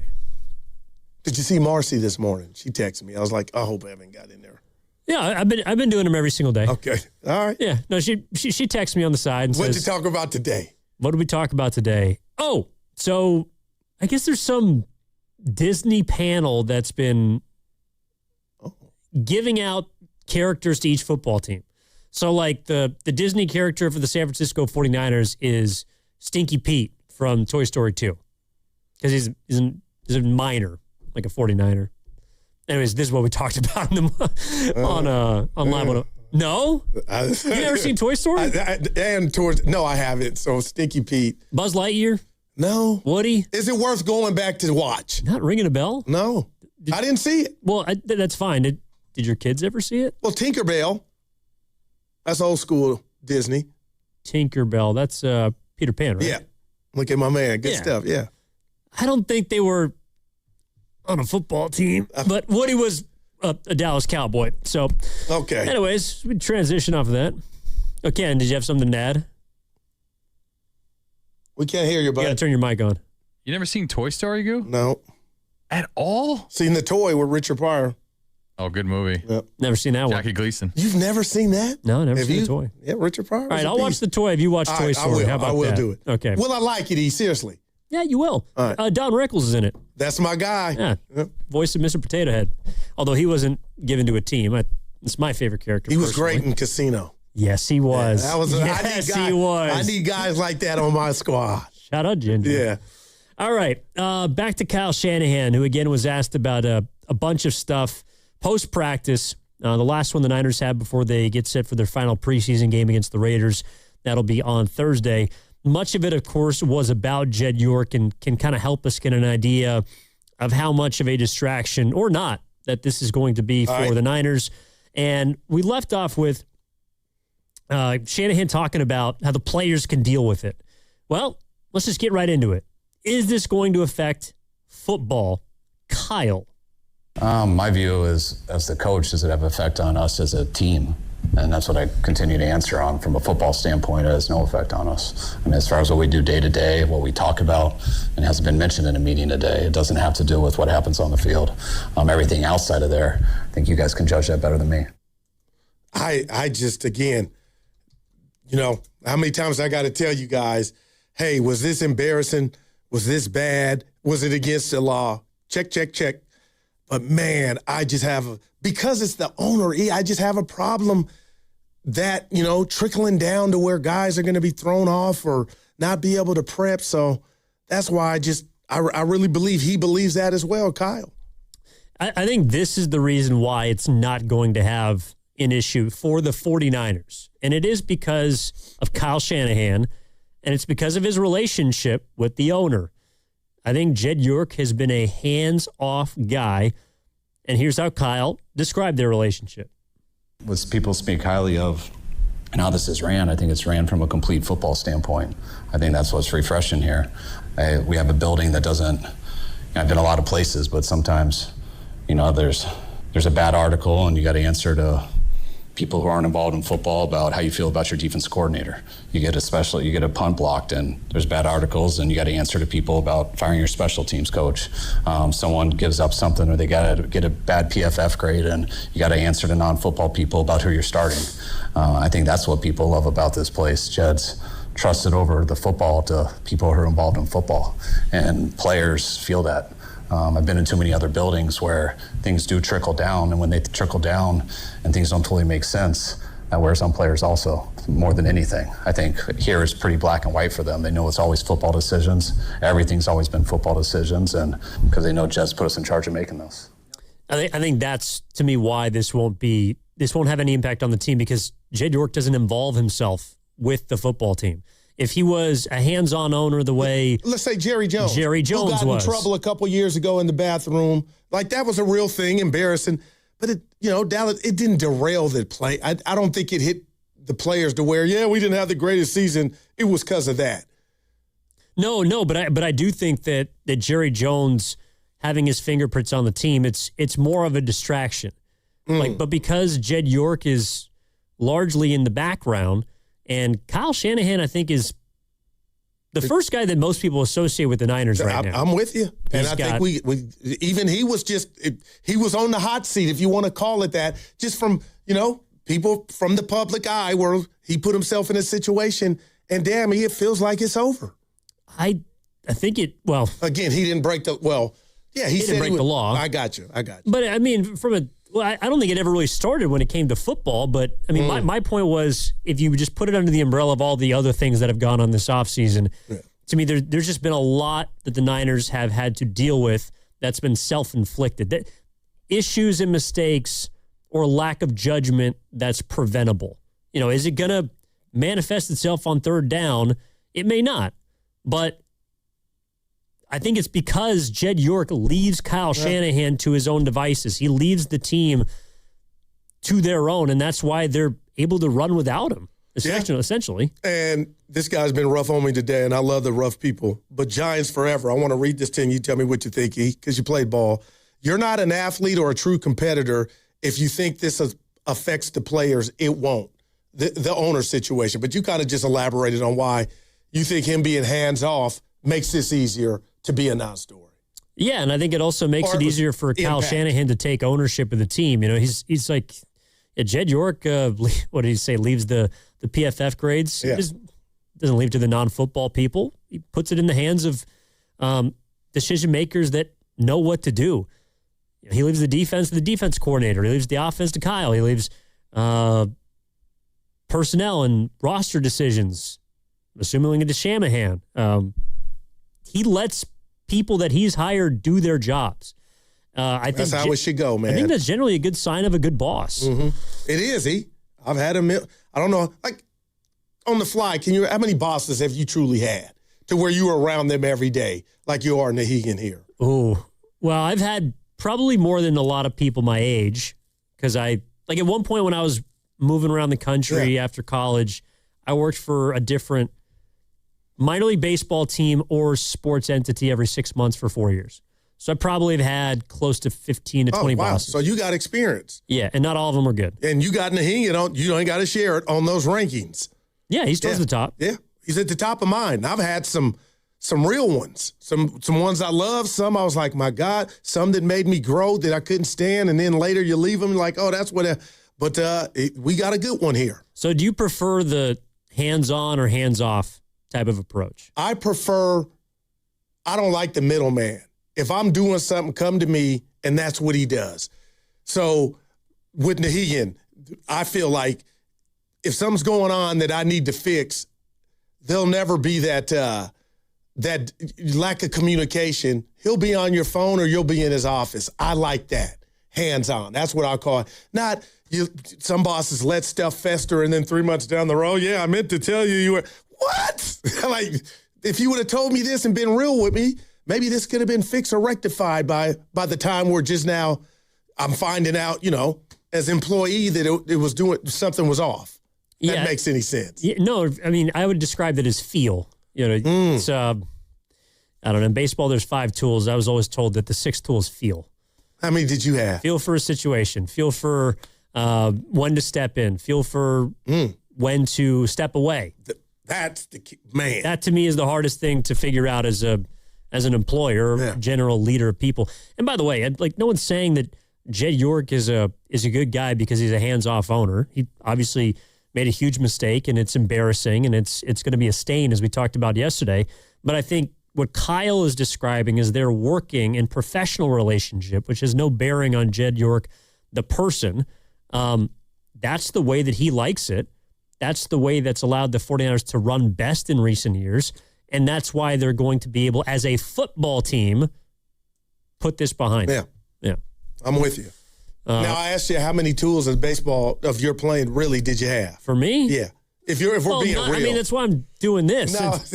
No. Not many. But to the average guy, Evan, how you played collegiate baseball. Played Division III baseball. Yeah. That's still college baseball. Okay. Did you have power? No. Speed? Not really. You look like you're fast. Well, I could beat you in a race, but that's not. I'm just kidding. It ain't about me, Evan. How many tools would you say you had if you had to judge yourself? Okay, I'll say this. Senior year, I only struck out twice. So you were Rich Aurelia. Yeah, like I could put the bat on the ball. I had a pretty good arm. I was smart. Yeah, I knew myself. I knew when I could steal a base. I knew when I could throw a pitch. Okay. I knew so, Kenny, I'm counting about two tools. I knew when to put barrel on ball. I did what the team did. All right. I was just giving the Evan scouting report. I was our leadoff hitter. I mean, leadoff hitter and number 2 pitcher. We had a number 1 guy who went to Oregon State, my buddy Kevin. He was really good. So, yeah, I wasn't the best guy on our team, but I was all right. Got it done back in my day. But feel, yeah, I had that tool. That's the one thing I did have. Yeah, no doubt about it. Come on, I'm not. He forced me to hype myself up. I swear that wasn't on purpose. But you need that. You need to do that more. You know who I am? Get back to arguing now. Not today. Come on, Scott. Yeah. Leave us alone. Scotty. Don't make me pointed at you. All right. Here's Kyle Shanahan. Well, if you want some emotion, let's get back into his disdain for traveling to Australia. Why don't you want to go down under? I mean, I would love to just show up the day before and just play, but I'm not the best when it comes to the science and everything on that stuff. So you ask people who've done it a number of times, you ask people who study it, we take all their opinions in. We've been strongly recommended to, when you got a 19-hour flight and it's a 16 hours, something difference. I forgot because I haven't asked since we were making these decisions. But it's a big adjustment on the body. So the recommendation for everybody has been to tell us when to go, and it's made a lot of sense. And I know how our players feel also. I was a little bit on the fence. Science wasn't what I was reported on, and our players weren't at all. So that helped me get off the fence. And he's talking about his, like the travel schedule essentially for the 49ers and whether they would have wanted to go early or go later. Like, I just think it's so weird how opposite the 49ers and the Rams are approaching their trip down to Australia. It's the world. We're all divided. They see it one way, they see it the other. But what if it were you? Which way would you want it? I want the week there to get acclimated to what I'm doing. I don't want to just get off the plane and then go have to play, get back on it and jet out. Like, you know what I mean? I'm not sure because, look, I think the whole point is that body clock. Well, you want your body to get acclimated, but you're basically losing a day during travel. And so, because, right, let me put it to you like, this is how someone described it to me, is you could sleep the entire flight down to Australia, right? Okay. But because you're losing so much time during the day, they're 18 or 19 hours ahead, you still have to catch up on that sleep. Can I do that the 6 days or the 5 days we're going to be there if I'm the Niners? You can, and I think that's why they're going. Okay. And the Rams are saying, we don't want our bodies to adjust at all. Like, we're just going to basically show and go, get in there, get out, and keep our bodies as close to the circadian rhythm as they had when they played in America in Los Angeles. But isn't that a higher risk, though? Because, you still got to account for the plane ride. You know what I mean? Like, so you're losing that battle just getting there, and then you're going to get off and go right into combat? It worked for him last year. Yeah, hey. Again, it's just guru math. I got it. Evan, I'm not a scientist, but I'm just like, man. No, I think I would prefer the 49ers method. Man. But if the Rams beat them and they're at a disadvantage because they have less rest, well, then maybe it doesn't matter. You know what I mean? We'll find, and this will have something to do with the outcome of the game, right? Well, they got it right. Yeah, I mean, I don't know if it's going to change international travel for good, but I have to imagine that Rams have really smart people that work in their organization, and it isn't like they're saying, "Well, we'll take 4 days or 3 days." It's like, no, actually, we're going down the day before, and we're going to head on out. Meanwhile, Shanahan wants a full week. All right, here's another big subject that we've been tackling today: the subject of Nick Bosa. Hey, Kyle Shanahan, what's going on with 97? He's doing good. Hoping that he can get into practice next week, and we'll see how those 3 days go after the mandatory 3 days off. What? He's doing good. Hoping that he can get into practice next week, and we'll see how those 3 days go after the mandatory 3 days off. So, Evan, it's only Tuesday of this week. Last I checked. So, man, we talking about, wow, like that's up in the air. Well, I mean, they're going to Vegas to play the Raiders, I guess. But he's already skipping ahead to next week. I'm sorry, that doesn't sound like he. It's close. I'm not panicking for Niner fans. I'm just like, I don't know why.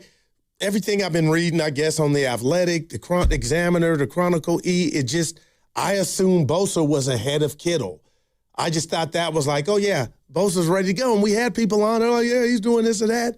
But now it's like, okay, maybe he is on the Michael Williams track. It'll be a little while.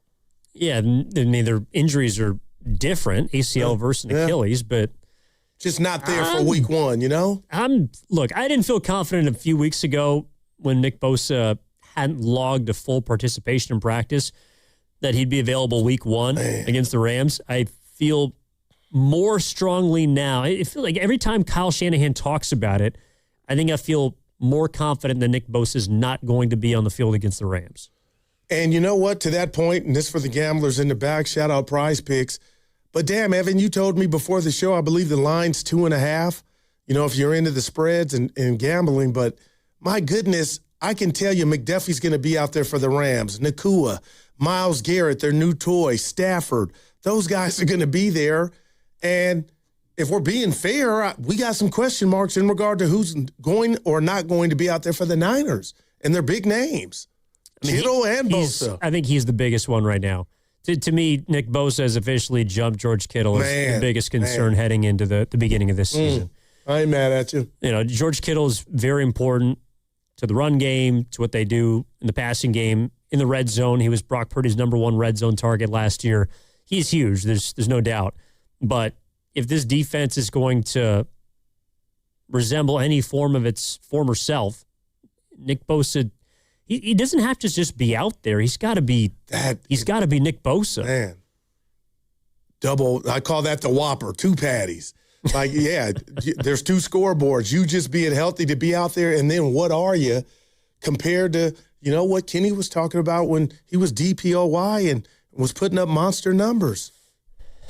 If I set an over-under on 9.5 sacks for Bosa this year, right now, how are you feeling? I would ask you before, look, your boy's growing up right before your eyes. I don't like that. Even though I'm older than you. How many games is he playing?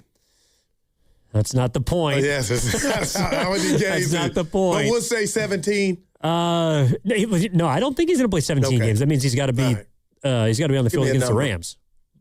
But what number was in your heart in regard to the sack total? Sound like 9.5? I think 9.5 is a good number. I think you got to get that. You got to get to 10.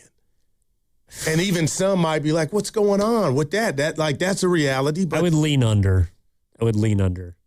Then how are they going to cause havoc on the QB, man? Well, there's no way they can be worse than last year. Well, and they won 12 games.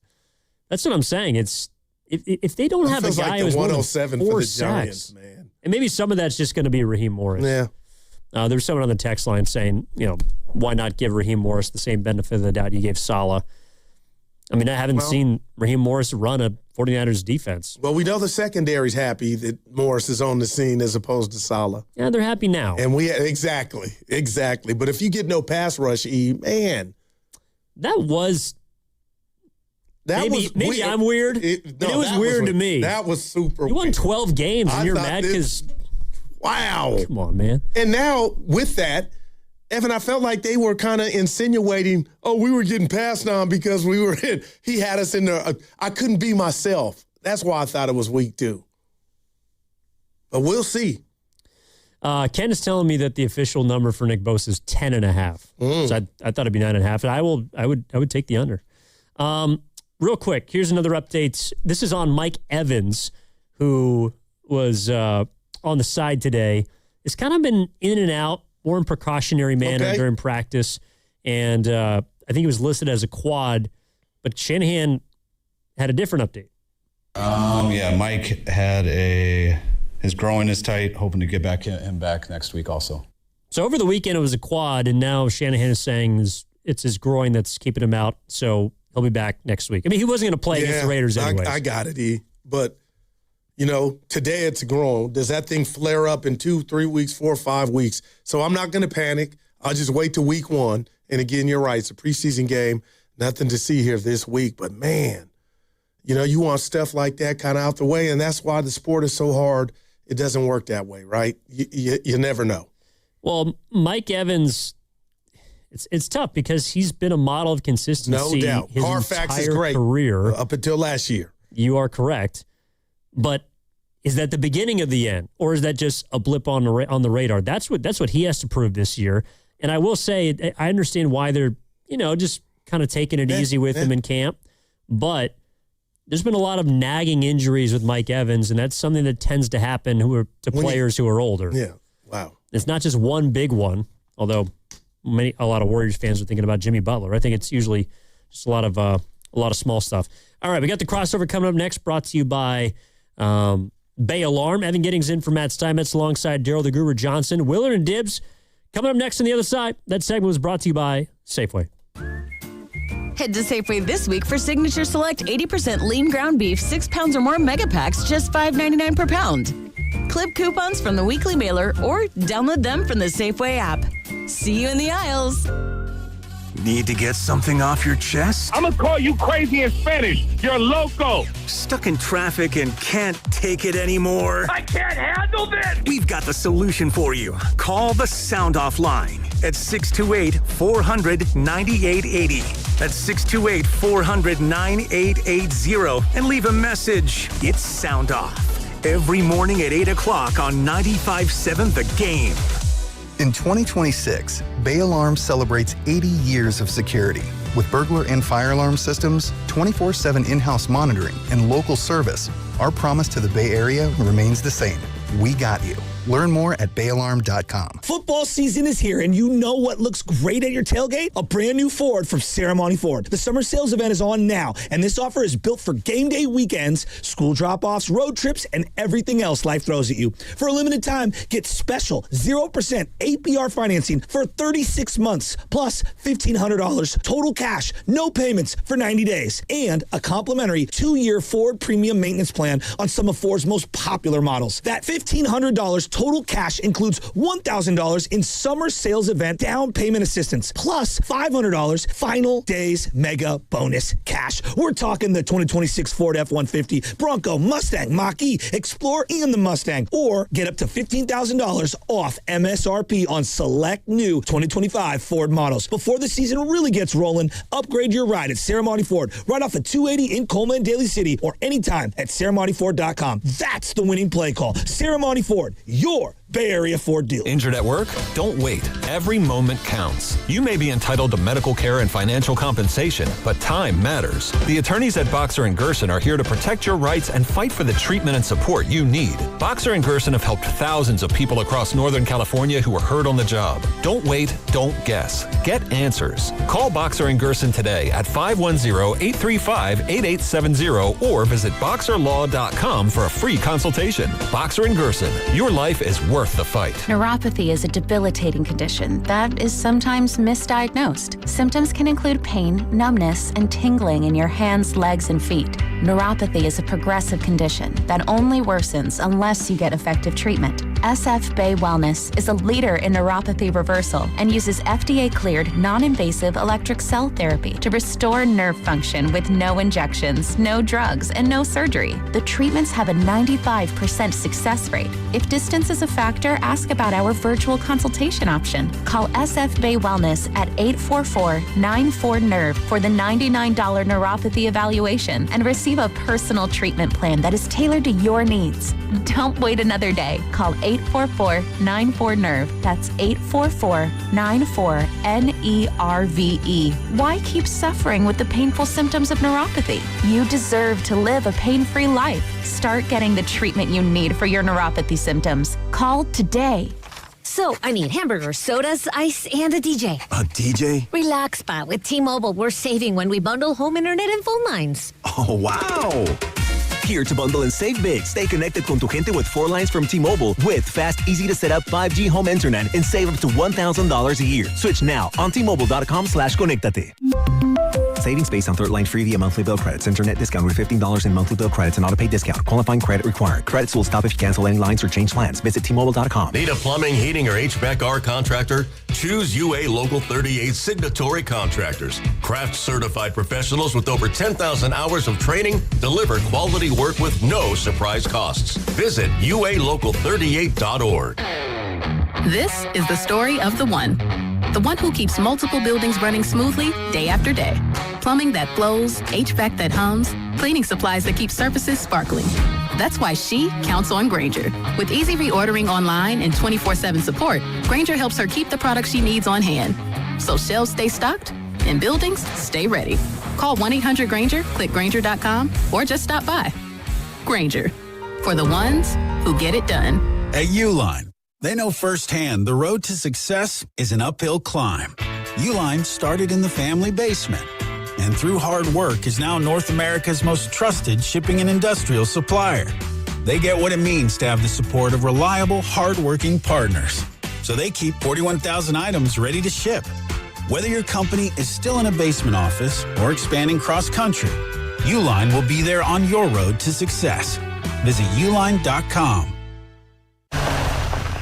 Oh, hey, Sarah. Did you hear my daughter Katie got Camper of the Week? That's a big deal. We got a big deal too, right, Mom? Honey, shh. What's that? Okay, that Hyundai Santa Fe, I only paid...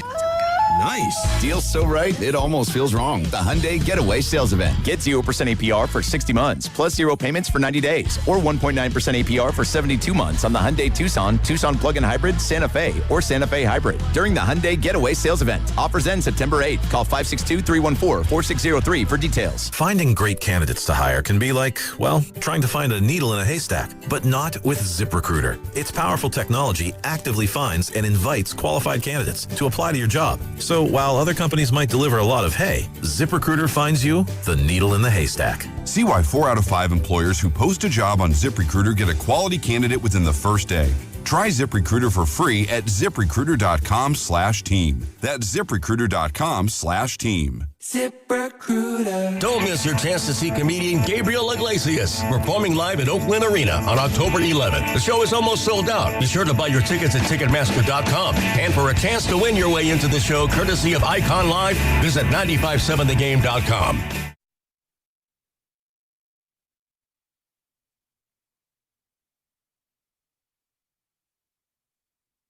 Now, back to Steiny and Guru on 95.7 The Game. All right, it's time for the crossover brought to you by Bay Alarm. Rest easy. We've got you covered. BayAlarm.com. Evan Giddings in for Matt Steinmetz, Gerald the Guru Johnson, Dan Dibley, Mark Willard. Happy Tuesday, guys. What's happening? I need a real. Pretty good. Yeah. Do you really want to know? Of course.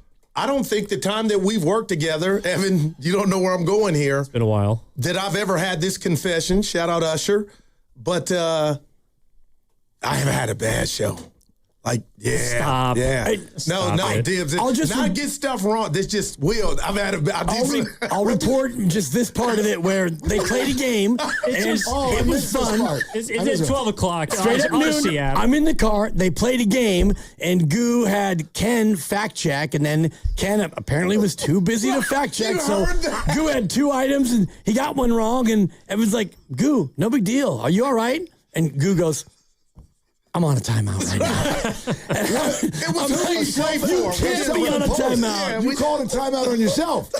Yes, he put himself in the corner. Did you used to do that as a kid? No. You're like, Mom, Oh, I'm we out. couldn't. We had belts. So It's like my 4-year-old will say, like, if she's having a bad evening, she'll say, I want to go right to bed. It's like, you know what? Go right to bed. She's self-disciplined. It was a little bit like that. Nobody's stopping you. It was like, relax. What was the fact? We stole who like he played for. Who he played for? Niners edition. So old Niners who are on different so teams. AI had me, old Leonard Floyd, was on the Bears, but he was on that team last year. And I go, Evan, Leonard Falcons. Floyd. Yeah. Leonard Floyd. He got drafted by the Bears in 2016. He's currently a free agent. Which would have been a nice trick question. You know, I think I got the other one wrong too. But man, we had a few. We went down the list, and it was great. And I mean, you both stunk, but like you both were better than me. I couldn't name a one. I was gonna say, now I feel better a little bit. If being bad at trivia means you mean a timeout, I'm gonna take the rest of the week off. No, Will was like people are killing us. Whatever. It's easy when you're like, Captain Keyboard, like George Odom, or was it Lamar Odom? Like, who does he play for? Safety. And Texans. Javon Kinlaw, where's he? Who he play for? The whole bit. Who does he play for now? Yeah. Right. And so is he on the Jets or the Commanders or no one? He's on the Commanders. The funniest part of the bit was that Evan gives Guru an absolute uncontested layup, and Goo is pissed because, Evan, it's too easy. And Evan's like, I'm starting you easy. And then from there, it was an absolute Hindenburg. Juwan Jennings. It was an absolute dumpster fire. And that's a hard bit, though. Like, I don't know. And the only one that I thought you guys could have thrown out there is Solomon Thomas. I think he still is a somebody. I think he's Sure. I think he's on the Titans, actually. Yeah, because he left the Jets to Dallas. I think Robert Saleh grabbed him. He went to Dallas. Well, and Captain 6 Days a Week national show, he would be sneaky good at this. And sometimes we do something like this, and he's always like, Dibs, what do you I'm like, I got no idea. Like, I don't even know where I parked my car today. Yeah, like we got into the Ronnie Bells and the Ray Macleods. And some of them are on practice squads. Wherever Ronnie Bell is, he shouldn't be. That's how I answer Actually, that. he's on the Saints, so it sounds like he should be. Perfect. It's a natural fit. Yeah. But I love the bit, and then the whole thing was punctuated by a classic Goo of like, I'm on timeout. I was like, you okay? And it was like silence, and then got me laughing. You had me totally laughing. I almost crashed my car. What about Devers? We brought it up. I was ready to run him out of town. He plays for the Giants. Where y'all at on Devers, man? What are the options? Do you know what I mean by that? To bat him second. Like, was anybody questioning whether or not he's a good hitter? Never that. And I don't even... I love you for that. I don't even know, I love you for that. If that was never a part of it. And I don't even know if it's personal for the fans. I don't have any issue with Rafi Devers. Because all the stuff that I was judging him on, the body language, he's having a ball now. I mean, like, there's a conversation there. To me, I just look at it as I think the Giants have sort of given the signals that they would like to move on from Rafi Devers. And Buster said we talked about everybody. I don't know that a fan would need to agree or disagree. They're so bad that you just... I don't know what it is we're supposed to be hanging on to. I can't be like, don't get rid of Rafi Devers. We're having this great 100-loss season. Can't give that up. So I'm with you. The fans have not had an opportunity to attach Rafi to winning, and therefore the emotional attachment is weak. That's kind of how I see it. The one name I was thinking about as you guys were doing that is Corey Maggette. For those of you who partake, make fun of me. And Corey was like, he was a good player, but they got him because they couldn't get anyone else, Rafi Devers. Like, they had to trade for Rafi because you can't get anyone to come here. And the Warriors couldn't get anyone to come here. And Corey came here, and he was making $10 million a year, which at the time was like big money. Yeah. And he came in here, empty calories. He'd get you 21 and 6, and you'd go 28 and 54. Would it bother people more if I brought up Antoine Jameson? Who I love. Yes, because he was drafted here. Okay.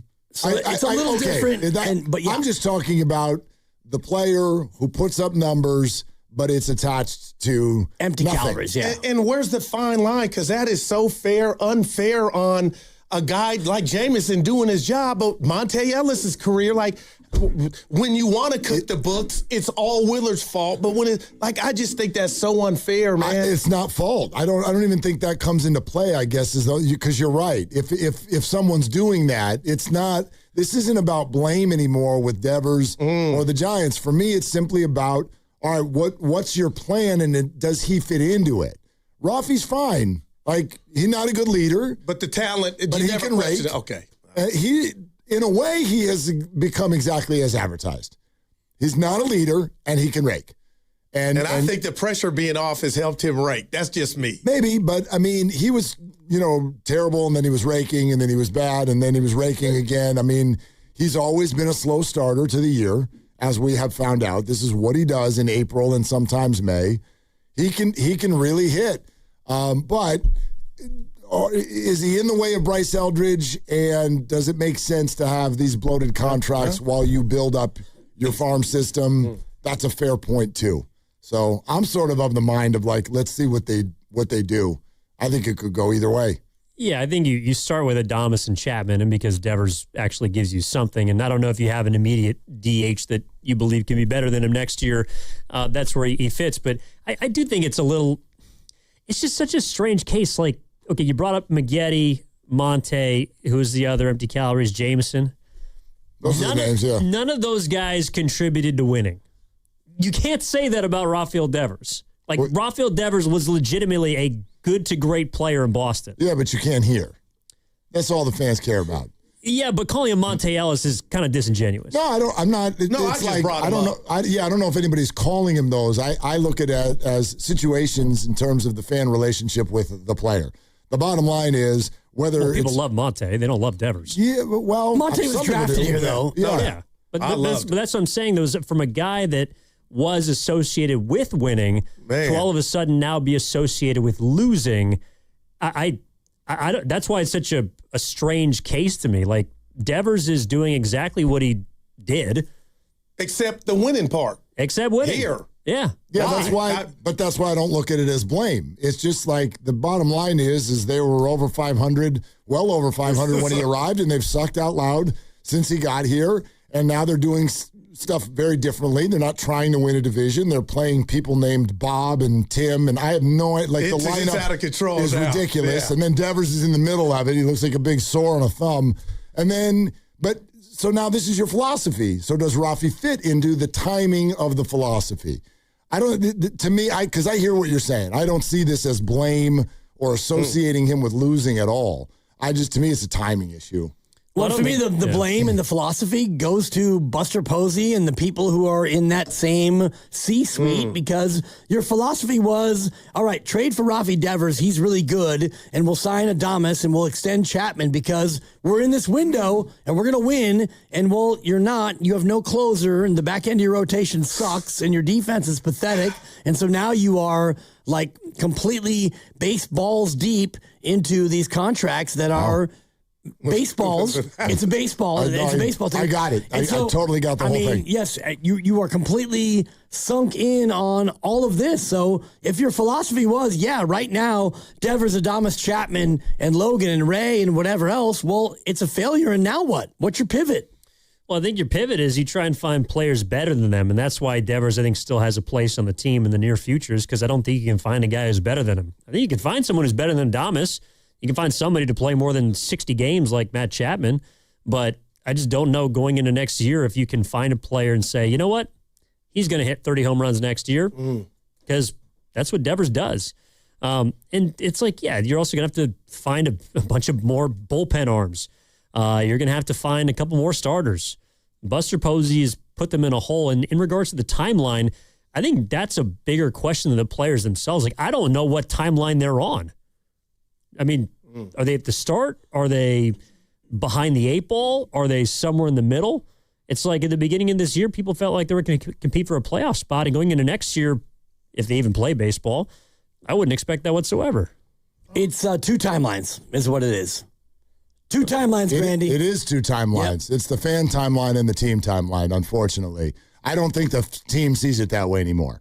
I agree with you. I'm in the process of adjusting how I look at it because as I've watched what they've done now, 2 deadlines in a row, as I've watched the way that they've drafted, as I think about the new CBA, what they didn't do in free agency last offseason, this man? It just feels to me like behind the scenes at the end of last season, they agreed that, you know what, we're actually rebuilding, but don't tell anyone. Wow, it feels like the expensive cars on a hoopty. You know, like who does that? You don't do that. And that's what Devers may be if that's how they feel like behind the scenes. But it takes 2 to tango.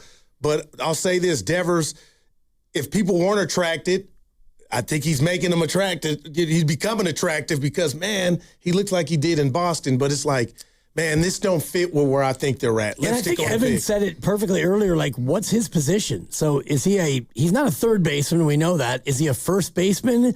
I guess kind of. If he's a DH, then fine. If you're a team that needs a left-hand hitting DH who wants to play 158 games, then that's fine. That's a fit, but it's a little bit of a narrow pathway. Yeah. You're listening to 95.7 The Game, KGMZ FM in HD1 San Francisco, and Odyssey Sports Station, always live on the free Odyssey app, and now broadcasting from the Laughing Monk Studios. Obviously, other big part of our show is the Niners, and I feel like Shanahan was asked about everything that went down over the weekend with Jed York, and I think he kind of said everything that we expected him to, which is we're going to play football. Our players are not going to make this story about them, and I felt like listening to him, and especially the relationship that he has with York, it's almost like Shanahan and the fact that Jed York always is in the shadows, so to speak, is why this is not going to be a big deal. Like we were kind of comparing it to how the Giants have dealt with some PR issues this year, and it's just drastically different. And because of the people they have in positions of power, namely Kyle and John Lynch, it does feel like they can just kind of go back to playing football and this won't be an issue. I mean, I feel like a lot of us said this. This is a Jed issue. This is an issue for him. Yep. This has got nothing to do with football as far as I mean. In fact, I went down to practice today. I just came straight from there. And so on the way down, right before I arrived, I was listening to you guys start the show. And you laid out your 6 things that have made this like a disastrous offseason for the 49ers. Yeah. And I was like, I can't wait to hear what these are, because I literally sat there and went, I don't know. I don't know what he's going to say. Obviously, I knew the Jed thing because this just happened yesterday. But you went through 6 things that were all fair to put on the plate. But as you went through each one, I went, won't affect football, won't affect football, won't affect football. That one affects football, won't affect football. And then the last one was just an emotional response, which is that we have anxiety about their age. Yeah. Ricky Pearsall, to me, I don't think this was a disastrous offseason at all. A bunch of weird stuff happened. Kyle Shanahan almost lost an eye. But losing him, with Pearsall. But, yeah, Ricky Pearsall. That was the one. That affects football. I think they can handle it. They've got a receiver room that still has some juice. Number 1 on my list was Bosa. I wasn't worried, lad. Now I'm getting a little concerned. You can be worried, but I like Nick Bosa, similar to what they've done with McCaffrey, Williams. I can tell you what the vibe is down there behind the scenes. This is their plan to try to have him ready for week 1. That's what they're executing. Is he hurt? I mean, this has become a weird word. Was Christian McCaffrey, did he have tightness? Right. I don't think he actually did. So Nick Bosa he's doing his work before practice, and this is the way that they have decided he has the best chance to play week 1. Doesn't mean he will play week 1, but if he doesn't play week 1, he's going to play week 2 or week 3. Do you know what I mean? So, I don't think they feel that Nick is, quote, hurt.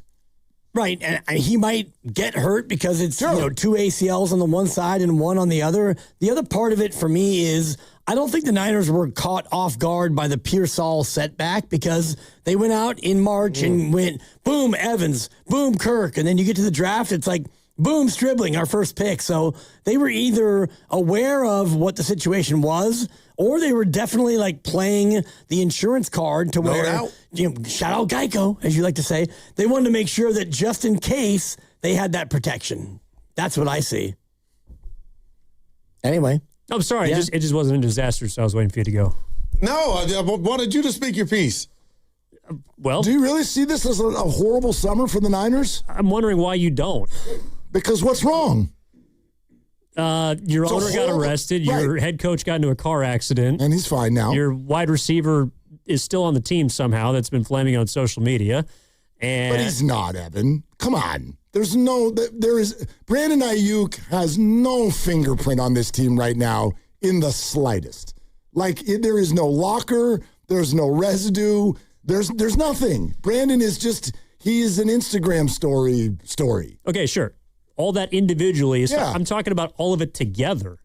I don't see any of these things other than Ricky Pearsall affecting football. I just don't. Jed is back to normal. And you're allowed to think that. And Jed has ruined his reputation. Yeah, it's bad. Right. But I never thought it would impact. We talked about it. I guess other than Ricky Pearsall, in what way did the other 5 things you bring up affect the game against the Rams? Well, but that was the point, though. To me, it's not going to help DeJon Stribling run a better out route or Brock Purdy hit a guy on 3rd down. But I think it does change the way that people view the 49ers, as a brand. No, as a brand. You mean so we're talking about the Jed thing again? I'm talking about all of it together. I don't know how the other things affect brand. I mean, someone got into a car accident. But the attention that was brought with all the attention on the Niners this offseason has not been about football. I don't know if that is even necessarily a bad thing. That's just attention. That's football. There's some sort of things that have happened that are a little bit, salacious is not even the right word except for Jed. I don't know. And maybe I view this one differently just because I've had this happen to me twice in the last 2 months. Like, a man got into a car accident. I don't know. I know that there were some quirks to the story. I know there's a lot of people out there who still have a high level of distrust with the way that it all went down. I don't. I just see that a man got in a car accident. When he saw misinformation out there, he called the world into his office to explain it to him. He was straight up, straightforward about it. He was a man. He faced it. Jed York probably should take a note out of that and do the same. Outside of that, the Ricky Pearsall injury sucks, and I think Brandon Ayuk has got nothing to do with nothing.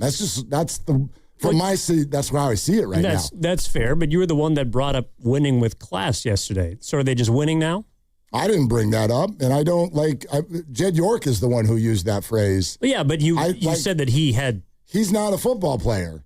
Like, he shouldn't. No, he's just the owner of the team. He shouldn't use that phrase anymore, but why would George Kittle or Trent Williams or anyone have to go answer for that with the way they play? Like, I look at it from the standpoint of the players. Can they still go win with class? Sure they can. I wouldn't use that phrase anymore if I were Jed.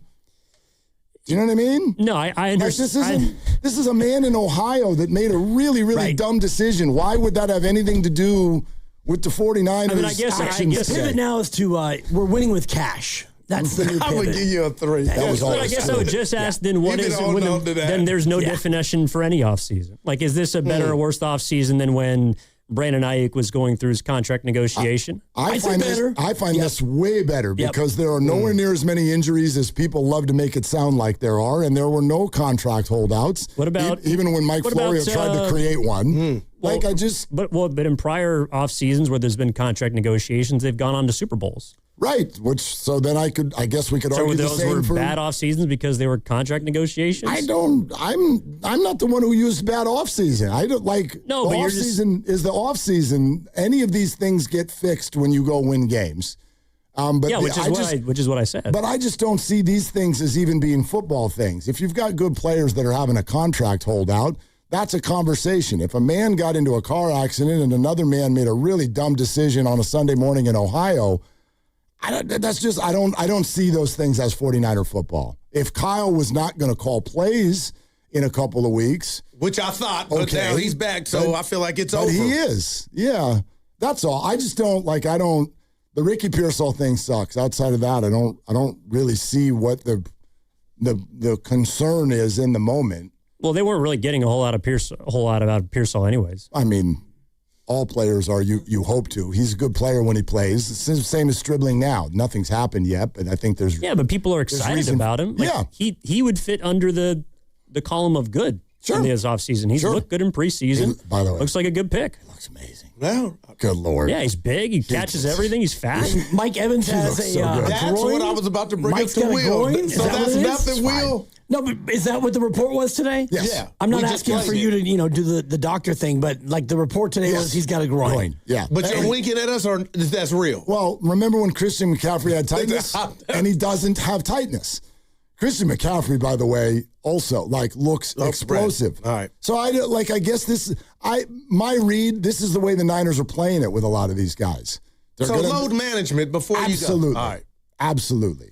And all of these things are pointed toward them trying to play 2 Thursdays from now. Doesn't mean it'll work, but it doesn't mean they're hurt either. It just means this is their plan.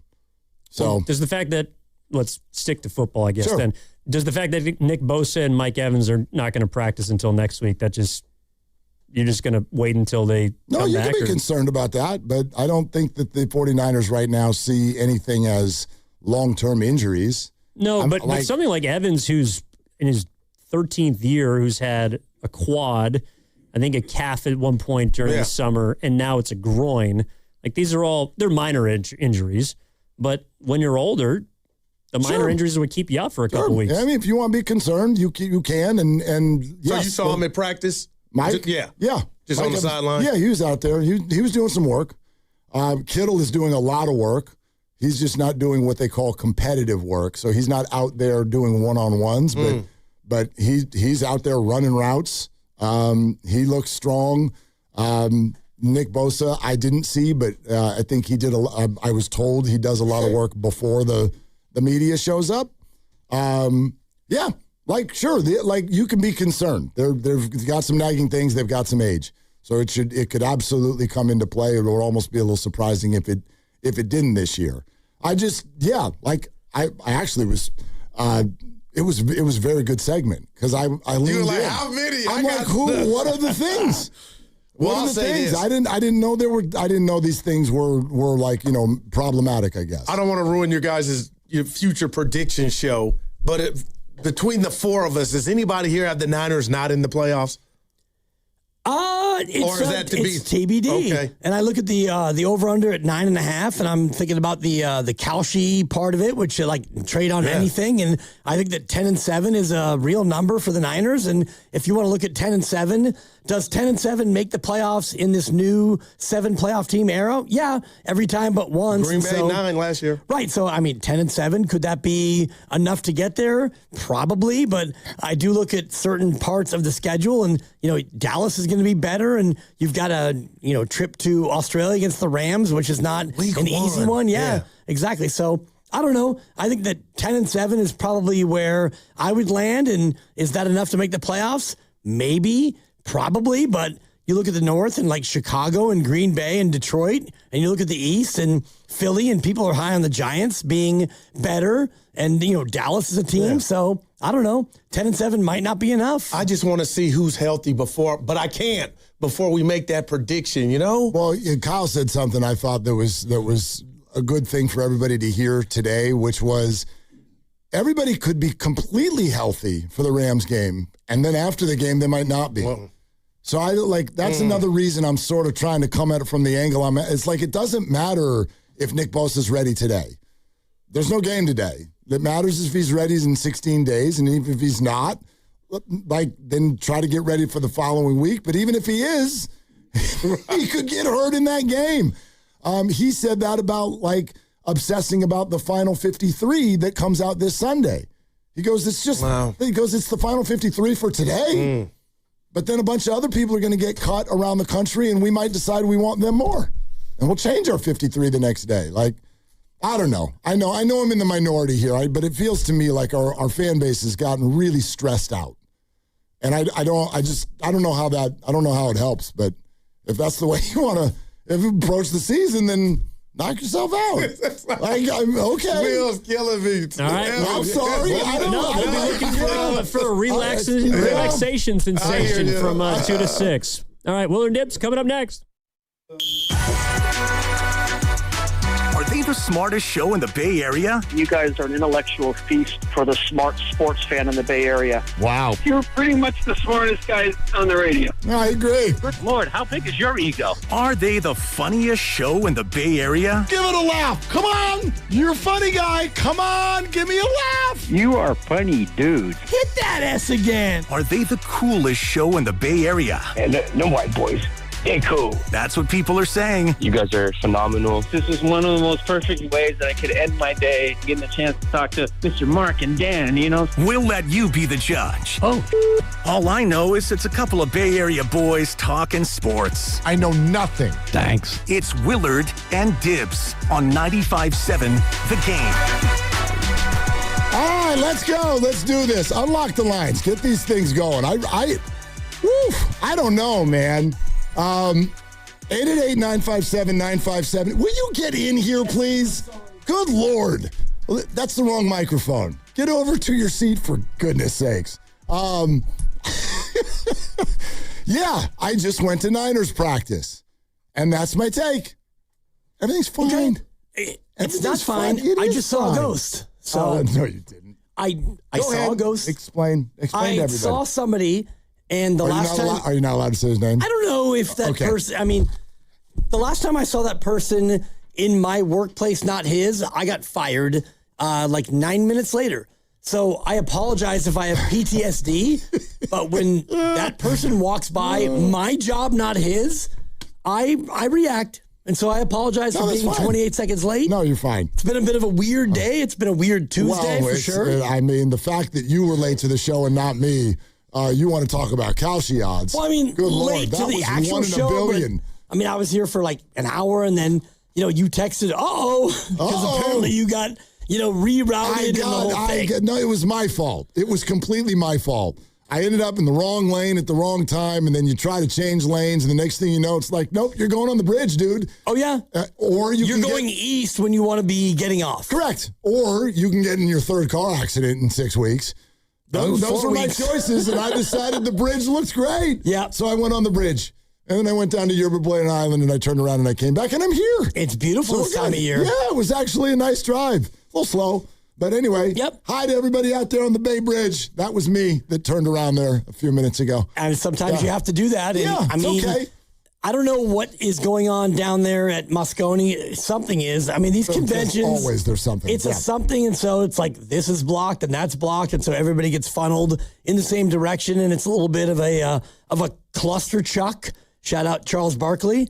And and I knew when you were leaving, you texted the group at like 12:15 on my way. Yep. And I was thinking, I mean, it's okay. Oh no, don't worry. I sat there and listened to Kyle with Waze open on my phone. Like he's just, right. And it probably said an hour and 7. No, it said an hour. Exactly an hour. A clean hour. And I had to walk to the car, but I knew I had it dialed. You're fine. And I was going to get here at 1:30. I don't doubt it. And I decided to go on the Bay Bridge. Right. You got diverted. But then I got here at 1:40. No doubt. And we're good. Yeah. We're good. It's just like the Niners, actually. Everything's fine. Everything's fine. I mean, because you got here on time and, you were able to show up healthy. And we don't yet know if the Niners will. I do kind of lean your way as far as like all of the different Niners. Like, okay, so Mike Evans has a new thing. It's now a groin, and he had the quad, and last year he missed time for this and for that. And so you could definitely look at that and say, I'm worried. I don't do worry, and I don't do regret. Like, those are two things I don't really do. Well, they don't help you. Right. I don't know, you know what I mean? And I don't like this. I don't want to turn the thing into we're a couple of therapists here. By the way, we're getting some, thank you, listeners. I forgot about this. Do you know what the whole deal is that's going on? You won't guess if I gave you 1,000 tries. It's Pokemon. Then apparently I'm wrong. You got one guess. The Pokemon Worlds event is in the city all week. I didn't realize it started on Tuesday. I thought it started on Thursday. The Giants have a big Pokemon event on Thursday. And then there's, I don't know, do you call them the World Championships? Is somebody competing, or are we just showing things? Are all of you spending thousands of dollars on cards that have names that we can't pronounce? This is where we need to reach out to Sarah from Alice, our sister station, because she is a Pokemon person. So she could answer all these questions. And I think we should have her on this week. I'm sure she actually has been a part of competition. One of my stepdaughters is huge into Pokemon. It's incredible. I think it's one of the most amazing franchises out there, and I wish to hell that I understood it more. I could not, the difference between Pokemon and opening up your baseball cards is that when you open up your baseball cards, even today, I'm like, that guy's good. That guy's not. Right. That guy's good. You open up Rafi Devers, and in the next pack, it's Jonah Cox. I'm like, I'll take the Devers one. Open up Pokemon, you have to speak a language to know. People are like, ooh, great card. I'm like, ooh, why? But it's the same thing. If you're a Pokemon person who doesn't know baseball, you probably don't know. For sure. You probably don't know that, Rafi Devers is on a little bit of a heater, or, the Seattle catcher who was awesome last year. He's now back. The big dumper. I got a big dumper card. Wait, what the hell did you just say to nickname. me? Best nickname ever. I want to know. I would love to be educated on Pokemon. But I've sat there and I watched kids and whatnot open packs, and I don't know what's going on. There's numbers. It's too late. There's pictures. It's shiny. There's words. There's names, and they'll be like, ooh. And I'm like, what happened? I want to know. I'm not criticizing. I don't get it, and I want to get it. But I think the ship has sailed because now there's been so much backstory and there's been so much that's gone on. It's one of those things where if you want to jump in on Pokemon, it's probably 30 years or more into that whole experience, but not too late at all. It's as hot as ever. It's a lot of catch up you'd have to do to really become an OG. Yeah. Or maybe you just need a partner who knows what they're doing. Or maybe there's a website like Baseball Reference. There's PokemonReference.com or Pro Football Reference. I don't know. I'm just when the Pokemon Go came out in 20 whatever. That's different. And you got your phone out and you're walking the streets looking for these imaginary Pokemons. I'm thinking, man, was I huffing gas earlier? It's amazing. This is crazy. It's amazing. I went out to do some yard work one time, and a mom and a kid walked up, and they're like, "There's a Pokemon on your driveway," and I'm like, "Do I win something?" Right. Where? Are you talking about what my dog dropped? Right yeah, there. I'm going to get the green bag. That's a Poopachu, not a Pikachu. That's a damn 9. All right. Whatever. That's my guru. Granny didn't like it. He doesn't like anything. Okay, so 888-957-9570. Can we talk Niner football? And listen, the Jed York thing yesterday, I stand by what I said. That doesn't go away. That's a stain that he's going to have to deal with. But I really do, man, this whole thing fascinates me, and I don't know that I've figured out exactly how to talk about it yet. But I don't quite grasp why everybody thinks, hang on, let me say that again, because not everybody thinks it.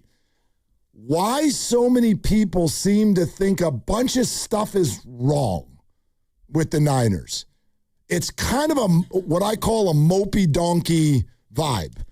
Or as you texted, Moby Donkey. Yeah, well, Siri doesn't know. But everything always happens to us. Eeyore. Right? Yep. We're injured again. All I can tell you is what they think. They don't think they're hurt. It doesn't mean everyone's healthy and everyone's perfect. Guess what? Jacob Cowing didn't practice again today. Again. With? A groin. Sure. Yeah. Well, he's got 2 of them. Right. So it's annoying. I understand that. There's not a camp in America that doesn't have nagging this and that. But I just, from substation to a car accident to a prostitution sting in Ohio to the mystery around Nick Bosa. We brought up Ayuk today. I'm like, I don't know on August 25th. Ricky Pearsall, granted, they lost a receiver. But outside of that, what is it that's going on right now that has everyone worried about 49er football in 16 days? And what has people characterizing this offseason as like a disaster? And again, just like Pokemon cards, right? Educate me. Well, it's imaginary. I'm having the hardest time understanding what is so wrong. I think that in this case, you could go like 8 weeks ahead, and if the Niners are 3-5 going into their bye, and I don't know if their bye is week 8 or week 9, I can't remember, but I think it's 9. So you're sitting there and you have a losing record, and you have a couple of hiccups early, and things aren't looking good. Then you can look back and you could say, well, maybe Shanahan wasn't totally over the concussion. Maybe the distraction of an East Palestine sting actually affected the team, and maybe Kittle came back too soon, and perhaps Bosa wasn't all the way 100% ready. And so I do think you can reverse engineer it. But for me, the way I look at sports, especially at this time of year, you look at what you have as a team. And if I'm a Miami Dolphin fan, apologies to Ken Luttrell, a friend of the program, was one of our great new producers.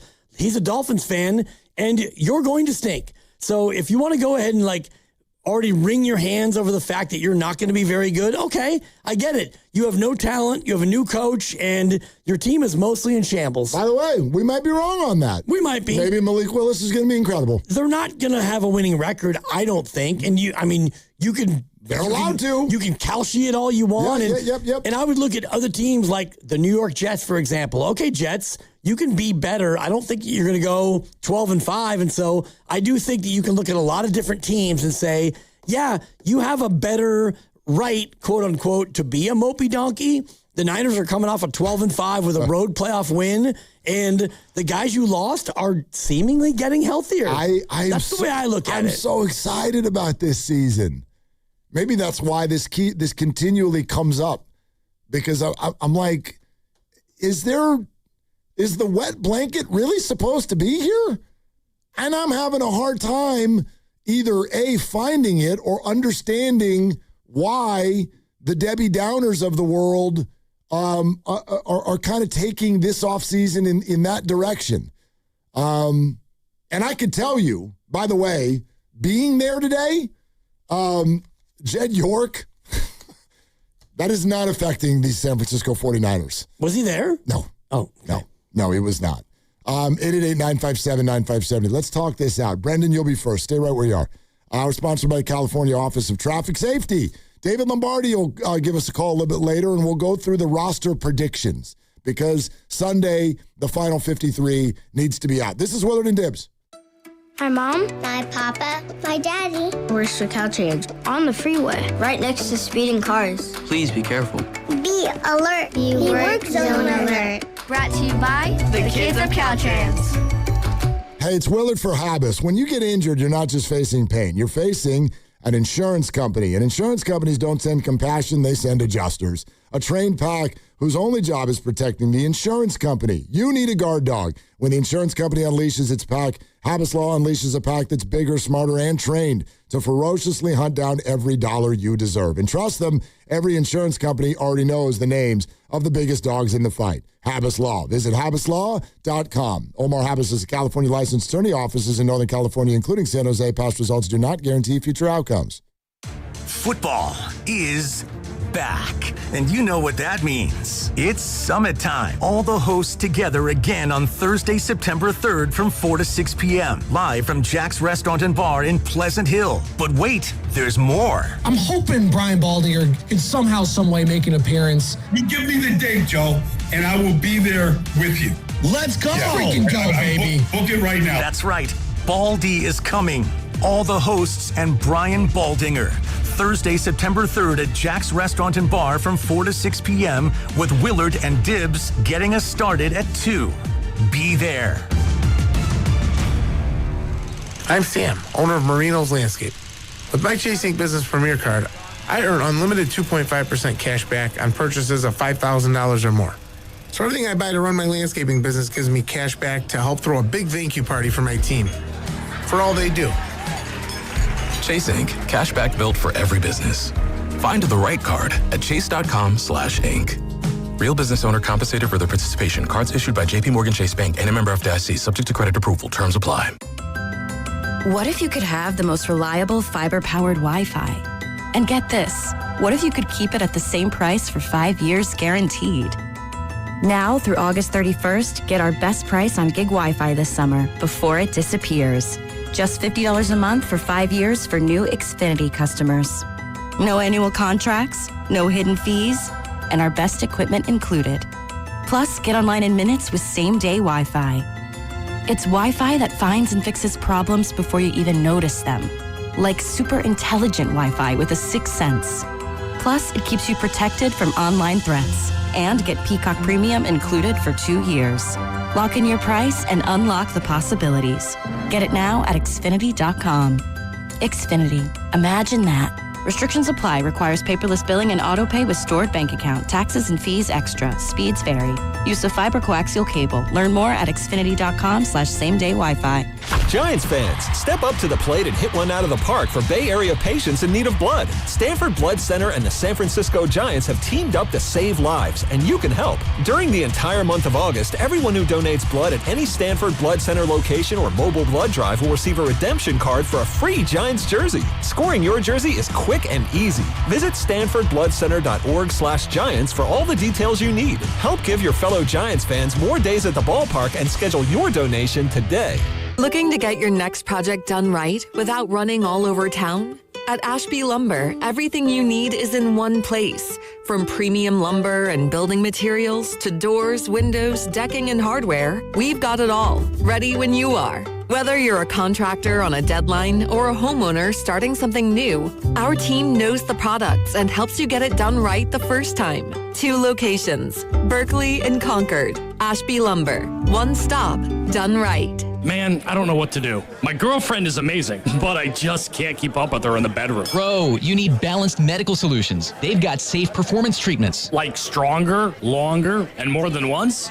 Yup. They customize treatments to boost your testosterone, blood flow, and stamina. Sign me up because I definitely need to level up. Supercharge your vigor and stamina and become a legend with the ladies. Call Balanced Medical Solutions at 510-679-3300 or visit balancedmedicalsolutions.com. Skechers elite athlete OG Anunoby has been making history on the basketball court. Anunoby tips it in. Unbelievable. What a shot. He's been balling out in Skechers high-performance basketball sneakers, and the world is noticed. But how does OG train off the court to keep in peak physical condition? Hands-free Skechers Slip-ins AeroBurst. They help prepare OG for the physical demands of playing at a championship level. Get your pair of AeroBurst for only $165 at a Skechers store, Skechers.com, or wherever high-performance running shoes are sold.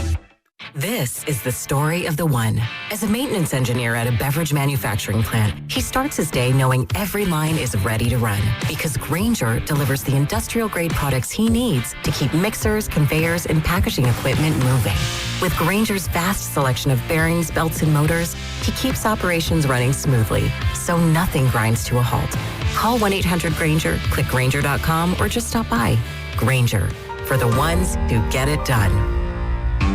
T-Mobile has an exclusive bundle for customers 55 and up. I'm Sarah Bowl. Yeah, I'm Frank Bowl. A reliable network is key for us. And with T-Mobile, it's been wonderful. And going to the 55 plus plan saved us so much money. A lot. And that's important. Trying to keep costs down. The home internet's been perfect. It's fast, it's quick. The setup was so easy, it took less than 15 minutes. It was like, If you want simplicity, coverage, reliability, you want the whole package, T-Mobile has it. Right now, T-Mobile customers 55 and up can get 2 phone lines on America's best network, plus America's fastest 5G home internet for just $30 each. $30 per month each line with autopay plus taxes and fees. Minimum age 55. Pricing for home internet rely on 2 lines of essentials. Choice 55. $35 connection charge per line required. Best mobile network and fastest 5G home internet based on analysis by Oak Cliff Speed Test Intelligence data 2H 2025. All rights reserved.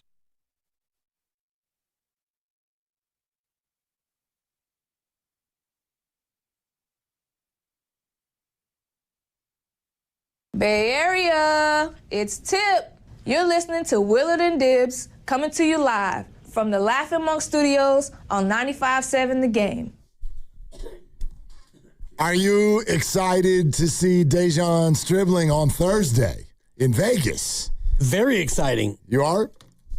Sure, if he plays. Say that again. I mean, sure, if he plays. I'm more fixated on this rejoin with Grandy playing Tip and outstanding because the Valks actually beat Minnesota. Yeah, that was good. That was got over the hump there. I thought maybe CeCe Peniston's finally would have been maybe a better rejoin, but that's okay. You do you. Wow. Coming down Grandy's Road already. One rejoin in. Well, all right. We had a conversation as you were en route from the Niner practice. It was a bad route. Boy, you want to talk about a receiver, took a bad route. Yeah, it was a bad route, and I gave Grandy some unsolicited advice. Oh. And it was good advice. And then he turned to me and he said, so, yeah, now you're going to take credit for me when things go well for me in my career? I said, no. I didn't say it in that tone. Well, but the answer is already yes. You know that. I told him no. He told me no. Yes, we'll but see. the answer is yes. But he then, in the same breath, took credit for Steven Risotto's this career. is what he does. If you work near him and anything good happens to you, he did it. Risotto, count the bucket. He sent me a LinkedIn when he was 12. And I gave him, I didn't give him like advice other than go to bed. He looks like he wants to say something. He was nice to me when I was 12. I sent him a message saying that I was an aspiring person in media, and he said, thanks. It was a little bit more than that, but that's pretty accurate. Okay. Being nice to someone does not mean that you get to take credit for things that they achieve. It goes beyond that, but... What did you do other than be nice to him? I have nurtured him. I have championed him. I've tried to encourage him to do his hackneyed Dave Fleming impersonation. Okay, so far it sounds like you've cheered for him. Did you get him the interview with Matt? No, but I helped to elevate him through the company. It's been an elevation sensation. You think that anybody gets promoted around here without my rubber stamp? Yes. I would say both of you guys have. Broadcaster's Path. I'm an alumni. There you go. Oh, wait a minute. No, he's all yours. No, say that again, Steven. You can have him. Are you saying that you took a workshop that I created and taught years ago? Oh, yeah, you have money from me. So that's another way to look at it. You're soaking a young broadcaster. You're hitting him up for $595. I think it might have been more than that. But Exactly. anyway. Yeah, Wow. Yeah. During COVID, too. During COVID. Yeah. Well, that's why it was on Zoom. But who was a guest speaker during that Broadcaster's Path? Wait for it. Listen close, Dibs. Thanks for having me, Mark. Where do you think that impression started? So your ripoff of Dave Fleming's entire career is because of Mark Willard. There you have it. No, I'll accept that. That's totally I kind of fine. feel honored that you guys are fighting over me. No. He can have you. He can have you. Your stock is not that high to where I need to get my hooks into you. I'm proud. He's all yours. I'm proud of you guys for what you have achieved in this business. What is going on here? And there is a lot more to come. I know this. Both guys here in this room are going to be cheering you on. Stop! All right. You Fine. can say that, but that's probably not true for me. You can speak for yourself. I just saw a guy outside the window who actually took my job 22, 23, 24 years ago. So clearly you're not over it yet. I'll never be over it. Okay. Yeah. I was actually I was heading toward I was going to say Dejon something. Stribling. He's going to play Thursday. No, he better not. Right. He better not. Nobody had better play. Preseason football is the stupidest of all the non-binding sports things that we do. Stupid. Well, it's not stupid. It has a reason. It's moronic. It's just not very entertaining. But Kyle announced that most, if not all, starters will not play on Thursday. And part of that has to do, I guess you could say, because of the nagging things that are going on, but more of it has to do with the calendar and the schedule and the fact that Australia, they're leaving a week from tomorrow. They are leaving a week from tomorrow. And they will arrive 2 weeks from tomorrow. Arrive. Basically, yeah, right? Exactly. Something like that. Anyway, point is that they have sort of a truncated number of practices left before they have an actual game. And so therefore this one plays as almost a really late preseason game. I think they're thankful that it's not on Sunday, that it's Thursday, gives them that extra time. But roster cutdowns on Sunday, plane flight next Wednesday, there's no more time. If you're a starter and you're a key player, you're out. That's it. Practice. That's all you're going to be doing the rest of the way. And so the reason I bring up Stribling is I'm very curious to see how the Niners treat him on Thursday. Do they treat him like a starter? It might be a little clue in terms of what they plan to do with him when they do get to Australia and line up against the Rams. And I wonder who they will trot out on Thursday. It'll be receivers who pretty much know that they're going to be cut, they're going to be waived, and there'll be about 1,000 players who get waived on Sunday, and that's where the real interesting part of it is. And you mentioned this during the crossover where, Kyle thinks he knows the players that he wants to keep, but if somebody pops off in another team and they get waived, you may want to go out there and grab them. And the other thing, too, is it's a strategic thing where you're going to waive certain guys that you actually really like and you hope that they clear waivers and they can come back to your practice squad. So come Sunday, it's a little bit of an interesting dance where, yes, the guys we know, like Kalon Black, you're not going to waive him. And, James, you're not going to waive him. And the guys that you actually like, you're not going to waive them. And so there are some players that you like more than other teams, and you want to kind of hide them because you want other teams to not go ahead and grab them, and you can keep them on your practice squad. No doubt about it. And those machinations this week are going to be super interesting. You've got some players like Christian Kirk, and there are others who may end up being kind of like injured reserve candidates. That sort of temporarily allows you another roster spot that you can hold for a little while because, yes, there are some guys who I think right now they don't want to let them go, but they also don't have room on the roster for them. And we could talk some more about some of those players. Lombardi will be really good with that. He'll be on with us a couple hours or so, a little bit later on in the show. Let's go to Brendan in the city, who's called in. Hi, Brendan. Thank you for calling Willard and Dibs. What's up? Hey, guys. Thanks for taking the call. I will say you were right. You were right about Moscone Center. I run a trading card business in the Sunset, and we are absolutely going to be celebrating Pokemon World. Woo! So wait, what happens this weekend, Brendan? Give us, kind of a brief update of what's all going down. So Pokemon Go still is a thing, and it is active in San Francisco and a lot of major cities across the world. You can be ranked in battling your Pokemon against other people, and the highest ranked people come together every 2 years to battle off in a Pokemon match championship. It's like the Ryder Cup. That is right, and it's being hosted here in San Francisco at the Moscone Center. The events are starting today and last through the weekend. Amazing. What does the winner get, Brendan? Trophy, bragging rights, and there's usually sponsorships and other prizes available for the winner. Like a sponsored Pokemon player. Yeah, you can be. Incredible. Absolutely incredible.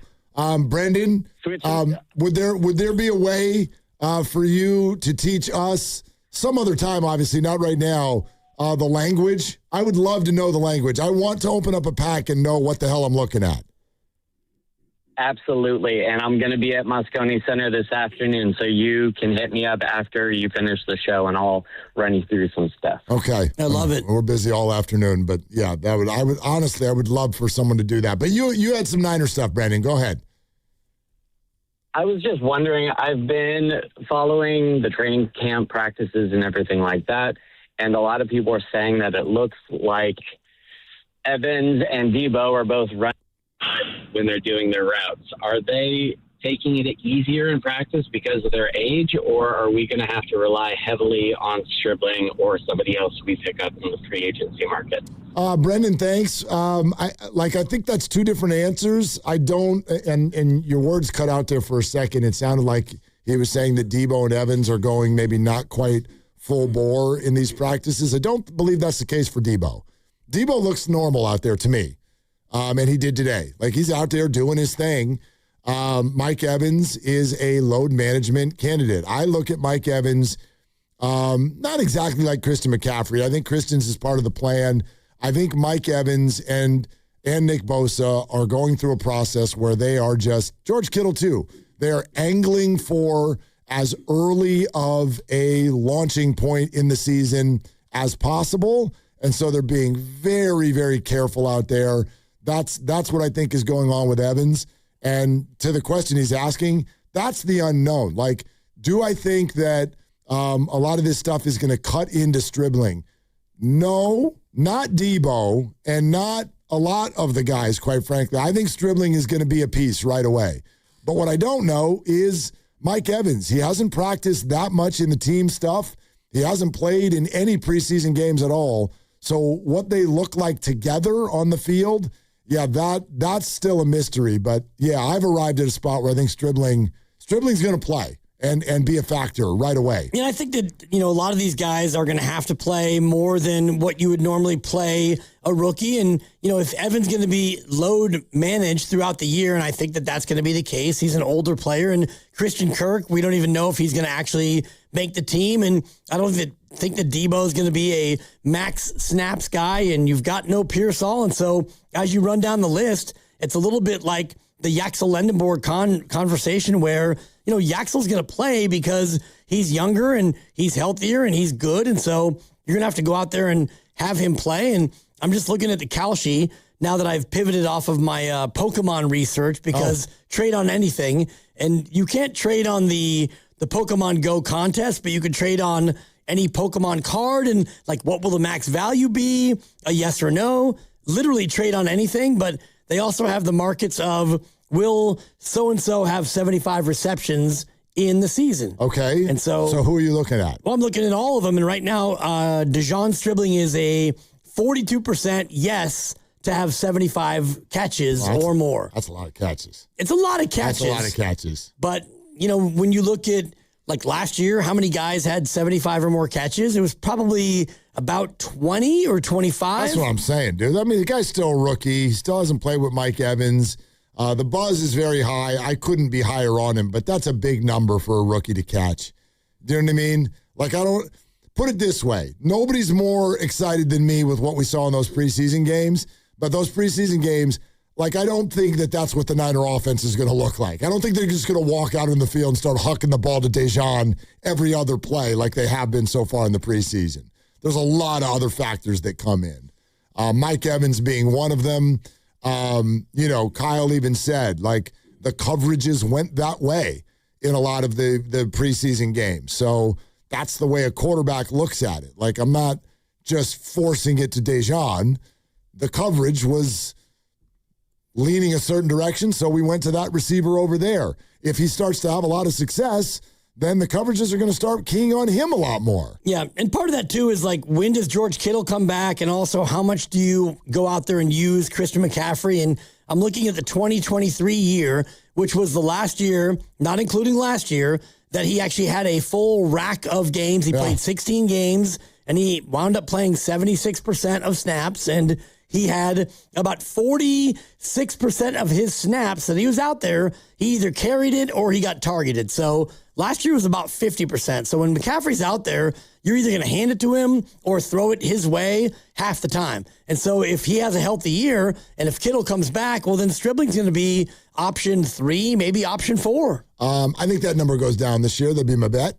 But yeah, he gets the ball a lot, obviously. Depends on the other guys, Kalen Black, and depends on how many close games you have. Yeah, I mean, but I also think like there are a lot more options in the receiving game. There are more people you'd like to get the ball into their hands. To me, that was the issue for the 49ers last year. I think it's why their run per carry, their yards per carry average was so far down. And I think it's why Christian got the ball at such an incredibly high rate.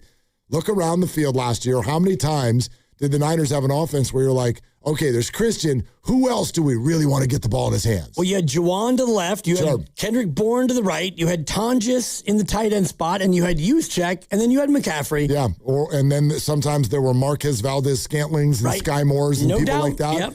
Like, think about this year, how many people do you want to get the ball in their hands? Like, I want to get the ball in Mike Evans' hands. I want to get the ball in Stribling's hands. I want to get the ball in Debo's hands. Kittle's going to be back somewhere early in the season. I want to get the ball into Kittle's hands. And then there are others, Don't forget about Demarcus Robinson. And, he'll be a factor this year. They like Jordan Watkins. I think he can go out and make a play or two. So, to me, it gets spread out a little bit more this year or else something's wrong. And I think it depends on, the game situation, because if you're in a tight game, if there are 8 minutes to go and you're down by 4 and you get the ball at your own 20, it's going to be, all right, how do we get Christian McCaffrey the ball? How do we get Kittle the ball? How do we get Evans the ball? And then maybe Stribling. So I think it depends a lot on health and also situation as far as how that distribution goes. Let's go to Carlos in Santa Rosa next. Hi, Carlos. Thanks for calling. What you got, man? Carlos. Hey, what's going on, Carlos? Hey, it's Carlos. Hey, I just want to say that, I think, honestly, that Brandon Ayuk might have set this up, and he should have had a fall guy. So funny. Yeah, that was great. A fall guy, right? You got to have a fall guy. And apparently, according to the reports, Jed York had contacted that alleged prostitution ring 3 times. Yeah, what's new today? Because I was at practice, and honestly, I didn't even see any of these stories. This from Tom Shad of ESPN. Apparently, York contacted the undercover officer twice on Saturday with no response, and then the undercover officer responded to a 3rd message on Sunday and offered to meet that morning in East Palestine, Ohio. And according to the report that is listed here on ESPN, the address that Jed York was going to is not an actual address. I don't know if it's just like a vacant lot or if it's a place where no one lives, but he pulls up and the officers basically say, yeah, thanks for coming. It's almost like we talked about yesterday with Chris Hansen. Yes. Not Scott Hansen. Not Scott. Why don't you go ahead and have a seat? And let's walk you through exactly what you've done and what we know. And it's a little bit like that, but according to this report, and it's an incident report obtained by ESPN today, he contacted him twice, and one of them was with a pseudonym, which is a fake name, for those of you who don't partake in pseudonyms. And apparently he identified himself as a man named Joe. Hey, Joe. Joe York. Where you going with that? Phone in your hand. Boom, boom, boom, boom, boom. Jimi Hendrix, Grandy. I know you know. Coming up in 10 minutes, we'll let you hear everything that Kyle Shanahan said about Jed York. The only question that's left is, what's Jed going to do about this? But organizationally, and I don't know if it didn't feel this way with how much time we spent on this yesterday. I know a lot of fans had a lot of things they wanted to say, and a lot of them thought it was a big deal, all the way down to no deal. And I understand why there's so many takes on it. I think it's a big deal. This is a weird way of saying it. I think it's a big deal. I just don't think it's a big deal for the 49ers. And when I say the 49ers, I'm talking about the football team, the part that we care about. Organizational structure, I don't know. Corporate sponsors, other owners around the league, I have no idea. The Niner game against the Rams, this has absolutely no effect on that whatsoever. Agreed. This is a man in Ohio who made a really bad decision in a lonely moment on his phone. Or he does it all the time. I don't want to act like it was just a lonely moment. I have no idea what Jed does with his free time. But I do know that has zero effect on the 49ers. And I could just tell you, being at practice today, completely normal practice. And I mean that even from the standpoint of what was going on around them. Do you know what surprised me today? You know how when sports meets life and life shows up at the party? Like Cam Inman, Matt Barrows, Jennifer Lee Chan, and Matt Mayoko, they're always there. They're always there. But when stuff like this happens, like go back to Kaepernick, it's like, oh, great, Fox and CNN are here. In this particular case, NBC Bay Area wasn't even there. There was nothing. Like NBC, the news station, not NBC Sports Bay Area. Nothing. No news. TMZ? Nothing. It was practice. Regular practice. Regular people who are there. Barstool Sports? Nothing. And the guys. The smoking gun? Remember that? I do. That was a thing. Deadspin was not even there. No. It's Gawker? Normal day out there. Well, Gawker's always there. Because you have to gawk. Well, there's always somebody with a creepy look on their face. Well, and also, anyway. Honestly, if you are interested in following the story, then you're going to the Mahoning Valley Law Enforcement Task Force, and you're going out to East Palestine to see, and I read a story earlier today about how, and I mentioned this yesterday, the people in that community are pretty mad that this continues to go on. And I also was reading a study about the efficacy of these sting operations. And what the experts have found is that when you have these sting operations, they do not curtail the activity. They do not lead to fewer people who are trafficked, fewer people who actually go out there and try to seek this out. So basically what it is, it's a local law enforcement flex. So you can say, look at us, we are clamping down on this activity, but it doesn't actually lead. The studies would tell you it doesn't lead to a decrease in the activity. It's an interesting factoid. Like, I don't know if so are you suggesting law enforcement should just let everybody do it? What I'm saying is that this approach does not lead to a reduction in this activity. I mean, pulling people over for speeding, does it reduce speeding? Like, I have no idea. It depends on how you do it. Yeah. I was speeding about a month and a half ago in Oakland, and they had one of those like, hey, don't speed. We got a camera.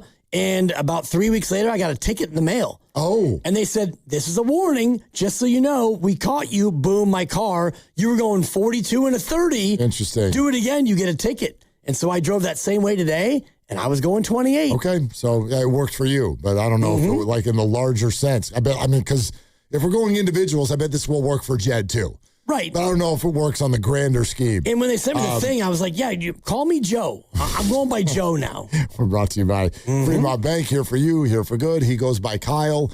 and you'll hear exactly what he said about the Jed York situation coming up next on Willard and Dibs.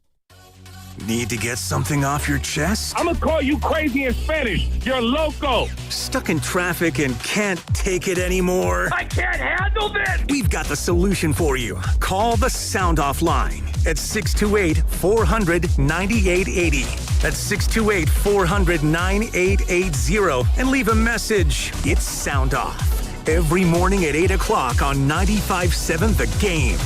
Football season is here, and you know what looks great at your tailgate? A brand new Ford from Ceremony Ford. The summer sales event is on now, and this offer is built for game day weekends, school drop-offs, road trips, and everything else life throws at you. For a limited time, get special 0% APR financing for 36 months, plus $1,500 total cash, no payments for 90 days, and a complimentary 2-year Ford premium maintenance plan on some of Ford's most popular models. That $1,500 total cash includes $1,000 in summer sales event down payment assistance, plus $500 final days mega bonus cash. We're talking the 2026 Ford F-150, Bronco, Mustang, Mach-E, Explorer, and the Mustang. Or get up to $15,000 off MSRP on select new 2025 Ford models. Before the season really gets rolling, upgrade your ride at Ceremony Ford, right off of 280 in Coleman and Daly City, or anytime at CeremonyFord.com. That's the winning play call. Ceremony Ford, your Bay Area Ford dealer.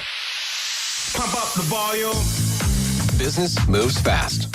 Orders roll in, deadlines close in. When you ship with USPS Ground Advantage, you can keep up with confidence. Every package stays in our secure network from dock to door. And with nationwide reach, dependable tracking, and upfront affordable pricing, you get built-in peace of mind. You run the business. We run the routes. Visit USPS.com/Ground Advantage to learn more.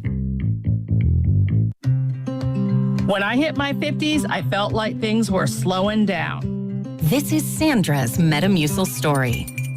I started taking Metamucil for digestion, but had no idea it would impact so much more. Not only did Metamucil help me feel more regular, but my heart health saw the benefits too. Metamucil. One simple routine, 4 health benefits. Digestive health starts here. Go to Metamucil.com for more details. You've worked too hard to wonder if your wealth manager is actually working for you. The decisions you're facing, what comes next, who you trust, have consequences that last. Getting it right matters. Baylord has been in the Bay since 1969. No parent company, answering only to their clients. The kind of people who understand what you've built and what's actually at stake. The right wealth manager changes everything. Find out if Baylord is yours. Baylord.com. That's BAILARD.com. Jay Vineyards returns as the official sparkling wine of the Golden State Valkyries. As Jay celebrates its 40th anniversary, the team invites all wine lovers to experience the artistry, hospitality, and California soul that defines Jay Vineyards. Every offering at Jay is an invitation to discover the bounty of Sonoma County, where guests explore local ingredients paired with Jay's celebrated sparkling Pinot Noir and Chardonnay wines. Make Jay your next wine country destination, located just 70 miles from Chase Center in Healdsburg. Doors and loading dock equipment are a crucial part of your business, and one you probably don't think much about until they break. A broken door or dock leveler can be a real security threat, along with disturbing the flow of goods in your business. Luckily, RNS is here for all your commercial door, dock, and gate needs. From overhead doors and security shutters to fire-rated and personnel doors, RNS can provide your business with safety and security. Call 800-FIX-A-DOOR to schedule a free estimate or visit rsdoors.com. RNS Doors. Look for the red truck. This is Vanessa Deniston, senior attorney at the Dolan Law Firm. The Dolan Law Firm handles a diverse line of cases from personal injury to employment law. We're proud to say the Dolan Law Firm is just as diverse in our attorneys and staff. The Dolan Law Firm consistently achieves outstanding results with over $1 billion in verdicts and settlements. The Dolan Law Firm, the best, most diverse personal injury and employment law firm we hope you'll never need. Contact us at dolanlawfirm.com. It's time to get everything you need for the job from one partner. No more juggling vendors. We've got your entire job supply covered. Supply the entire job with job lot quantities of everything you need, from flooring to roofing, with access to thousands of products not available in stores. More products mean more colors, sizes, and finishes, so you can get exactly what you need to get the job done. Learn more at the Pro Desk, the Home Depot Pro. It's about time. What do parents think of back to school at Staples, where 24-pack Crayola crayons are just 50 cents? Staples has folders, notebooks, and pens at great prices. I'm smiling from ear to ear. It's the most wonderful time. Mom, I missed the bus of the year. It's a wonderful time at Staples, where school supplies start at just 25 cents. Staples. That was easy. Visit your local Staples today or shop online and in the app. Ends 9/12. Exclusions apply. I'm Piera Palazzolo, VP of Digital Marketing for the American Management Association, a company focused on the management training skills needed to enhance the careers of business professionals. We did our research when it came to the best companies for website development and chose AmericanEagle.com. And we couldn't be happier. AmericanEagle.com worked closely with us to understand the front and back end requirements needed to launch an e-commerce website that could handle the complexities of running thousands of seminars nationwide. Our robust new website and improved SEO saw immediate increases in site traffic and web revenue. If you're in need of managerial effectiveness and success, visit our website at amanet.org. If you're in need of a website that provides an unparalleled consumer experience, I highly recommend AmericanEagle.com. Transform your business today. Dial 877-WEB-NOW-1 for a free digital consultation with AmericanEagle.com.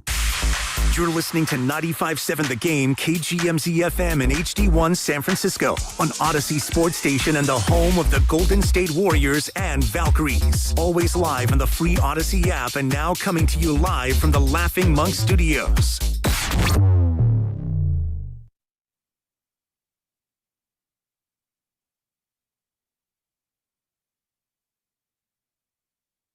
Now, back to Dillard and Wibbs on 95.7 The Game. Hey, Joe. Where you going with that? Phone in your hand. Ba-boom, ba-boom, boom. They say you're going down to Eastern Ohio. You got to meet somebody with a trailer park and their band. Hey, Joe. I mean... I'm listening, bro. I was about to pull out a lighter. Thank you. Yeah! Woo!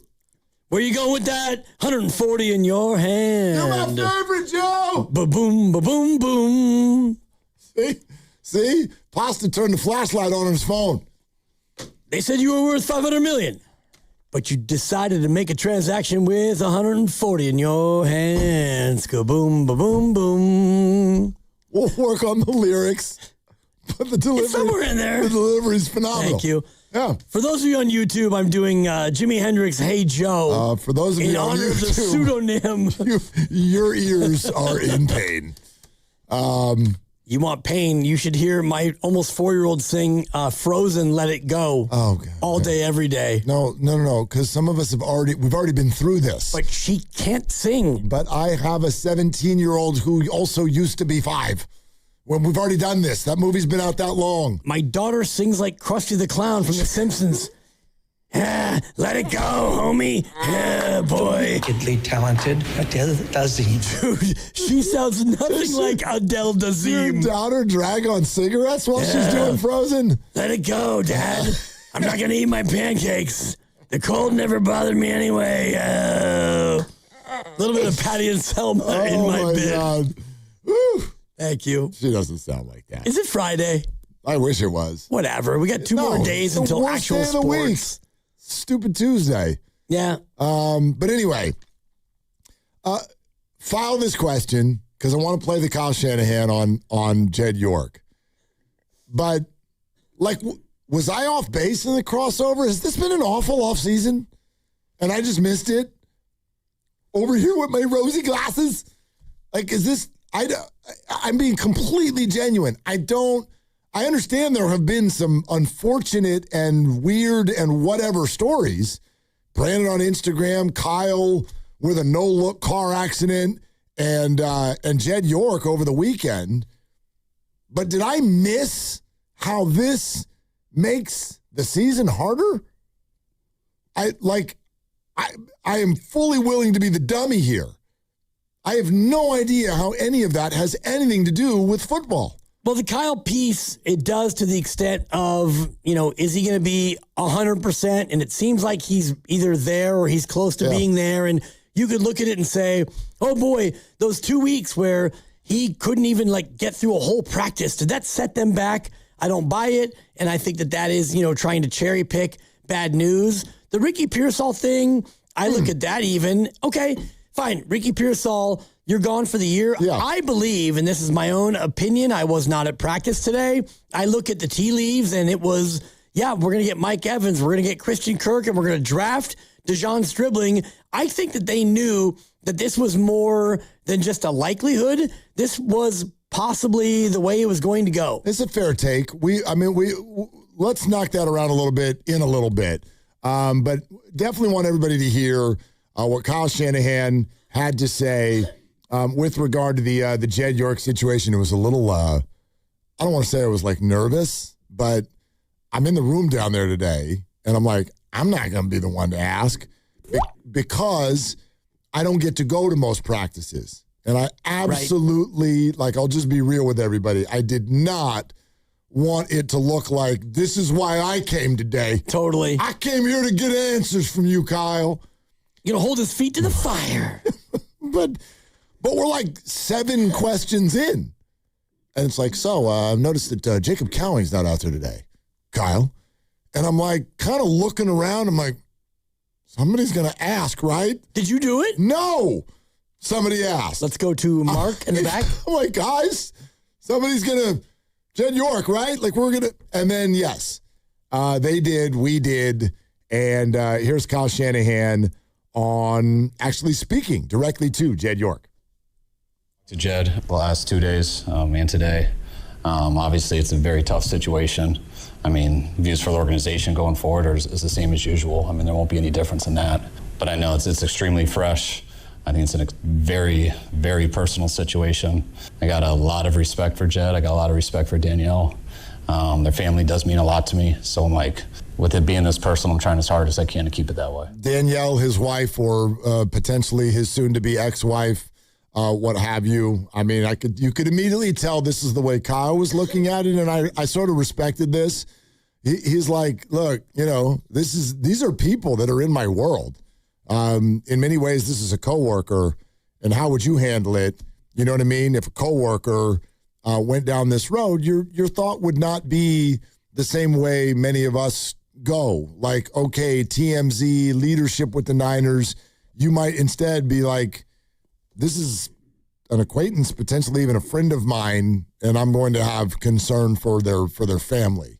And that's definitely how, I'm just saying genuinely looking into his eyes as he said that is absolutely where his mind was on this one. And honestly, what is he supposed to say? He was not there in East Palestine. He doesn't know the full details, and especially coming off of what he went through, which is an accident, and there's been a wild amount of speculation about what actually happened, and he has had to answer 2 or 3 or 4 times about, what happened, what he remembers, and did you have the phone? Did you drop the phone and whatever? And that was actually something that happened here. And so his sensitivity is obviously more heightened based on what he just went through. So this I thought was an important one, even though it's short. He was asked, is Jed going to be away from the team? And this was a fun one to, again, watch the way Kyle's eyes sort of darted as he answered that. Is Jed going to be away from the team? It's been like that this summer anyways, with him being out in Ohio and things like that. So there'd be no difference right now. He hasn't been here for training camp. Is he going to be away from the team? Yeah. Possibly. Always away from the team. Well, especially this summer and stuff, because the reports are that they filed for divorce after Mother's Day, and that was May. And so if the reports are true that he's been spending the majority of his time in Ohio, that would be away from the team. I would just I'll share with, if somebody said, hey, something happened with the owner of Odyssey, right? Now, is this going to affect your day-to-day operations? You would say, who is the owner of Odyssey? I've never met this person. This is an owner. This is not, this person does, and maybe we're messed up here because of Joe Lacob. Joe Lacob is very rare. You know what I mean? Hey, Rafi, how did Charles Johnson affect that home run last night? I've never met Charles Johnson. Right. He's 94. Right. Okay. More from Kyle on Jed. No, it's the same as always. I mean, Jed has been as good as it gets since I've been here on letting the football people make football decisions. I mean, Jed always wants to be informed and a part of things, but Jed has been exactly what he said he would be and letting us make those decisions. And he always wants to know about them and stuff. And whether he's here in the building or a text away or on a phone call, that doesn't change anything. Most Dan Dibley thing I've ever heard. Yeah. He always wants to know about him and stuff. Exactly. Yeah. And I think that is the case and stuff, especially now that he's going to be, in Ohio. And, if he's not around, then it's a text or it's a phone call. And the first one you played is the one that hits me probably not the hardest, but it hits me in the heart to where, think about Jed York and Kyle Shanahan. They both live in Los Altos Hills, and that's what, Kyle has said, and that's what Jed apparently has said about where they live. And so you're friends and neighbors, and now this is year 10 of you working together and stuff. And, like the Yorks and the Shanahans, Mike Shanahan. So when Kyle was just a wee little guy and Jed is about the same age and stuff, he might be a little bit younger, but yeah, they're close. I would imagine that they've known each other for a long time and stuff. And so when you have this sort of a relationship and now he works for Jed and he go way back, it's going to hit him in a certain way. One more from Kyle. And stuff. My view is, as the coach, does it have an effect on us as a team? And that's what I continue to answer on. From a football standpoint, it has no effect on us. I mean, as far as what we do day to day, what we talk about, and hasn't been mentioned in a meeting today, it doesn't have to do with what happens on the field. Everything outside of there, I think you guys can judge that better than me. This is the one and only concern that I've had about Joe Lacob all along, and I've stated it on this show. I always have concerns when owners are involved in sports operations and roster construction. That's when I have concerns. I don't have concerns when owners have no say. That's what I usually root for. Most owners don't do anything with regard to the team. They make money. That's what they do. And they have shareholders and meetings and strategy based on that. But if you ask Jed York, when do you need to be at work tomorrow? The answer is never. Absolutely nothing to do with the operation of this football team at all. It's embarrassing for him. It's embarrassing for them as a corporation. But I was glad Kyle spoke the way he did today. I don't think this has anything to do with anything with regard to the stuff that we all care about. 888-957-9570 is the number. Let's get further into that question I just asked. Have the 49ers have a bad offseason? Is that the way many of us view it? 888-957-9570. We'll take your calls. Do you think you've got the best golf game in your office? Prove it. Sign up your foursome for the Pettinelli Financial Partners Charity Golf Tournament at Harding Park and support the Autism Society San Francisco Bay Area on Friday, September 11th. Go to PettinelliFP.com to learn more. It's Willard and Dibbs. This game day traffic report is brought to you by Crystal Geyser Alpine Spring Water. Giant Oracle Park, 645. If you're taking the 280 eastbound approach to the King Street, it's brake lights. 80 westbound from the Bay Bridge to downtown near the ballpark, you're at a crawl. That's your game day traffic. What makes Crystal Geyser Alpine Spring Water different? We always bottle our Alpine Spring Water less than 1.5 miles from the spring source. And all our bottles are made with 50% recycled plastic from our own recycling plants. Crystal Geyser, bottled at the spring source. Hey, Dan Dibley here. College football is back, and so are the predictions. Who makes the playoffs and who wins their conference? Who takes home the national title? On Kalshi, America's #1 prediction market platform, it lets you trade those predictions in a live market. Right now, Notre Dame is one of the favorites to win the national championship, and they are trading at a 13% probability, meaning a $100 trade pays out $725 if they, in fact, win the whole thing. On Kalshi, you're trading against peers in a live market, meaning there's no house.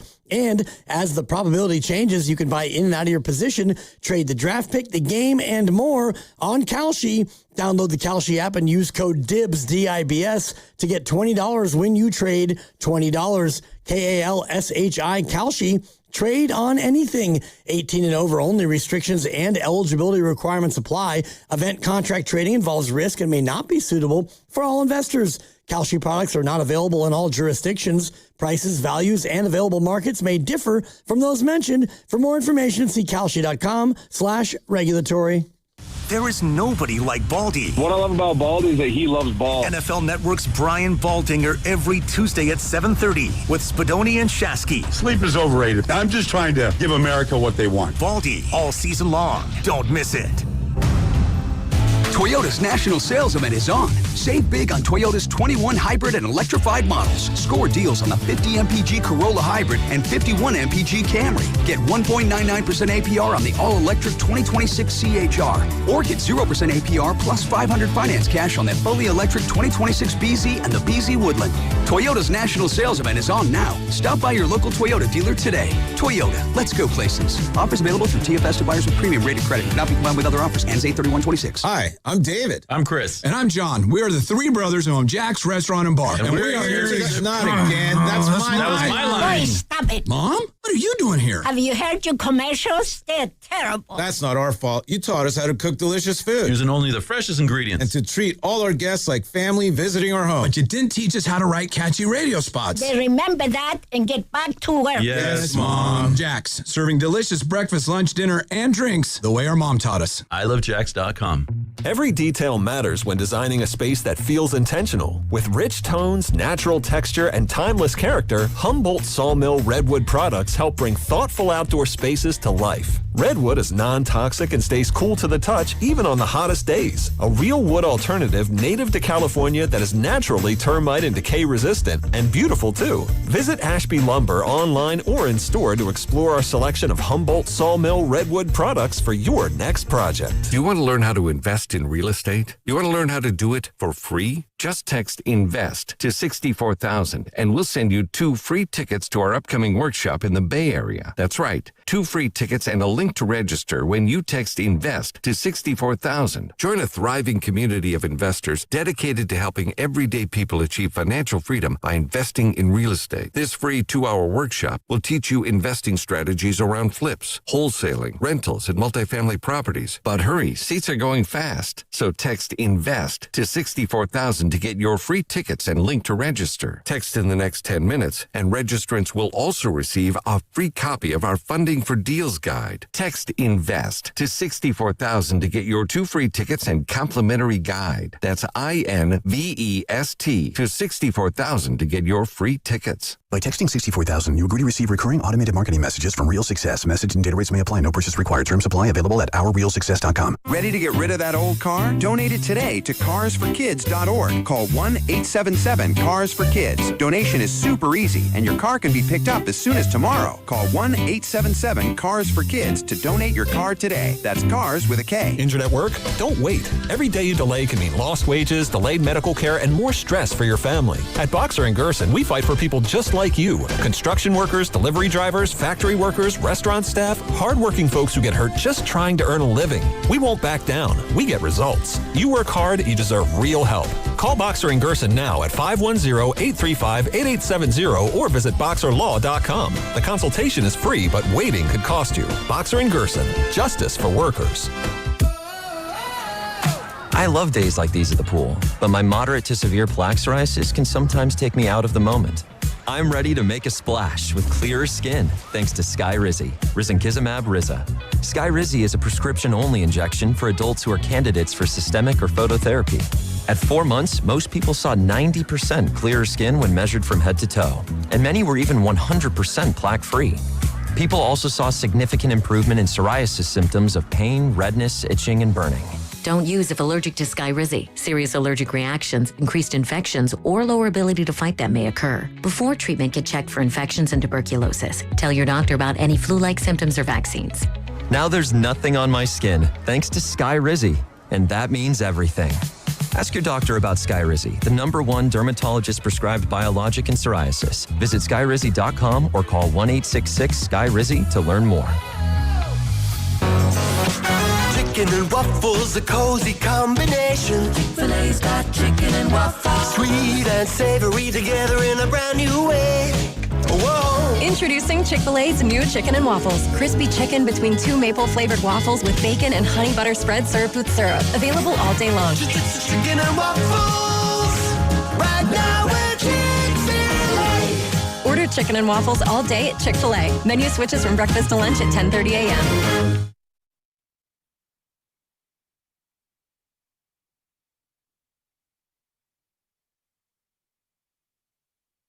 Trades are hard. Now, back to Will and Dibby on 95.7 The Game. You ready? Been ready. Are you, Born are ready. you sure? So ready. Are you ready? For what? This. 95.7 The Game. Breaking news. The Warriors roster is a final. For the final roster spot, free agent forward George Niang has agreed to a 1-year, $3.9 million deal with the Golden State Warriors, a career 40% three-point shooter who missed last season due to injury. Oh, boy. That's how we roll around these parts, but he is back, and it had been much rumored. It is now official. Niang joins the Warriors and grabs their last roster spot. It sounds awesome. It kind of reminds me of doing the old school like auction fantasy baseball draft where you need 25 roster spots and you get down to the final 3 spots and you have $3 left of auction dollars. And so you kind of have to wait.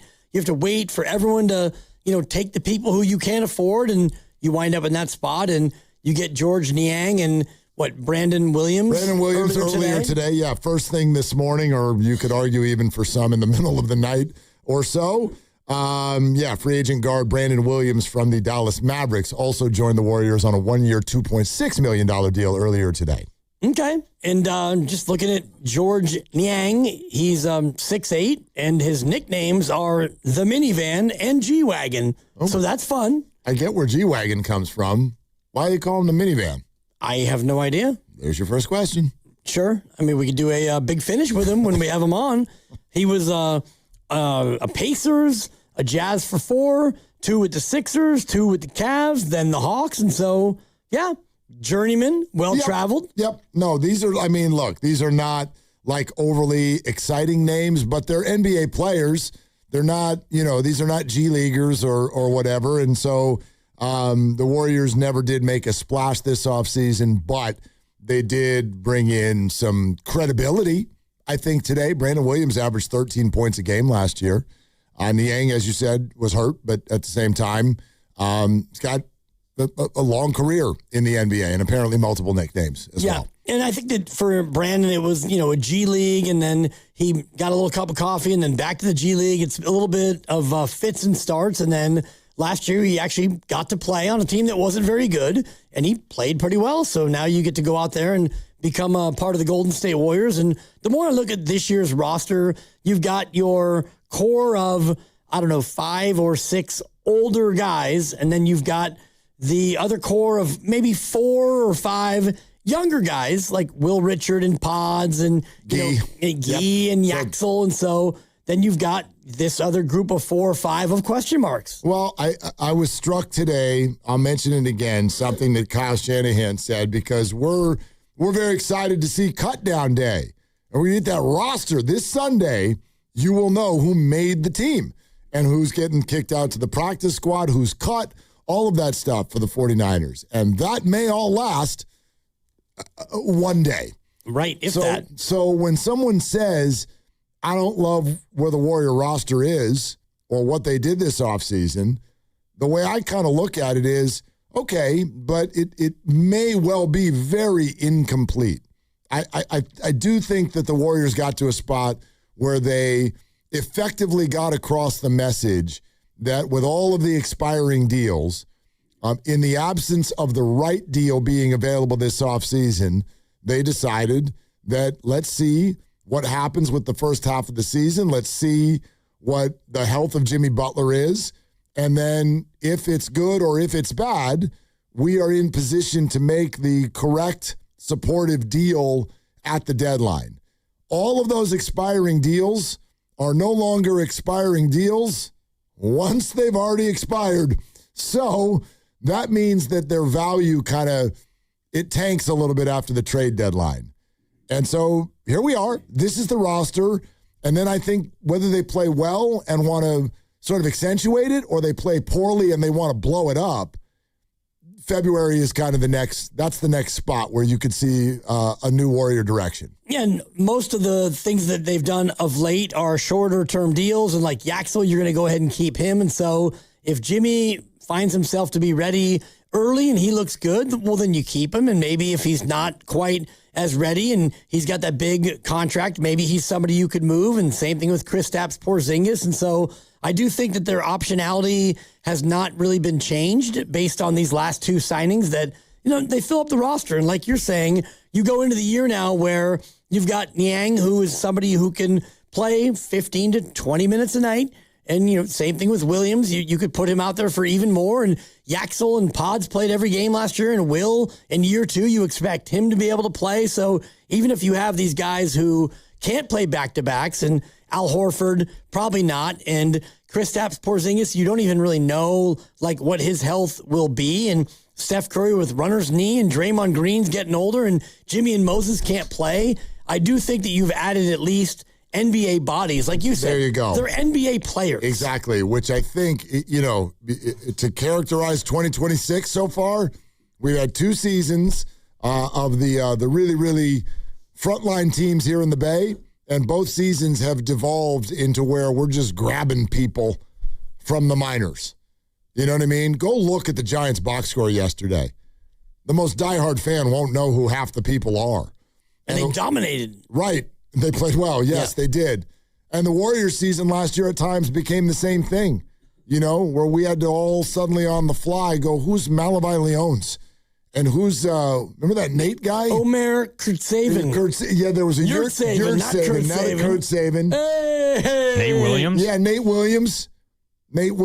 Charles Bassey, who's back now this year. Bassey, LJ Cryer. Yurt from Hayward Hills. That I am. Too. Anyway, whatever. You know what I'm saying? Yep. It just, both seasons devolved into where you needed to put together a roster, and you're like, hey, how about that guy? Get the guy over here. Okay, hey, guy, you're in. And I don't think that this year's Warriors season, I'm not telling you that this is a great roster. It's not. But I think that, it's a little bit deeper on that front. Actual NBA players that can maybe hold the baton for a little bit if there's load management or injuries. And people who have more of a track record, and, Pat Spencer became a fan favorite because he was a lacrosse superstar who turned out to be a real NBA player, and, he played great. It's yeah, Pat. He was that mother jumper. Don't forget that. He was, exactly. Yeah. But beyond that, you mentioned, Williams and, Yurtseven and all the Leons and all the rest of the guys where you needed people to actually be able to wear a uniform and run up and down and play basketball. So I do think that this, the second team now and the third team now, feels a little bit more real, a little bit more, I guess, authentic to an actual NBA roster. It's a little bit of a, it's not a deep roster, but it's deeper than it was. That's how I'll say it for right now. It's better deeper, I would say. It's not a deep roster, but it's deeper than it was. Right. And it also has a young, exciting prospect on it, which I think from an emotional standpoint is a game changer. Absolute game changer. It should be. And, beyond that, you have a lot of the same old guys coming back, and you would think that DeAnthony Melton should be healthier than last year where he was coming off the injury, and Al Horford will probably be the same, and now you get 82, not games played, but 82 games of Kristaps, and you would hope that the GOAT, Dr. Rick Celebrini, can get him to be able to play, 41 or 50, and I'm not trying to aim higher than half the games. I won't. I hope Kristaps plays more than 41 games. I'm just saying I'm not guaranteeing you he will. But if you look at his recent track record, his recent track record of years has been 45, I think is about the average. And so, honestly, you always talk about this, under promise, over deliver. Sure. Well, there's no promise at all. Right. I don't know if any of them are going to play any games. Well, the promise is that you paid him and, you're hoping that he can play basketball. Yep. And so, will he play 82? Probably not.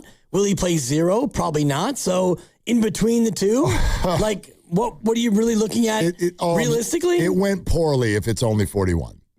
Then it went poorly if it's only 41. Okay, I would say that's the way I look at it. It would go about according to form. And yes, you want more than that. Yeah. And when he plays, he is usually really, really good. But for me, the reality of his situation is to where I'm going to keep the bar very low. I get, and that's fair. I guess my point is if 41 feels kind of like a par to you, then the Warriors shouldn't have brought him back. Like, that should not be a par. That's bogey. That might even be a double bogey. Well, I think that they probably would put the par at closer to 50. Like, if you didn't think that there was a reasonable chance for him to play 60 games, then he shouldn't be on the team. Like, remember when Joe Lacob was like, with each situation, we got to it where it was like, do we want Melton or do we want, Anthony Simons? And we're like, I think we want Melton. I guess my point is if you only think that Kristaps is going to play half the games, there had to be a better option out there. There had to be somebody else tall who, even though Kristaps is a better player, if he's going to play that much more, I would have taken the availability. So I say that not to be critical of anything because we don't know what's going to happen yet. But I would hope that the Warriors feel that if things go correctly and they're, if they're granted any luck at all, that Kristaps is capable of 60 games. Or I'm not asking for 75. Right. And I think that the other side of it is you can play him, 30 of the first 45, and you can showcase how good he is, and you can trade him. And that's partly why I believe that they went out there and took the risk, because his contract is one that is very movable at that price if you want to go to the deadline. And if Jimmy is not a movable deal at that price and Draymond's somebody you don't want to move, well, Kristaps becomes the next movable number, my opinion. No doubt. Yeah, that's fair. But again, who's going to want to acquire him if he's not playing, unless it's just somebody that wants to dump something? That's how the Warriors got Kristaps Porzingis. Right. And he would be expiring, right? Because his deal next year is not fully guaranteed. It's mostly not guaranteed. Yeah, I think it's got a $3 million kind of guarantee to it. So you can call that an expiring deal if you want, because you can get out of it for cheap. The Warriors have filled their final 2 roster spots today. These names had been rumored for a while. Mark Stein was tweeting about this 3 weeks ago. But it all came together today. Free agent guard Brandon Williams, who averaged 13 a game for the Mavericks last year.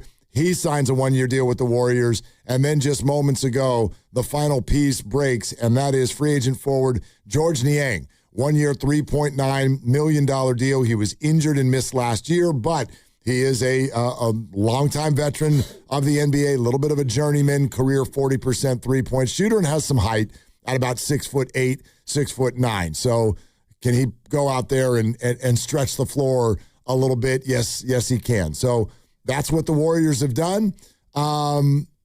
Check this out. 510 says, I work with patience with Potts. He not playing more than half the games. And the thing I go to here is, we still don't even know if it is. I don't know what it is.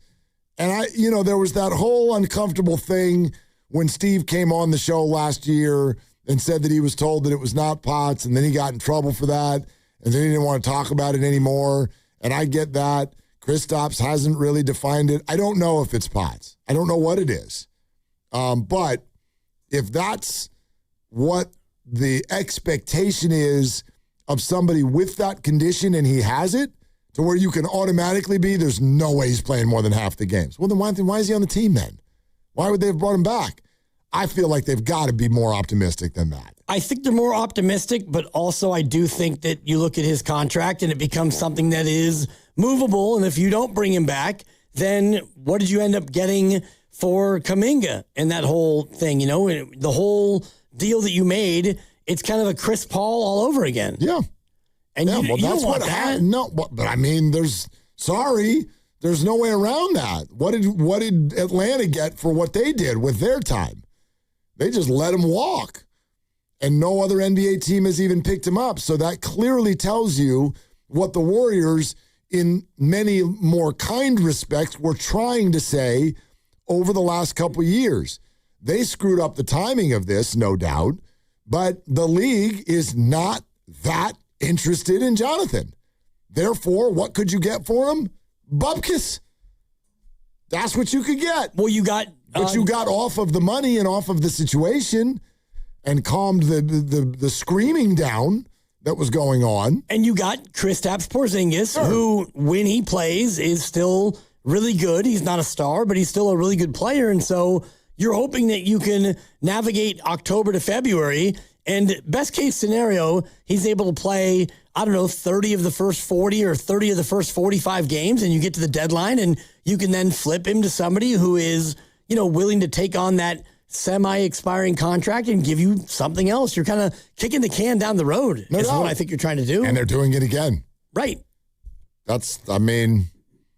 Used to be strength in numbers, and now it's kicking the can down the road. Well, I do think that the alternative was untenable to where you would wind up getting nothing for Kuminga. And the Kuminga thing was not a disaster, but it was ill-managed on both sides. Yeah. Kuminga's camp, the Warriors, they never got to the spot where it actually could work. Kuminga got hurt. Kerr didn't want to play him. He wanted more money than they wanted to give him. They finally gave him money, knowing full well they were going to deal him to try to get something else. And what they got back was not a healthy, good player for $30 million. And so now you're thinking, okay, how do I make chicken salad out of this chicken of the sea, so to speak? It's an odd thing. It's super odd.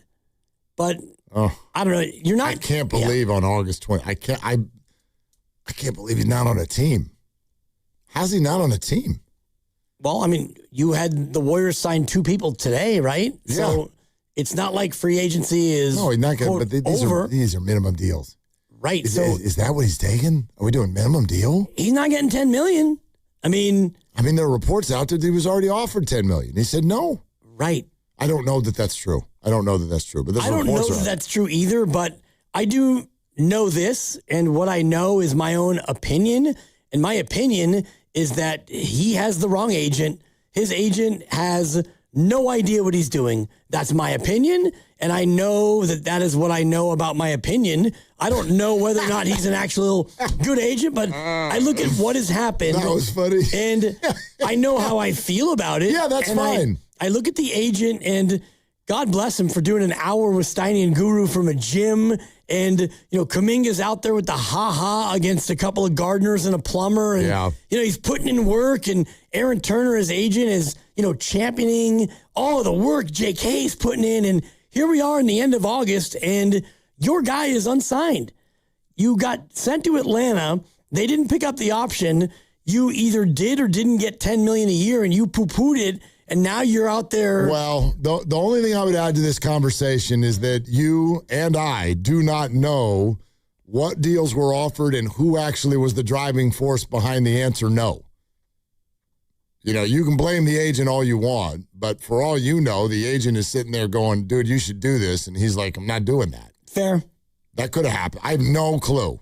I don't know what was offered. I do know a couple of the teams that were sniffing around. And I think what has largely been reported is true.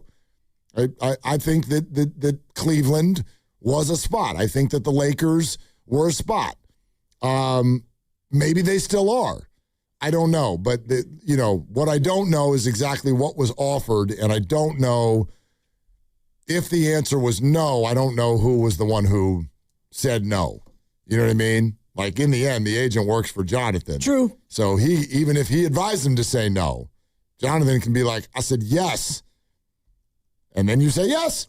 Right. So, and it leads me, I get where you're coming from. It leads me a little bit to the Ayuk thing where, we talked to TJ Hushmanzada, who used to be his personal trainer, and I asked TJ myself, I said, how many people are left in the camp from back when you guys were all on his team? And he said, nobody. Yeah. They're all gone. And 0.0. Right. So if the player decides he wants to do a certain thing, then the agent and the coach and the trainer and the this and the that, they can all say, well, we don't agree with that. And so we're out. Yeah. And I don't know. I don't know if that's the case with the Kuminga camp, but here we are in camp will open up here in about a month. Yeah, it's getting here, isn't it? Yeah. I'll just say this about the Golden State Warriors and the roster that they have created. I know that it doesn't excite a lot of people. I totally get that.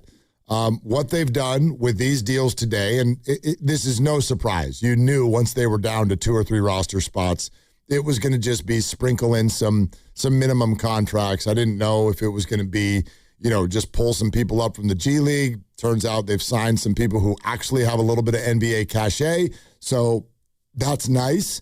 But what they have created is unbelievable maximum potentially unprecedented flexibility. Now, that doesn't matter unless they do something with it. And so that's sort of where my mind is as far as Warrior basketball. I would love to see what this flexibility that you are cradling like a baby right now, I would love to see what it gets you. What is it that you are going to do with this flexibility? And I think the first time that we're really going to be able to ask that question and demand some sort of an answer is February. Until then, it's just hang on for dear life, and hopefully they can surprise some people and win some basketball games, and maybe some people step forward that you didn't realize were going to step forward. Maybe Yaxel contributes right away, and try to win basketball games until Jimmy comes back, and or you arrive kind of at a trade deadline where you can start turning some chips in and make this flexibility be something that's tangible for the fans. And is the Steph Day, is that coming up on the 29th? 29th. Okay, that's on Saturday. But it may be nothing. Right, but I mean, that's when we can actually start to look at, that's when an extension could possibly happen. Extension eligible on Saturday. Saturday, Yep. Okay. Yep. Which, I mean, that won't take away their optionality, because if he wants to be here, he's going to be here, and they have room for all of it. Right, but that's why I use the word unprecedented. If they don't sign him to an extension, they will, in theory, be moving toward an offseason where they will have more cap space than any NBA team in the history of the league has ever had. So that could be either fun or awful. Right, depending on what they can do about it. Right. Okay, we're brought to you by Fremont Bank, here for you, here for good. If you want to weigh in on that, great, but let's also circle back to the question that we were about to dive into before George Niang signed, and that was, have the 49ers had a bad offseason? And you or I is just maybe looking at it through a different set of glasses? I missed it if something awful happened with regard to football, but we can get into that. 888-957-9570, Willard and Dibs. And it's Dan Dibley here to talk about Fremont Bank. It's my bank, family-owned, and it's got that family-owned feel. I've been with them now for well over 5 years, and I made the change for a very simple reason, and it's because it's a bank that knows me, they know my family, and I'm not just another number at one of these big box banks, one of these multinational corporations, and because of that, the customer service is second to none. They always go the extra mile to make sure I'm comfortable and well-informed with what's going on with my accounts and with the bank in general. They're responsive, and they take the time to evaluate the solutions that I need that are customized to meet my needs. They don't just check those boxes. They want to make sure that I know exactly what's going on and that I'm getting the help that I absolutely need. My money gets deposited into Fremont Bank, and that'll happen here coming up in a few days, and it gets repurposed right into the community, home ownership, businesses, philanthropy, nonprofits, all the other great things, the meaningful grants that they make for the betterment of our Bay Area communities, and this contributes to a very vibrant and enjoyable Bay Area community. They got 20 branches here in the Bay Area, one more in Carmel by the Sea. Do yourself a favor and go into one of the branches, and you'll see exactly what I'm talking about. It's Fremont Bank, turning family-owned businesses into household names. Need to get something off your chest? I'm gonna call you crazy in Spanish. You're loco. Stuck in traffic and can't take it anymore? I can't handle this. We've got the solution for you. Call the Sound Off line at 628-400-9880. That's 628-400-9880 and leave a message. It's Sound Off. Every morning at 8 o'clock on 95.7 The Game. Someone had a birthday. Yep, 50. Can't believe it. 50 years of wisdom. Great segue. We have a health reminder from the CDC. Pneumococcal vaccination is recommended for adults 50 or older. Says here, we're over 6 times more likely to be hospitalized with pneumococcal pneumonia than adults under 50. I don't love those odds. Same. Look what I found. Pfizer's Prevnar 20 is proven to help protect adults against pneumococcal pneumonia and invasive pneumococcal disease in just one dose, and millions have already gotten it. Continued approval may depend on a supportive study. Don't get Prevnar 20 if you have a severe allergy to its ingredients. A weakened immune system may lower your response. Common side effects include injection site pain and swelling, fatigue, headache, muscle, and joint pain. For full prescribing information, please call 1-855-213-2138. Visit Prevnar20.com or talk to your doctor or pharmacist. I'm on Prevnar20.com now, scheduling my appointment. Good idea.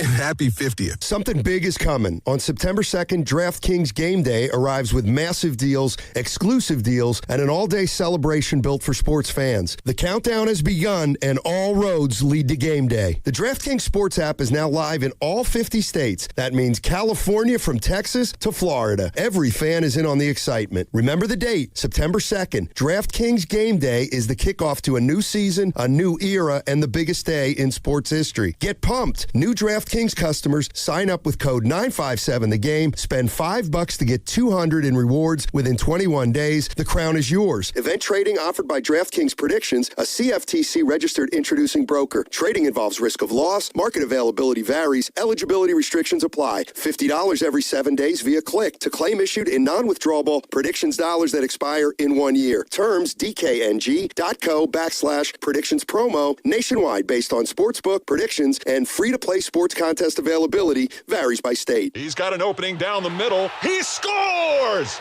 Every game is better when you watch it together. At Laughing Monk, every seat feels like the front row. It's where friends meet for pregame, strangers become teammates, and every big play is celebrated. Because game day isn't just about what you watch. It's about where you watch it and who you watch it with. Great beer, great food, wall-to-wall games, and the best fans in the nation. It's more than a place to watch the game. Laughing Monk.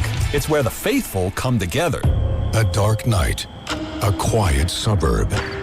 But for one family, danger lurks just downstairs. Oh, no. That's just my husband getting a midnight snack. Guilty. But We have Xfinity Shield. It has a built-in Wi-Fi feature that detects movement without cameras.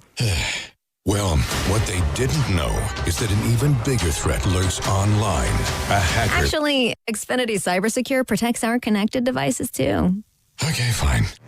But what they didn't see coming Is that these features are included with our Wi-Fi? We did. Kind of the whole point. Well, this one's not getting a sequel. What if protecting your home and devices could be drama-free? Introducing Xfinity Shield with Wi-Fi features designed to give you peace of mind. Visit xfinity.com/shield to learn more. Xfinity. Imagine that. Restrictions apply. Not available in all areas. Xfinity Internet and compatible equipment required.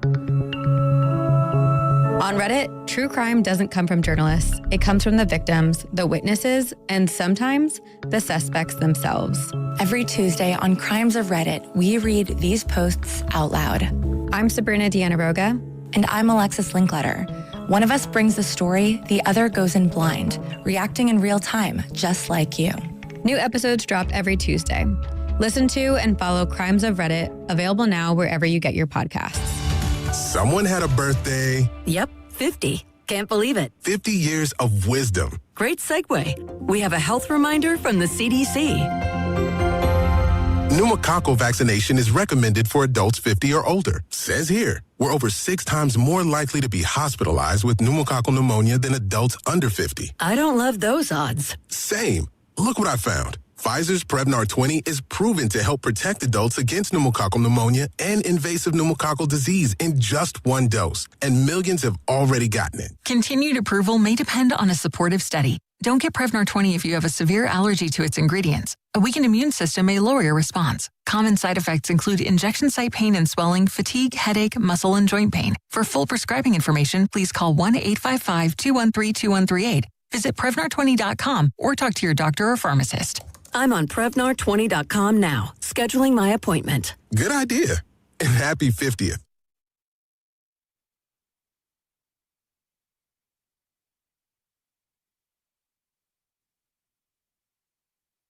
Now, back to Will and Dibby on 95.7 The Game.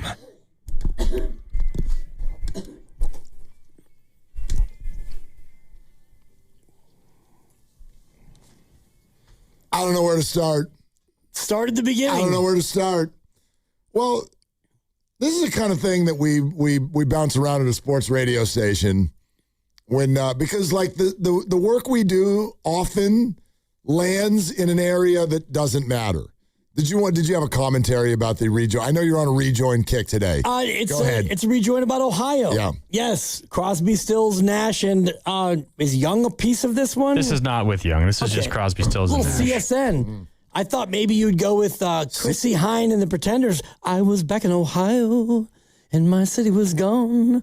I had $160. How come you can't ever just enjoy what he does do instead of telling him what he could have done? I do enjoy what he does do, and he had to actually remind me in my ear exactly what this was because apparently he's 58 and I'm 30 years old. Yeah, this is he's like an old soul. Great song. No, but it's true. Great song. If you're going to play and know Crosby, Stills, and Nash, then you don't get a pass when you have, for instance, no idea what a reference to "My Name is Luca" is. If you don't know, you don't get to have it both ways. Yeah, I don't know that. But you should. My name is Luca. I live on the second floor. You need to know that if you know what Crosby, Stills, and Nash are singing about. If you don't know CSN, then that's fine. You don't need to know about Luca or the second floor or any of those things. And that's a reference to a text exchange that we all had over the weekend. All right. 888-957-9570. Has this been a bad offseason? I don't know. Maybe I'm just, I don't know. Am I in blue sky mode again? Have I missed it? I'm trying to figure out. And again, like Ricky Pearsall got hurt. That's fair. That affects the team. And if you are worried about injury, either because of the names that are currently on the sort of shelf or just in general, the same way you would worry about the Warriors, where you're like, well, they're all old, Bob, so I don't know how they're going to do this. I think those are totally fair takes. But can someone give me something tangible that happened this offseason outside of Ricky Pearsall that is like, ooh, that happened this offseason and that is very bad for the 49ers record this year? I don't see it.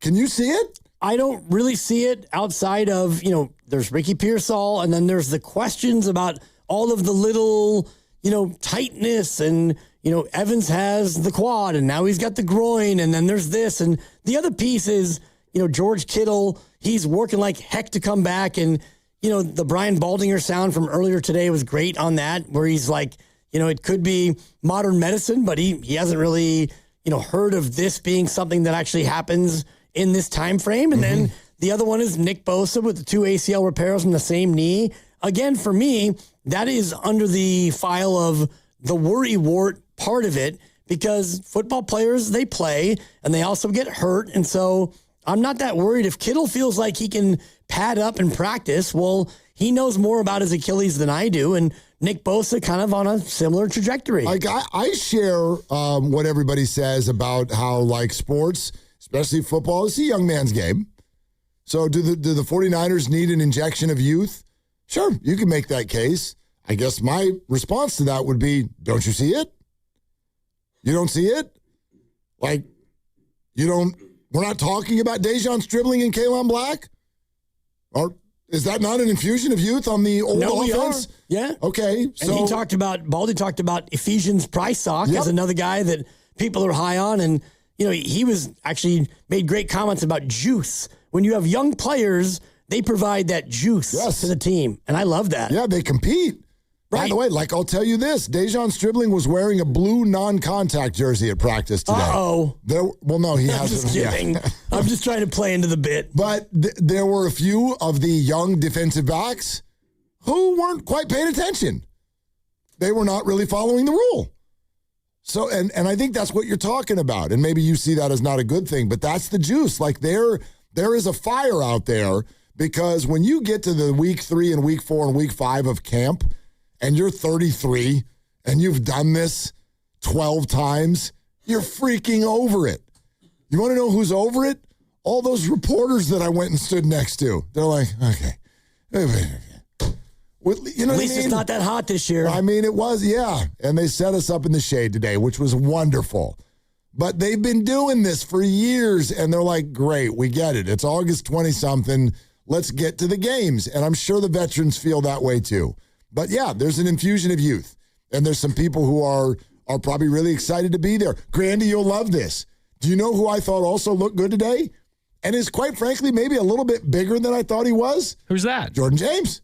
Back on the practice field today. He looked really good. Okay. Ribs recovered? Him, Black, Christian, all in a normal running back, healthy rotation.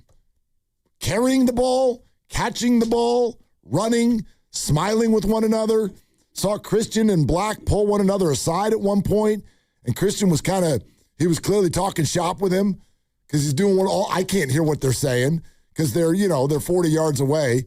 But Christian's kind of giving him the whole this is how you, and you got to and give him the shoulder shake. And they were talking shop, and it's fun. It's fun to see that 30-year-old running back and then the rookie next to each other, talking it all out. So I guess that's what I'd say. If someone's point is that the 49ers should have cut Kittle, Bosa, and Trent Williams this year, okay.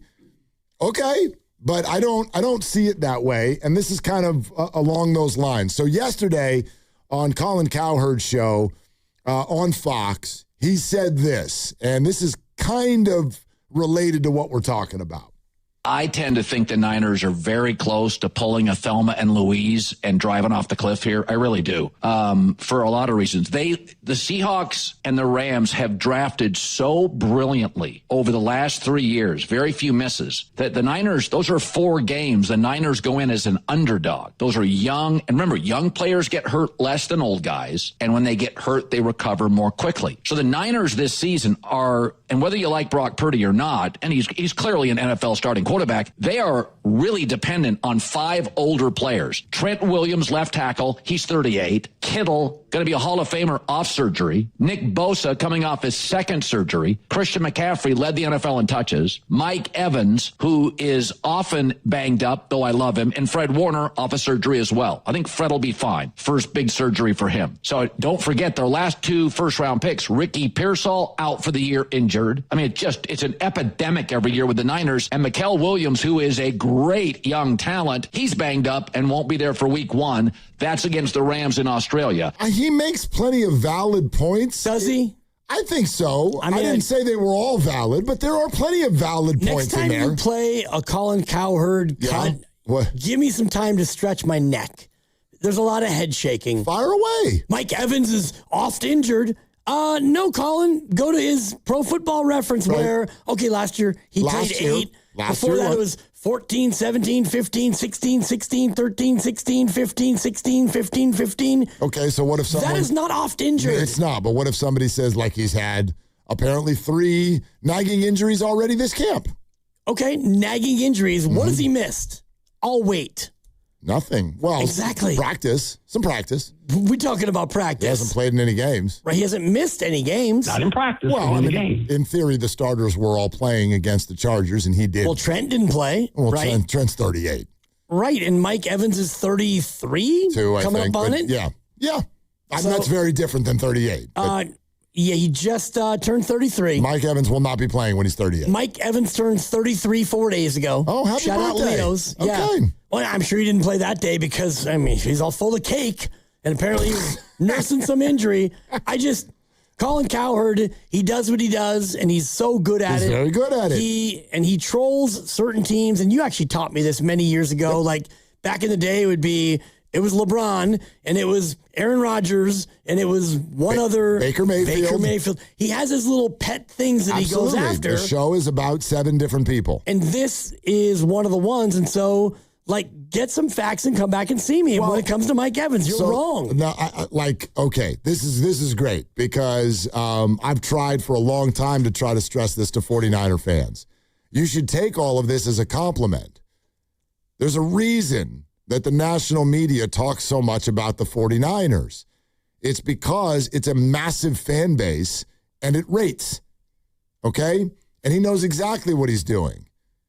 Brock Purdy will be fine because he's clearly a starting quarterback in the NFL. Yeah. Oh, he's a starter, is he? I'm not insulting Brock Purdy. But yes, you are. Because he's not a starter. He is a starter the same way Josh Allen is a starter. But to say... I'm the Brock Purdy of the Willard and Dibbs experience. Also true. But if you're going to just say, that's my one sentence about Brock Purdy. He's a starter in the NFL. okay, you just Kyler Murray'd him, basically, is what you just did.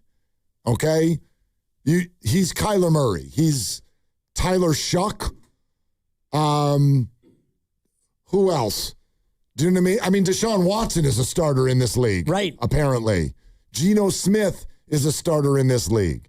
So that's not, I don't think that's a good claim about Brock Purdy. He's definitely a top half, an upper echelon quarterback in the National Football League. Now, the parts that he's talking about with regard to is too much being relied upon by older players. I think there's a real conversation there. I do. So he has some points, and they're not just old. A lot of them are coming off of surgery. So if you want to be concerned about that, you can. Does that up the likelihood? Yeah, it probably does. At the same time, this guarantees nothing, and I don't. What I think is the overstated deal is, well, the 49ers are about to Thelma and Louise this thing. Right. Let's go back. Drive off the cliff. Yeah, let's go back to the other room. Do you understand the reference? The Thelma and Louise reference. Do you understand it? Yeah. Okay. You do? Yeah. You Let's go to Broadcaster's Pathway. You sound like Joe Biden right now. Are you sure? Yeah. Okay. It's a buddy film by a couple of ladies Pasta? on the lam. I know the general story. You do? I don't think I've ever seen it. Pasta, do you get it? No idea. Okay. Thelma and Louise. It was a movie. Yeah. And spoiler alert, it ends with these two ladies driving the car off the cliff. Brad Pitt with a sneaky elite role in a supporting actor spot. He's awesome in that. He's got a few of those. Right. So Thelma coerces Louise to go on the lam, and by the end of it, it doesn't go good.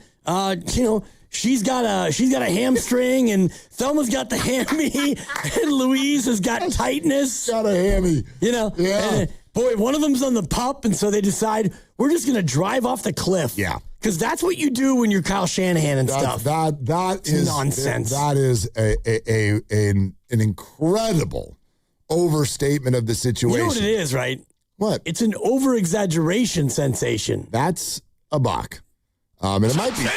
It might be two, because it's a debut. It's just the longest word ever that we've done it with. Right. You're listening to 95.7 The Game, KGMZ FM and HD1 San Francisco and Odyssey Sports Station, the home of the Golden State Warriors and Valkyries, always live in the free Odyssey app, coming live from Laughing Mike Studios. Look, this is fun for people. You can make the prediction that things will go poorly, and you might be right.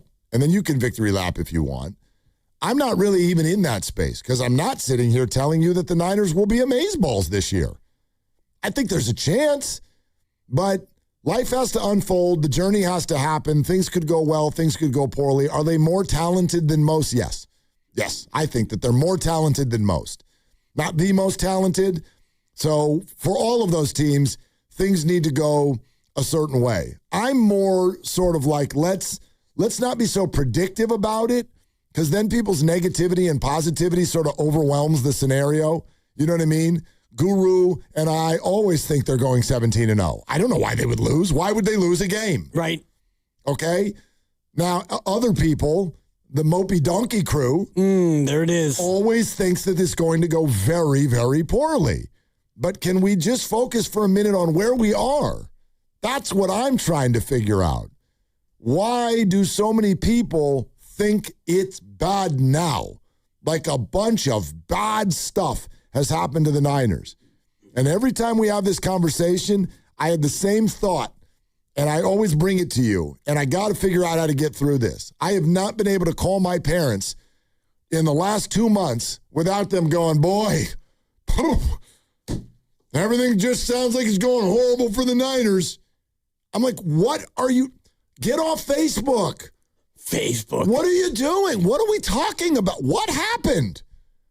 What happened? I don't know what happened. McCaffrey's got tightness, but Mark. He doesn't, though. And I love Tom on one phone. Oh, my God. And Ellen's on the other, and they're just on the landline shouting at each other and shouting at you, like over things that are mostly unfounded. And I get that. And this is where you and I are probably too aligned to get into this topic, because nothing has actually happened. Nothing has happened. You've played 2 preseason games, and The first one was, all right, you didn't look good with your 2s and your 3s, and then you played some of your starters, and boy, you look great. So now you're a Super Bowl contender? I don't know. I tell you what, there is a team here in town that is suffering from some injuries. 95.7 The Game breaking news. Carson Whisenhunt of the San Francisco Giants underwent an MRI today, which has revealed a tear of his UCL. For crying out loud. Surgery has been, quote, recommended, ... You think? Well, it's off to Dr. Neil Elitrosh for that second opinion, and I think he walks around town with his scalpel in his hand. That guy cuts on everyone. Might as well. Yep. So Carson Whisenhunt, who was already really struggling and arriving, I think, damn near the disappointment train, because we've heard for a couple of years that was their big pitching prospect, and it has not gone well so far in the bigs for him. But also left the game last night with elbow discomfort, and it turns out he's got a torn UCL. So for those of you who don't speak sports, that's the Tommy John surgery. Rest in peace. That means also, yes, rest in peace, but it also means on August 25th, I think you're looking at 2028 for Carson Whisenhunt. And based on the performance that he was having and what the organization is doing, I mean, there's a real strong chance you never see Carson Whisenhunt in a Giants uniform again. That's a very strong possibility. And so I guess the conspiracy theorists would immediately start to canvass the area around the ballpark and figure out where the nearest substation is. In all seriousness, why do they seem to have more UCL injuries than other teams? And I may just be like... Do they? Well, you had Trevor McDonald, and I could be like captain small sample size, and didn't their closer have one last year? Randy Rodriguez, yes. Right. And so I don't... Song, too. Yeah, and I'd have to go to the experts, Dr. Nirav Pandya, who tracks a lot of this stuff. He's been so good with his studies of late. I don't know if he is going to work on that, but UCL injuries per team over a sample of however many years, it just feels like they have more of them than other teams. I don't know. I really don't know. I do know that within baseball circles, it's something that oddly now pitchers almost, I don't want to say they hope for it, but there is a thought process for pitchers, and this would apply to, for example, Trevor McDonald.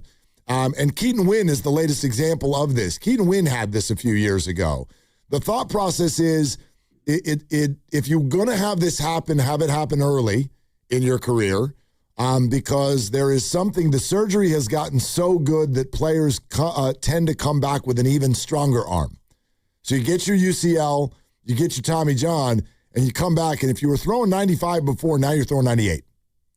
But Whisenhunt, he's not a guy who throws 95, is he? No. He's got that changeup. Well, he's also not a guy right now that looks like a major league pitcher, so I don't even know if it's relevant. But the bottom line is this, once upon a time, was a death blow, and it has now turned into something that, I don't want to say you seek it out, but there's a lot of talk in baseball where pitchers, it's almost like, look, we know this is coming at some point. Let's get it done early. You know, you hear about this in high school and college where it's like, let's just do it, man. Let's do it. Let's get it out of the way. Get me my 3 miles an hour, and let's see if I can show out and go have a career. So it's not a death blow anymore by any stretch.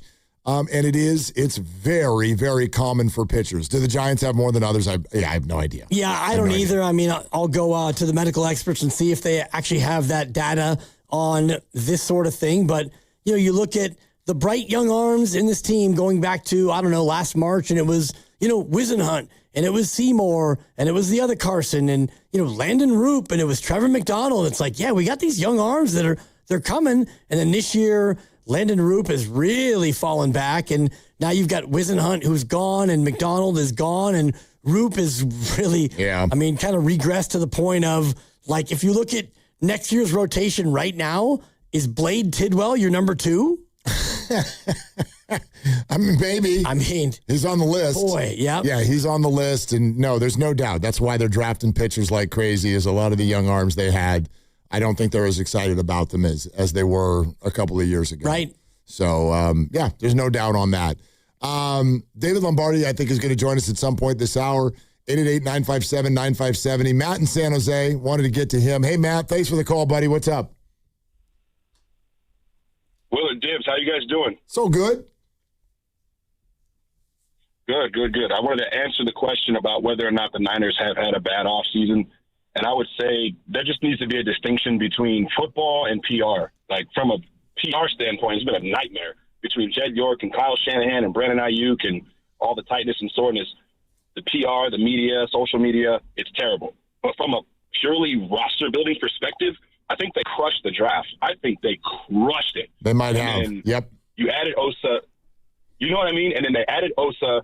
They brought back Dre Greenlaw. So that in turn could make the whole D-line better, could make Fred Warner better. They brought back Debo, which was, with Ricky Pearsall's injury, a huge deal. Then drafting Stribling with Ricky Pearsall's injury, a huge deal. And I really, really love Ephesians Prysock. I think he's going to be great depth at the corner spot. I think Grayson Halton is going to be great depth on the D-line because you're not getting much pass rush from C.J. West and Alfred Collins. So they did great things in the offseason to make the team better. Did they lose the offseason to the Rams? You could argue that, but the Rams aren't exempt from having to play the games. They could get hurt. They could lose games that they were expected to win. It's football. This is a 12-5 team that just beat the Eagles in the postseason on the road, and they went out and got better. So I don't see what the whole freak out thing is about with the fans. Matt, thanks, man. Appreciate it. I think that's a really great distinction. If you want to feel like the 49ers PR staff had a long summer, you probably make that case. My guy Corey Rush down there, he's had some phone calls. Yeah. I think there's been some Zooms. Getting a little gray in the temples, perhaps? No, I mean, he's wearing a hat today. Yeah. So maybe. Still looking good last time I saw him. Yeah, he's doing fine. I mean, but you've got every third day, you've got an Ayuk Instagram as boy, like a cat. And then you've got the Shanahan accident and then the 11-day delay cover-up or non-cover-up and then multiple press conferences and a concussed coach. And now you've got an owner with 160, it turns out. Yep, not 140. On the road with a $160. It doesn't seem to end. No, but the football, I think, is largely going as planned. Like, I laugh when people are like, Kittle and Bosa are hurt? Did you not watch last season? Right. Yeah, Kittle and Bosa are hurt. And they're actually both progressing really well. I mean, why are we not looking at the Kittle situation that way? This is amazeballs that he might play week 1 or 2. Right, within 8 months of the actual surgery. Okay, we'll keep going with your calls. The Red and Gold Summit is Thursday, September 3rd. All the hosts, Jack's Restaurant and Bar, Pleasant Hill. We'll be there 2 to 6, the whole gang 4 to 6, and it includes Brian Baldinger is going to be there as well. It's all brought to you by Ashby Lumber and Humboldt Sawmill Redwood Products. This is Willard and Dibbs.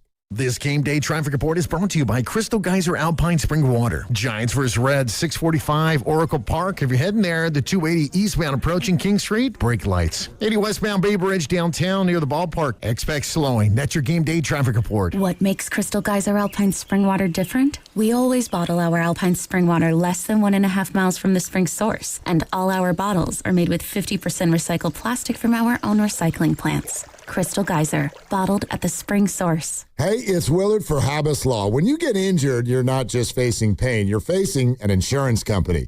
Insurance companies don't send compassion. They send adjusters, a trained pack whose only job is protecting the insurance company. What you need is a guard dog. When the insurance company unleashes its pack, Habas Law unleashes a pack that's bigger, smarter, and trained to ferociously hunt down every dollar you deserve. And trust them, every insurance company already knows the names of the biggest dogs in the fight. Habas Law. Visit habaslaw.com. Omar Habas is a California licensed attorney. Offices in Northern California, including San Jose. Past results do not guarantee future outcomes. It's the greatest 3 words in the English language. Football is back. Set your will upon there. The best you've ever given right now. And we can't get enough of it. The more physical team, go win this game today. Go send it to them from the first whistle to the last. It's go time for the 49ers, and we are all in. That's the best coach in the NFL. Shanahan.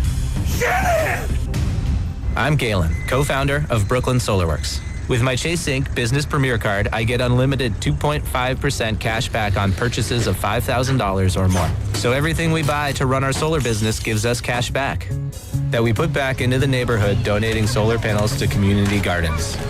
Chase Inc. Cashback built for every business. Find the right card at chase.com/Inc. Real business owner compensated for their participation. Cards issued by JP Morgan Chase Bank and a member FDIC. Subject to credit approval. Terms apply. So, I need hamburgers, sodas, ice, and a DJ. A DJ? Relax, Spa. With T-Mobile, we're saving when we bundle home internet and phone lines. Oh, wow. Here to bundle and save big. Stay connected con tu gente with 4 lines from T-Mobile with fast, easy to set up 5G home internet and save up to $1,000 a year. Switch now on T-Mobile.com/conectate. Savings based on third line free via monthly bill credits. Internet discount with $15 in monthly bill credits and auto-pay discount. Qualifying credit required. Credits will stop if you cancel any lines or change plans. Visit T-Mobile.com. Stand Up to Cancer, with support from American Airlines, is charting a course towards a cure. Together we move towards our final destination, ending cancer once and for all. Go to standuptocancer.org/AA to learn more. Something big is coming. On September 2nd, DraftKings Game Day arrives with massive deals, exclusive deals, and an all-day celebration built for sports fans. The countdown has begun, and all roads lead to Game Day. The DraftKings Sports app is now live in all 50 states. That means California from Texas to Florida. Every fan is in on the excitement. Remember the date, September 2nd. DraftKings Game Day is the kickoff to a new season, a new era, and the biggest day in sports history. Get pumped. New DraftKings customers sign up with code 957TheGame. Spend $5 to get $200 in rewards within 21 days. The crown is yours. Event trading offered by DraftKings Predictions, a CFTC registered introducing broker. Trading involves risk of loss. Market availability varies. Eligibility restrictions apply. $50 every 7 days via click. To claim issued in non-withdrawable predictions dollars that expire in 1 year. Terms dkng.co/predictions promo. Nationwide based on sportsbook predictions and free-to-play sports contest availability varies by state. Every detail matters when designing a space that feels intentional. With rich tones, natural texture, and timeless character, Humboldt Sawmill Redwood products help bring thoughtful outdoor spaces to life. Redwood is non-toxic and stays cool to the touch even on the hottest days. A real wood alternative native to California that is naturally termite and decay resistant and beautiful too. Visit Ashby Lumber online or in store to explore our selection of Humboldt Sawmill Redwood products for your next project. 1877 Cars for Kids. KARS Cars for Kids. 1877 Cars for Kids. Donate your car today. 1877 Cars for Kids. KARS Cars for Kids. 1877 Cars for Kids. Donate your car today. Ready to get rid of that old car? Donate it to Cars for Kids. Call 877 Cars for Kids to speak to a friendly live agent. Donation is super easy, and your car can be picked up as soon as tomorrow. Go to carsforkids.org now or call 877 Cars for Kids to donate your car today. 1877 Cars for Kids. KARS Cars for Kids.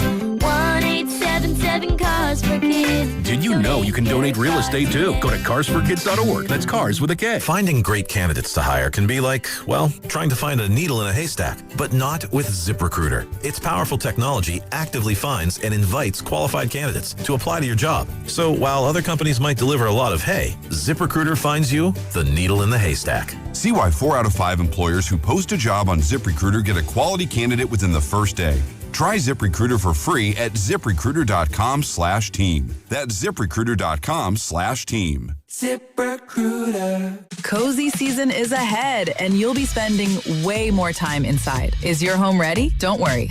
With Wayfair, you can upgrade your space without breaking the bank. Score up to 70% off during their Labor Day clearance on furniture, area rugs, mattresses, and more. Plus, surprise flash deals you can't miss. Whether it's one room or the whole house, Wayfair has pieces for every style and budget. Shop Wayfair's Labor Day clearance now through September 7th at wayfair.com. Wayfair, every style, every home. San Francisco weather, partly cloudy, high of 71. Weather brought to you by Duke's Mayo.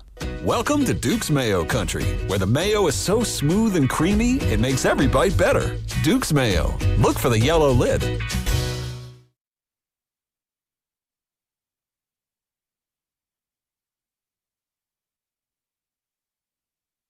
Now, back to Willard and Dibbs. It's a great question. Wow, that's a great question. That's a great question. That's a great question. And that's a great question. On 95.7 The Game. All right, glad you're with us. David Lombardi will jump on in about 25 minutes. Got some roster cut-down stuff to go through. The Niners have some tricky maneuvering to do here, largely because there are a handful of guys that maybe aren't hurt long-term, but who's going to play in a couple of weeks? Number of questions there. And actually, because of that, that's part of why Kyle Shanahan announced today, you are not going to see many starters on Thursday night in Vegas. I can just tell you this, sort of like, again, I was at Niner practice today. The vibe with regard to the fact that there's a game in Vegas in 48 hours, it doesn't really feel like that. Let's put it that way. That game is going to be about finding some information for the bottom of the roster. Get a little bit more information on a few people.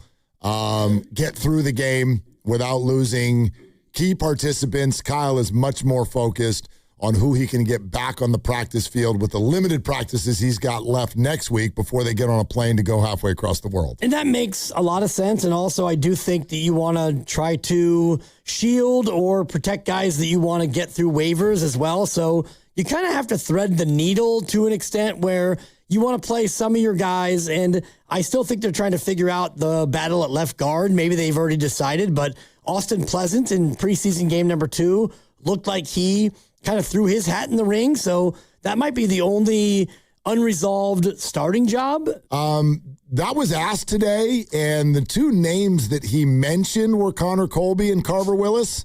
There's also some injuries there, and Pleasance did suffer an injury in that game, so that might be kind of shading what he's saying. But, yeah, throw that out to Lombardi for sure on how he would handicap the left guard situation. But I'd also be prepared, 49er fans, for more than one person to start at left guard this year. Like, that competition, in theory, could spill into the season, which is not ideal. Right. It's not ideal. You'd love for someone to stand out and be awesome. But I think that, whatever decision they go with, the leash will be short. And they've got to deal with a really good defensive line right out of the gate. And that's true. And they're going to have to deal with that line not only once, but twice. And Seattle's defensive line is also good. And when you look at their schedule, you go up against the AFC West, and you've got good teams you're going to face there. And so I think that no matter what you do at left guard, you're going to probably be going up against difficult defensive lines, tougher schedule this year than you had last year. Although still not what I would refer to as a quote-unquote tough schedule. The metrics say not. I know there's some hard games on there. I think that they start off really hard, but, then they come home for 2.5 weeks and play, the Dolphins and the Cardinals? Yep. Yeah. And then you've got Denver. I do think that toward the tail end of it, it gets more difficult, and Dallas has a much improved defense that you're going to have to face in that spot. And, the Chargers is a team that you're going to face again after what you saw in the preseason, which wasn't fully the Chargers. So I think when you look at the totality of your schedule, it's tougher than last year. I'll agree with that. Yeah, 888-957-957. Let's go to Big D out on the freeway. Big D, what's going on? Thanks for the call. Hey, what's up, fellas? Man, I haven't called you guys in a long time. Willard and Dibbs is my favorite, listening to on the way home. Thank you very much. Glad you're back, Big D. I want to chime in on all the confusion about the Niners and their others, meaning Jed York. That's all his business. Who no one cares. Nobody wears a Jed York jersey, okay? I want to know what's going on with Bosa. What's that doctor's name from UCSF? Tell him I need a list update. Doc Pandia. Pandia need a list update. And I think what really needs to happen is Shanahan needs to shave that mustache off. He looked like a beat-up Aaron Rodgers. You know what I mean? He looked like someone broke Aaron Rodgers' arm. I thought for a second. But other than that, we're going to the Super Bowl, baby. Starting off with beating on the Raiders in preseason, baby.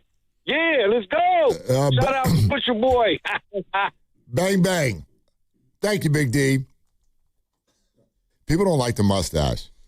I hate doing that because I'm like, look however you want to look.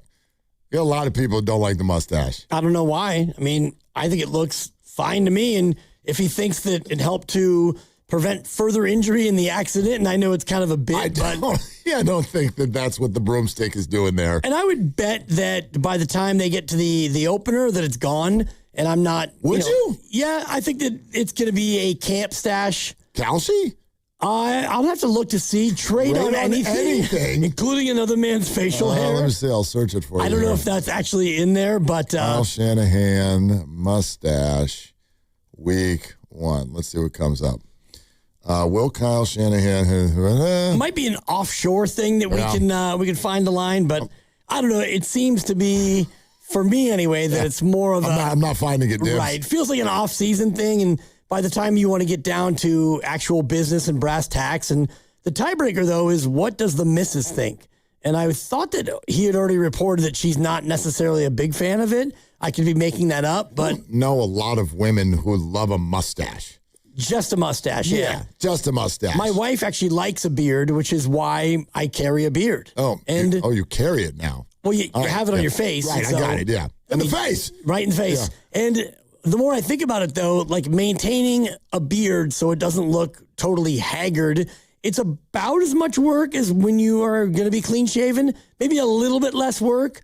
For example, you shave probably every day? Every day. And you are clean shaven, yes. Although you get to this point in the day and you're starting to get a little shadow. Well, I mean, yeah. Okay. But not a heavy shadow. I showered very early today because I had to go to Niner camp. Right. And you could probably let it ride for 2 days, but you'd rather not. Because, don't like that. Yeah. Exactly. Yeah. So you shave every day. And for me, I will shave, the non-bearding areas, the neck, and, the little spot under the lip. And every couple, 2-3 days. And beyond that, it's like you got to trim the beard, but in general, doing what you do probably takes more work than having an actual beard. Yeah. I mean, from Kyle Shanahan's mustache to Brandon Ayuk's Instagram to Jed York's phone to Kyle Shanahan's Tesla,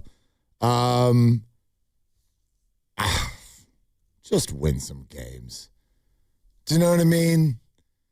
Like, I don't want to just flatly say I don't care because on at least one of those occasions, I mean, the Shanahan car accident, I care from the standpoint that 2 people were involved, and luckily they came out okay.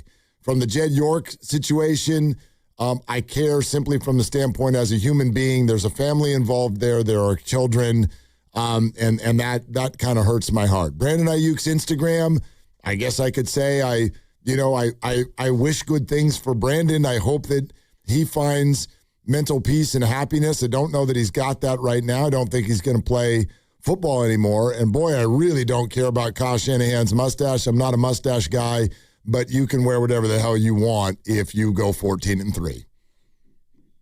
That's what honestly, like that's, but from a football perspective, none of those things are going to be on my mind. And nor do they rate in terms of how I viewed the offseason that just took place. You're going to be more concerned with what did he call on 3rd down and why didn't he go it on 4th and 2 from your own 49-yard line? And, why didn't you call that timeout earlier in the game? Those are the things that we all hopefully will get to. But right now you get into the dog days of training camp where the 3rd preseason game, and you were down there today at practice, as you've mentioned 11 times.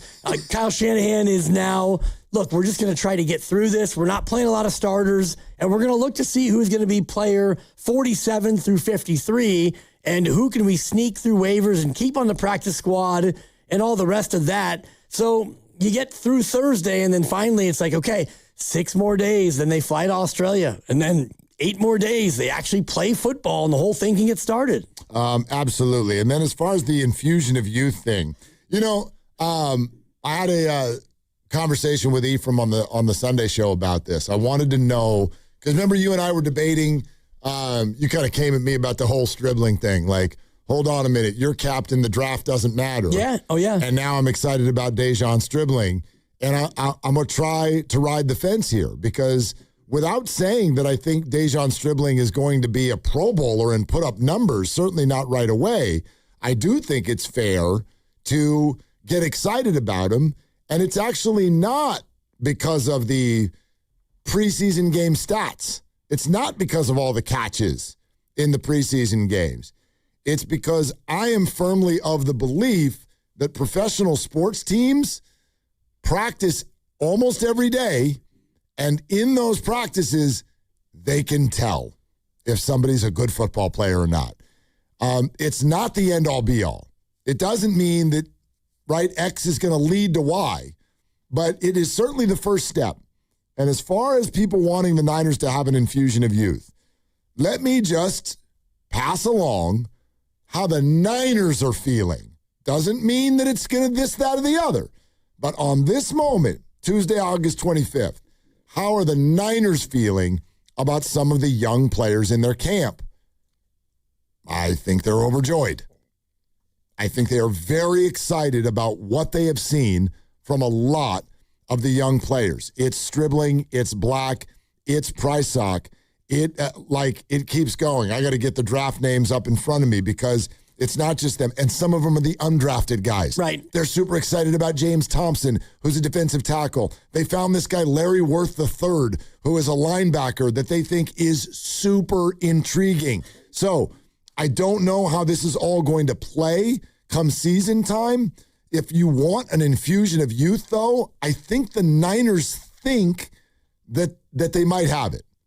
I think they think that they might have it. I think they're pretty excited about some of the players that they've seen, both drafted and undrafted. When you could look back at last year and say, okay, you got Upton Stout that you were excited about, and Michael Williams you were, and then he got hurt, and so you get to C.J. West, and he looked like he was pretty good, and he, contributed a lot. And Alfred Collins maybe is a guy who might be in jeopardy of losing his spot on the team this year, or he might make it, and then who knows what happens. But it hasn't seemed like in the last few drafts they've had guys that they loved who stayed healthy and really flashed. And Ricky Pearsall is kind of the poster child of that, where for all the reasons that we know, he was unable to stay on the field so far. If you get Stribling to be a healthy Pearsall and be really good, and we talked about, the Kalshi percentages, trade on anything, for him to have 75 catches, and it's about a 40% chance, that's pretty good. If he could come out and have 75 catches, that'd be bananas. That would be incredible. Prysock is somebody that people are high on, and Romello Height has flashed at times. And so one thing that Baldy said, and I don't know if you have the quote over there about, young players bring that juice. And it's not only the juice of having 23 and 24-year-olds playing great, but it kind of ratchets thing up for everyone. Baldy, morning roast. Oh, it's huge. They need it. Because there's nothing like an injection of youth. Like some of these guys don't know what they don't know, but Kaelon Black looked good, and they need him to be good. They need a backup to Christian. So, he looked powerful. He pushed the pile. He looked decisive. He looked good. They need Stribling to be good. It's obviously the injuries are the injuries, but they need him to be special.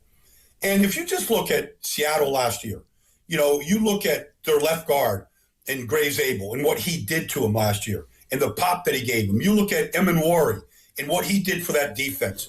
You need an injection of youth. It can't just be veterans because of their experience and what they have accomplished in this league.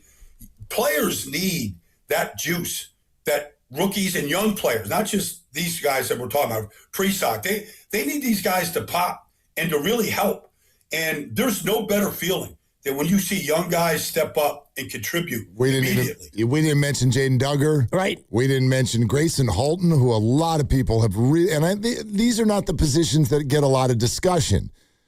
Grayson he's a defensive tackle, but oh my goodness, like how important is that defensive line this year to perform not only way, way better, but if Nick Bosa is going to be in or potentially partially out this year, what if he even just plays 14 games? Like, how does that team and group perform without him? They can't be that dependent on one player.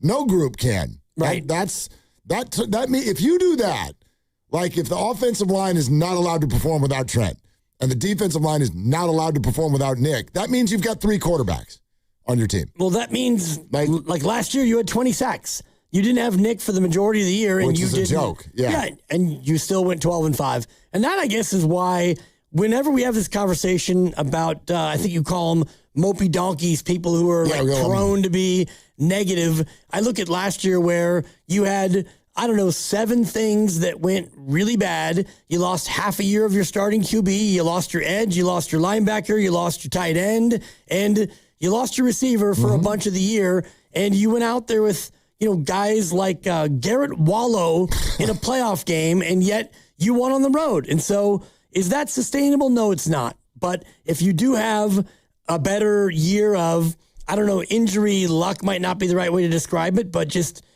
injuries, guys who are actually able to play, then maybe you can replicate 12-5. Because last year, and I wrote down 7 plays that went their way, 7 plays that they made that led them to 12-5. Okay. This year, you could be more healthy and not make those 7 plays and go 9-8. It's football. Is the other side of that a thing too? The yin to your yang? Are there 7 plays that they could have made? Where maybe, who knows? Maybe they would have gone 17-0. I'd have to look at Do you know what I mean? Yeah, there were pivotal plays in like a lot of the games. Yeah. And we've talked about them. The Jake Tonjes throw it up for grabs, right, and he high points it. And the win over the Rams where was it Alfred Collins on the goal line? Yes, it was. Who punched the ball out from Kyron Williams. You had the Upton Stout play against Arizona. Yep. We had so many missed kicks for the other team. Yep. Including the opener. Right. There was a couple of missed kicks in that one. Although that was from the Niners. After that, Eddie D came in, and he never missed at all. Yeah, I think Marvin Harrison Jr. had a game where he just couldn't catch anything. And that was all the games. Yeah. That was all of his games. I do think that, when you look at the season, it's not luck, it's just football where that's how things it goes. Go your way. So even though they had injuries, they also were able to win big games and make big plays. And so this year could be the complete inverse where you're healthy and, Tonjes goes up and he doesn't make that catch. Right. Like, I guess that's sort of my take right now is I think there's a lot of stuff happening right now that people don't realize is happening. And then there's a lot of things that aren't happening that people think are happening. So this is a steady flow of constant injuries. And look, I'm not going to try to act like an expert on this. I'm certainly not a doctor. The 49ers had an incredibly long list of players not practicing today. What I'm sort of banking on, because they've admitted it a number of times this offseason, is that a lot of those players are not playing because the Niners are playing it very conservatively. There's 2 things that I think that I've really grasped with regard to why the 49ers are playing this offseason the way that they are. By the way, 3rd preseason game on Thursday, Niners are going to bench all of the people who matter. That's not what he usually does. Why is he doing that this year?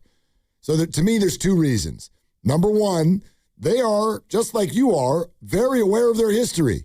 They are trying to go about camp a little bit differently because they've had a lot of health problems in recent years. But I really think this Australia thing is number 2.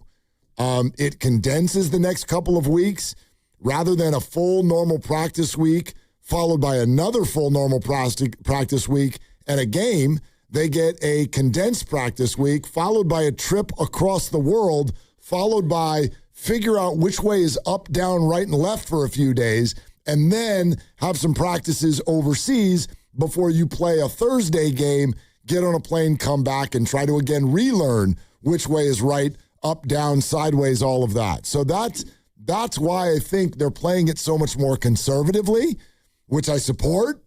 But when you see this long list of, oh my God, all the Niners are out, the world has run with they're all hurt. And I'm sort of like, no, I think most of them are resting. They're not hurt, they're resting. Right. And they're executing a plan. Will it work? I don't know. But like I can tell you, they don't necessarily think Nick Bosa is quote unquote hurt. They're executing a plan. I don't know if it's going to work. I know he thinks he's playing week 1. He thinks he's playing. I know the players always think they're going to play, but he thinks he's playing week 1. Well, it can work, and then he can still get hurt. Sure. And it can not work, and he can go out there and be healthy. So you just never know with football, and you always talk about 100% injury rate. So you're going to go ahead and kid glove Nick Bosa coming off 2 ACL surgeries in the same knee, and you're going to wait, and you're going to pitch count him and all the rest of it, and then he could go out there and have somebody just fall into him. I said this last week where in football you could do all the right things the entire way, and you could be an offensive lineman and somebody on the other team pushes your teammate who happens to fall and they roll into your leg, and now your season's over. Even though you did all the right things, you rested, you wore the blue jersey on Tuesday, you wore the black jersey on Wednesday, and you were on a side field on Thursday, and you come out and you play, and it's just buzzard's luck, a freak injury. Do you want to know? This was a very smart statement. I'll keep his name private because I don't know if he wants this, kind of on his resume out in the world. But if he's listening, he'll know he was the one who said this to me today. There's a member of the media who said, you want to know how you can tell if the 49ers really feel that they're hurt? If the 49ers really feel that they're dealing with a lot of injuries, they cancel joint practices. Right. They did that last year, right? Or the year before? Correct. Last year. They don't do that. They don't have joint practice if they are concerned with the injuries that are ravaging the roster. But they just had 2 of them in back-to-back weeks. So if they were really, really concerned with all the injuries, you would not have seen those joint practices that took place. That's a good point. And I hadn't even thought of that because last year that was the template where they were heading into the first one or the second one. And they said, wait, we need to cancel it because we have so many guys who are actually hurt, not like make-believe hurt or, we're going to say that you're hurt. You've got tightness. You've got a groin. I had a groin last week, Coach. Can I have a hamstring? Okay, Mike, you can have the hamstring. Who wants a quad? Mike does have all the muscles. Right. And by the way, he looked like he's cruising around out there. He doesn't seem like he's in a bad mood. He's not limping. Okay. No crutches? No, he just shorts. Not one of those knee sleds? Nothing. It's Mike. Did he have the right shorts on? I think he had dealer's choice. They were gray. Okay. Yeah. He was not in uniform. Right. He get to wear whatever he wanted. Just chilling. Yeah. We're brought to you by Fremont Bank. Here for you, here for good. Who's in, who's out, at least likely. We are going to dive into this roster. It's cut down week. David Lombardi, SF Standard, joins us next on Willard and Dibs. Need to get something off your chest? I'm going to call you crazy in Spanish. You're loco. Stuck in traffic and can't take it anymore? I can't handle this. We've got the solution for you. Call the Sound Off line at 628-400-9880. That's 628-400-9880 and leave a message. It's Sound Off. Every morning at 8 o'clock on 95.7 The Game. Hey, it's Willard and Dibs for Safeway. Enjoy these amazing deals for members. And as always, save up to 20% weekly on hundreds of exclusive offers from Safeway. Just clip the highlighted deals from the weekly mailer or click the deals in the For You section of the Safeway app to breeze through checkout. Signature Select 80% lean ground beef. 6 pounds or more mega packs, just $5.99 per pound. Hormel Black Label Bacon, 12 to 16 ounces package size. Selected varieties also just $5.99 each. Also, juicy autumn crisp green grapes or red seedless grapes, just $2.49 per pound. Finally, clip or click Lucerne 24-ounce sliced or 32-ounce chunk or shredded cheese. Selected varieties, just $6.99 each. Limit 4 items. I would say 4 is unnecessary, but in this case, it was necessary. Well done. These and other great deals are available in the weekly mailer and the For You section on the Safeway app. Go to Safeway.com for more details. What if you could have the most reliable fiber-powered Wi-Fi? And get this, what if you could keep it at the same price for 5 years guaranteed? Now through August 31st, get our best price on gig Wi-Fi this summer before it disappears. Just $50 a month for 5 years for new Xfinity customers. No annual contracts, no hidden fees, and our best equipment included. Plus, get online in minutes with same-day Wi-Fi.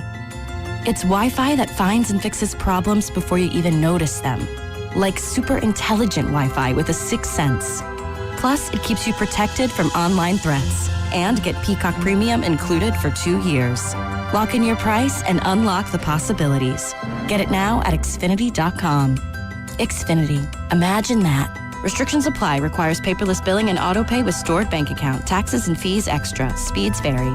Use of fiber coaxial cable. Learn more at xfinity.com/same-day Wi-Fi. When it comes to hiring a plumber, heating, or HVAC/R contractor, think UA Local 38. With non-signatory companies, that low price up front can quickly turn into added charges once the job begins. But with UA Local 38 signatory contractors, you know the cost up front. There's no surprises. Local 38 professionals are craft certified and complete over 10,000 hours of training, so you know the work is done right. For quality, accountability, and peace of mind, choose UA Local 38. Learn more at ualocal38.org. FlexCar, we know radio ads are annoying, but not as annoying as car salesmen. Sign here, please. Never talk to one again with FlexCar, the first and only month-to-month car lease. No, submit to my extortion machine. Insurance and maintenance included. Switch cars anytime. Switching Bronco to Camry to Telluride willy-nilly. Oh, no. Oh, yes. FlexCar. You drive everything. Thinking about upgrading your sleep? Now is the time to shop Sleep Number. Trusted by millions for nearly 40 years, Sleep Number offers superior comfort, personalized adjustability, temperature benefits, and value that is unmatched in the industry. And right now, during the Sleep Number Labor Day sale, all mattresses are on sale. Invest in your sleep and experience firsthand Sleep Number's personalized comfort. Stop by a Sleep Number store or sleepnumber.com to learn more. The following is an attorney advertisement. If you get sidelined by your workplace injury, the workers' compensation attorneys at Boxer & Gerson can help you get back in the game. Our team of skilled attorneys will fight by your side for the treatment and compensation you deserve. We care about justice for injured workers. That's what makes us Northern California's premier workers' comp law firm. Call Boxer & Gerson at 510-835-8870 or visit boxerlaw.com for a free consultation. Boxer & Gerson, your life is worth the fight. Hey, it's Brew, and I feel like everything in my life depends on being connected. Whether I'm uploading a video, hopping on a call before my show, or video chatting with my family back in Michigan, I never have to think about my Wi-Fi. And that's why Xfinity stands out. You get the most reliable, fiber-powered Wi-Fi with the best equipment at one price for 5 years guaranteed. No contracts or commitments. Plus, you can get online in minutes with same-day Wi-Fi. Restrictions apply. Not available in all areas. Use of fiber or coaxial cable. Learn more at xfinity.com/same-day Wi-Fi. Xfinity, imagine that. The best time to recommit to your gut health goals? Right now. Take charge of your gut with Nature Made. Our clinically studied ingredients support digestive health. Digestive enzymes break down nutrients. Probiotic and prebiotic fiber nourish good gut bacteria. And super greens with probiotics empower daily digestive health. Try the full lineup of gut health support from Nature Made, the #1 pharmacist-recommended vitamin and supplement brand. These statements have not been evaluated by the Food and Drug Administration. These products are not intended to diagnose, treat, cure, or prevent any disease. Did you know Skechers makes high-performance footwear for almost every sport you play? Here's what our athletes are saying. Hi, I'm pro basketball player OG Anunoby. I dominate in Skechers basketball. Skechers delivers championship-level performance. I'm WNBA star Jackie Young. Skechers keeps me quick, comfortable, and ready for anything. And you can get high-performance Skechers and hands-free slip-ins technology. Just step in and perform. I'm pro golfer Matt Fitzpatrick. I play in hands-free Skechers golf slip-ins. Find yours at a Skechers store, Skechers.com, or whatever high-performance sports shoes are sold. You're still glowing, flirting, grooving. You've still got it. But your immune system weakens as you age, making it harder to fight illnesses like pneumococcal pneumonia and RSV. Vaccines are a key part of any health routine and can help protect you from getting really sick. Ask your doctor or pharmacist which vaccines you need. See more at PfizerForAll.com. Sponsored by Pfizer.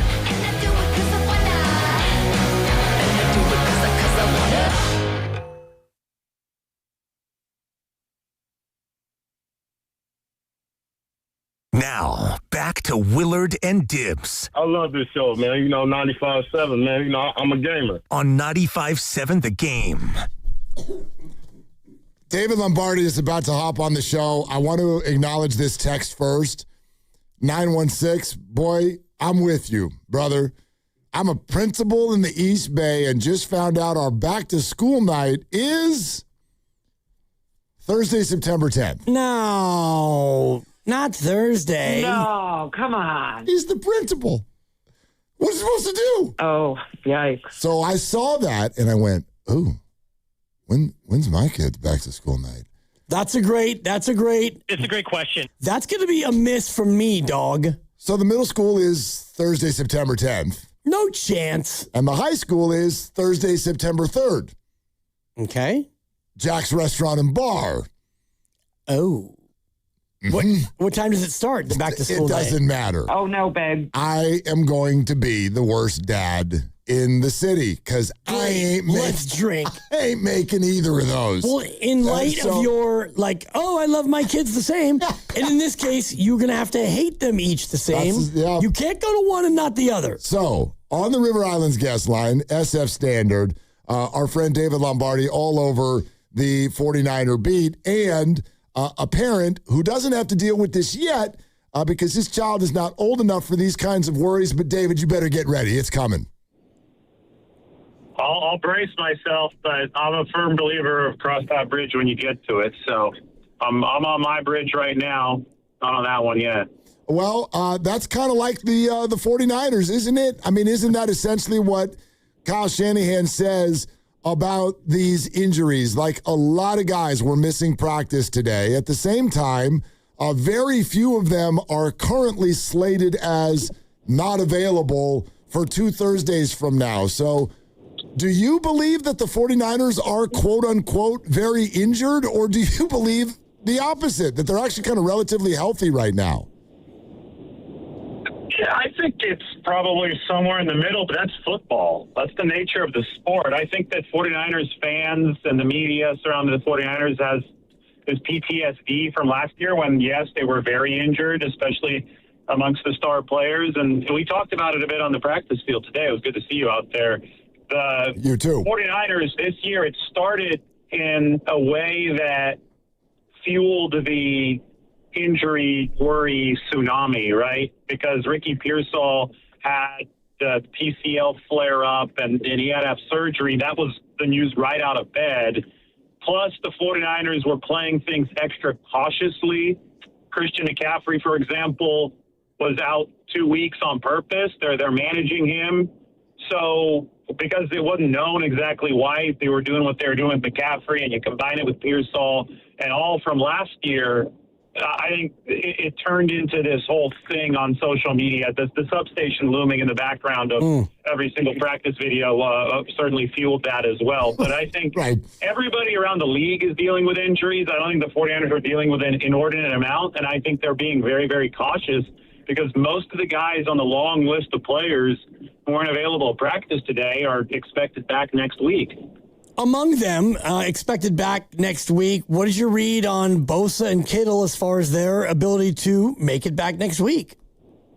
Bosa is a really, really unique circumstance because he's torn his ACL 3 times. This one was the second on the same knee. So the tendonitis flared up. They are ramping him up in hopes for week 1. And he goes into a different bucket than everyone else just because it is such an exceptional circumstance and because he is Nick Bosa. Kyle Shanahan today said that he hopes he's back on the practice field next week, which would be, essentially 2 weeks ahead of the season opener against the Rams, and then they'll get on the flight to Australia, and the 49ers hope that the season will go well.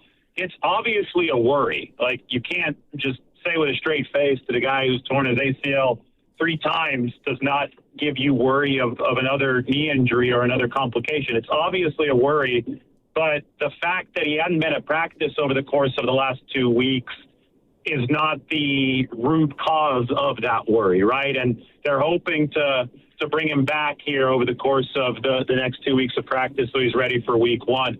On the front of Kittle, I mean, that's turning into a borderline miraculous recovery.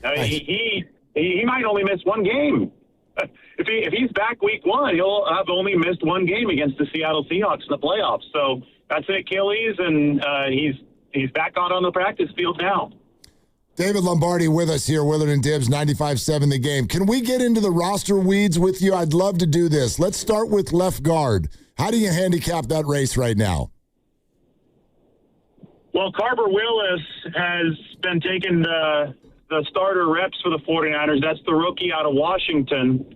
I think back, though, to what Chris Furster initially said about this race in spring. He said, I'm not sure if one person's going to win this job. I think the 49ers were already ready for a platoon, which they ran last year at left guard way back in spring.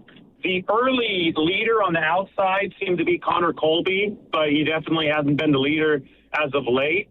Robert Jones took over those first team duties for the 49ers, but he got hurt. However, he's one of the players whom they're expecting back next week. And I think that an outside surprise here, but one that we need to consider, is Austin Pleasance, who's also supposed to be back at practice next week. He started in place of Trent Williams at left tackle, but you saw Pleasance playing some guard in the last preseason game, and he was also there in practice before that game against the Chargers. So that's 4 options for the 49ers. I'm not saying they're going to run a 4-man platoon, but I wouldn't be shocked if you saw multiple guys rotate through during the regular season. Now, obviously, you want to narrow this down, and ultimately you want to settle on somebody. But I will say, and I said this last year when they ran a platoon, if you don't have a clear winner, it's not the worst thing in the world to run multiple guys out there, because defensive linemen rotate, and they stay fresh because of it. So you can actually maintain a level of freshness from your offensive linemen if you have 2 guys you think are about equal. I'm not saying that this isn't a position of worry for the 49ers. It absolutely is. But I wouldn't act like a platoon if that's what they end up going to, is something that's completely, unprecedented. And Bill Walsh even platooned offensive linemen back in the day. So maybe we're heading in that direction. Are any of those guys you mentioned of the 4-man rotation, are any of them at risk in not making the roster at all? Yeah, I think that somebody like Connor Colby, here's the thing. The roster has only 53 spots on it, and they're going to have to be creative to keep all the guys they want to in the building. So they're going to run a lot of injury maneuvers, and we're going to be talking about the PUP list, and we're going to be talking about IR return designations and all this and all that. Bottom line is that you can't carry everybody that you want to carry every year. And if you do not assert yourself as a starter at a particular position on the offensive line, so Connor Colby is an example here. I don't think he's asserted himself as the de facto starter yet at left guard. What teams will do is they'll audition you at other positions that you can play, such as right guard, to see if you have any backup utility. Because if you're not one of the starters, you almost have to be able to play multiple positions, because you can't just be a backup at one spot. There just isn't enough roster room for that. So, for example, that's why I brought Colby into the mix. If they don't feel that he's one of their 2 best left guards, then he probably doesn't make the roster. Maybe he follows the Colton McKivitz path and he re-signs the practice squad, and that would be a great path to follow, because Colton McKivitz turned into a productive starter. But I think there's a solid chance that somebody like that doesn't make this 53-man, but does stay in the building. David, there's a couple of undrafted guys I want to ask you about who I know have popped a little bit in camp, and I want to see if you think they're either going to make the team or get protected on the practice squad. Let's start with the defensive line and James Thompson Jr. What do you think they're going to do with him? I think he's making the team. I think that he is well more advanced than anybody really anticipated coming out of Illinois, undrafted free agent. 6'6", but he was making plays against the run against the Chargers. And, that's always the worry, especially Alfred Collins. It seems that he's still getting his legs back underneath him. He had a rough first game against the Titans where he was getting washed out of some of those run plays. And, he's 6'7", right? He's tall. You always worry about these tall guys and the pad level. And I think that James Thompson has really, really acclimated to the NFL quickly. And he also has pass rushing juice. So I would expect James Thompson to make this 53-man roster. And then what do they do with Larry Worth III? Let everybody know what you know about him and what you think the plan is. Well, all the hype is on Jaden Duggar, but Larry Worth is a similar player. He was a safety at Arkansas. He's really tall like Duggar. He's 6'4". He doesn't have the same wingspan, but Duggar has like a world record wingspan for linebackers. His wingspan longer than Alden Smith's, to give you some perspective. So Duggar's a little bit shorter than that, but still really, really long player, safety background. Today we saw a nice pass breakup working against Jake Tonjes. I mean, he's been good in coverage for the 49ers. So I think that he and Duggar kind of go together as the prototypes for the fever back position that Raheem Morris is trying to implement. That super versatile position that can rush the passer, that can cover, that can play stack linebacker. I think in all likelihood, if you look at roster numbers, somebody like Duggar makes the 53 and Worth, the 49ers really want to keep around and probably will be able to on the practice squad. And, you start building up that arsenal of extremely versatile, long talent on the second level of the defense. You mentioned Worth as a possible sneak-through candidate. Is there anyone else that you can see that the Niners maybe will try to hide on Thursday night in the hopes of having them clear waivers and keep them on the squad? Oh, man, I would have to pop open my roster and just look. I'm thinking through different positions, and you talk about some of the rookies. I think, most of these draftees probably going to make the team for San Francisco. The thing about this is that they have a lot of guys right now, as we discussed, with relatively minor injuries. So it's really, really hard to predict and project exactly what the initial 53 is going to look like. Again, I have to emphasize it's just the initial 53. That thing is going to change so many times over the course of this season, but they're going to be running a lot of injury maneuvers. Just be ready for this, okay? Just be ready. Here's one thing, like as far as sneaking guys through, I think Isaac Guerrero right now, they thought he was going to be ready near the start of training camp. For all I know, he's ready to go coming off the torn pectoral muscle, but keeping him on PUP right now has big advantages for the 49ers because if he stays there, then he doesn't take up a 53-man roster spot and can start practicing due to the new rules by week 3. He can't return until week 5, but still you could see how keeping Guerrero and Michael Williams on PUP, and especially Guerrero, even though you might be healthy right now, allows the 49ers to buy more roster spots and therefore protect more players from waivers. You're listening to 95.7 The Game, KGMZ FM and HD1 San Francisco and Odyssey Sports Station and the home of the Golden State Warriors and Valkyries. Always live on the free Odyssey app and coming to you live from the Laughing Monk Studios. Football coverage on 95.7 The Game is presented by Xfinity. Score the most reliable Wi-Fi, one price, 5 years guaranteed. Xfinity, imagine that. We're talking with our friend David Lombardi, SF Standard, on the Niners here on Willard and Dibbs. Okay, David, is Dejon Stribling a starter? Of course. I mean, he's not even partaking in special team stuff at practice anymore. That's the period 2 luxury given to superstars. I mean, Fred Warner, Mike Evans in the receiver room, George Kittle, all those guys on the 49ers go off to do special team stuff in period 2. The superstars, McCaffrey being another one, they just go do whatever they want in period 2. Usually they're just doing really position-specific stuff with their position coach, one-on-one work. Stribling's already doing that in practice. Wow. So, I mean, he's obviously a starter. I think he clearly is on a star track, not a starter track, a star track for the 49ers. But we'll see. I mean, it still has to get real, but they love everything they've seen so far from him. And I wonder about, like, Jacob Cowing. Did he ostensibly make the team based on one preseason punt return, or do you think he was already trending in that direction? Well, listen, Cowing has electric speed and electric burst. Plus, in his case, his stature, I think, helps him for that particular job for punt returner because, he's shorter. He's 5'9", and there's real short area quickness there. So he did it a lot in college, and I think he entered this camp as the favorite to be the 49ers punt returner just because of his explosiveness and because of his experience at that position. Now, then came the complicating factors. I mean, and the first of which was rooted in last year. He went to hell and back. He tore his hamstring 4 times last year, so he was unable to play. So the 49ers had to see him get healthy and stay healthy, and that actually has been a challenge here over this training camp. So some doubt really, I think, started to creep in with everybody, but with the coaching staff especially. So when he returned that punt, 83 yards for a touchdown, I think what it did was quiet a lot of the doubt. And it reminded the 49ers, if they needed a reminder, of why you believed in this guy, because you saw that explosiveness and the punt return ability right on display over there at SoFi Stadium. So it was a big moment for sure for Jacob Cowing, and his teammates were really, really happy for him. David, keeping it in the wide receiver room with one more, because you said Nick Bosa is kind of a completely separate issue.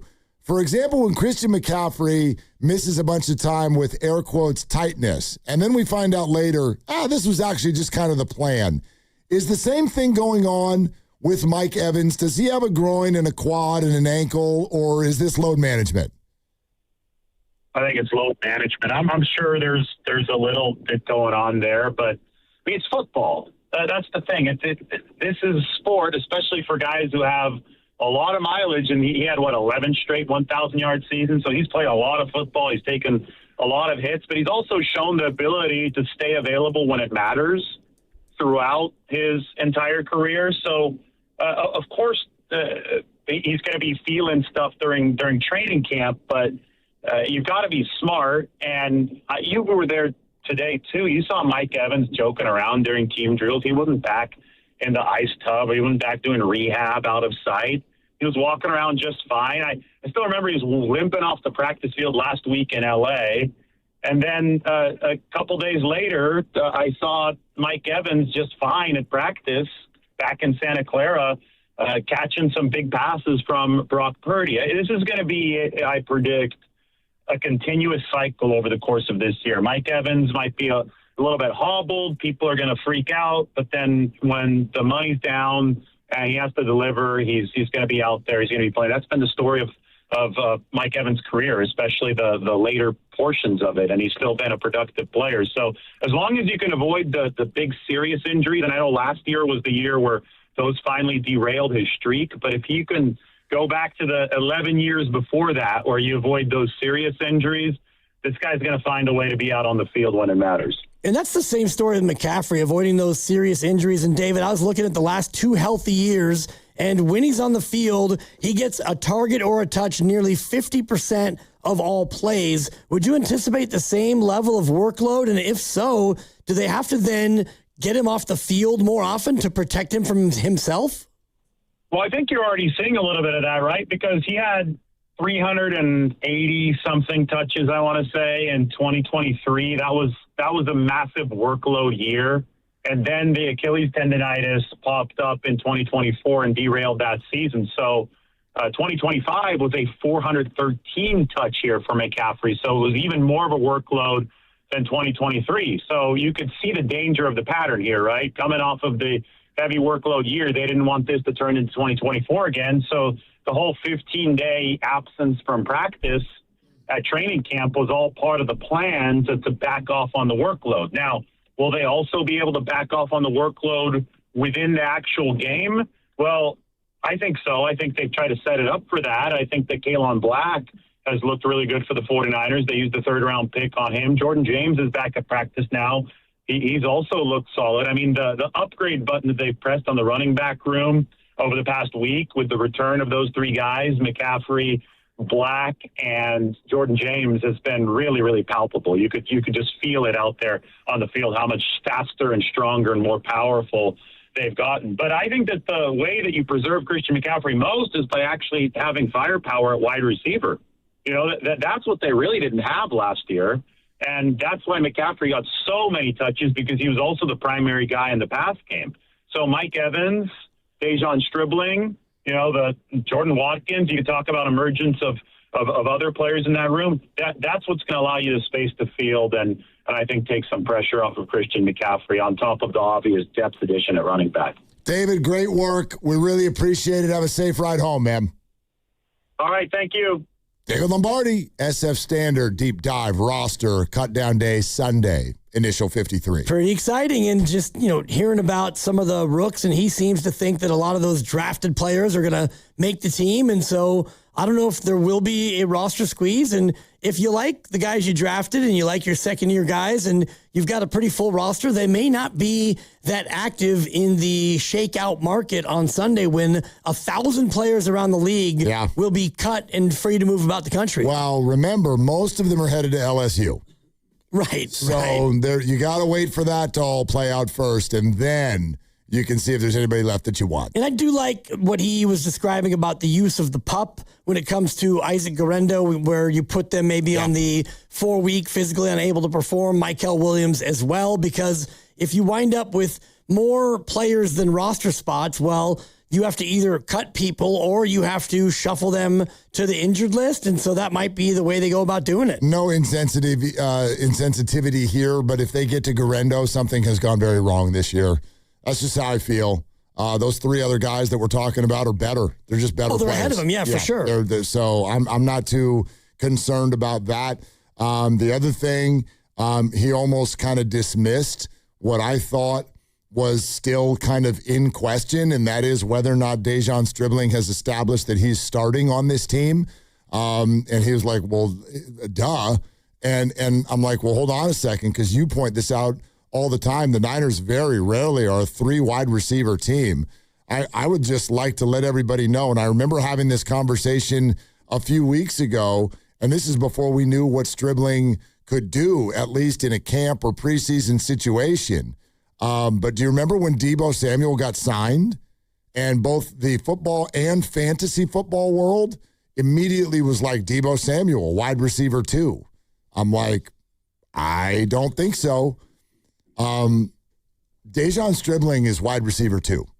Right. There's no question in my mind. And if Mike Evans misses time, Dejan Stribling is wide receiver 1. And I say that even though he's never played an NFL game.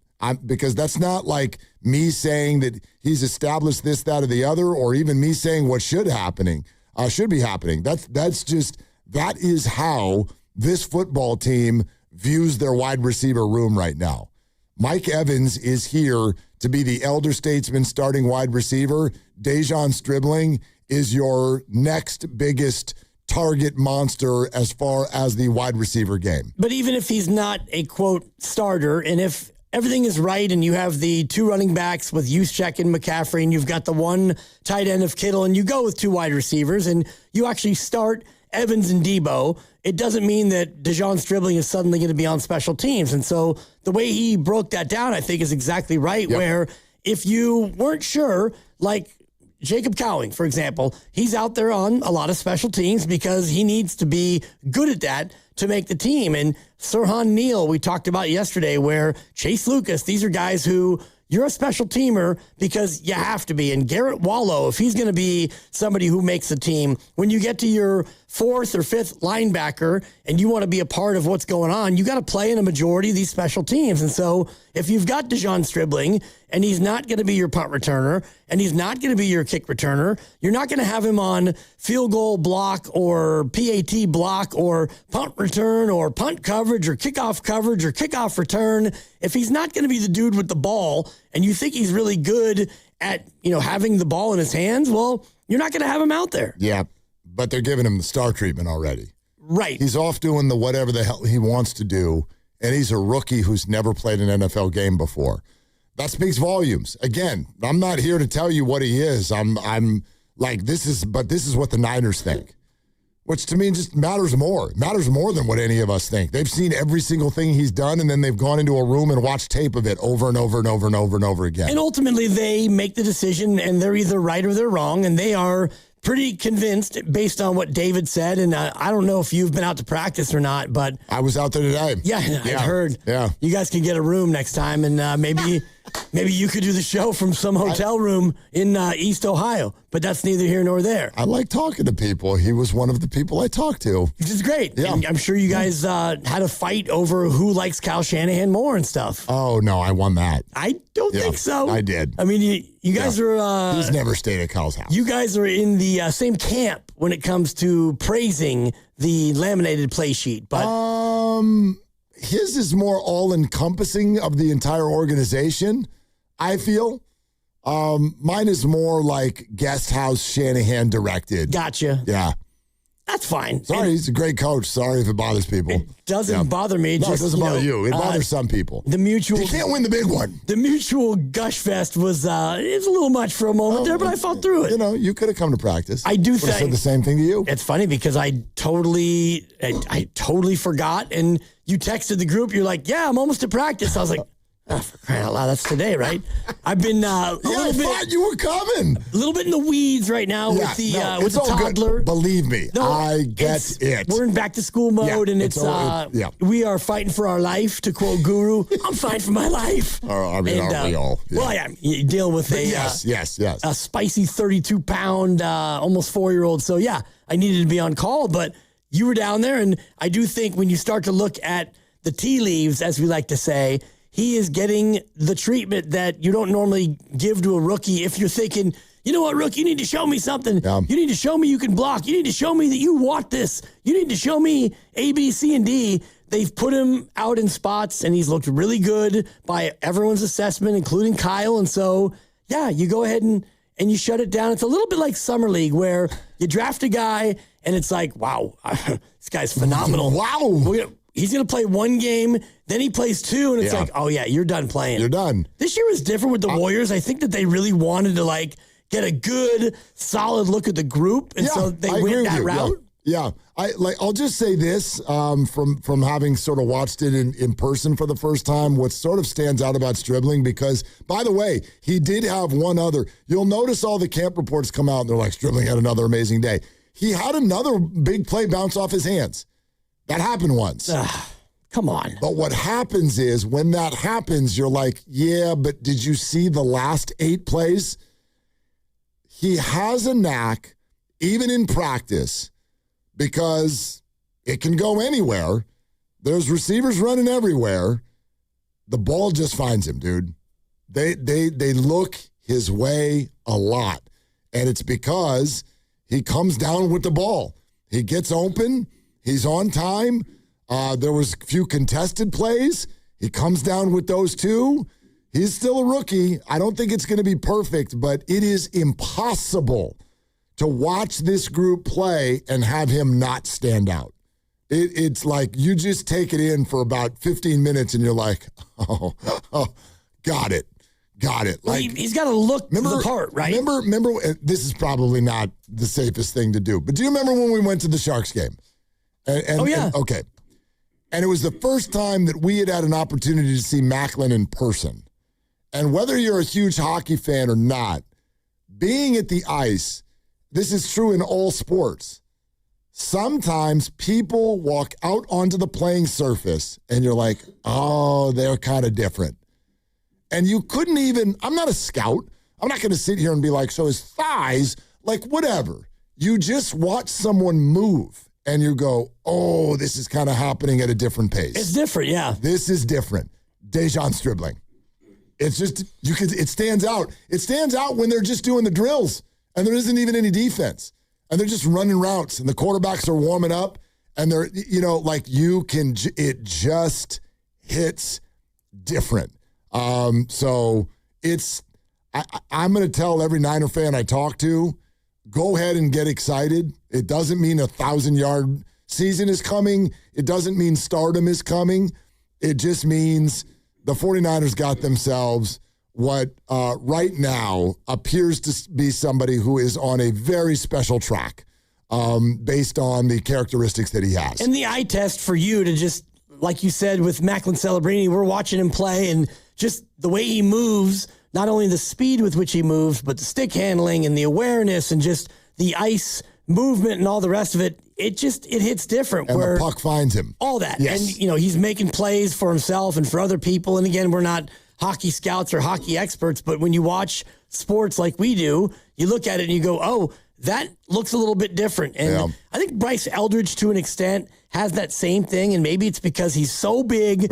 But even like the first month, we were watching him and you're looking at the plate discipline and he's spitting on 95-mile-an-hour pitches that are an inch off and he's tapping the helmet and his helmet tap, his ABS challenges are phenomenal and he's going the other way. And 21. Right. 20. But he's only been here at that point for like 3 weeks. Ball just flies off the bat. But the intangibles, forget you got power, you're a big guy, and when you hit it, it goes a long way. Okay, that's cool, but it's all the little things. And so when you're looking at Dejan Stribling and, the quarterback gets into a play and they naturally want to go his way because he's got great hands, he's got separation, he's got speed and size. Well, I can't wait to see it. I also think it's important right now, and it's early. But it's important right now, especially with the experience the 49ers have just been through and maybe just the general wide receiver position. I'm noticing that every time Kyle gets asked about Stribling, he sort of just meanders through the stuff that everyone already knows.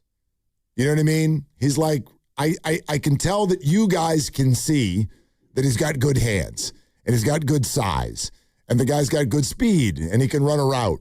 He immediately starts gushing about what he didn't know. And he admitted that today. He goes, what I didn't know when we drafted him is kind of like, who's the guy that we're getting? And let's just be real. The wide receiver position sometimes gets attached to some crazy egos, okay? Some flashy people. And maybe that doesn't come until after there's stats and then the big ego comes in. But Kyle has spent a lot of time talking about the person, Dejon Stribling. This is free from ego. This is somebody who wants to do everything that he's being asked to do.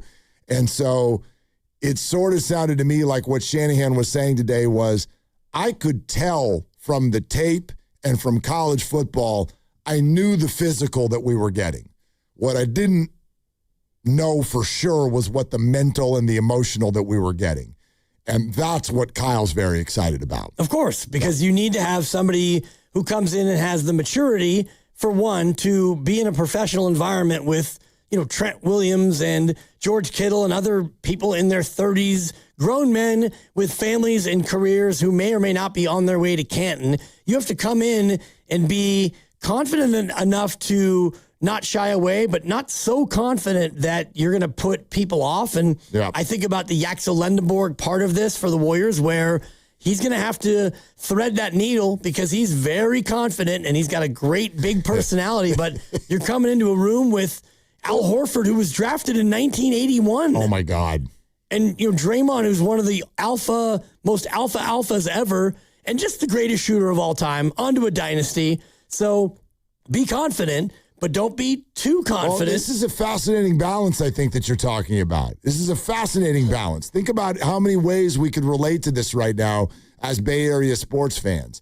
From Brandon Ayuk to so many of the experiences, to a degree, Deebo Samuel, and now Brandon Pajemski. And then there's Yaxel and Bryce Eldridge, who within a few weeks was quoted as saying, I want to be the face of this organization. Yeah, even Tony Vitello. Right. And who comes in and you're supposed to be the boss, but you've got these guys who've been doing this for 12 years. Totally. And so you're looking at a situation where I'm like, this is really a difficult thing to navigate. Like, okay, Bryce Eldridge says, I want to be the face of the organization. Didn't bother anyone.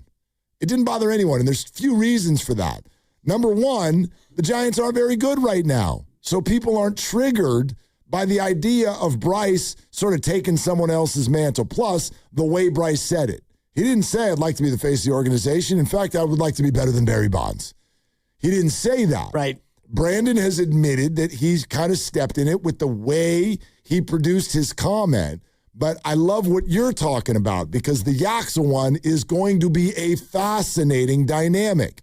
You want ultra confidence. You want aspirations. You want these guys to be ready to step in and be great. But we do also ask, at least in a momentary form, for a little humility.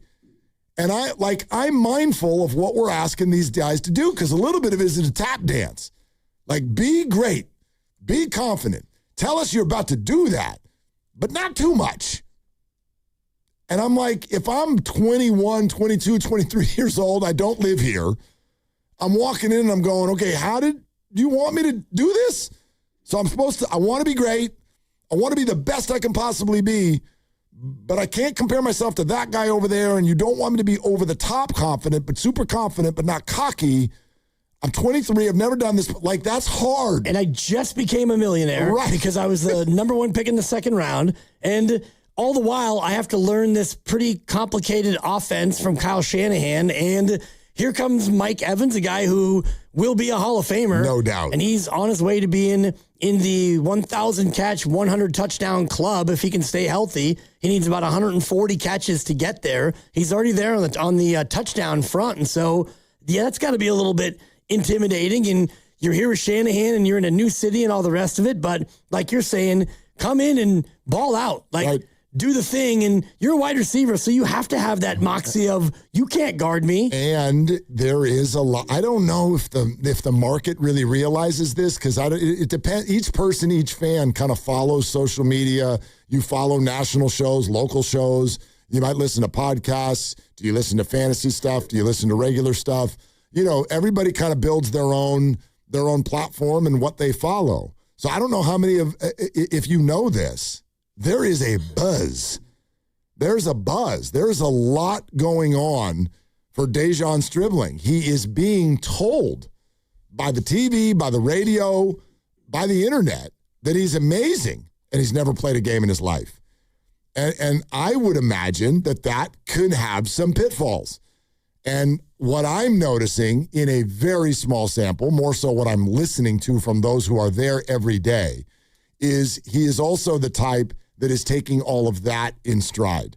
I think that Stribling has found the right balance so far of, I'm confident, I think I can go do this, but I'm going to do it quietly, head down, nose down. Did you notice, for example, when the Charger game was over and they asked him, because everyone's like, ooh, this is 6 catches, and you're right, like no one's ever done this before in the preseason, blah, blah. And he's like, right. And then there was the one that I dropped, and I need to go to the jugs machine because I don't want to drop that ball. I love that, because those are the kinds of answers you need to really keep everyone kind of on your side. He is a rookie, and he will probably drop some balls. Not as many as Jerry Rice did when he was a rookie. I mean, he's allowed to. You know what I mean? Yep. But, there's going to be mistakes. Yeah. But beyond that, what you're talking about with the media, if you go to any fantasy football draft board, or you do a mock draft, or you look at, Matthew Berry, soon to be friend of the program, part of the Odyssey family now, and fingers crossed, all the rest of the, the shows that are being done, here's my top 5 sleepers, here's the top 10 people moving up in the average draft position, and he's listed in all those. Dude, he's got a bullet right now. He is moving up draft boards in fantasy football, and I wonder where he goes in our draft, because the majority of us are Niner fans. It's going to be, and it's a 14-teamer. One of us has his name in their name. That would be you. That's correct. One of us kind of has his name in his actual name. I know. I think you actually should change your name to Dan Stribley. I'll tell you what, if he has a 10-catch game, then I will go to the courthouse and I'll change it. We'll change it legally. Market. You said a 10-catch game, and you did not specify which week. So that's ever. If he ever has a 10-catch game. Yeah. When he's 35, Dan's going to be over here in his 70s. Marriage over. I'm divorced. Yeah, hi. Honey, I've got to go to the city office today. Hey, Adrian, I have good news and bad news. Oh, it's the good news. I won my fantasy football matchup. What's the bad news? You're Adrian Stribling. Mila's last name. Over. He's fired. Stribling. Now Stribley. We're going Stribley, right? Yep. That's fun.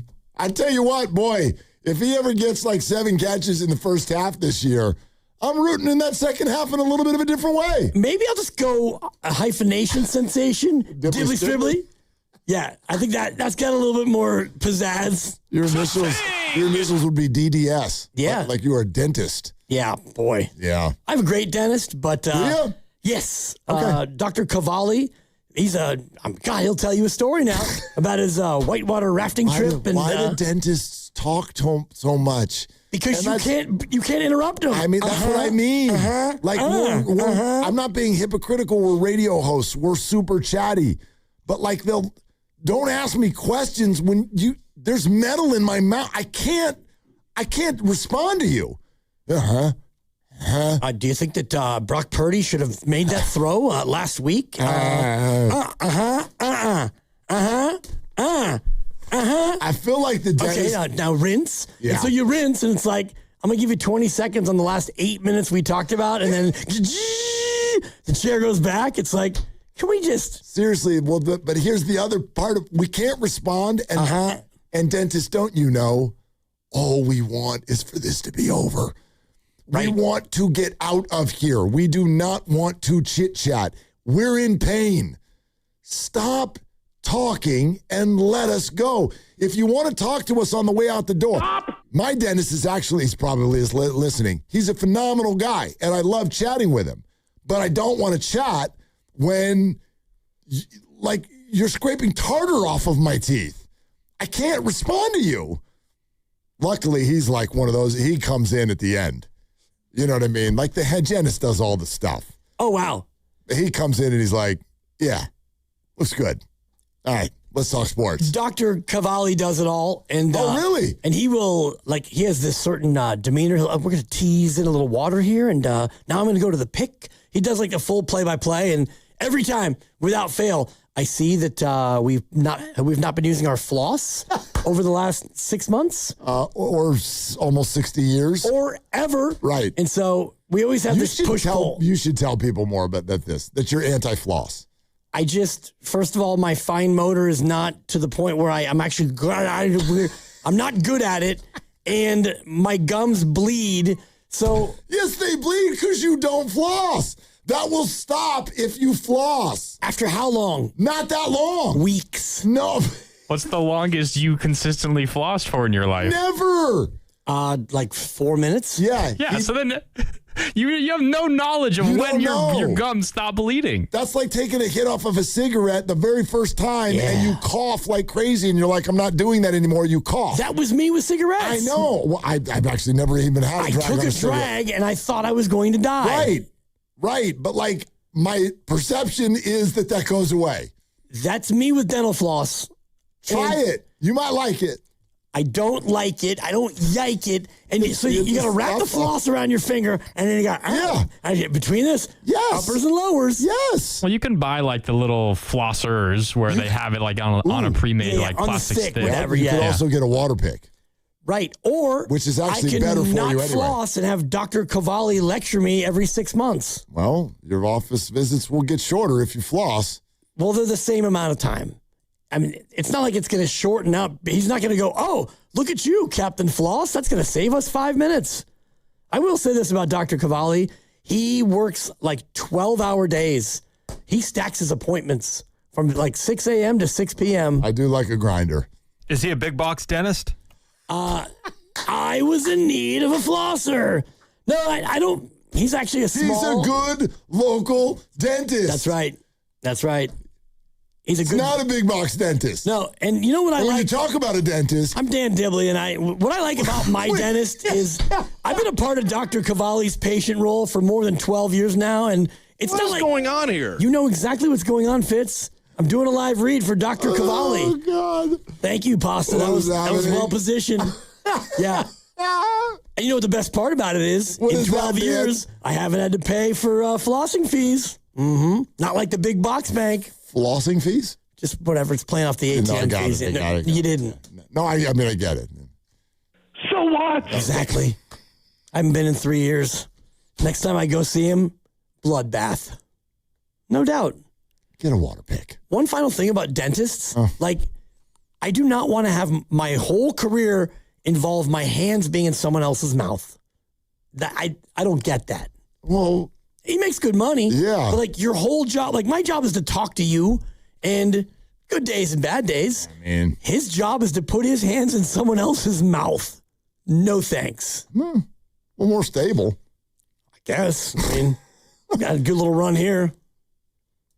I've probably flossed twice since I've been on this station. 15 years. I floss twice a day. Whatever, it's because you paid $20,000 for those teeth. What's grosser, Grandy? Dibs never flossing or an apple in the bathroom? Oh, apple in the bathroom. Okay, just checking. The only one worse would be the person who uses the bathroom and doesn't wash their hands. And that's probably a fourth of us in this world. Well, it's all young boys. Young boys. Dirty ass little boys. Filthy ass. All right. Boys. Speaking of dirty, here's Kyle Shanahan talking about Jed York. Yeah, I got to talk to Jed the last 2 days and today. Obviously, it's a very tough situation. I mean, views for the organization going forward is the same as usual. I mean, there won't be any difference in that. But I know it's extremely fresh. I think it's a very, very personal situation. I got a lot of respect for Jed. I got a lot of respect for Danielle. Their family does mean a lot to me. So I'm like, with it being this personal, I'm trying as hard as I can to keep it that way. I'm kind of regretting that transition. Genius. It was a solid 4. It's really, really not what I was going for. It just kind of happened. You went for it and you nailed it. You stuck the landing. No regrets. No regrets. It just happened. That was not really the way I wanted to present that. But anyway, we haven't heard Fred Warner talk about it yet. He talked about it? Uh-huh. Yeah. Oh, man. Fred Warner was I think those are the only two who spoke today. Kyle and Fred. But yeah, like this is not it's just not going to affect the players. Here's Fred Warner. Conversations in the locker room. We're all aware, right? I think we all have social media, so we see things. But at the same time, I got a lot of love, a lot of respect for Jed, and don't feel the need to comment on the situation. I think the team is kind of the same way. Like it really wasn't a conversation being had in the locker room. Of course, yeah, you notice it, but at the same time, we're so hyper-focused in this building of trying to prepare for week 1. A lot of guys are on the bubble trying to even make the team. So, we're just trying to get better as a football team and letting that it's a personal situation, letting it stay personal with him. Okay, and then also he was asked, and this is kind of the conversation of the day, has it been a nightmare offseason for the 49ers? So Fred was asked about combining just all of the drama. Kyle Shanahan's car accident, Jed York's situation over the weekend. Here's what he said.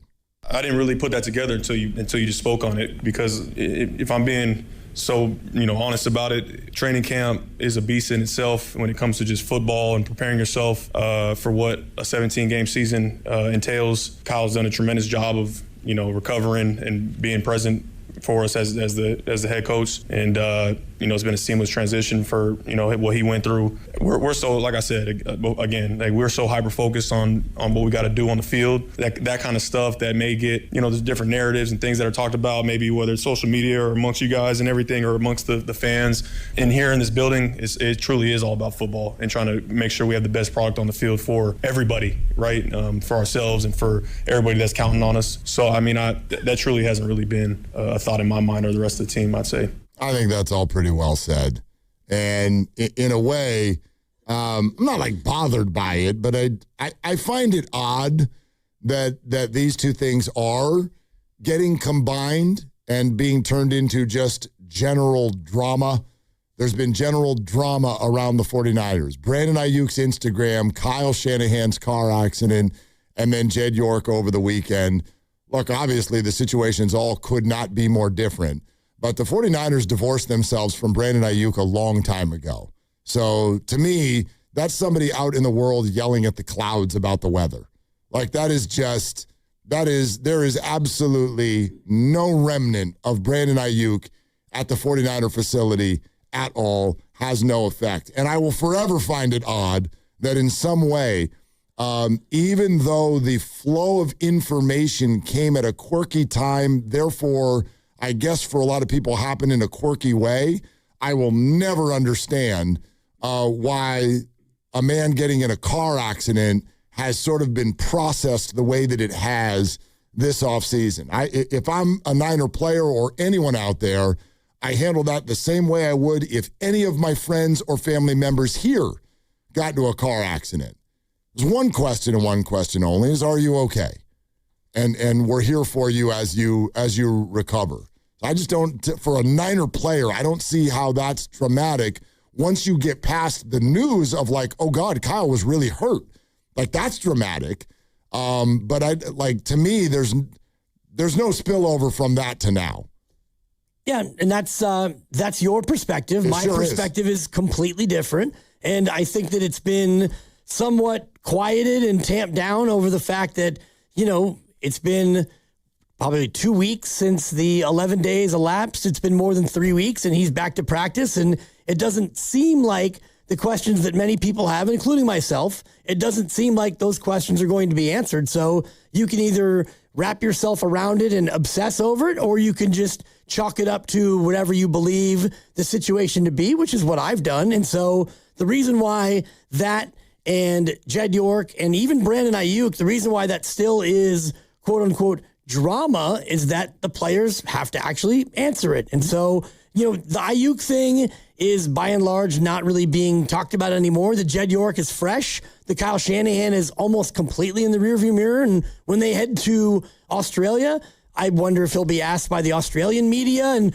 once they play an actual real game, we're going to be in the rhythm of, Kyle press conference, off day, post-game presser the next day, off day, Wednesday, let's get ready for the next game. And so once we get into that rhythm and routine, all of this will go away. But in the meantime, there will be fresh reporters in Australia who are going to have questions. But I mean, at the same time, Fred comes out, does this, is over.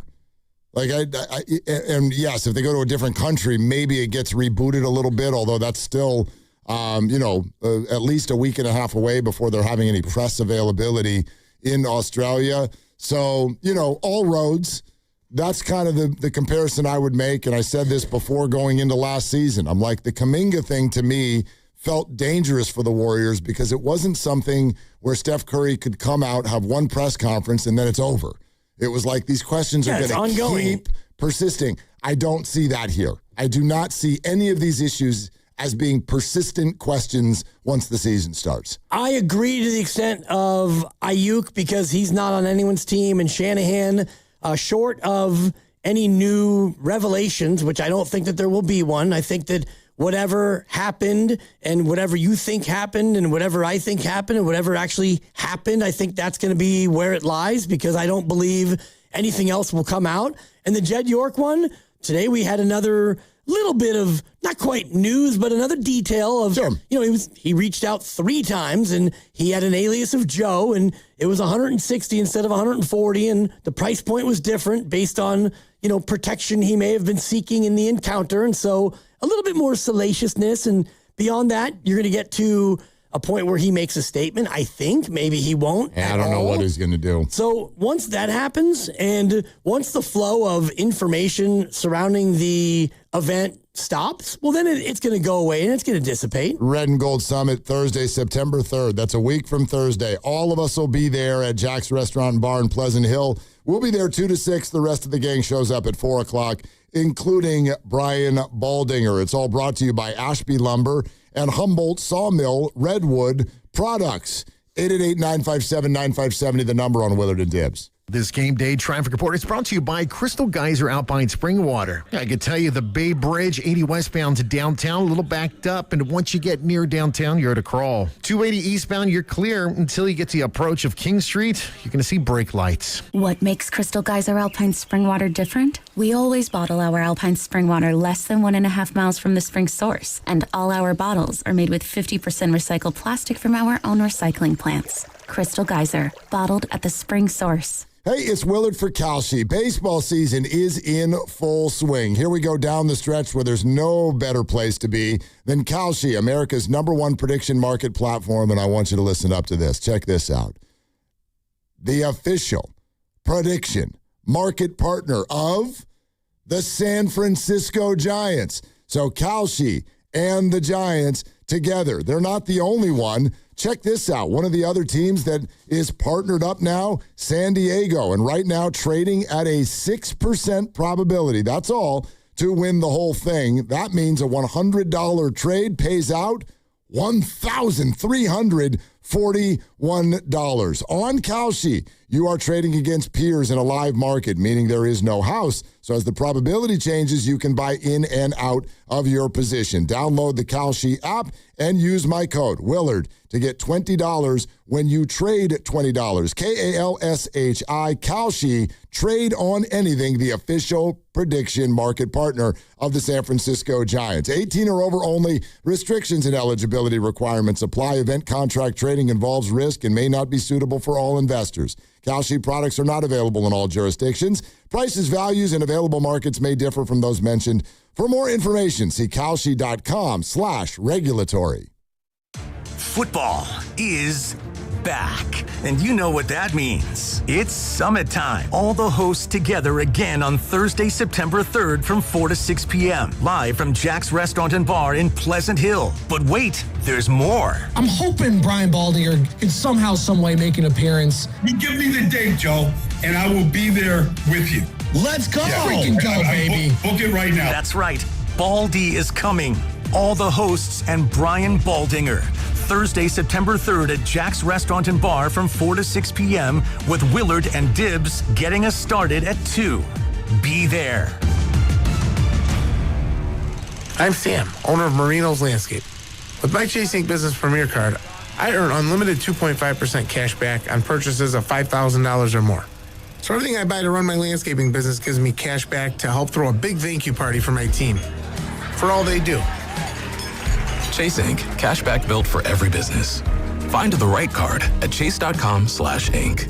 Real business owner compensated for their participation. Cards issued by J.P. Morgan Chase Bank and a member FDIC. Subject to credit approval. Terms apply.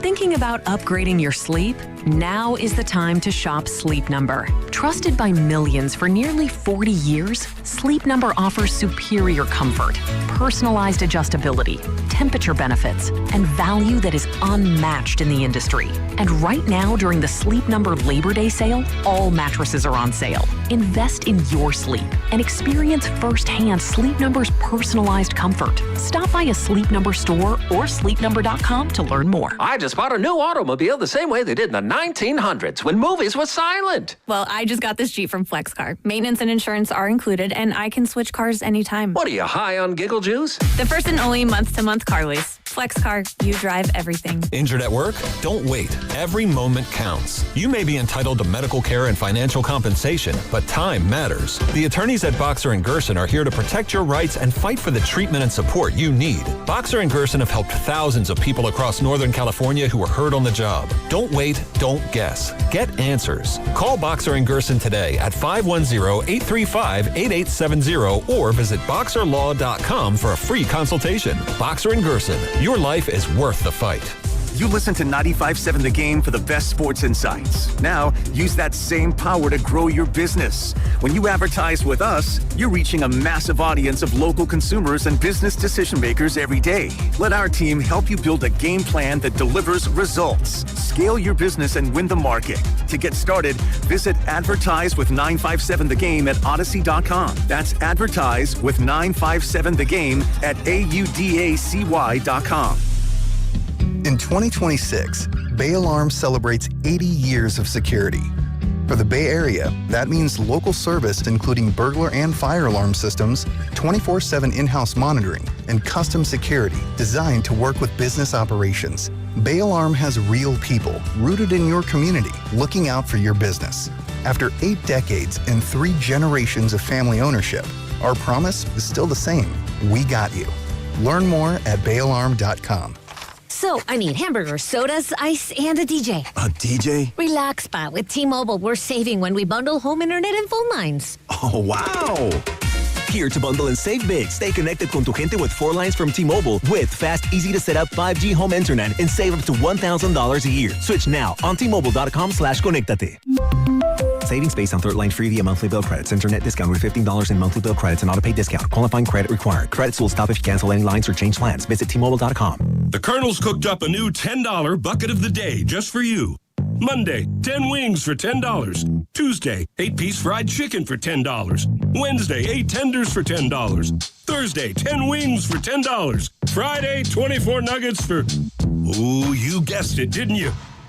$10. Finger licking machine. The $10 bucket of the day deal. Every weekday. Only at KFC. It's finger licking good. Prices and participation variable. Supplies last. Not available on third-party ordering platforms. Tax extra. Straight Talk Wireless presents Pickup Truck Wisdom. If you're only good to your new friends, you're not going to have any old ones. Straight Talk gets it. That's why new and existing customers get free 5G phones on Verizon's 5G network. Pretty simple, really. You keep good people by being good people. Find us at straighttalk.com and Walmart.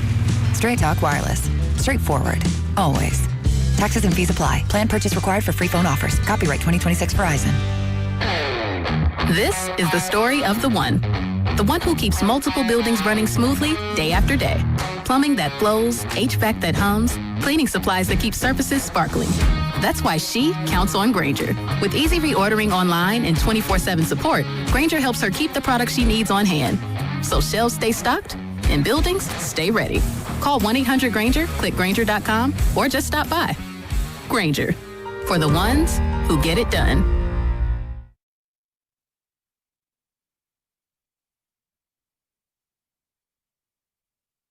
Now, back to Willard and Dibs. It's Uncle Scott from Sundays. We got a lot of touchdowns to watch together. On 95.7 The Game.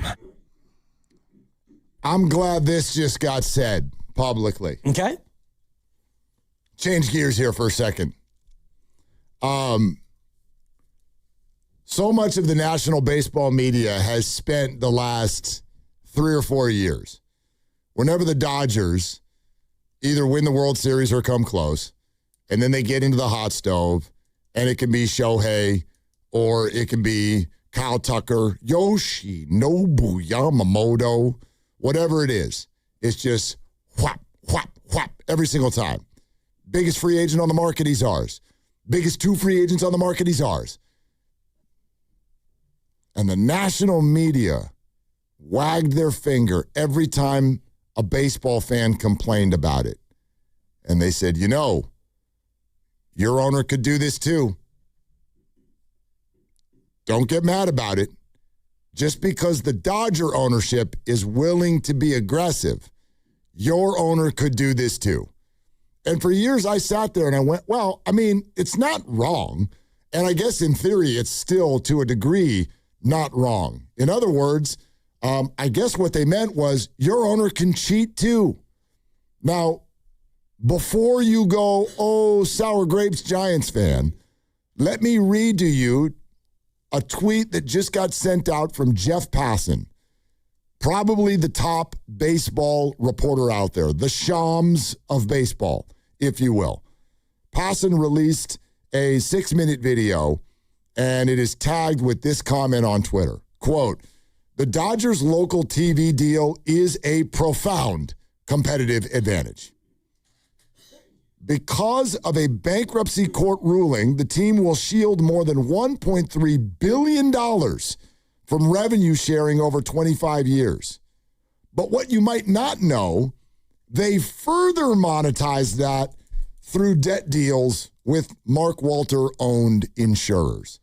So we did know about the bankruptcy deal over the last month or so, and we pointed it out as something that's very, very wrong with the system. Turns out it's even worse than that.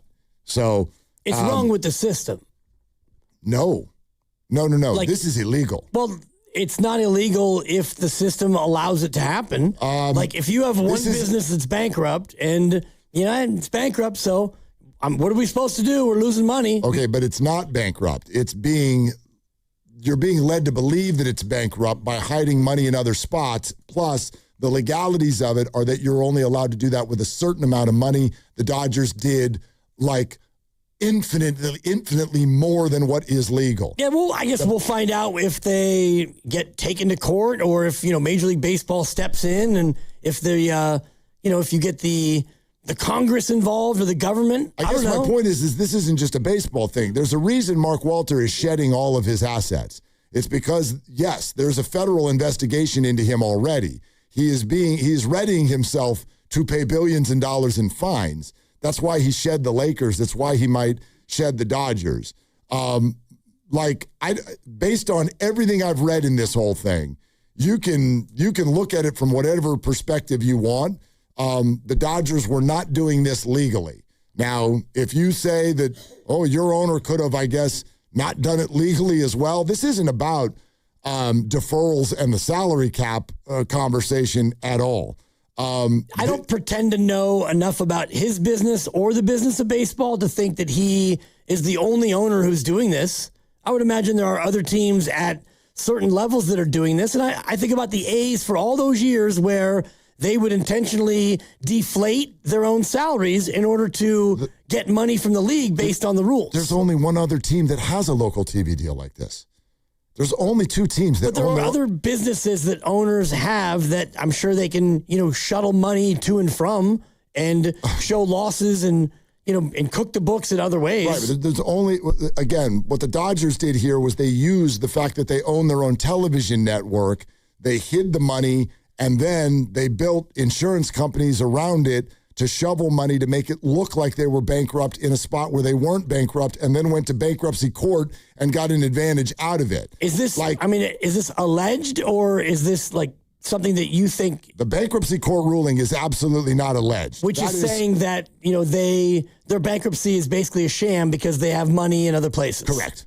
Gotcha. And then they used that bankruptcy court ruling to basically gain two different separate advantages that have allowed them to do what they do financially. One with the TV network and then one with the salary cap, basically. Jeff Passan's words, not mine. Right. So what's baseball going to do about it? What's baseball going to do about it? Not a damn thing. I mean, the interesting thing is they've probably robbed the owners of their biggest chip in the debate for a salary cap. Because the whole point was we need a salary cap. The Dodgers are spending too much. Well, now the players have all the ammo they need. Oh, you were cheating. You were cheating, Dodgers, to do that.